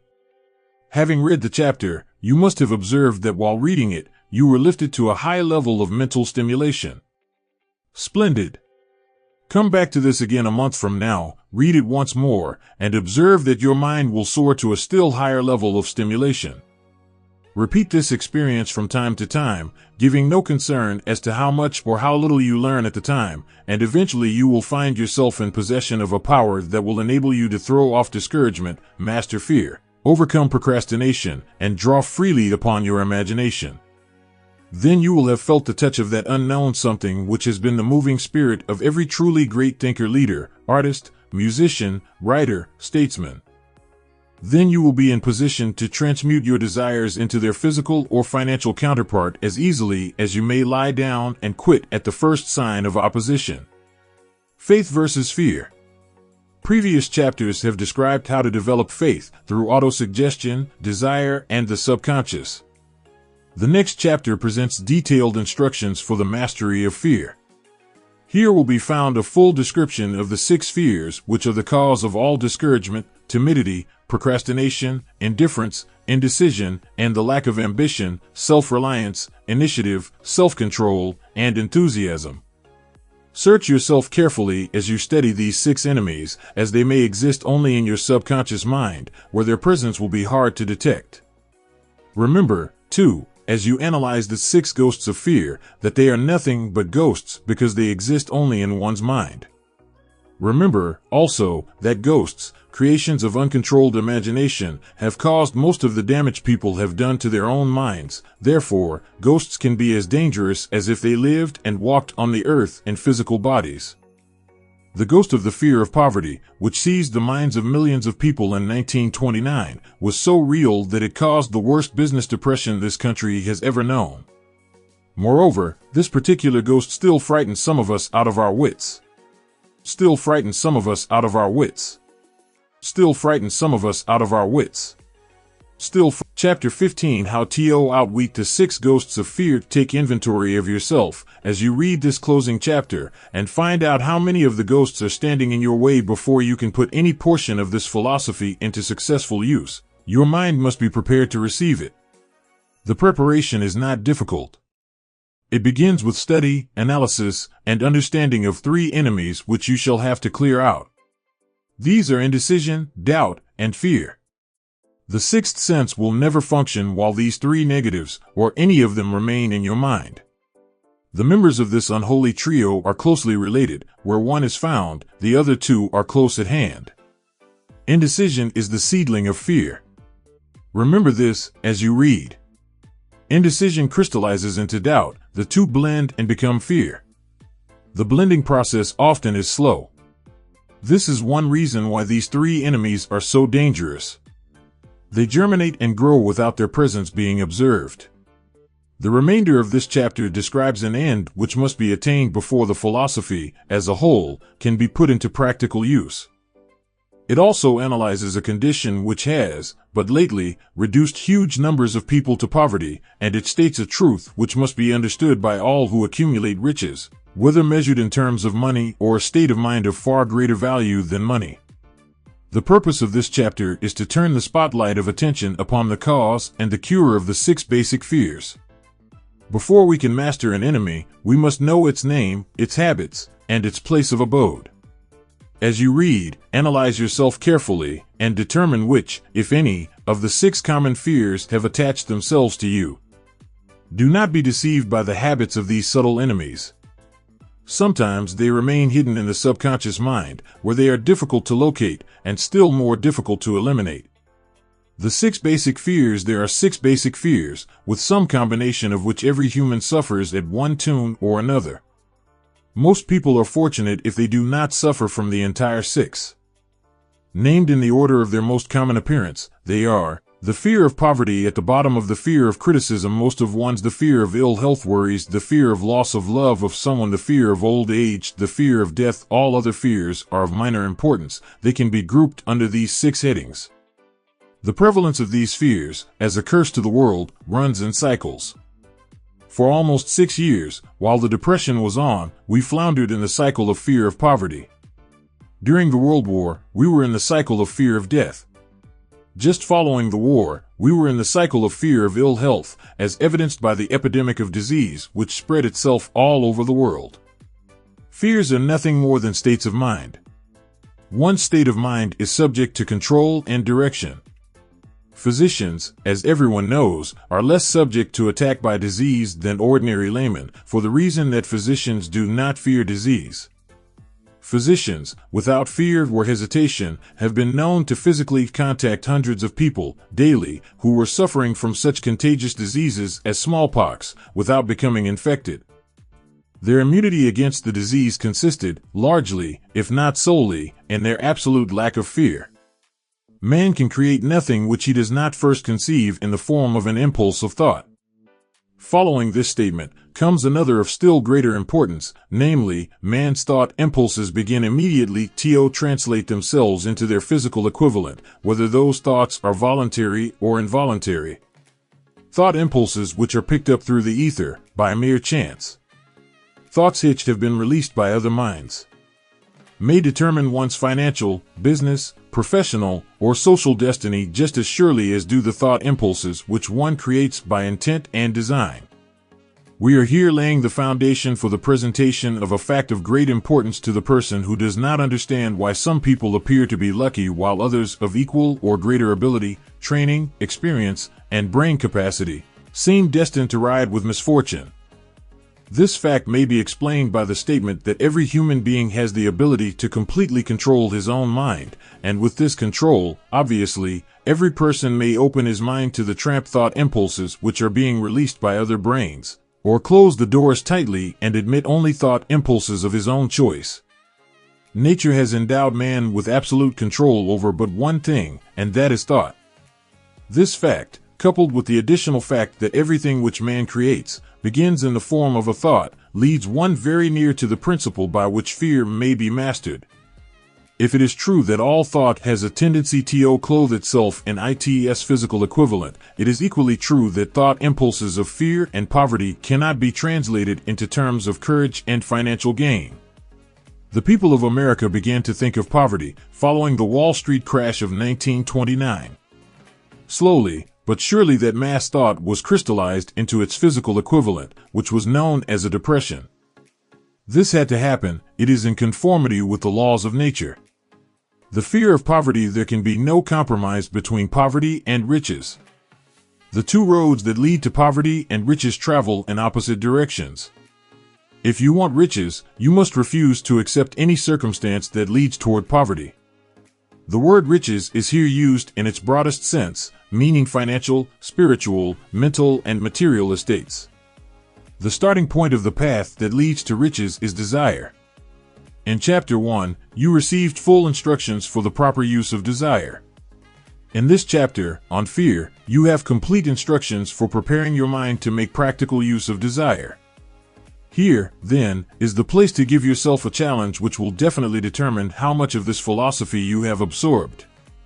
Here is the point at which you can turn profit and foretell, accurately, what the future holds in store for you. If, after reading this chapter, you are willing to accept poverty, you may as well make up your mind to receive poverty.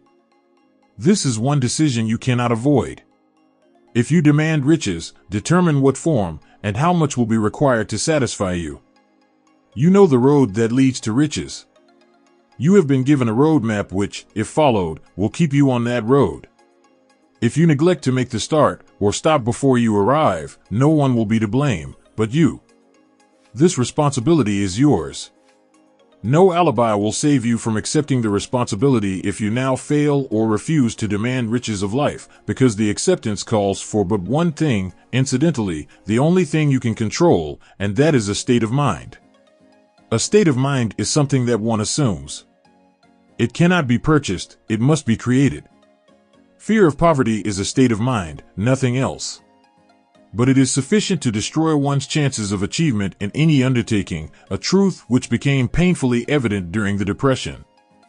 This fear paralyzes the faculty of reason, destroys the faculty of imagination, kills off self-reliance, undermines enthusiasm, discourages initiative, leads to uncertainty of purpose, encourages procrastination, wipes out enthusiasm, and makes self-control an impossibility. It takes the charm from one's personality, destroys the possibility of accurate thinking, diverts concentration of effort, it masters persistence, turns the willpower into nothingness, destroys ambition, beclouds the memory and invites failure in every conceivable form. It kills love and assassinates the finer emotions of the heart, discourages friendship and invites disaster in 100 forms, leads to sleeplessness, misery, and unhappiness. And all this despite the obvious truth that we live in a world of overabundance of everything the heart could desire, with nothing standing between us and our desires, excepting lack of a definite purpose. The fear of poverty is, without doubt, the most destructive of the 6 basic fears. It has been placed at the head of the list because it is the most difficult to master. Considerable courage is required to state the truth about the origin of this fear, and still greater courage to accept the truth after it has been stated. The fear of poverty grew out of man's inherited tendency to prey upon his fellow man economically. Nearly all animals lower than man are motivated by instinct, but their capacity to think is limited, therefore, they prey upon one another physically. Man, with his superior sense of intuition, with the capacity to think and to reason, does not eat his fellow man bodily, he gets more satisfaction out of eating him financially. Man is so avaricious that every conceivable law has been passed to safeguard him from his fellow man. Of all the ages of the world, of which we know anything, the age in which we live seems to be one that is outstanding because of man's money madness. A man is considered less than the dust of the earth unless he can display a fat bank account. But if he has money, never mind how he acquired it, he is a king or a big shot, he is above the law, he rules in politics, he dominates in business, and the whole world about him bows in respect when he passes. Nothing brings man so much suffering and humility as poverty. Only those who have experienced poverty understand the full meaning of this. It is no wonder that man fears poverty. Through a long line of inherited experiences, man has learned, for sure, that some men cannot be trusted where matters of money and earthly possessions are concerned. This is a rather stinging indictment, the worst part of it being that it is true. The majority of marriages are motivated by the wealth possessed by one or both of the contracting parties. It is no wonder, therefore, that the divorce courts are busy. So eager is man to possess wealth that he will acquire it in whatever manner he can, through legal methods if possible, through other methods if necessary or expedient. Self-analysis may disclose weaknesses which one does not like to acknowledge. This form of examination is essential to all who demand of life more than mediocrity and poverty.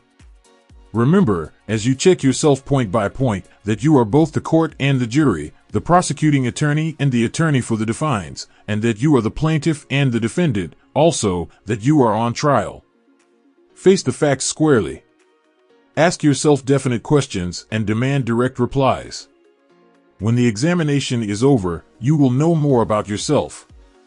If you do not feel that you can be an impartial judge in this self-examination, call upon someone who knows you well to serve as judge while you cross-examine yourself. You are after the truth. Get it, no matter at what cost, even though it may temporarily embarrass you. The majority of people, if asked what they fear most, would reply, "I fear nothing." The reply would be inaccurate, because few people realize that they are fear. So subtle and deeply seated is the emotion of fear that one may go through life burdened with it, never recognizing its presence. Only a courageous analysis will disclose the presence of this universal enemy. When you begin such an analysis, search deeply into your character. Here is a list of the symptoms for which you should look: indifference, commonly expressed through lack of ambition, willingness to tolerate poverty, acceptance of whatever compensation life may offer without protest, mental and physical laziness, lack of initiative, imagination, enthusiasm, and self-control and decision. The habit of permitting others to do one's thinking. Staying on the fence.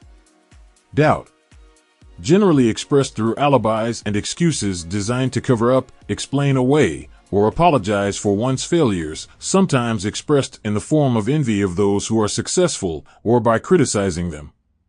Worry, usually expressed by finding fault with others, a tendency to spend beyond one's income, neglect of personal appearance, scowling and frowning, intemperance in the use of alcoholic drink, sometimes through the use of narcotics, nervousness, lack of poise, self-consciousness, and lack of self-reliance.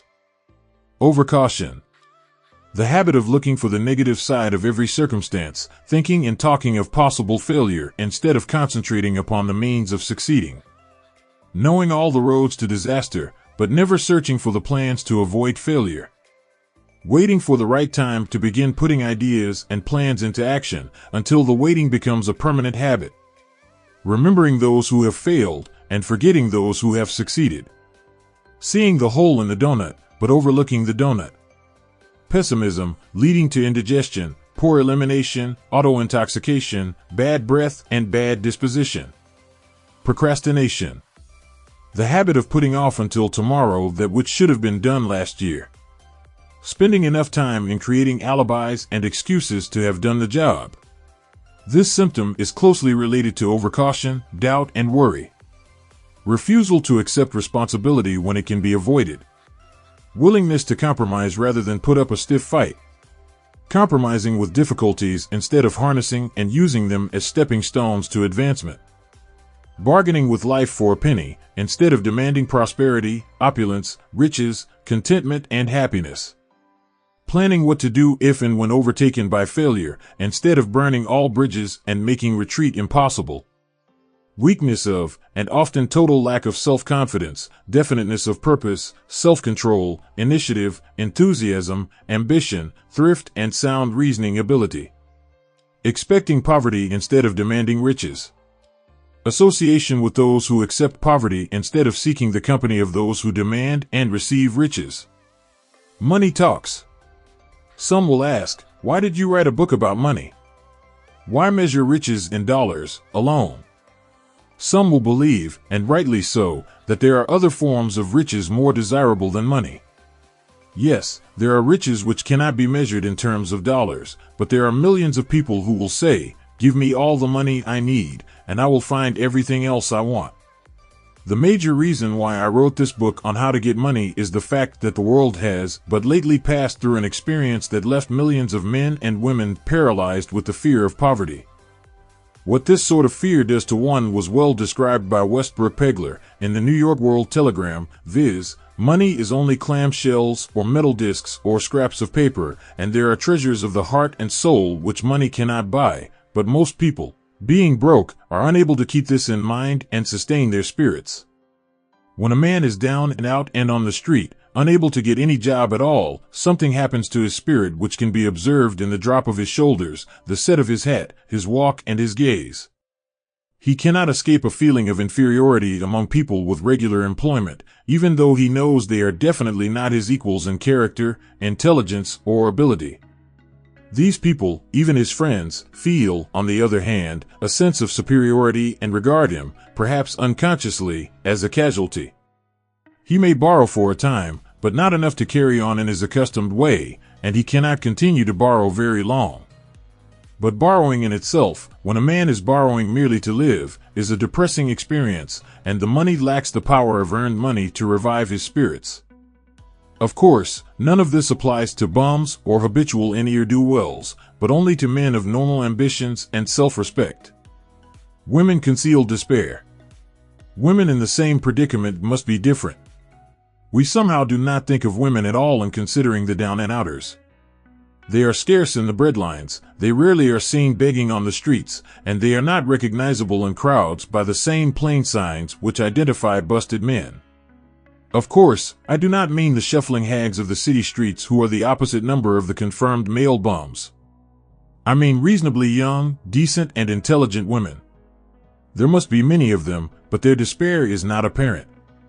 Maybe they kill themselves. When a man is down and out, he has time on his hands for brooding. He may travel miles to see a man about a job and discover that the job is filled, or that it is one of those jobs with no base pay but only a commission on the sale of some useless knick-knack which nobody would buy, except out of pity. Turning that down, he finds himself back on the street with nowhere to go but just anywhere. So he walks and walks. He gazes into store windows at luxuries which are not for him, and feels inferior and gives way to people who stop to look with an active interest. He wanders into the railroad station or puts himself down in the library to ease his legs and soak up a little heat, but that isn't looking for a job, so he gets going again. He may not know it, but his aimlessness would give him away even if the very lines of his figure did not. He may be well dressed in the clothes left over from the days when he had a steady job, but the clothes cannot disguise the droop. Money makes difference. He sees thousands of other people, bookkeepers or clerks or chemists or wagon hands, busy at their work, and envies them from the bottom of his soul. They have their independence, their self-respect and manhood, and he simply cannot convince himself that he is a good man, too, though he argue it out and arrive at a favorable verdict hour after hour. It is just money which makes this difference in him. With a little money he would be himself again. Some employers take the most shocking advantage of people who are down and out. The agencies hang out little colored cards offering miserable wages to busted men, $12 a week, $15 a week. An $18 a week job is a plum, and anyone with $25 a week to offer does not hang the job in front of an agency on a colored card. I have a want ad clipped from a local paper demanding a clerk, a good, clean penman, to take telephone orders for a sandwich shop from 11 a.m. to 2 p.m. for $8 a month, not $8 a week, but $8 a month. The ad says also, state religion. Can you imagine the brutal effrontery of anyone who demands a good, clean penman for 11 cents an hour inquiring into the victim's religion? But that is what busted people are offered. The fear of criticism, just how man originally came by this fear, no one can state definitely, but one thing is certain, he has it in a highly developed form. Some believe that this fear made its appearance about the time that politics became a profession. Others believe it can be traced to the age when women first began to concern themselves with styles and wearing apparel. This author, being neither a humorist nor a prophet, is inclined to attribute the basic fear of criticism to that part of man's inherited nature which prompts him not only to take away his fellow man's goods and wares, but to justify his action by criticism of his fellow man's character. It is a well-known fact that a thief will criticize the man from whom he steals, that politicians seek office, not by displaying their own virtues and qualifications, but by attempting to besmirch their opponents. The fear of criticism takes on many forms, the majority of which are petty and trivial. Bald-headed men, for example, are bald for no other reason than their fear of criticism. Heads become bald because of the tight-fitting bands of hats which cut off the circulation from the roots of the hair. Men wear hats, not because they actually need them, but mainly because everyone is doing it. The individual falls into line and does likewise, lest some other individual criticize him. Women seldom have bald heads, or even thin hair, because they wear hats which fit their heads loosely, the only purpose of the hats being adornment. But it must not be supposed that women are free from the fear of criticism. If any woman claims to be superior to man with reference to this fear, ask her to walk down the street wearing a hat of the vintage of 1890. The astute manufacturers of clothing have not been slow to capitalize this basic fear of criticism, with which all mankind has been cursed. Every season the styles and many articles of wearing apparel change. Who establishes the styles? Certainly not the purchaser of clothing, but the manufacturer. Why does he change the style so often? The answer is obvious. He changes the styles so he can sell more clothes. For the same reason, the manufacturers of automobiles change styles of models every season. No man wants to drive an automobile which is not of the latest style, although the older model may actually be the better car. We have been describing the manner in which people behave under the influence of fear of criticism as applied to the small and petty things of life. Let us now examine human behavior when this fear affects people in connection with the more important events of human relationship. Take, for example, practically any person who has reached the age of mental maturity, and if you could read the secret thoughts of his mind, you would find a very decided disbelief in most of the fables taught by the majority of the dogmatists and theologians a few decades back. Not often, however, will you find a person who has the courage to openly state his belief on this subject. Most people will, if pressed far enough, tell a lie rather than admit that they do not believe the stories associated with that form of religion which held people in bondage prior to the age of scientific discovery and education. Why does the average person, even in this day of enlightenment, shy away from denying his belief in the fables which were the basis of most of the religions a few decades ago? The answer is, because of the fear of criticism. Men and women have been burned at the stake for daring to express disbelief in ghosts. It is no wonder we have inherited a consciousness which makes us fear criticism. The time was, and not so far in the past, when criticism carried severe punishments. It still does in some countries. The fear of criticism robs man of his initiative, destroys his power of imagination, limits his individuality, takes away his self-reliance, and does him damage in 100 other ways. Parents often do their children irreparable injury by criticizing them. The mother of one of my boyhood chums used to punish him with a switch almost daily, always completing the job with the statement, "You'll land in the penitentiary before you are 20. He was sent to a reformatory at the age of 17. Criticism is the one form of service, of which everyone has too much. Everyone has a stock of it which is handed out, gratis, whether called for or not. One's nearest relatives often are the worst offenders. It should be recognized as a crime for any parent to build inferiority complexes in the mind of a child through unnecessary criticism.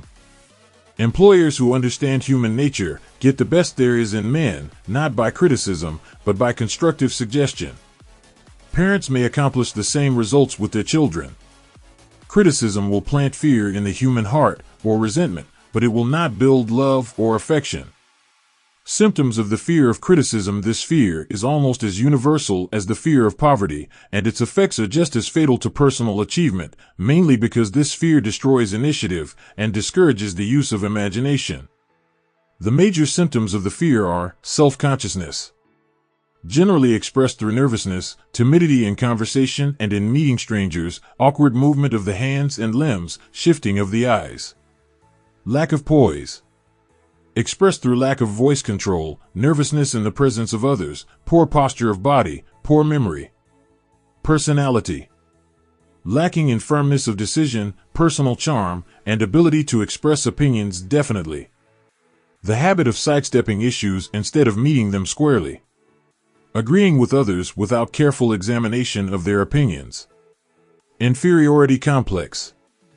The habit of expressing self-approval by word of mouth and by actions as a means of covering up a feeling of inferiority.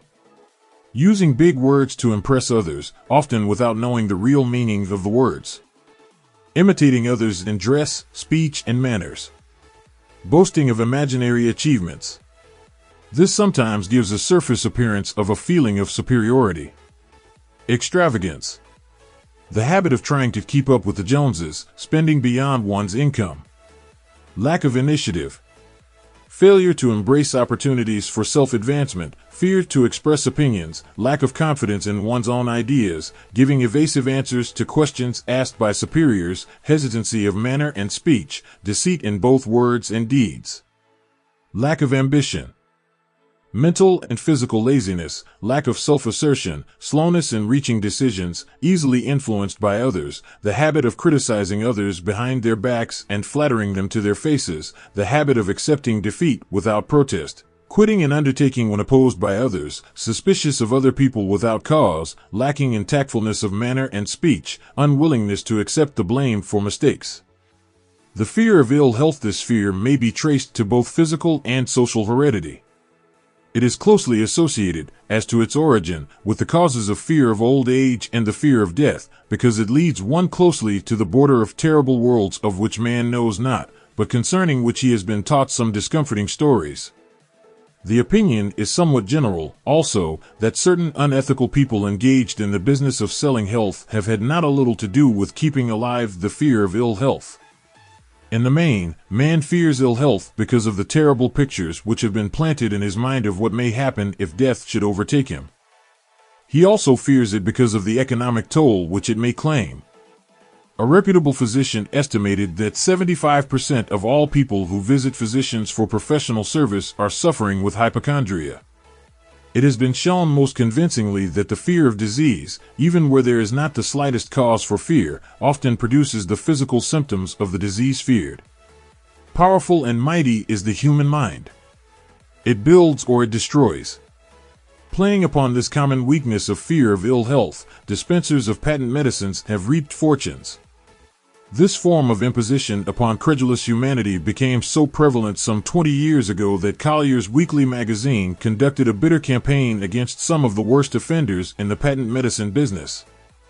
During the flu epidemic which broke out during the World War, the mayor of New York City took drastic steps to check the damage which people were doing themselves through their inherent fear of ill health. He called in the newspaper men and said to them, "Gentlemen, I feel it necessary to ask you not to publish any scare headlines concerning the flu epidemic. Unless you cooperate with me, we will have a situation which we cannot control." The newspapers quit publishing stories about the flu, and within 1 month the epidemic had been successfully checked. Through a series of experiments conducted some years ago, it was proved that people may be made ill by suggestion. We conducted this experiment by causing 3 acquaintances to visit the victims, each of whom asked the question, "What ails you?" "You look terribly ill." The first questioner usually provoked a grin, and a nonchalant, "Oh, nothing, I'm all right," from the victim. The second questioner usually was answered with the statement, "I don't know exactly, but I do feel badly." The third questioner was usually met with the frank admission that the victim was actually feeling ill. Try this on an acquaintance if you doubt that it will make him uncomfortable, but do not carry the experiment too far. There is a certain religious sect whose members take vengeance upon their enemies by the hexing method. They call it placing a spell on the victim. There is overwhelming evidence that disease sometimes begins in the form of negative thought impulse. Such an impulse may be passed from one mind to another, by suggestion, or created by an individual in his own mind. A man who was blessed with more wisdom than this incident might indicate, once said, "When anyone asks me how I feel, I always want to answer by knocking him down." Doctors send patients into new climates for their health because a change of mental attitude is necessary. The seed of fear of ill health lives in every human mind. Worry, fear, discouragement, disappointment in love and business affairs cause this seed to germinate and grow. The recent business depression kept the doctors on the run because every form of negative thinking may cause ill health. Disappointments in business and in love stand at the head of the list of causes of fear of ill health. A young man suffered a disappointment in love which sent him to a hospital. 4 months he hovered between life and death. A specialist in suggestive therapeutics was called in. The specialist changed nurses, placing him in charge of a very charming young woman who began to make love to him the first day of her arrival on the job. Within 3 weeks, the patient was discharged from the hospital, still suffering, but with an entirely different malady. He was in love again. The remedy was a hoax, but the patient and the nurse were later married. Both are in good health at the time of this writing. Symptoms of the fear of ill health. The symptoms of this almost universal fear are autosuggestion. The habit of negative use of self-suggestion by looking for and expecting to find the symptoms of all kinds of disease. Enjoying imaginary illness and speaking of it as being real. The habit of trying all fads and isms recommended by others as having therapeutic value. Talking to others of operations, accidents, and other forms of illness. Experimenting with diets, physical exercises, reducing systems without professional guidance. Trying home remedies, patent medicines, and quack remedies. Hypochondria. The habit of talking of illness, concentrating the mind upon disease, and expecting its appearance until a nervous break occurs. Nothing that comes in bottles can cure this condition. It is brought on by negative thinking, and nothing but positive thought can effect a cure.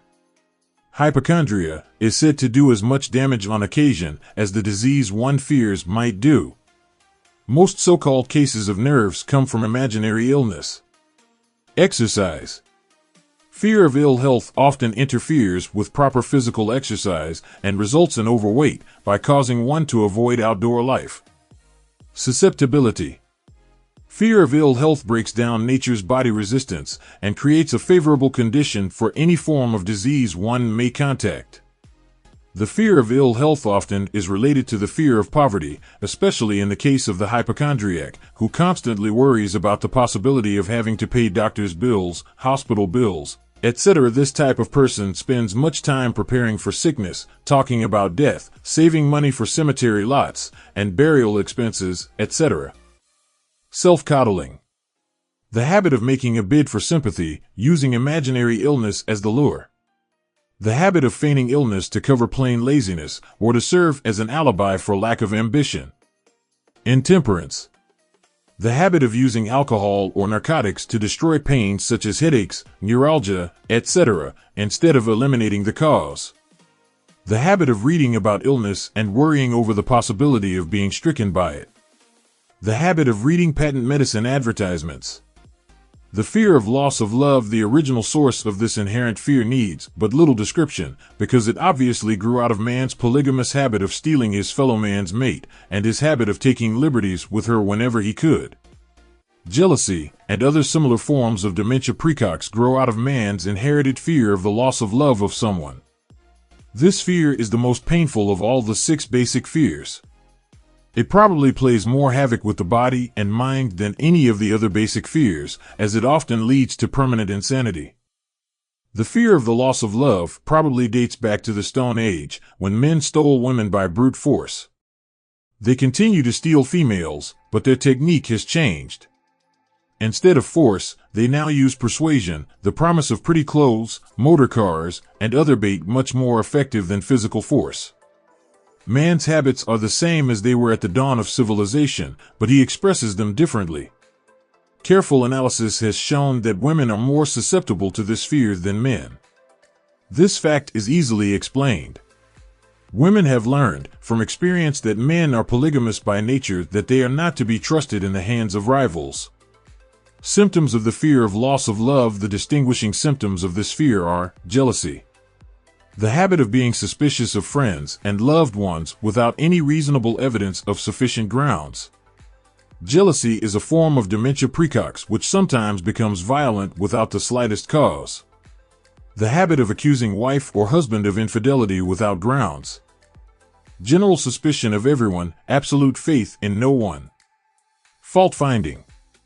The habit of finding fault with friends, relatives, business associates, and loved ones upon the slightest provocation, or without any cause whatsoever. Gambling. The habit of gambling, stealing, cheating, and otherwise taking hazardous chances to provide money for loved ones, with the belief that love can be bought. The habit of spending beyond one's means, or incurring debts, to provide gifts for loved ones, with the object of making a favorable showing. Insomnia, nervousness, lack of persistence, weakness of will, lack of self-control, lack of self-reliance, bad temper. The fear of old age. In the main, this fear grows out of two sources. First, the thought that old age may bring with it poverty. Secondly, and by far the most common source of origin, from false and cruel teachings of the past which have been too well mixed with fire and brimstone, and other bogies cunningly designed to enslave man through fear. In the basic fear of old age, man has two very sound reasons for his apprehension, one growing out of his distrust of his fellow man, who may seize whatever worldly goods he may possess, and the other arising from the terrible pictures of the world beyond, which were planted in his mind through social heredity before he came into full possession of his mind. The possibility of ill health, which is more common as people grow older, is also a contributing cause of this common fear of old age. Eroticism also enters into the cause of the fear of old age, as no man cherishes the thought of diminishing sex attraction. The most common cause of fear of old age is associated with the possibility of poverty. Poorhouse is not a pretty word. It throws a chill into the mind of every person who faces the possibility of having to spend his declining years on a poor farm. Another contributing cause of the fear of old age is the possibility of loss of freedom and independence, as old age may bring with it the loss of both physical and economic freedom. Symptoms of the fear of old age. The commonest symptoms of this fear are the tendency to slow down and develop an inferiority complex at the age of mental maturity, around the age of 40, falsely believing oneself to be slipping because of age. The habit of speaking apologetically of oneself as being old merely because one has reached the age of 40 or 50, instead of reversing the rule and expressing gratitude for having reached the age of wisdom and understanding. The habit of killing off initiative, imagination, and self-reliance by falsely believing oneself too old to exercise these qualities. The habit of the man or woman of 40 dressing with the aim of trying to appear much younger and affecting mannerisms of youth, thereby inspiring ridicule by both friends and strangers. The fear of death. To some, this is the cruelest of all the basic fears. The reason is obvious. The terrible pangs of fear associated with the thought of death, in the majority of cases, may be charged directly to religious fanaticism. So-called heathen are less afraid of death than the more civilized. For hundreds of millions of years, man has been asking the still unanswered questions, whence and whither? Where did I come from, and where am I going? During the darker ages of the past, the more cunning and crafty were not slow to offer the answer to these questions, for a price. Witness, now, the major source of origin of the fear of death. Come into my tent, embrace my faith, accept my dogmas, and I will give you a ticket that will admit you straightaway into heaven when you die, cries a leader of sectarianism. Remain out of my tent, says the same leader, and may the devil take you and burn you throughout eternity. Eternity is a long time. Fire is a terrible thing. The thought of eternal punishment with fire not only causes man to fear death, it often causes him to lose his reason. It destroys interest in life and makes happiness impossible. During my research, I reviewed a book entitled A Catalogue of the Gods, in which were listed the 30,000 gods which man has worshipped. Think of it. 30,000 of them, represented by everything from a crawfish to a man. It is little wonder that men have become frightened at the approach of death. While the religious leader may not be able to provide safe conduct into heaven, nor, by lack of such provision, allow the unfortunate to descend into hell, the possibility of the latter seems so terrible that the very thought of it lays hold of the imagination in such a realistic way that it paralyzes reason and sets up the fear of death. In truth, no man knows, and no man has ever known, what heaven or hell is like, nor does any man know if either place actually exists. This very lack of positive knowledge opens the door of the human mind to the charlatan so he may enter and control that mind with his stock of legerdemain and various brands of pious fraud and trickery. The fear of death is not as common now as it was during the age when there were no great colleges and universities. Men of science have turned the spotlight of truth upon the world, and this truth is rapidly freeing men and women from this terrible fear of death. The young men and young women who attend the colleges and universities are not easily impressed by fire and brimstone. Through the aid of biology, astronomy, geology, and other related sciences, the fears of the Dark Ages which gripped the minds of men and destroyed their reason have been dispelled. Insane asylums are filled with men and women who have gone mad because of the fear of death. This fear is useless. Death will come, no matter what anyone may think about it. Accept it as a necessity, and pass the thought out of your mind. It must be a necessity, or it would not come to all. Perhaps it is not as bad as it has been pictured. The entire world is made up of only two things, energy and matter. In elementary physics, we learn that neither matter nor energy can be created nor destroyed. Both matter and energy can be transformed, but neither can be destroyed. Life is energy, if it is anything. If neither energy nor matter can be destroyed, of course life cannot be destroyed. Life, like other forms of energy, may be passed through various processes of transition or change, but it cannot be destroyed. Death is mere transition. If death is not mere change or transition, then nothing comes after death except a long, eternal, peaceful sleep, and sleep is nothing to be feared. Thus you may wipe out, forever, the fear of death.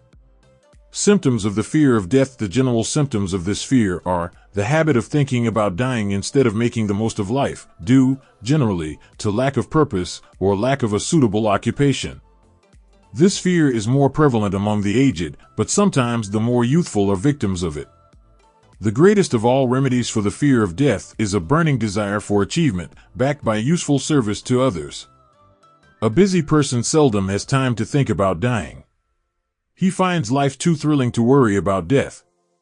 Sometimes the fear of death is closely associated with the fear of poverty, where one's death would leave loved ones poverty-stricken. In other cases, the fear of death is caused by illness and the consequent breaking down of physical body resistance.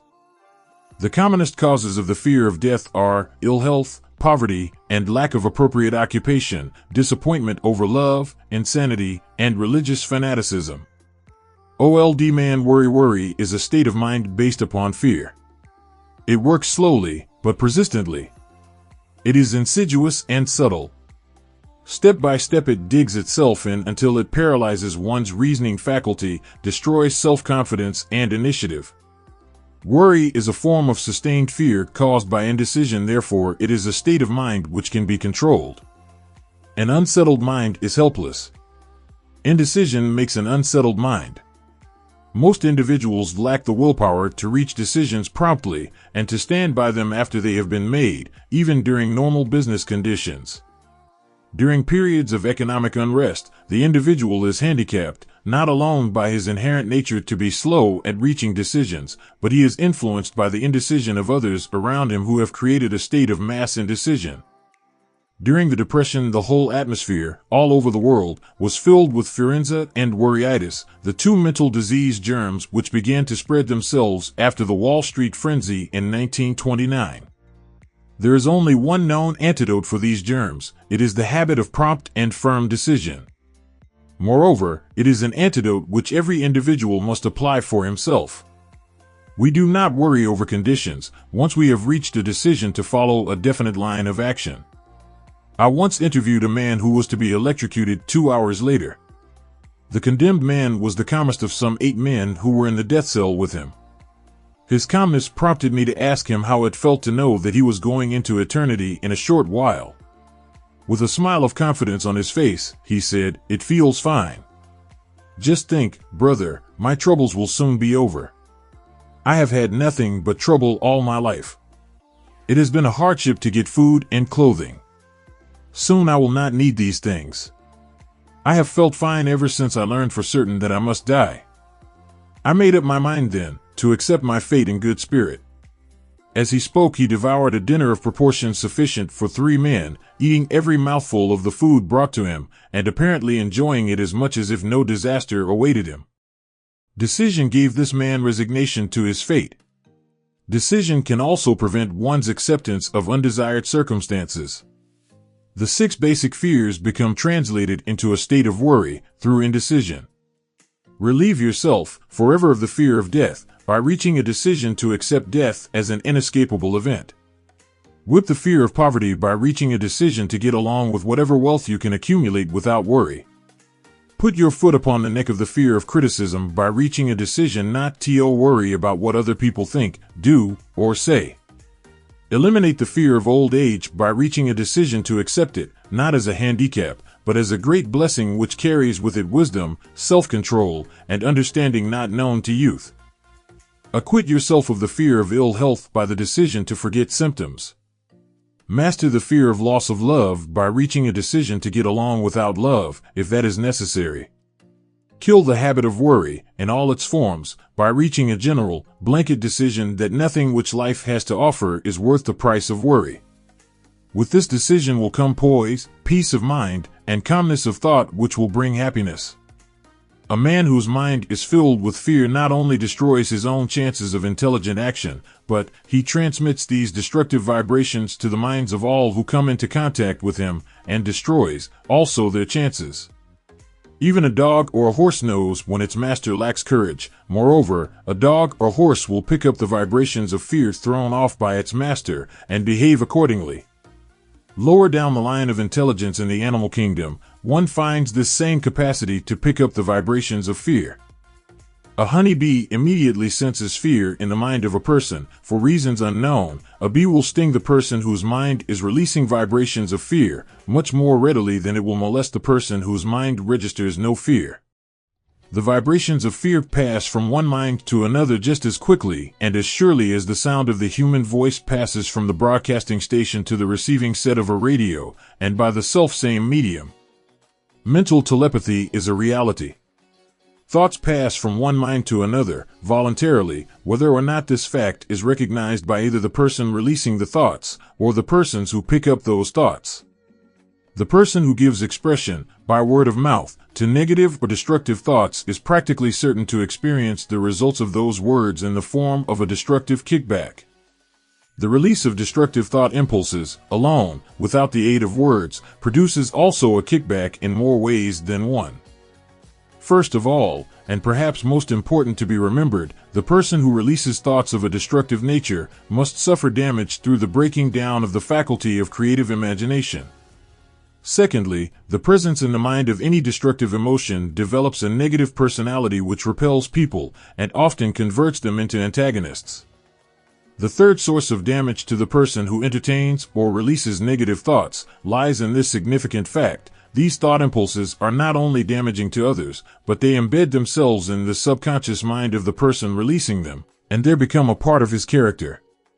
One is never through with a thought merely by releasing it. When a thought is released, it spreads in every direction through the medium of the ether, but it also plants itself permanently in the subconscious mind of the person releasing it. Your business in life is, presumably, to achieve success. To be successful, you must find peace of mind, acquire the material needs of life, and above all, attain happiness. All of these evidences of success begin in the form of thought impulses. You may control your own mind. You have the power to feed it whatever thought impulses you choose. With this privilege goes also the responsibility of using it constructively.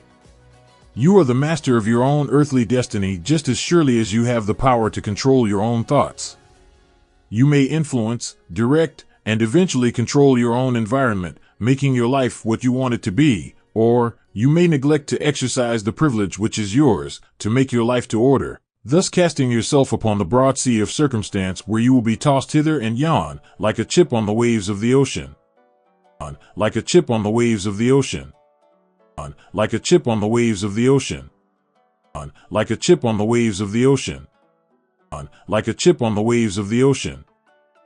Like a chip on the waves of the ocean. The devil's workshop, the seventh basic evil. In addition to the 6 basic fears, there is another evil by which people suffer. It constitutes a rich soil in which the seeds of failure grow abundantly. It is so subtle that its presence often is not detected. This affliction cannot properly be classed as a fear. It is more deeply seated and more often fatal than all of the 6 fears. For want of a better name, let us call this evil susceptibility to negative influences. Men who accumulate great riches always protect themselves against this evil. The poverty-stricken never do. Those who succeed in any calling must prepare their minds to resist the evil. If you are reading this philosophy for the purpose of accumulating riches, you should examine yourself very carefully to determine whether you are susceptible to negative influences. If you neglect this self-analysis, you will forfeit your right to attain the object of your desires. Make the analysis searching. After you read the questions prepared for this self-analysis, hold yourself to a strict accounting in your answers. Go at the task as carefully as you would search for any other enemy you knew to be awaiting you in ambush, and deal with your own faults as you would with a more tangible enemy. You can easily protect yourself against highway robbers because the law provides organized cooperation for your benefit, but the 7th basic evil is more difficult to master because it strikes when you are not aware of its presence, when you are asleep, and while you are awake. Moreover, its weapon is intangible because it consists of merely a state of mind. This evil is also dangerous because it strikes in as many different forms as there are human experiences. Sometimes it enters the mind through the well-meant words of one's own relatives. At other times, it bores from within through one's own mental attitude. Always it is as deadly as poison, even though it may not kill as quickly. How to protect yourself against negative influences? To protect yourself against negative influences, whether of your own making or the result of the activities of negative people around you, recognize that you have a willpower, and put it into constant use until it builds a wall of immunity against negative influences in your own mind. Recognize the fact that you, and every other human being, are, by nature, lazy, indifferent, and susceptible to all suggestions which harmonize with your weaknesses. Recognize that you are, by nature, susceptible to all the 6 basic fears, and set up habits for the purpose of counteracting all these fears. Recognize that negative influences often work on you through your subconscious mind, therefore they are difficult to detect, and keep your mind closed against all people who depress or discourage you in any way. Clean out your medicine chest, throw away all pill bottles, and stop pandering to colds, aches, pains, and imaginary illness. Deliberately seek the company of people who influence you to think and act for yourself. Do not expect troubles, as they have a tendency not to disappoint. Without doubt, the most common weakness of all human beings is the habit of leaving their minds open to the negative influence of other people. This weakness is all the more damaging because most people do not recognize that they are cursed by it, and many who acknowledge it neglect or refuse to correct the evil until it becomes an uncontrollable part of their daily habits. To aid those who wish to see themselves as they really are, the following list of questions has been prepared. Read the questions and state your answers aloud so you can hear your own voice. This will make it easier for you to be truthful with yourself. Self-analysis test questions. Do you complain often of feeling bad? And if so, what is the cause? Do you find fault with other people at the slightest provocation? Do you frequently make mistakes in your work? And if so, why? Are you sarcastic and offensive in your conversation? Do you deliberately avoid the association of anyone? And if so, why? Do you suffer frequently with indigestion? If so, what is the cause? Does life seem futile and the future hopeless to you? If so, why? Do you like your occupation? If not, why? Do you often feel self-pity? And if so, why? Are you envious of those who excel you? To which do you devote most time, thinking of success or of failure? Are you gaining or losing self-confidence as you grow older? Do you learn something of value from all mistakes? Are you permitting some relative or acquaintance to worry you? If so, why? Are you sometimes in the clouds and at other times in the depths of despondency? Who has the most inspiring influence upon you? What is the cause? Do you tolerate negative or discouraging influences which you can avoid? Are you careless of your personal appearance? If so, when and why? Have you learned how to drown your troubles by being too busy to be annoyed by them? Would you call yourself a spineless weakling if you permitted others to do your thinking for you? Do you neglect internal bathing until auto-intoxication makes you ill-tempered and irritable? How many preventable disturbances annoy you, and why do you tolerate them? Do you resort to liquor, narcotics, or cigarettes to quiet your nerves? If so, why do you not try willpower instead? Does anyone nag you, and if so, for what reason? Do you have a definite major purpose, and if so, what is it, and what plan have you for achieving it? Do you suffer from any of the 6 basic fears? If so, which ones? Have you a method by which you can shield yourself against the negative influence of others? Do you make deliberate use of autosuggestion to make your mind positive? Which do you value most, your material possessions, or your privilege of controlling your own thoughts? Are you easily influenced by others, against your own judgment? Has today added anything of value to your stock of knowledge or state of mind? Do you face squarely the circumstances which make you unhappy, or sidestep the responsibility? Do you analyze all mistakes and failures and try to profit by them, or do you take the attitude that this is not your duty? Can you name 3 of your most damaging weaknesses? What are you doing to correct them? Do you encourage other people to bring their worries to you for sympathy? Do you choose, from your daily experiences, lessons or influences which aid in your personal advancement? Does your presence have a negative influence on other people as a rule? What habits of other people annoy you most? Do you form your own opinions or permit yourself to be influenced by other people? Have you learned how to create a mental state of mind with which you can shield yourself against all discouraging influences? Does your occupation inspire you with faith and hope? Are you conscious of possessing spiritual forces of sufficient power to enable you to keep your mind free from all forms of fear? Does your religion help you to keep your own mind positive? Do you feel it your duty to share other people's worries? If so, why? If you believe that birds of a feather flock together, what have you learned about yourself by studying the friends whom you attract? What connection, if any, do you see between the people with whom you associate most closely and any unhappiness you may experience? Could it be possible that some person whom you consider to be a friend is, in reality, your worst enemy because of his negative influence on your mind?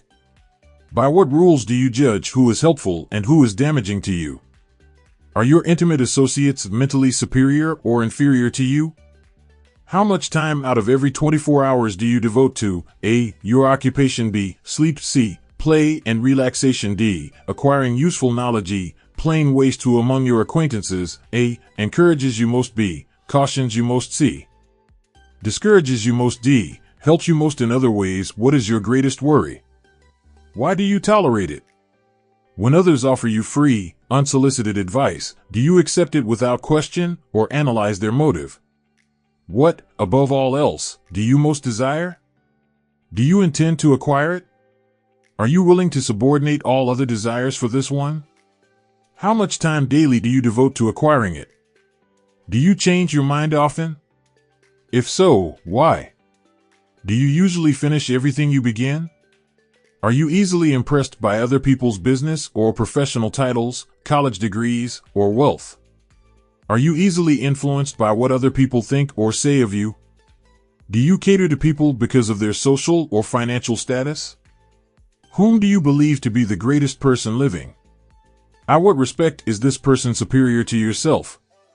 How much time have you devoted to studying and answering these questions? At least one day is necessary for the analysis and the answering of the entire list. If you have answered all these questions truthfully, you know more about yourself than the majority of people. Study the questions carefully, come back to them once each week for several months, and be astounded at the amount of additional knowledge of great value to yourself you will have gained by the simple method of answering the questions truthfully. If you are not certain concerning the answers to some of the questions, seek the counsel of those who know you well, especially those who have no motive in flattering you, and see yourself through their eyes. The experience will be astonishing. You have absolute control over but one thing, and that is your thoughts. This is the most significant and inspiring of all facts known to man. It reflects man's divine nature. This divine prerogative is the sole means by which you may control your own destiny. If you fail to control your own mind, you may be sure you will control nothing else. If you must be careless with your possessions, let it be in connection with material things. Your mind is your spiritual estate. Protect and use it with the care to which divine royalty is entitled. You were given a willpower for this purpose. Unfortunately, there is no legal protection against those who, either by design or ignorance, poison the minds of others by negative suggestion. This form of destruction should be punishable by heavy legal penalties, because it may and often does destroy one's chances of acquiring material things which are protected by law. Men with negative minds tried to convince Thomas A. Edison that he could not build a machine that would record and reproduce the human voice, because they said no one else had ever produced such a machine. Edison did not believe them. He knew that the mind could produce anything the mind could conceive and believe, and that knowledge was the thing that lifted the great Edison above the common herd. Men with negative minds told F. W. Woolworth he would go broke trying to run a store on 5 and 10-cent sales. He did not believe them. He knew that he could do anything, within reason, if he backed his plans with faith. Exercising his right to keep other men's negative suggestions out of his mind, he piled up a fortune of more than $100 million. Men with negative minds told George Washington he could not hope to win against the vastly superior forces of the British, but he exercised his divine right to believe. Therefore this book was published under the protection of the Stars and Stripes, while the name of Lord Cornwallis has been all but forgotten. Doubting Thomases scoffed scornfully when Henry Ford tried out his first crudely built automobile on the streets of Detroit. Some said the thing never would become practical. Others said no one would pay money for such a contraption. Ford said, "I'll belt the earth with dependable motor cars," and he did. His decision to trust his own judgment has already piled up a fortune far greater than the next 5 generations of his descendants can squander. For the benefit of those seeking vast riches, let it be remembered that practically the sole difference between Henry Ford and a majority of the more than 100,000 men who work for him is this: Ford has a mind and controls it. The others have minds which they do not try to control. Henry Ford has been repeatedly mentioned because he is an astounding example of what a man with a mind of his own, and a will to control it, can accomplish. His record knocks the foundation from under that time-worn alibi, "I never had a chance." Ford never had a chance either, but he created an opportunity and backed it with persistence until it made him richer than Croesus. Mind control is the result of self-discipline and habit. You either control your mind or it controls you. There is no hallway compromise. The most practical of all methods for controlling the mind is the habit of keeping it busy with a definite purpose, backed by a definite plan. Study the record of any man who achieves noteworthy success, and you will observe that he has control over his own mind, moreover, that he exercises that control and directs it toward the attainment of definite objectives. Without this control, success is not possible. 57 famous alibis by old man. If people who do not succeed have one distinguishing trait in common. They know all the reasons for failure, and have what they believe to be airtight alibis to explain away their own lack of achievement. Some of these alibis are clever, and a few of them are justifiable by the facts. But alibis cannot be used for money. The world wants to know only one thing: have you achieved success? A character analyst compiled a list of the most commonly used alibis. As you read the list, examine yourself carefully and determine how many of these alibis, if any, are your own property. Remember, too, the philosophy presented in this book makes every one of these alibis obsolete. If I didn't have a wife and family, if I had enough pull, if I had money, if I had a good education, if I could get a job, if I had good health, if I only had time, if times were better, if other people understood me, if conditions around me were only different, if I could live my life over again, if I did not fear what they would say, if I had been given a chance, if I now had a chance, if other people didn't have it in for me, if nothing happens to stop me, if I were only younger, if I could only do what I want, if I had been born rich, if I could meet the right people, if I had the talent that some people have, if I dared assert myself, if I only had embraced past opportunities, if people didn't get on my nerves, if I didn't have to keep house and look after the children,